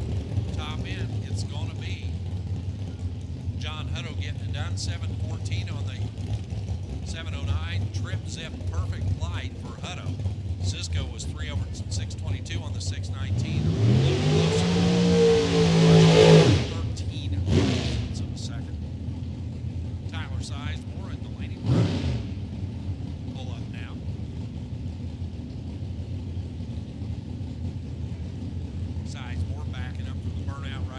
left side of the track out of Boonville, Indiana. Trying to go 474. Delaney Bryant with a 511 dial in on the Dragster over here on the right.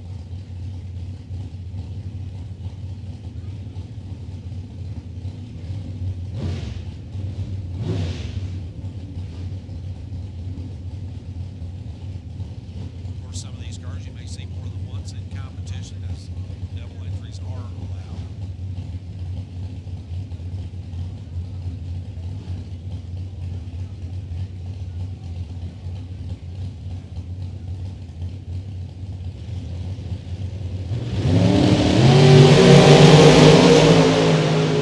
Lights for both. Now separate them up front.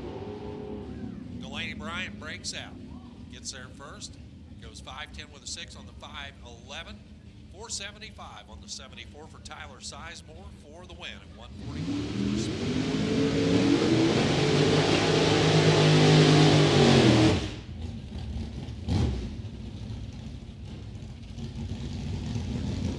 Two more door slammers getting set to pair up now. John DeVere.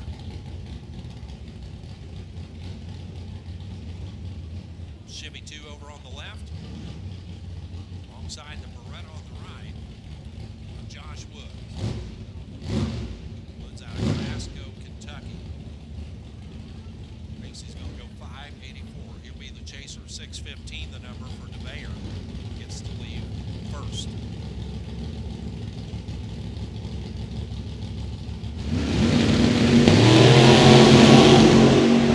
Red light 005, win light automatically for Josh Woods. Woods 592 at 116 for the win. DeVere turns at 005 red and goes 614.9 on the 15 dial at 110.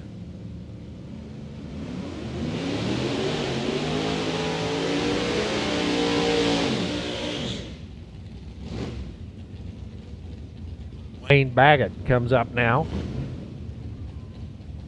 Baggett's Camaro, Budweiser side of the track. The G-body over here on the right side, one of the double entries, so name's not listed in the computer, but a 601 up on the scoreboard. So the Malibu will go first.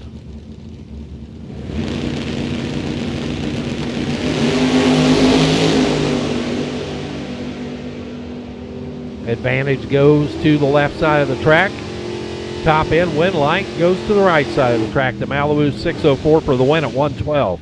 Was behind at the starting line by 100th of a second, but Baggett is 7 off, 578 on the 571, and that's not close enough. John Paul Garrigus out of Robards, Kentucky. The Cutlass, left side. David Prater, right side in the Monza. That is the orange machine over here on the right. Prater dialed is 612. Goes first by half a bulb. John Paul Garrigus will track him down with that 597.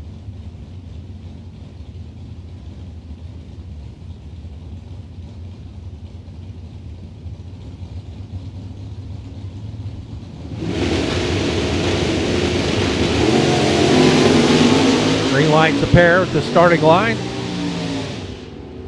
Prater with the advantage and Prater for the win. Dead 3 at the stripe. 612.3 at 112.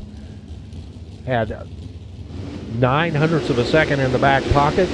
Garrigus was trying to get there and broke out by a big chunk. 581 on the 597.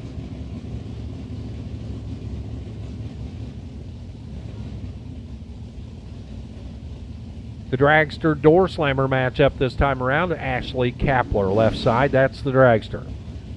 David out there alongside. Ashley at the controls left side. Alongside Benny Grayson from Russellville, Kentucky. That's what the computer says. That is not a 79 Monza though. 655 the dial in right, 505 the dial in left. That is exactly 1-3. 3-bulb head start. Going to the door slammer. Here comes the Dragster. 600ths behind at the starting line, or 6,000ths behind at the starting line. Grayson moves on to the next round. Drops it on the number 6:55.9 at 100 miles an hour. Better on the reaction timer by 6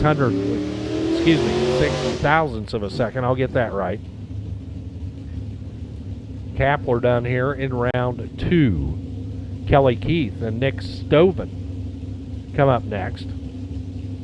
Keith left side, another dragster, appears to be a shorty dragster on the left, alongside the Vega right side of Nick Stoven out of Huntsville, Alabama.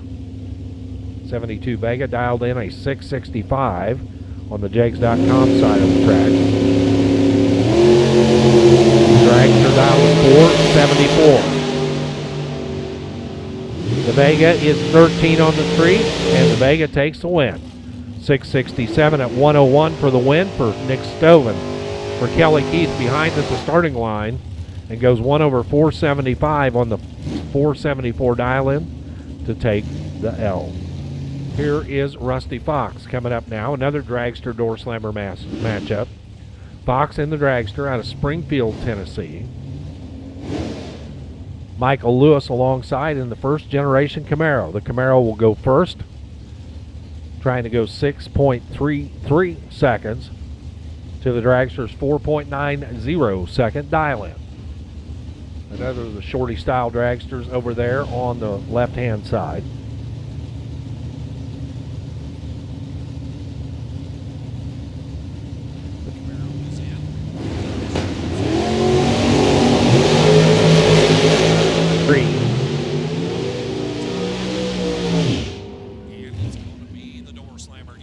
Michael Lewis, 6:33.9 at 108.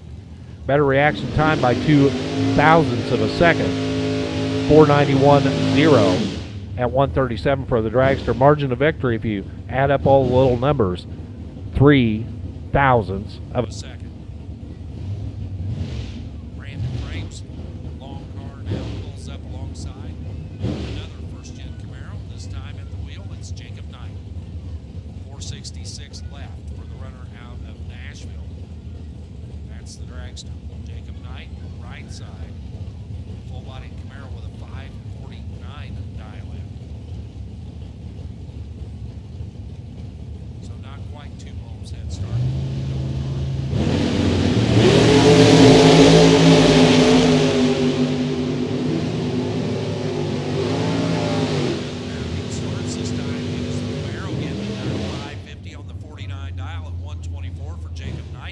Knight, your winner. Brandon Frame, 468 on the 466. Another tight margin down there, 27 10,000ths of a second. Jim Stone and Jennifer Terhune coming up now. Stone in the Vega. Jennifer in the little Dodge Dart.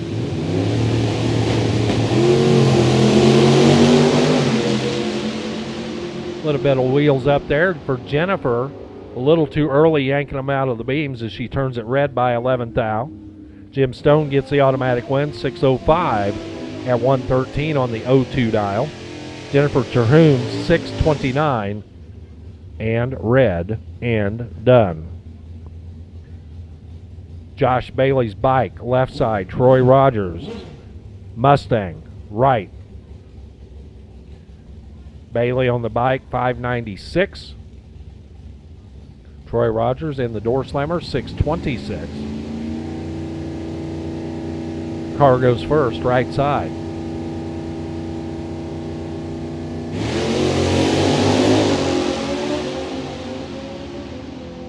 Sixth thou apart at the starting line. Bailey looks over and sees the wind light come over for Troy Rogers in the Mustang, right side, 627 on his 626 dial-in. Your winner, Bailey, was 2 over 598 at 110. On the loss, Rogers moves on around number 3. Or these two will as well. Josh Lynch, left side. That is the Pontiac. Or Kenny Thomas. That is the dragster, right side. Thomas out of Russellville, Kentucky. 544. We stare at the tail lights of that Pontiac, and it leaves the starting line with a 688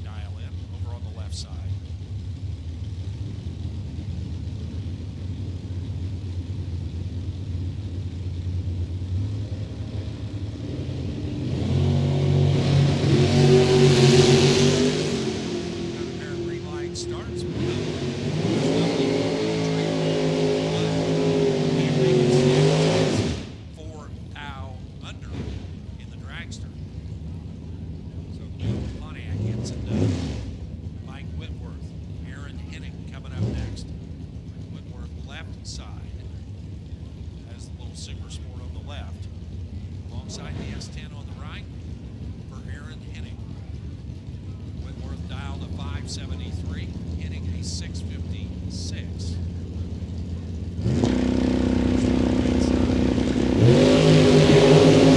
Clean green as they head down track.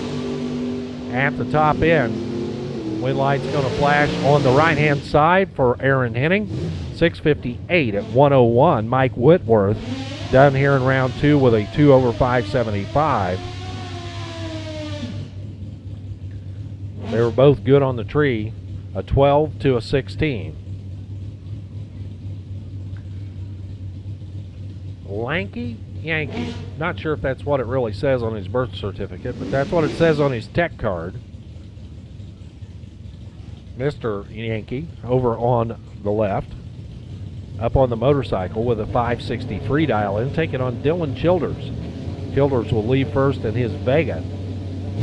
Trying to go 593.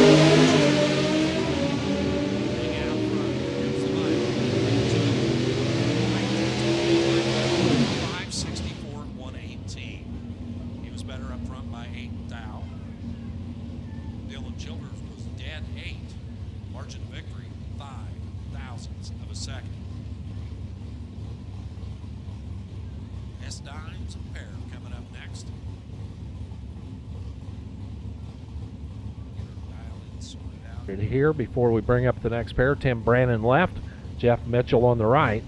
Brannon with a 658 dial in on his gray S10. Jeff Mitchell 526 the dial in on his yellow S10.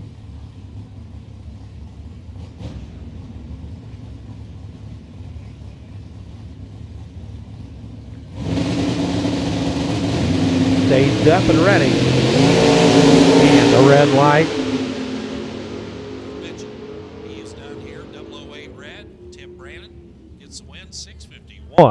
At 106, breaks out by 7, but it doesn't matter. It's a free look down the track there. Jeff Mitchell turns it red by 008 and then goes dead on 1, 526-1 to put it back in the trailer. Greg Rick and Marcellus Rowe will be your next pair coming up. Rick, the dragster from Maryland Heights, Missouri. He'll be trying to go 456. Marcellus Rowe from right here in Bowling. And that is the Nova over here on the right. 9-inch tire on the back. Get those warmed up right now. He pulls up. He'll be looking at an 8:06 up on the scoreboard, so a 3.5 second head start for the car on the right here in the Jags.com lane.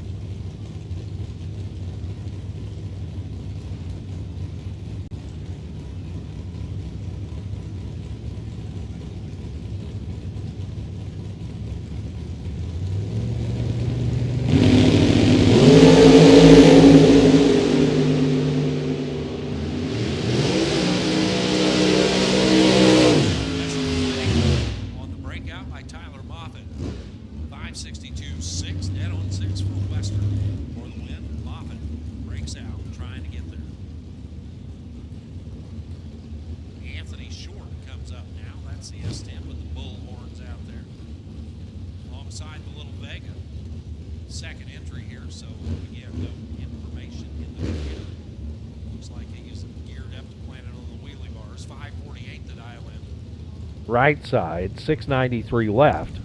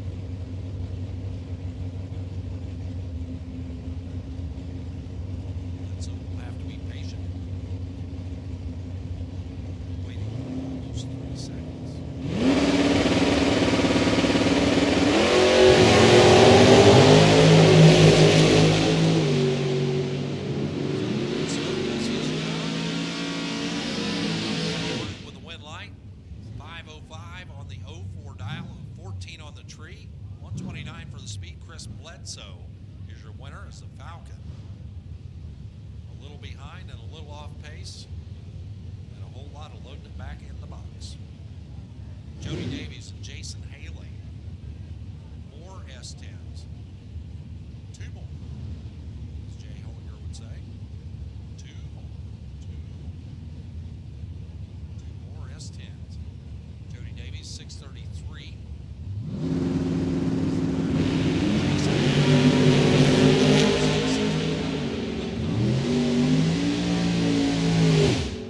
Finish line says it's going to be the 673 winner for Jason Haley. Had the starting line advantage by just a touch. Jody Davies, both also 2 over on the dial in. Light. We're here on the right. Here's Marshall Glass and Ashley Cole. Marshall Glass. Saw him earlier today in the little altar, and here he is now in the Dragster. 541 the dial in left side. Ashley Cole doing a great job in super gas, and here she is. Young lady out of Avon, Indiana. She's got it down to 528.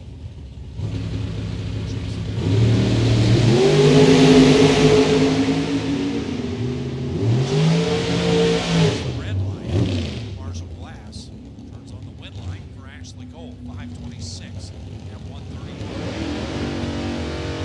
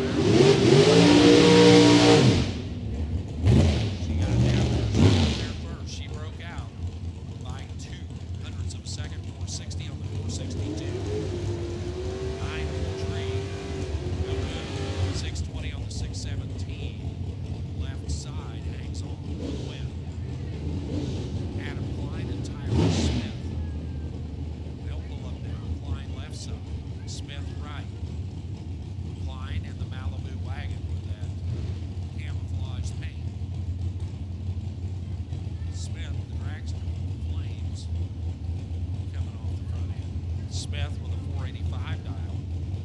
Klein with a 660.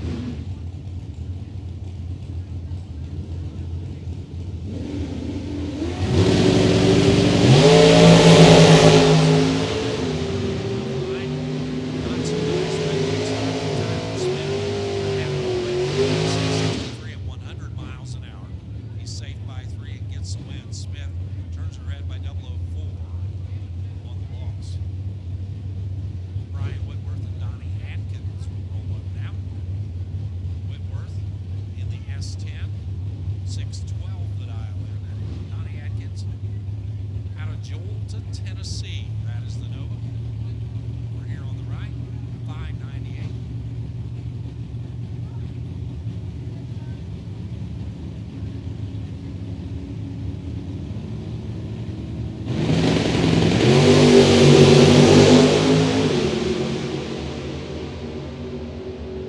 The Nova moves around a little bit, but it's Whitworth for the win, 612 with a 7 at 111. Whitworth goes on to the next round. Donnie Atkins, 6 flat with a 7 on the 5. Moves on to the next round and moving back to the rest of Super Pro. Oh, thanks for a little break there. I feel all rejuvenated. Got to walk around, say hi to a few people in the staging lanes, give me a nice cool beverage to soothe the vocal cords just a touch. I get a little excited sometimes, so I know you find that hard to believe. Mike Eggleston, Budweiser Lane, 2014 Racecraft Dragster 456. The dial in for Eggleston. 582 on the. Now, I about gave it away. He was 009. Goes 583.3. Eggleston bust out. Eggleston was 20 on the light. Not bad. But just poked it out there and took 28 thou at the big end. And by golly, that was a little too much. Chris Barlow and Jeremy Shell. Jeremy Shell, 69 Camaro over in the Budweiser lane. 723 the dial. On a 610 is Chris Barlow. Is that a probe? Nice. Kind of looks, yeah, I started to say, looks like that Motorcraft probe of some guy that you can refer to as Bob Glidden. I've heard he did some pretty good things in drag racing. Shell, though, was 10 to Barlow's 24. Shell was 10 on the light, dead zip For a 10 total, and that would put Barlow out.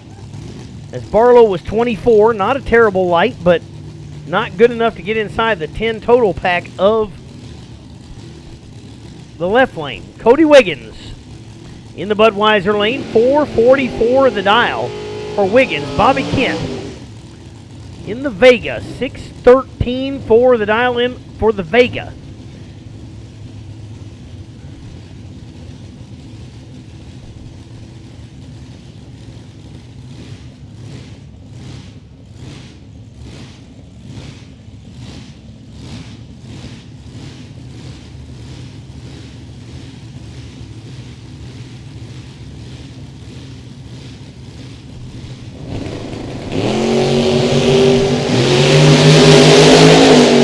I see goose eggs on my screen. The goose eggs go to Cody Wiggins, who is trip zip on the tree, goes 447.1 on the 444. Margin of victory, 36 thou. Bobby Kent went 616 on a 613, but was behind from the get-go. Taylor Pofall, 691 the dial for the Camaro in the Jegs.com lane and over in the Budweiser lane. Michael Brown on the 452. He's on the outside looking in last night in the Jegs Super Quick qualifying. But they finally got the car dialed in today, and he's been doing a heck of a job. And Michael Brown on a 452 over there in that Budweiser lane.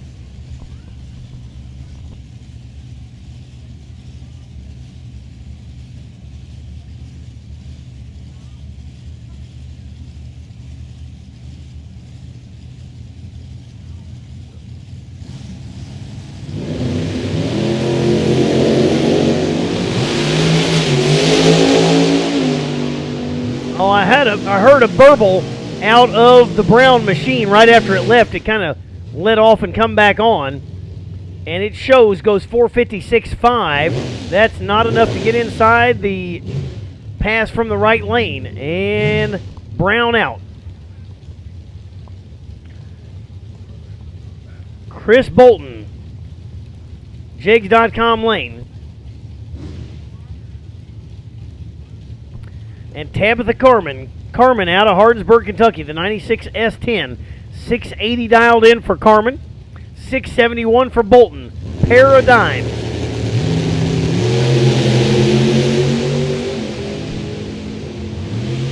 Somebody's 43, somebody's 77. Win goes to the 43. Chris Bolton goes 674-1. Tabitha was 77 on the tree, so just a little tardy. And Bolton gets the whole shot win. Rodney Collins and Josh Lutke. Lutke on a 456 in the dragster over the Budweiser lane. Collins out of Scottsville, Kentucky. Jegs.com lane 627.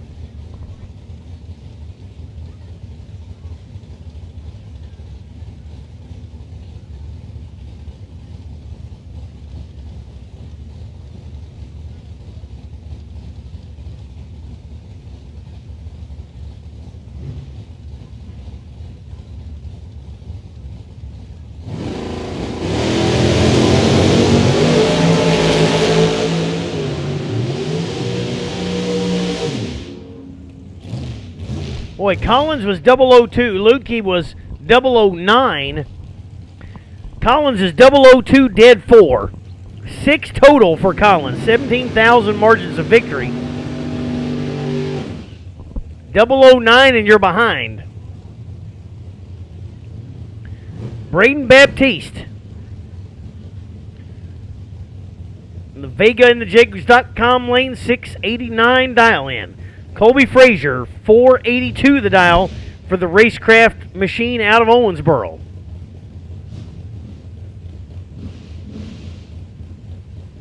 Frazier was pulling a little double duty this weekend, also driving a Pinto in Super Street.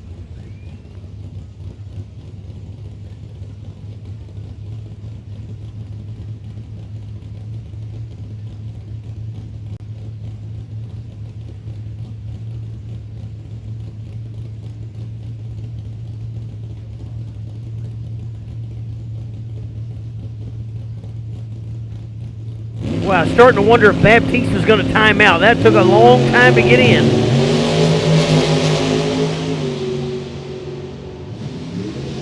Baptiste a little bit behind on the starting line, but Frazier can't cover the number. The car slows down to an 87, and Baptiste moves on.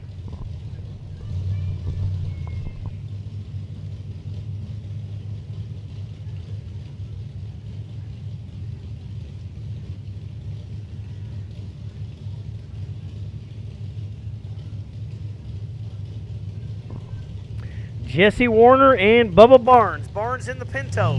Warner. S10 over in the Jigs.com lane on a 593. Just a bit.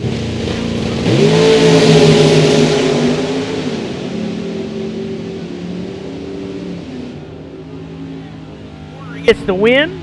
Warner is 20 to Barnes 32. And that's enough to get it done for Warner. Pair of G bodies, Jason Whittle. Whittlewer than what, you ask?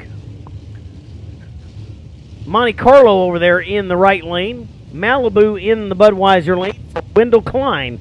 697 for Klein, 759 for Whittle.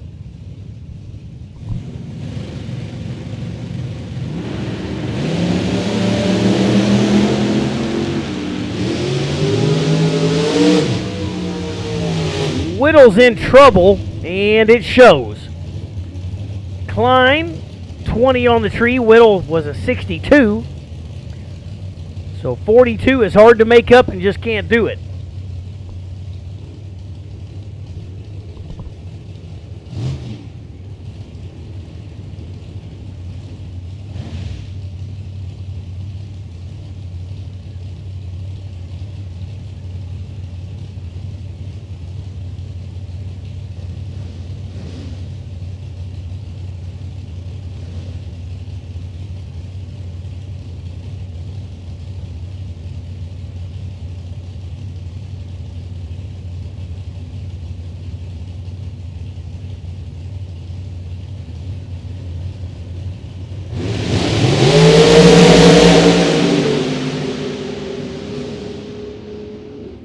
Budweiser lane is 13. The right lane was a little tardy there in the Jegs.com lane. 40 on the bulb to rings 13. And dead 7 for 20 total in the left lane.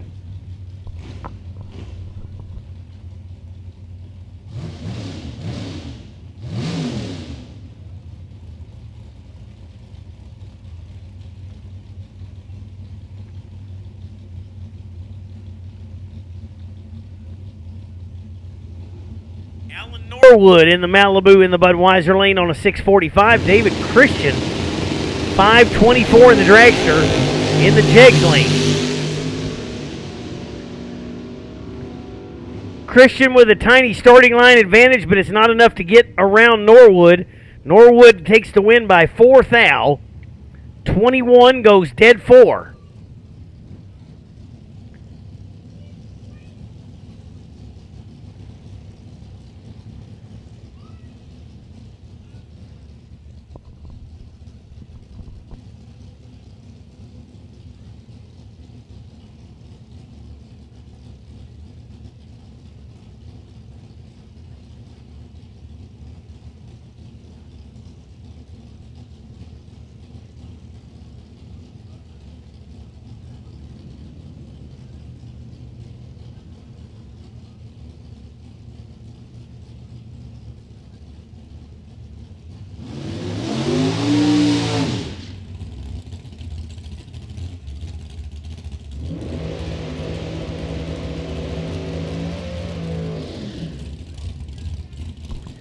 Ashley Kapler and Abby Bohannon. Kapler, high school teacher in Evansville. 505 the dial. Abby Bohannon, 614 the dial in for the Budweiser lane, the S10.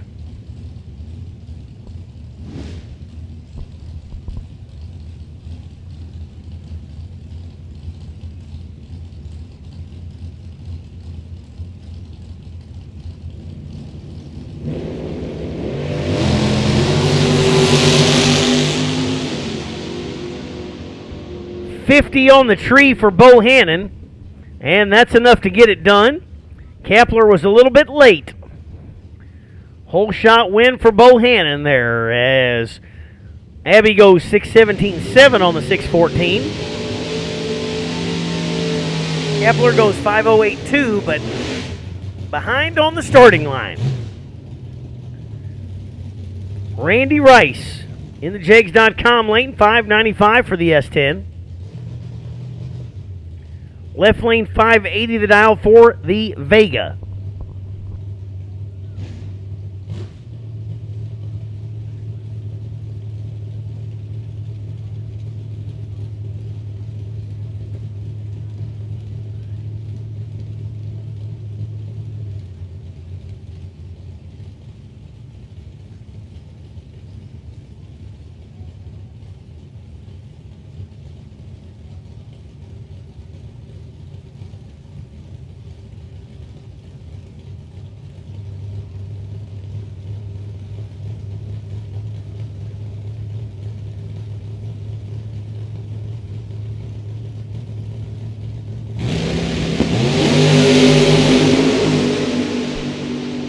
Rice goes red. They're both, in fact, they were both 004 red.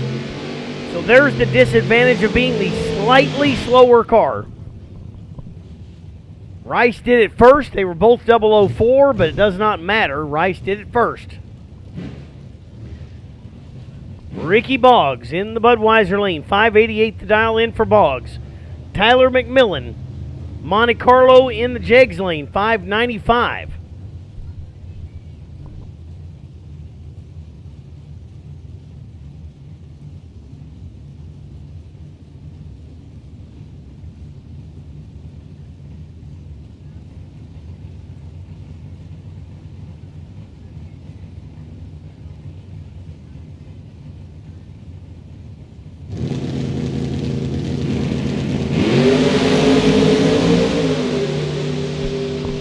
Both cars pick him up and put him down. Real similar on the starting line. Win goes to McMillan. Boggs just plain old doesn't cover the number. McMillan goes 6 flat on the 595. and Tyler McMillan moving on. Jared Fulcher and Shannon Bledsoe. Bledsoe in the Roadster on a 597. Fulcher, just 1 hun difference. Fulcher on a 596.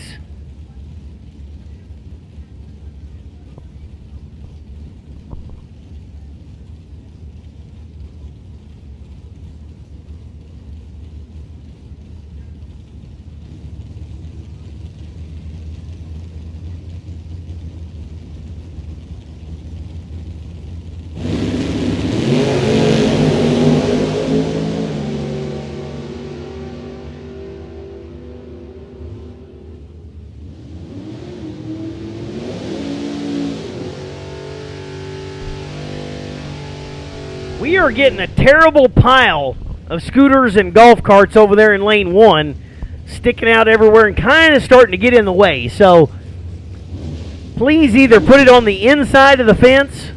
Let's try not to put so many of those pit vehicles. Those are pit vehicles.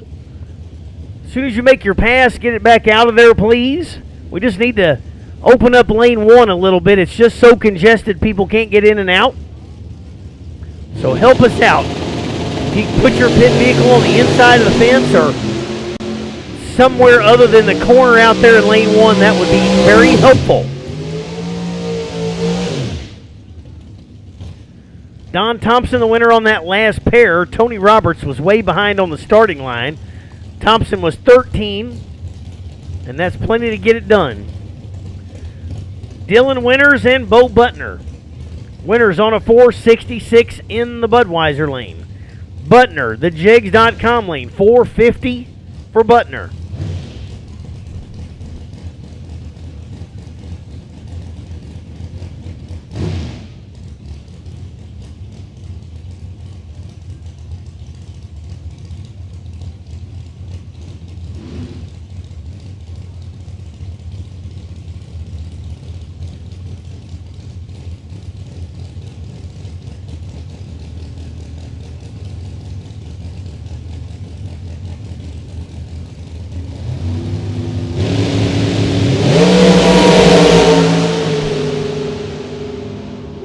Winters with the starting line advantage, and I heard it from here. Wah, wah, wah.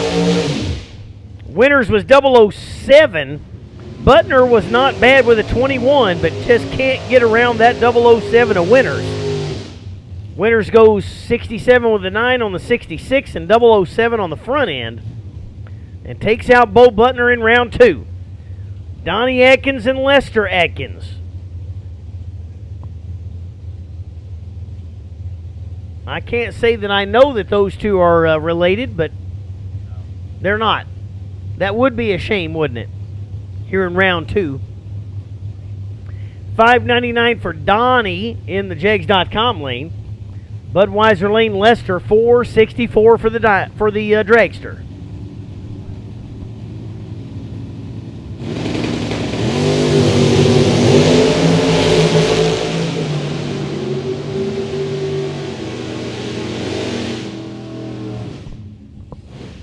Donnie Atkins goes 17 on the light, dead 1. 18 total.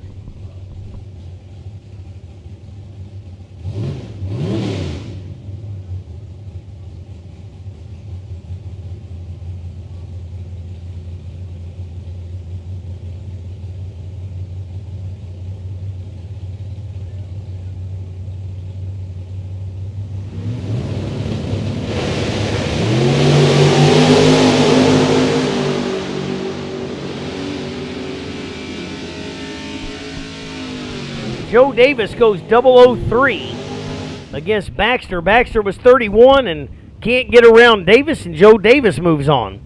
Jacob Decker and Robert Davies. Davies on a 625, Decker on a 607.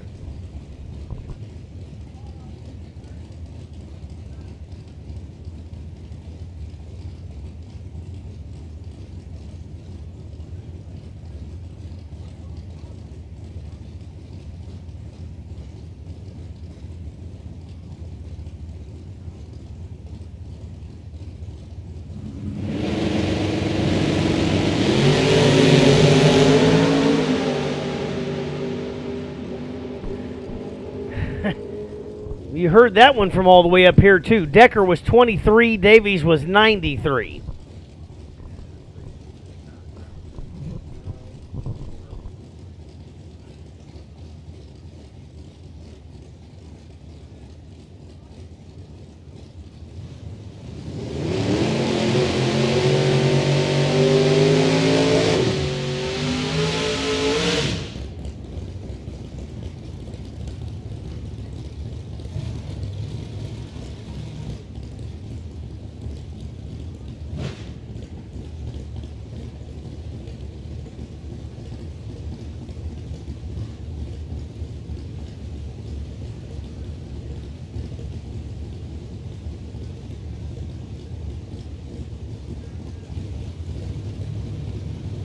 Jonathan Horton, here's a who over in the Jegs.com lane. 583 the dial in. Chris Runnels, 559 in the S10. Runnels is 009. Horton is 024. Margin of victory 62-10 thou.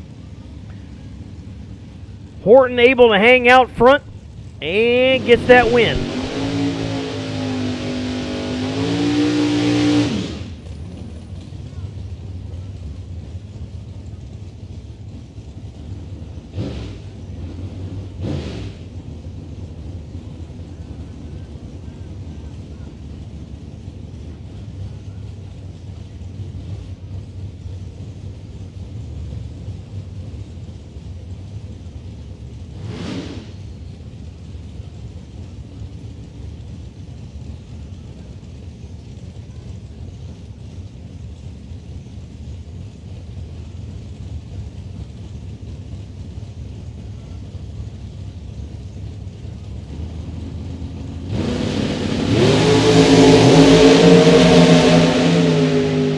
Couple of good lights there. Dylan Mudd with the better light, but bust out by 8.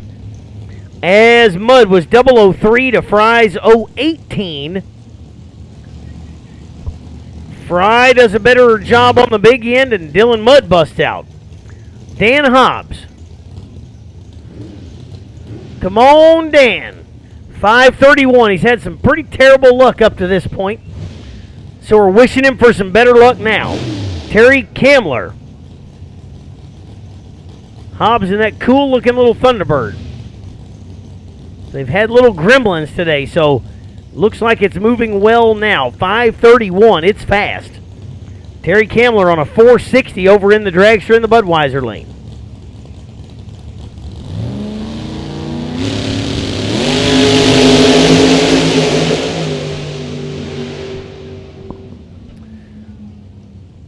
Hobbs makes a hard move towards the center line. Still got a little work to do on the Hobbs machine. He was 23. Car was moving good, but it was moving all the way over. I'm not sure it didn't touch that center line. It was mighty close to it.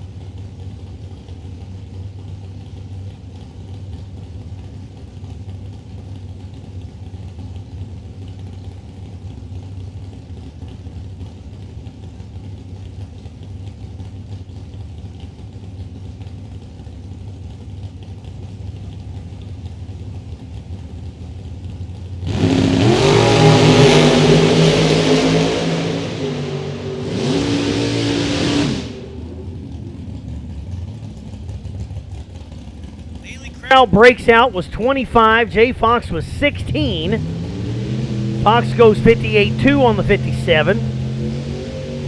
Crowd bust out by 13. Dalton Deffenbaugh, Chelsea Forney. Forney in the dragster on a 5:10. Deffenbaugh 5:61 for the Nova.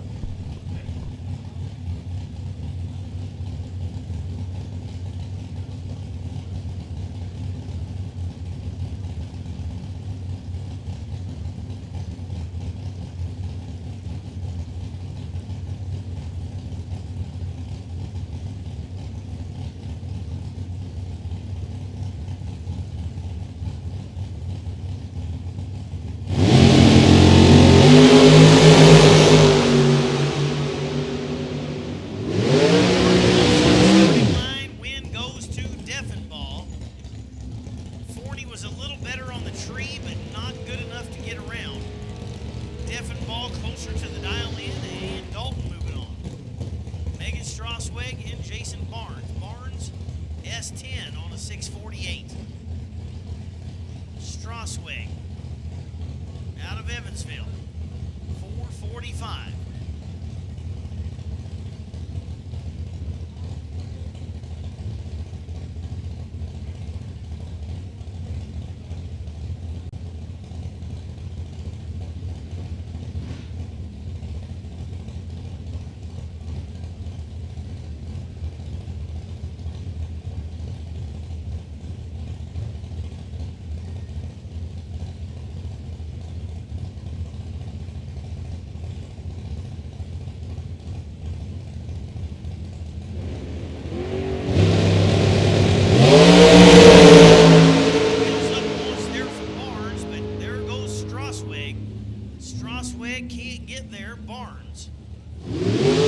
On the tree, 50 with a 5 on the 48.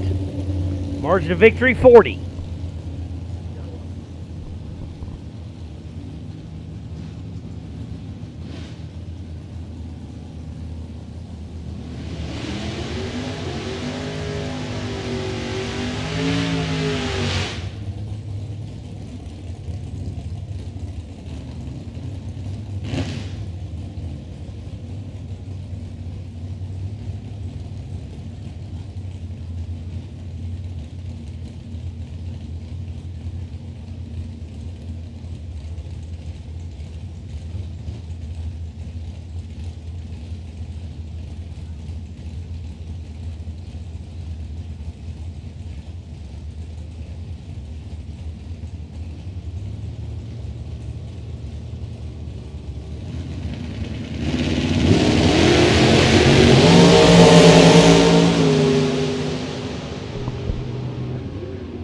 Cody Field, 006. That's enough to take out the dragster in the right lane. Field moving on to round 3.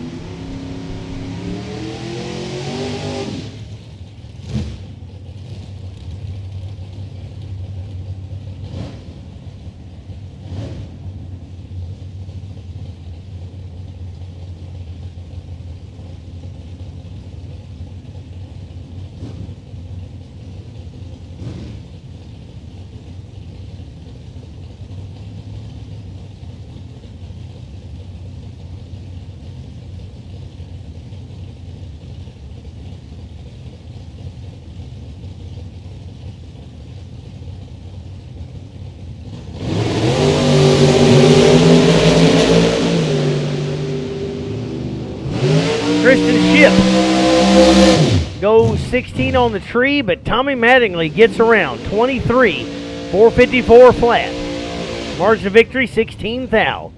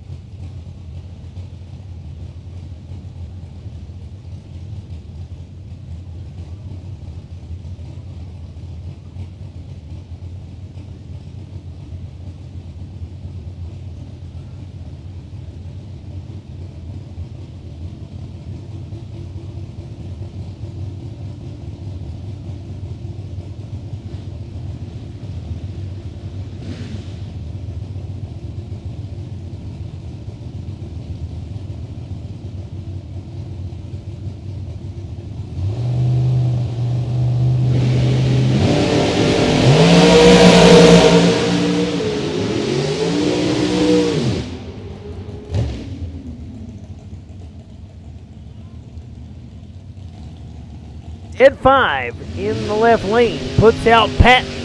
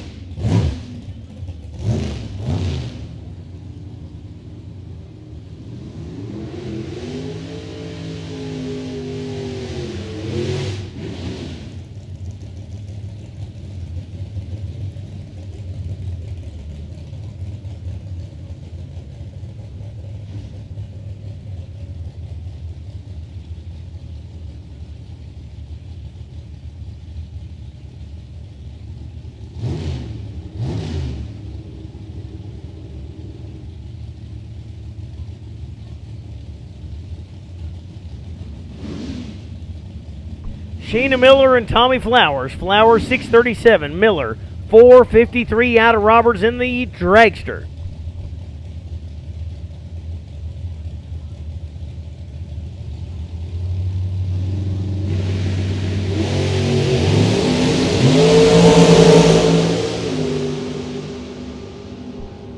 Miller in trouble, but Miller still gets the win.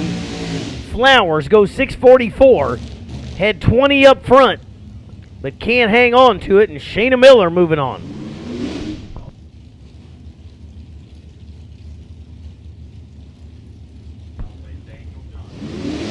Daniel Johnson on the bye. Sportsman to 2-3. Sportsman to 2-3. Daniel Johnson, the potential bye.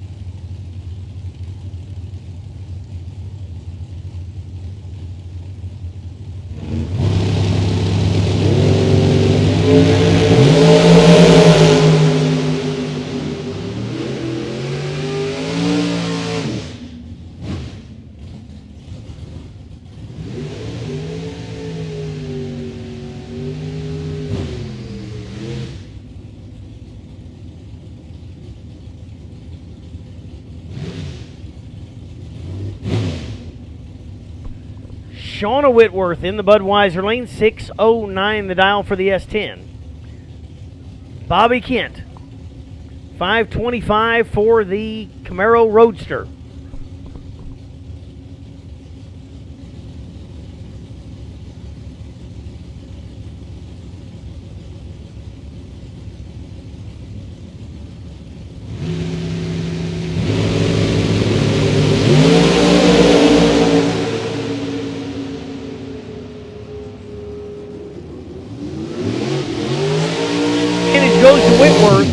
Goes dead zero with a 10. So that's 10 total.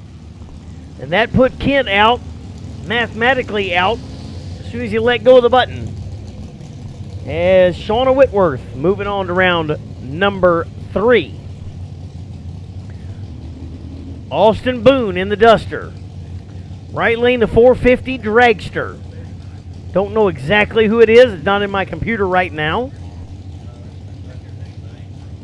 Is that Nathan Prose? It's hard to tell when all I can see is the back tires. Yeah, you get a side view over there.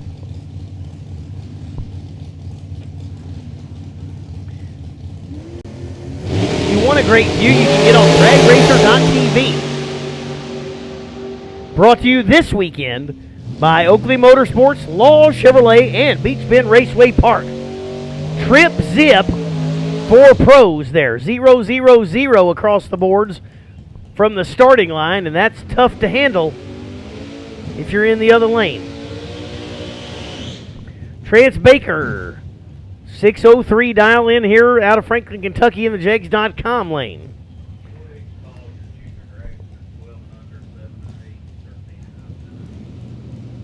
Junior Dragsters 12 and under, 7 and 8. Junior Dragsters 13 and up, 9 and 10. If I can say that twice in a row, I'm going to be pretty impressed. I think I can do it. Junior Dragsters 12 and under, 7 and 8. Junior Dragsters 13 and over, 9 and 10. Sportsman to 2 and 3. Sportsman, you should be in 2 and 3.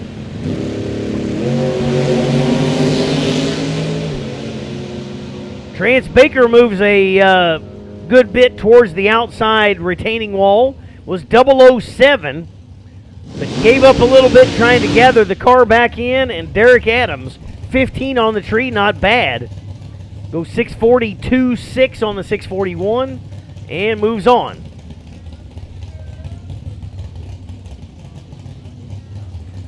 Is that a Cutlass Calais?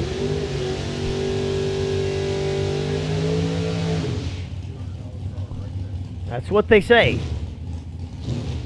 6:05 to dial in for the Calais. Chelsea Forney out of Evansville, Indiana. 5:14 for the Dragster in the jegs.com lane.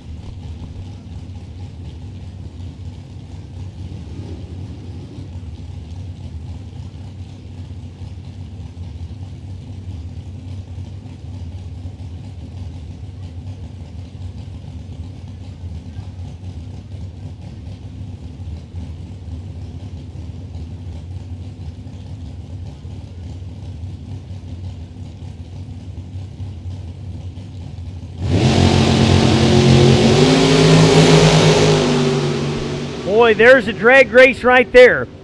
Forney's 002. The Calais is 004. Calais moving on, and Forney 002 out of the gate and got to put it in the trailer.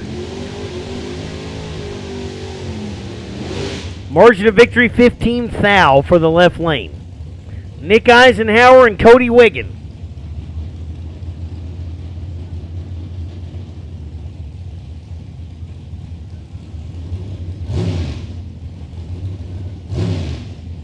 Eisenhower out of Indiana. Wiggins right here local. I bet I know what kind of carburetor's on that El Camino. I bet it's a Get 'em garage carburetor.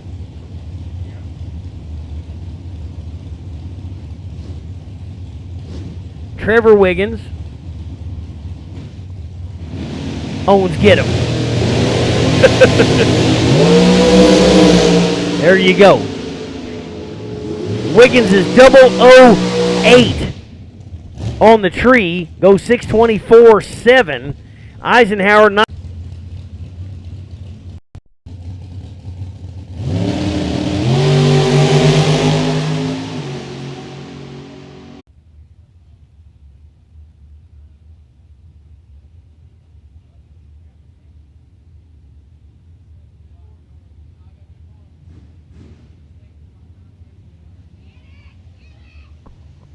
Right lane red.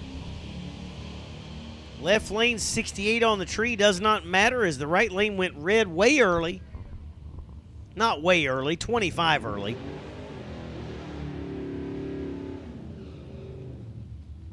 Chris Cowles and Logan Kirby next up. Kirby in the little Cavalier. Cowles. Fine looking 70 Nova. That thing looks like it should be at a cruise in or a car show. Yes, it does. Almost perfect.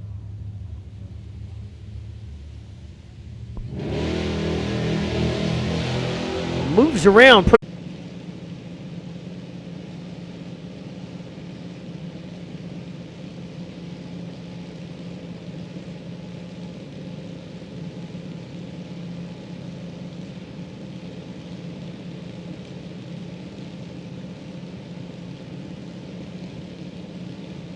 Ends up 896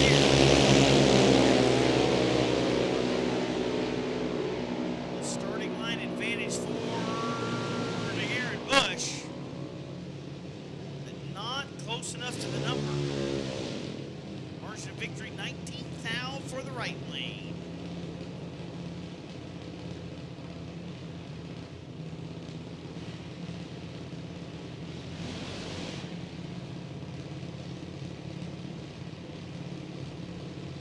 Hunter Adams and Shannon Bledsoe, both on an 890 even. Adams in the Jegs lane, Bledsoe in the Budweiser lane.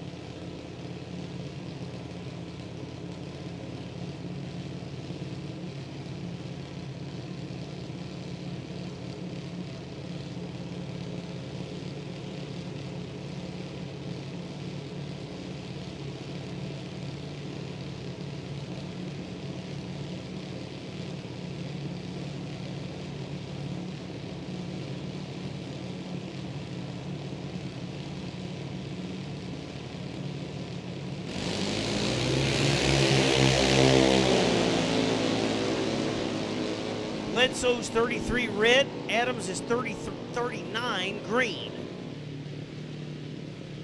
Adams dips under the index, but Bledsoe is red.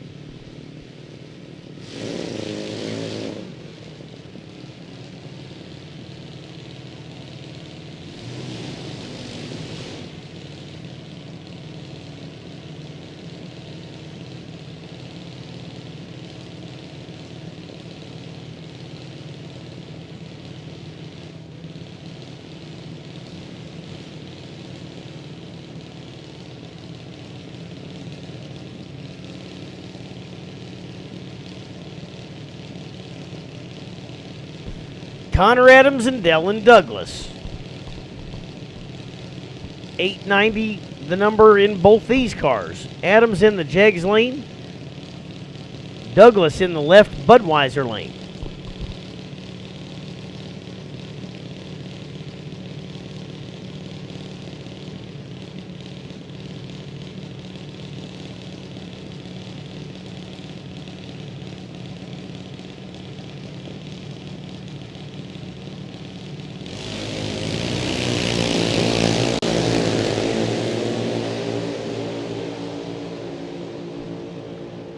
Connor Adams out front on the starting line, but gives it back.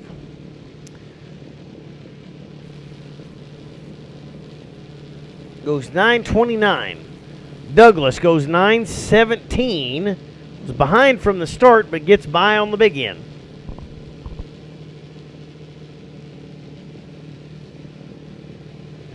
Corey Barnes and Cody Alvey. Alvey out of Taylorsville, Kentucky, 793. In the Jegs lane, the right lane. Left lane going to be Corey Barnes. Got Corey and Cody.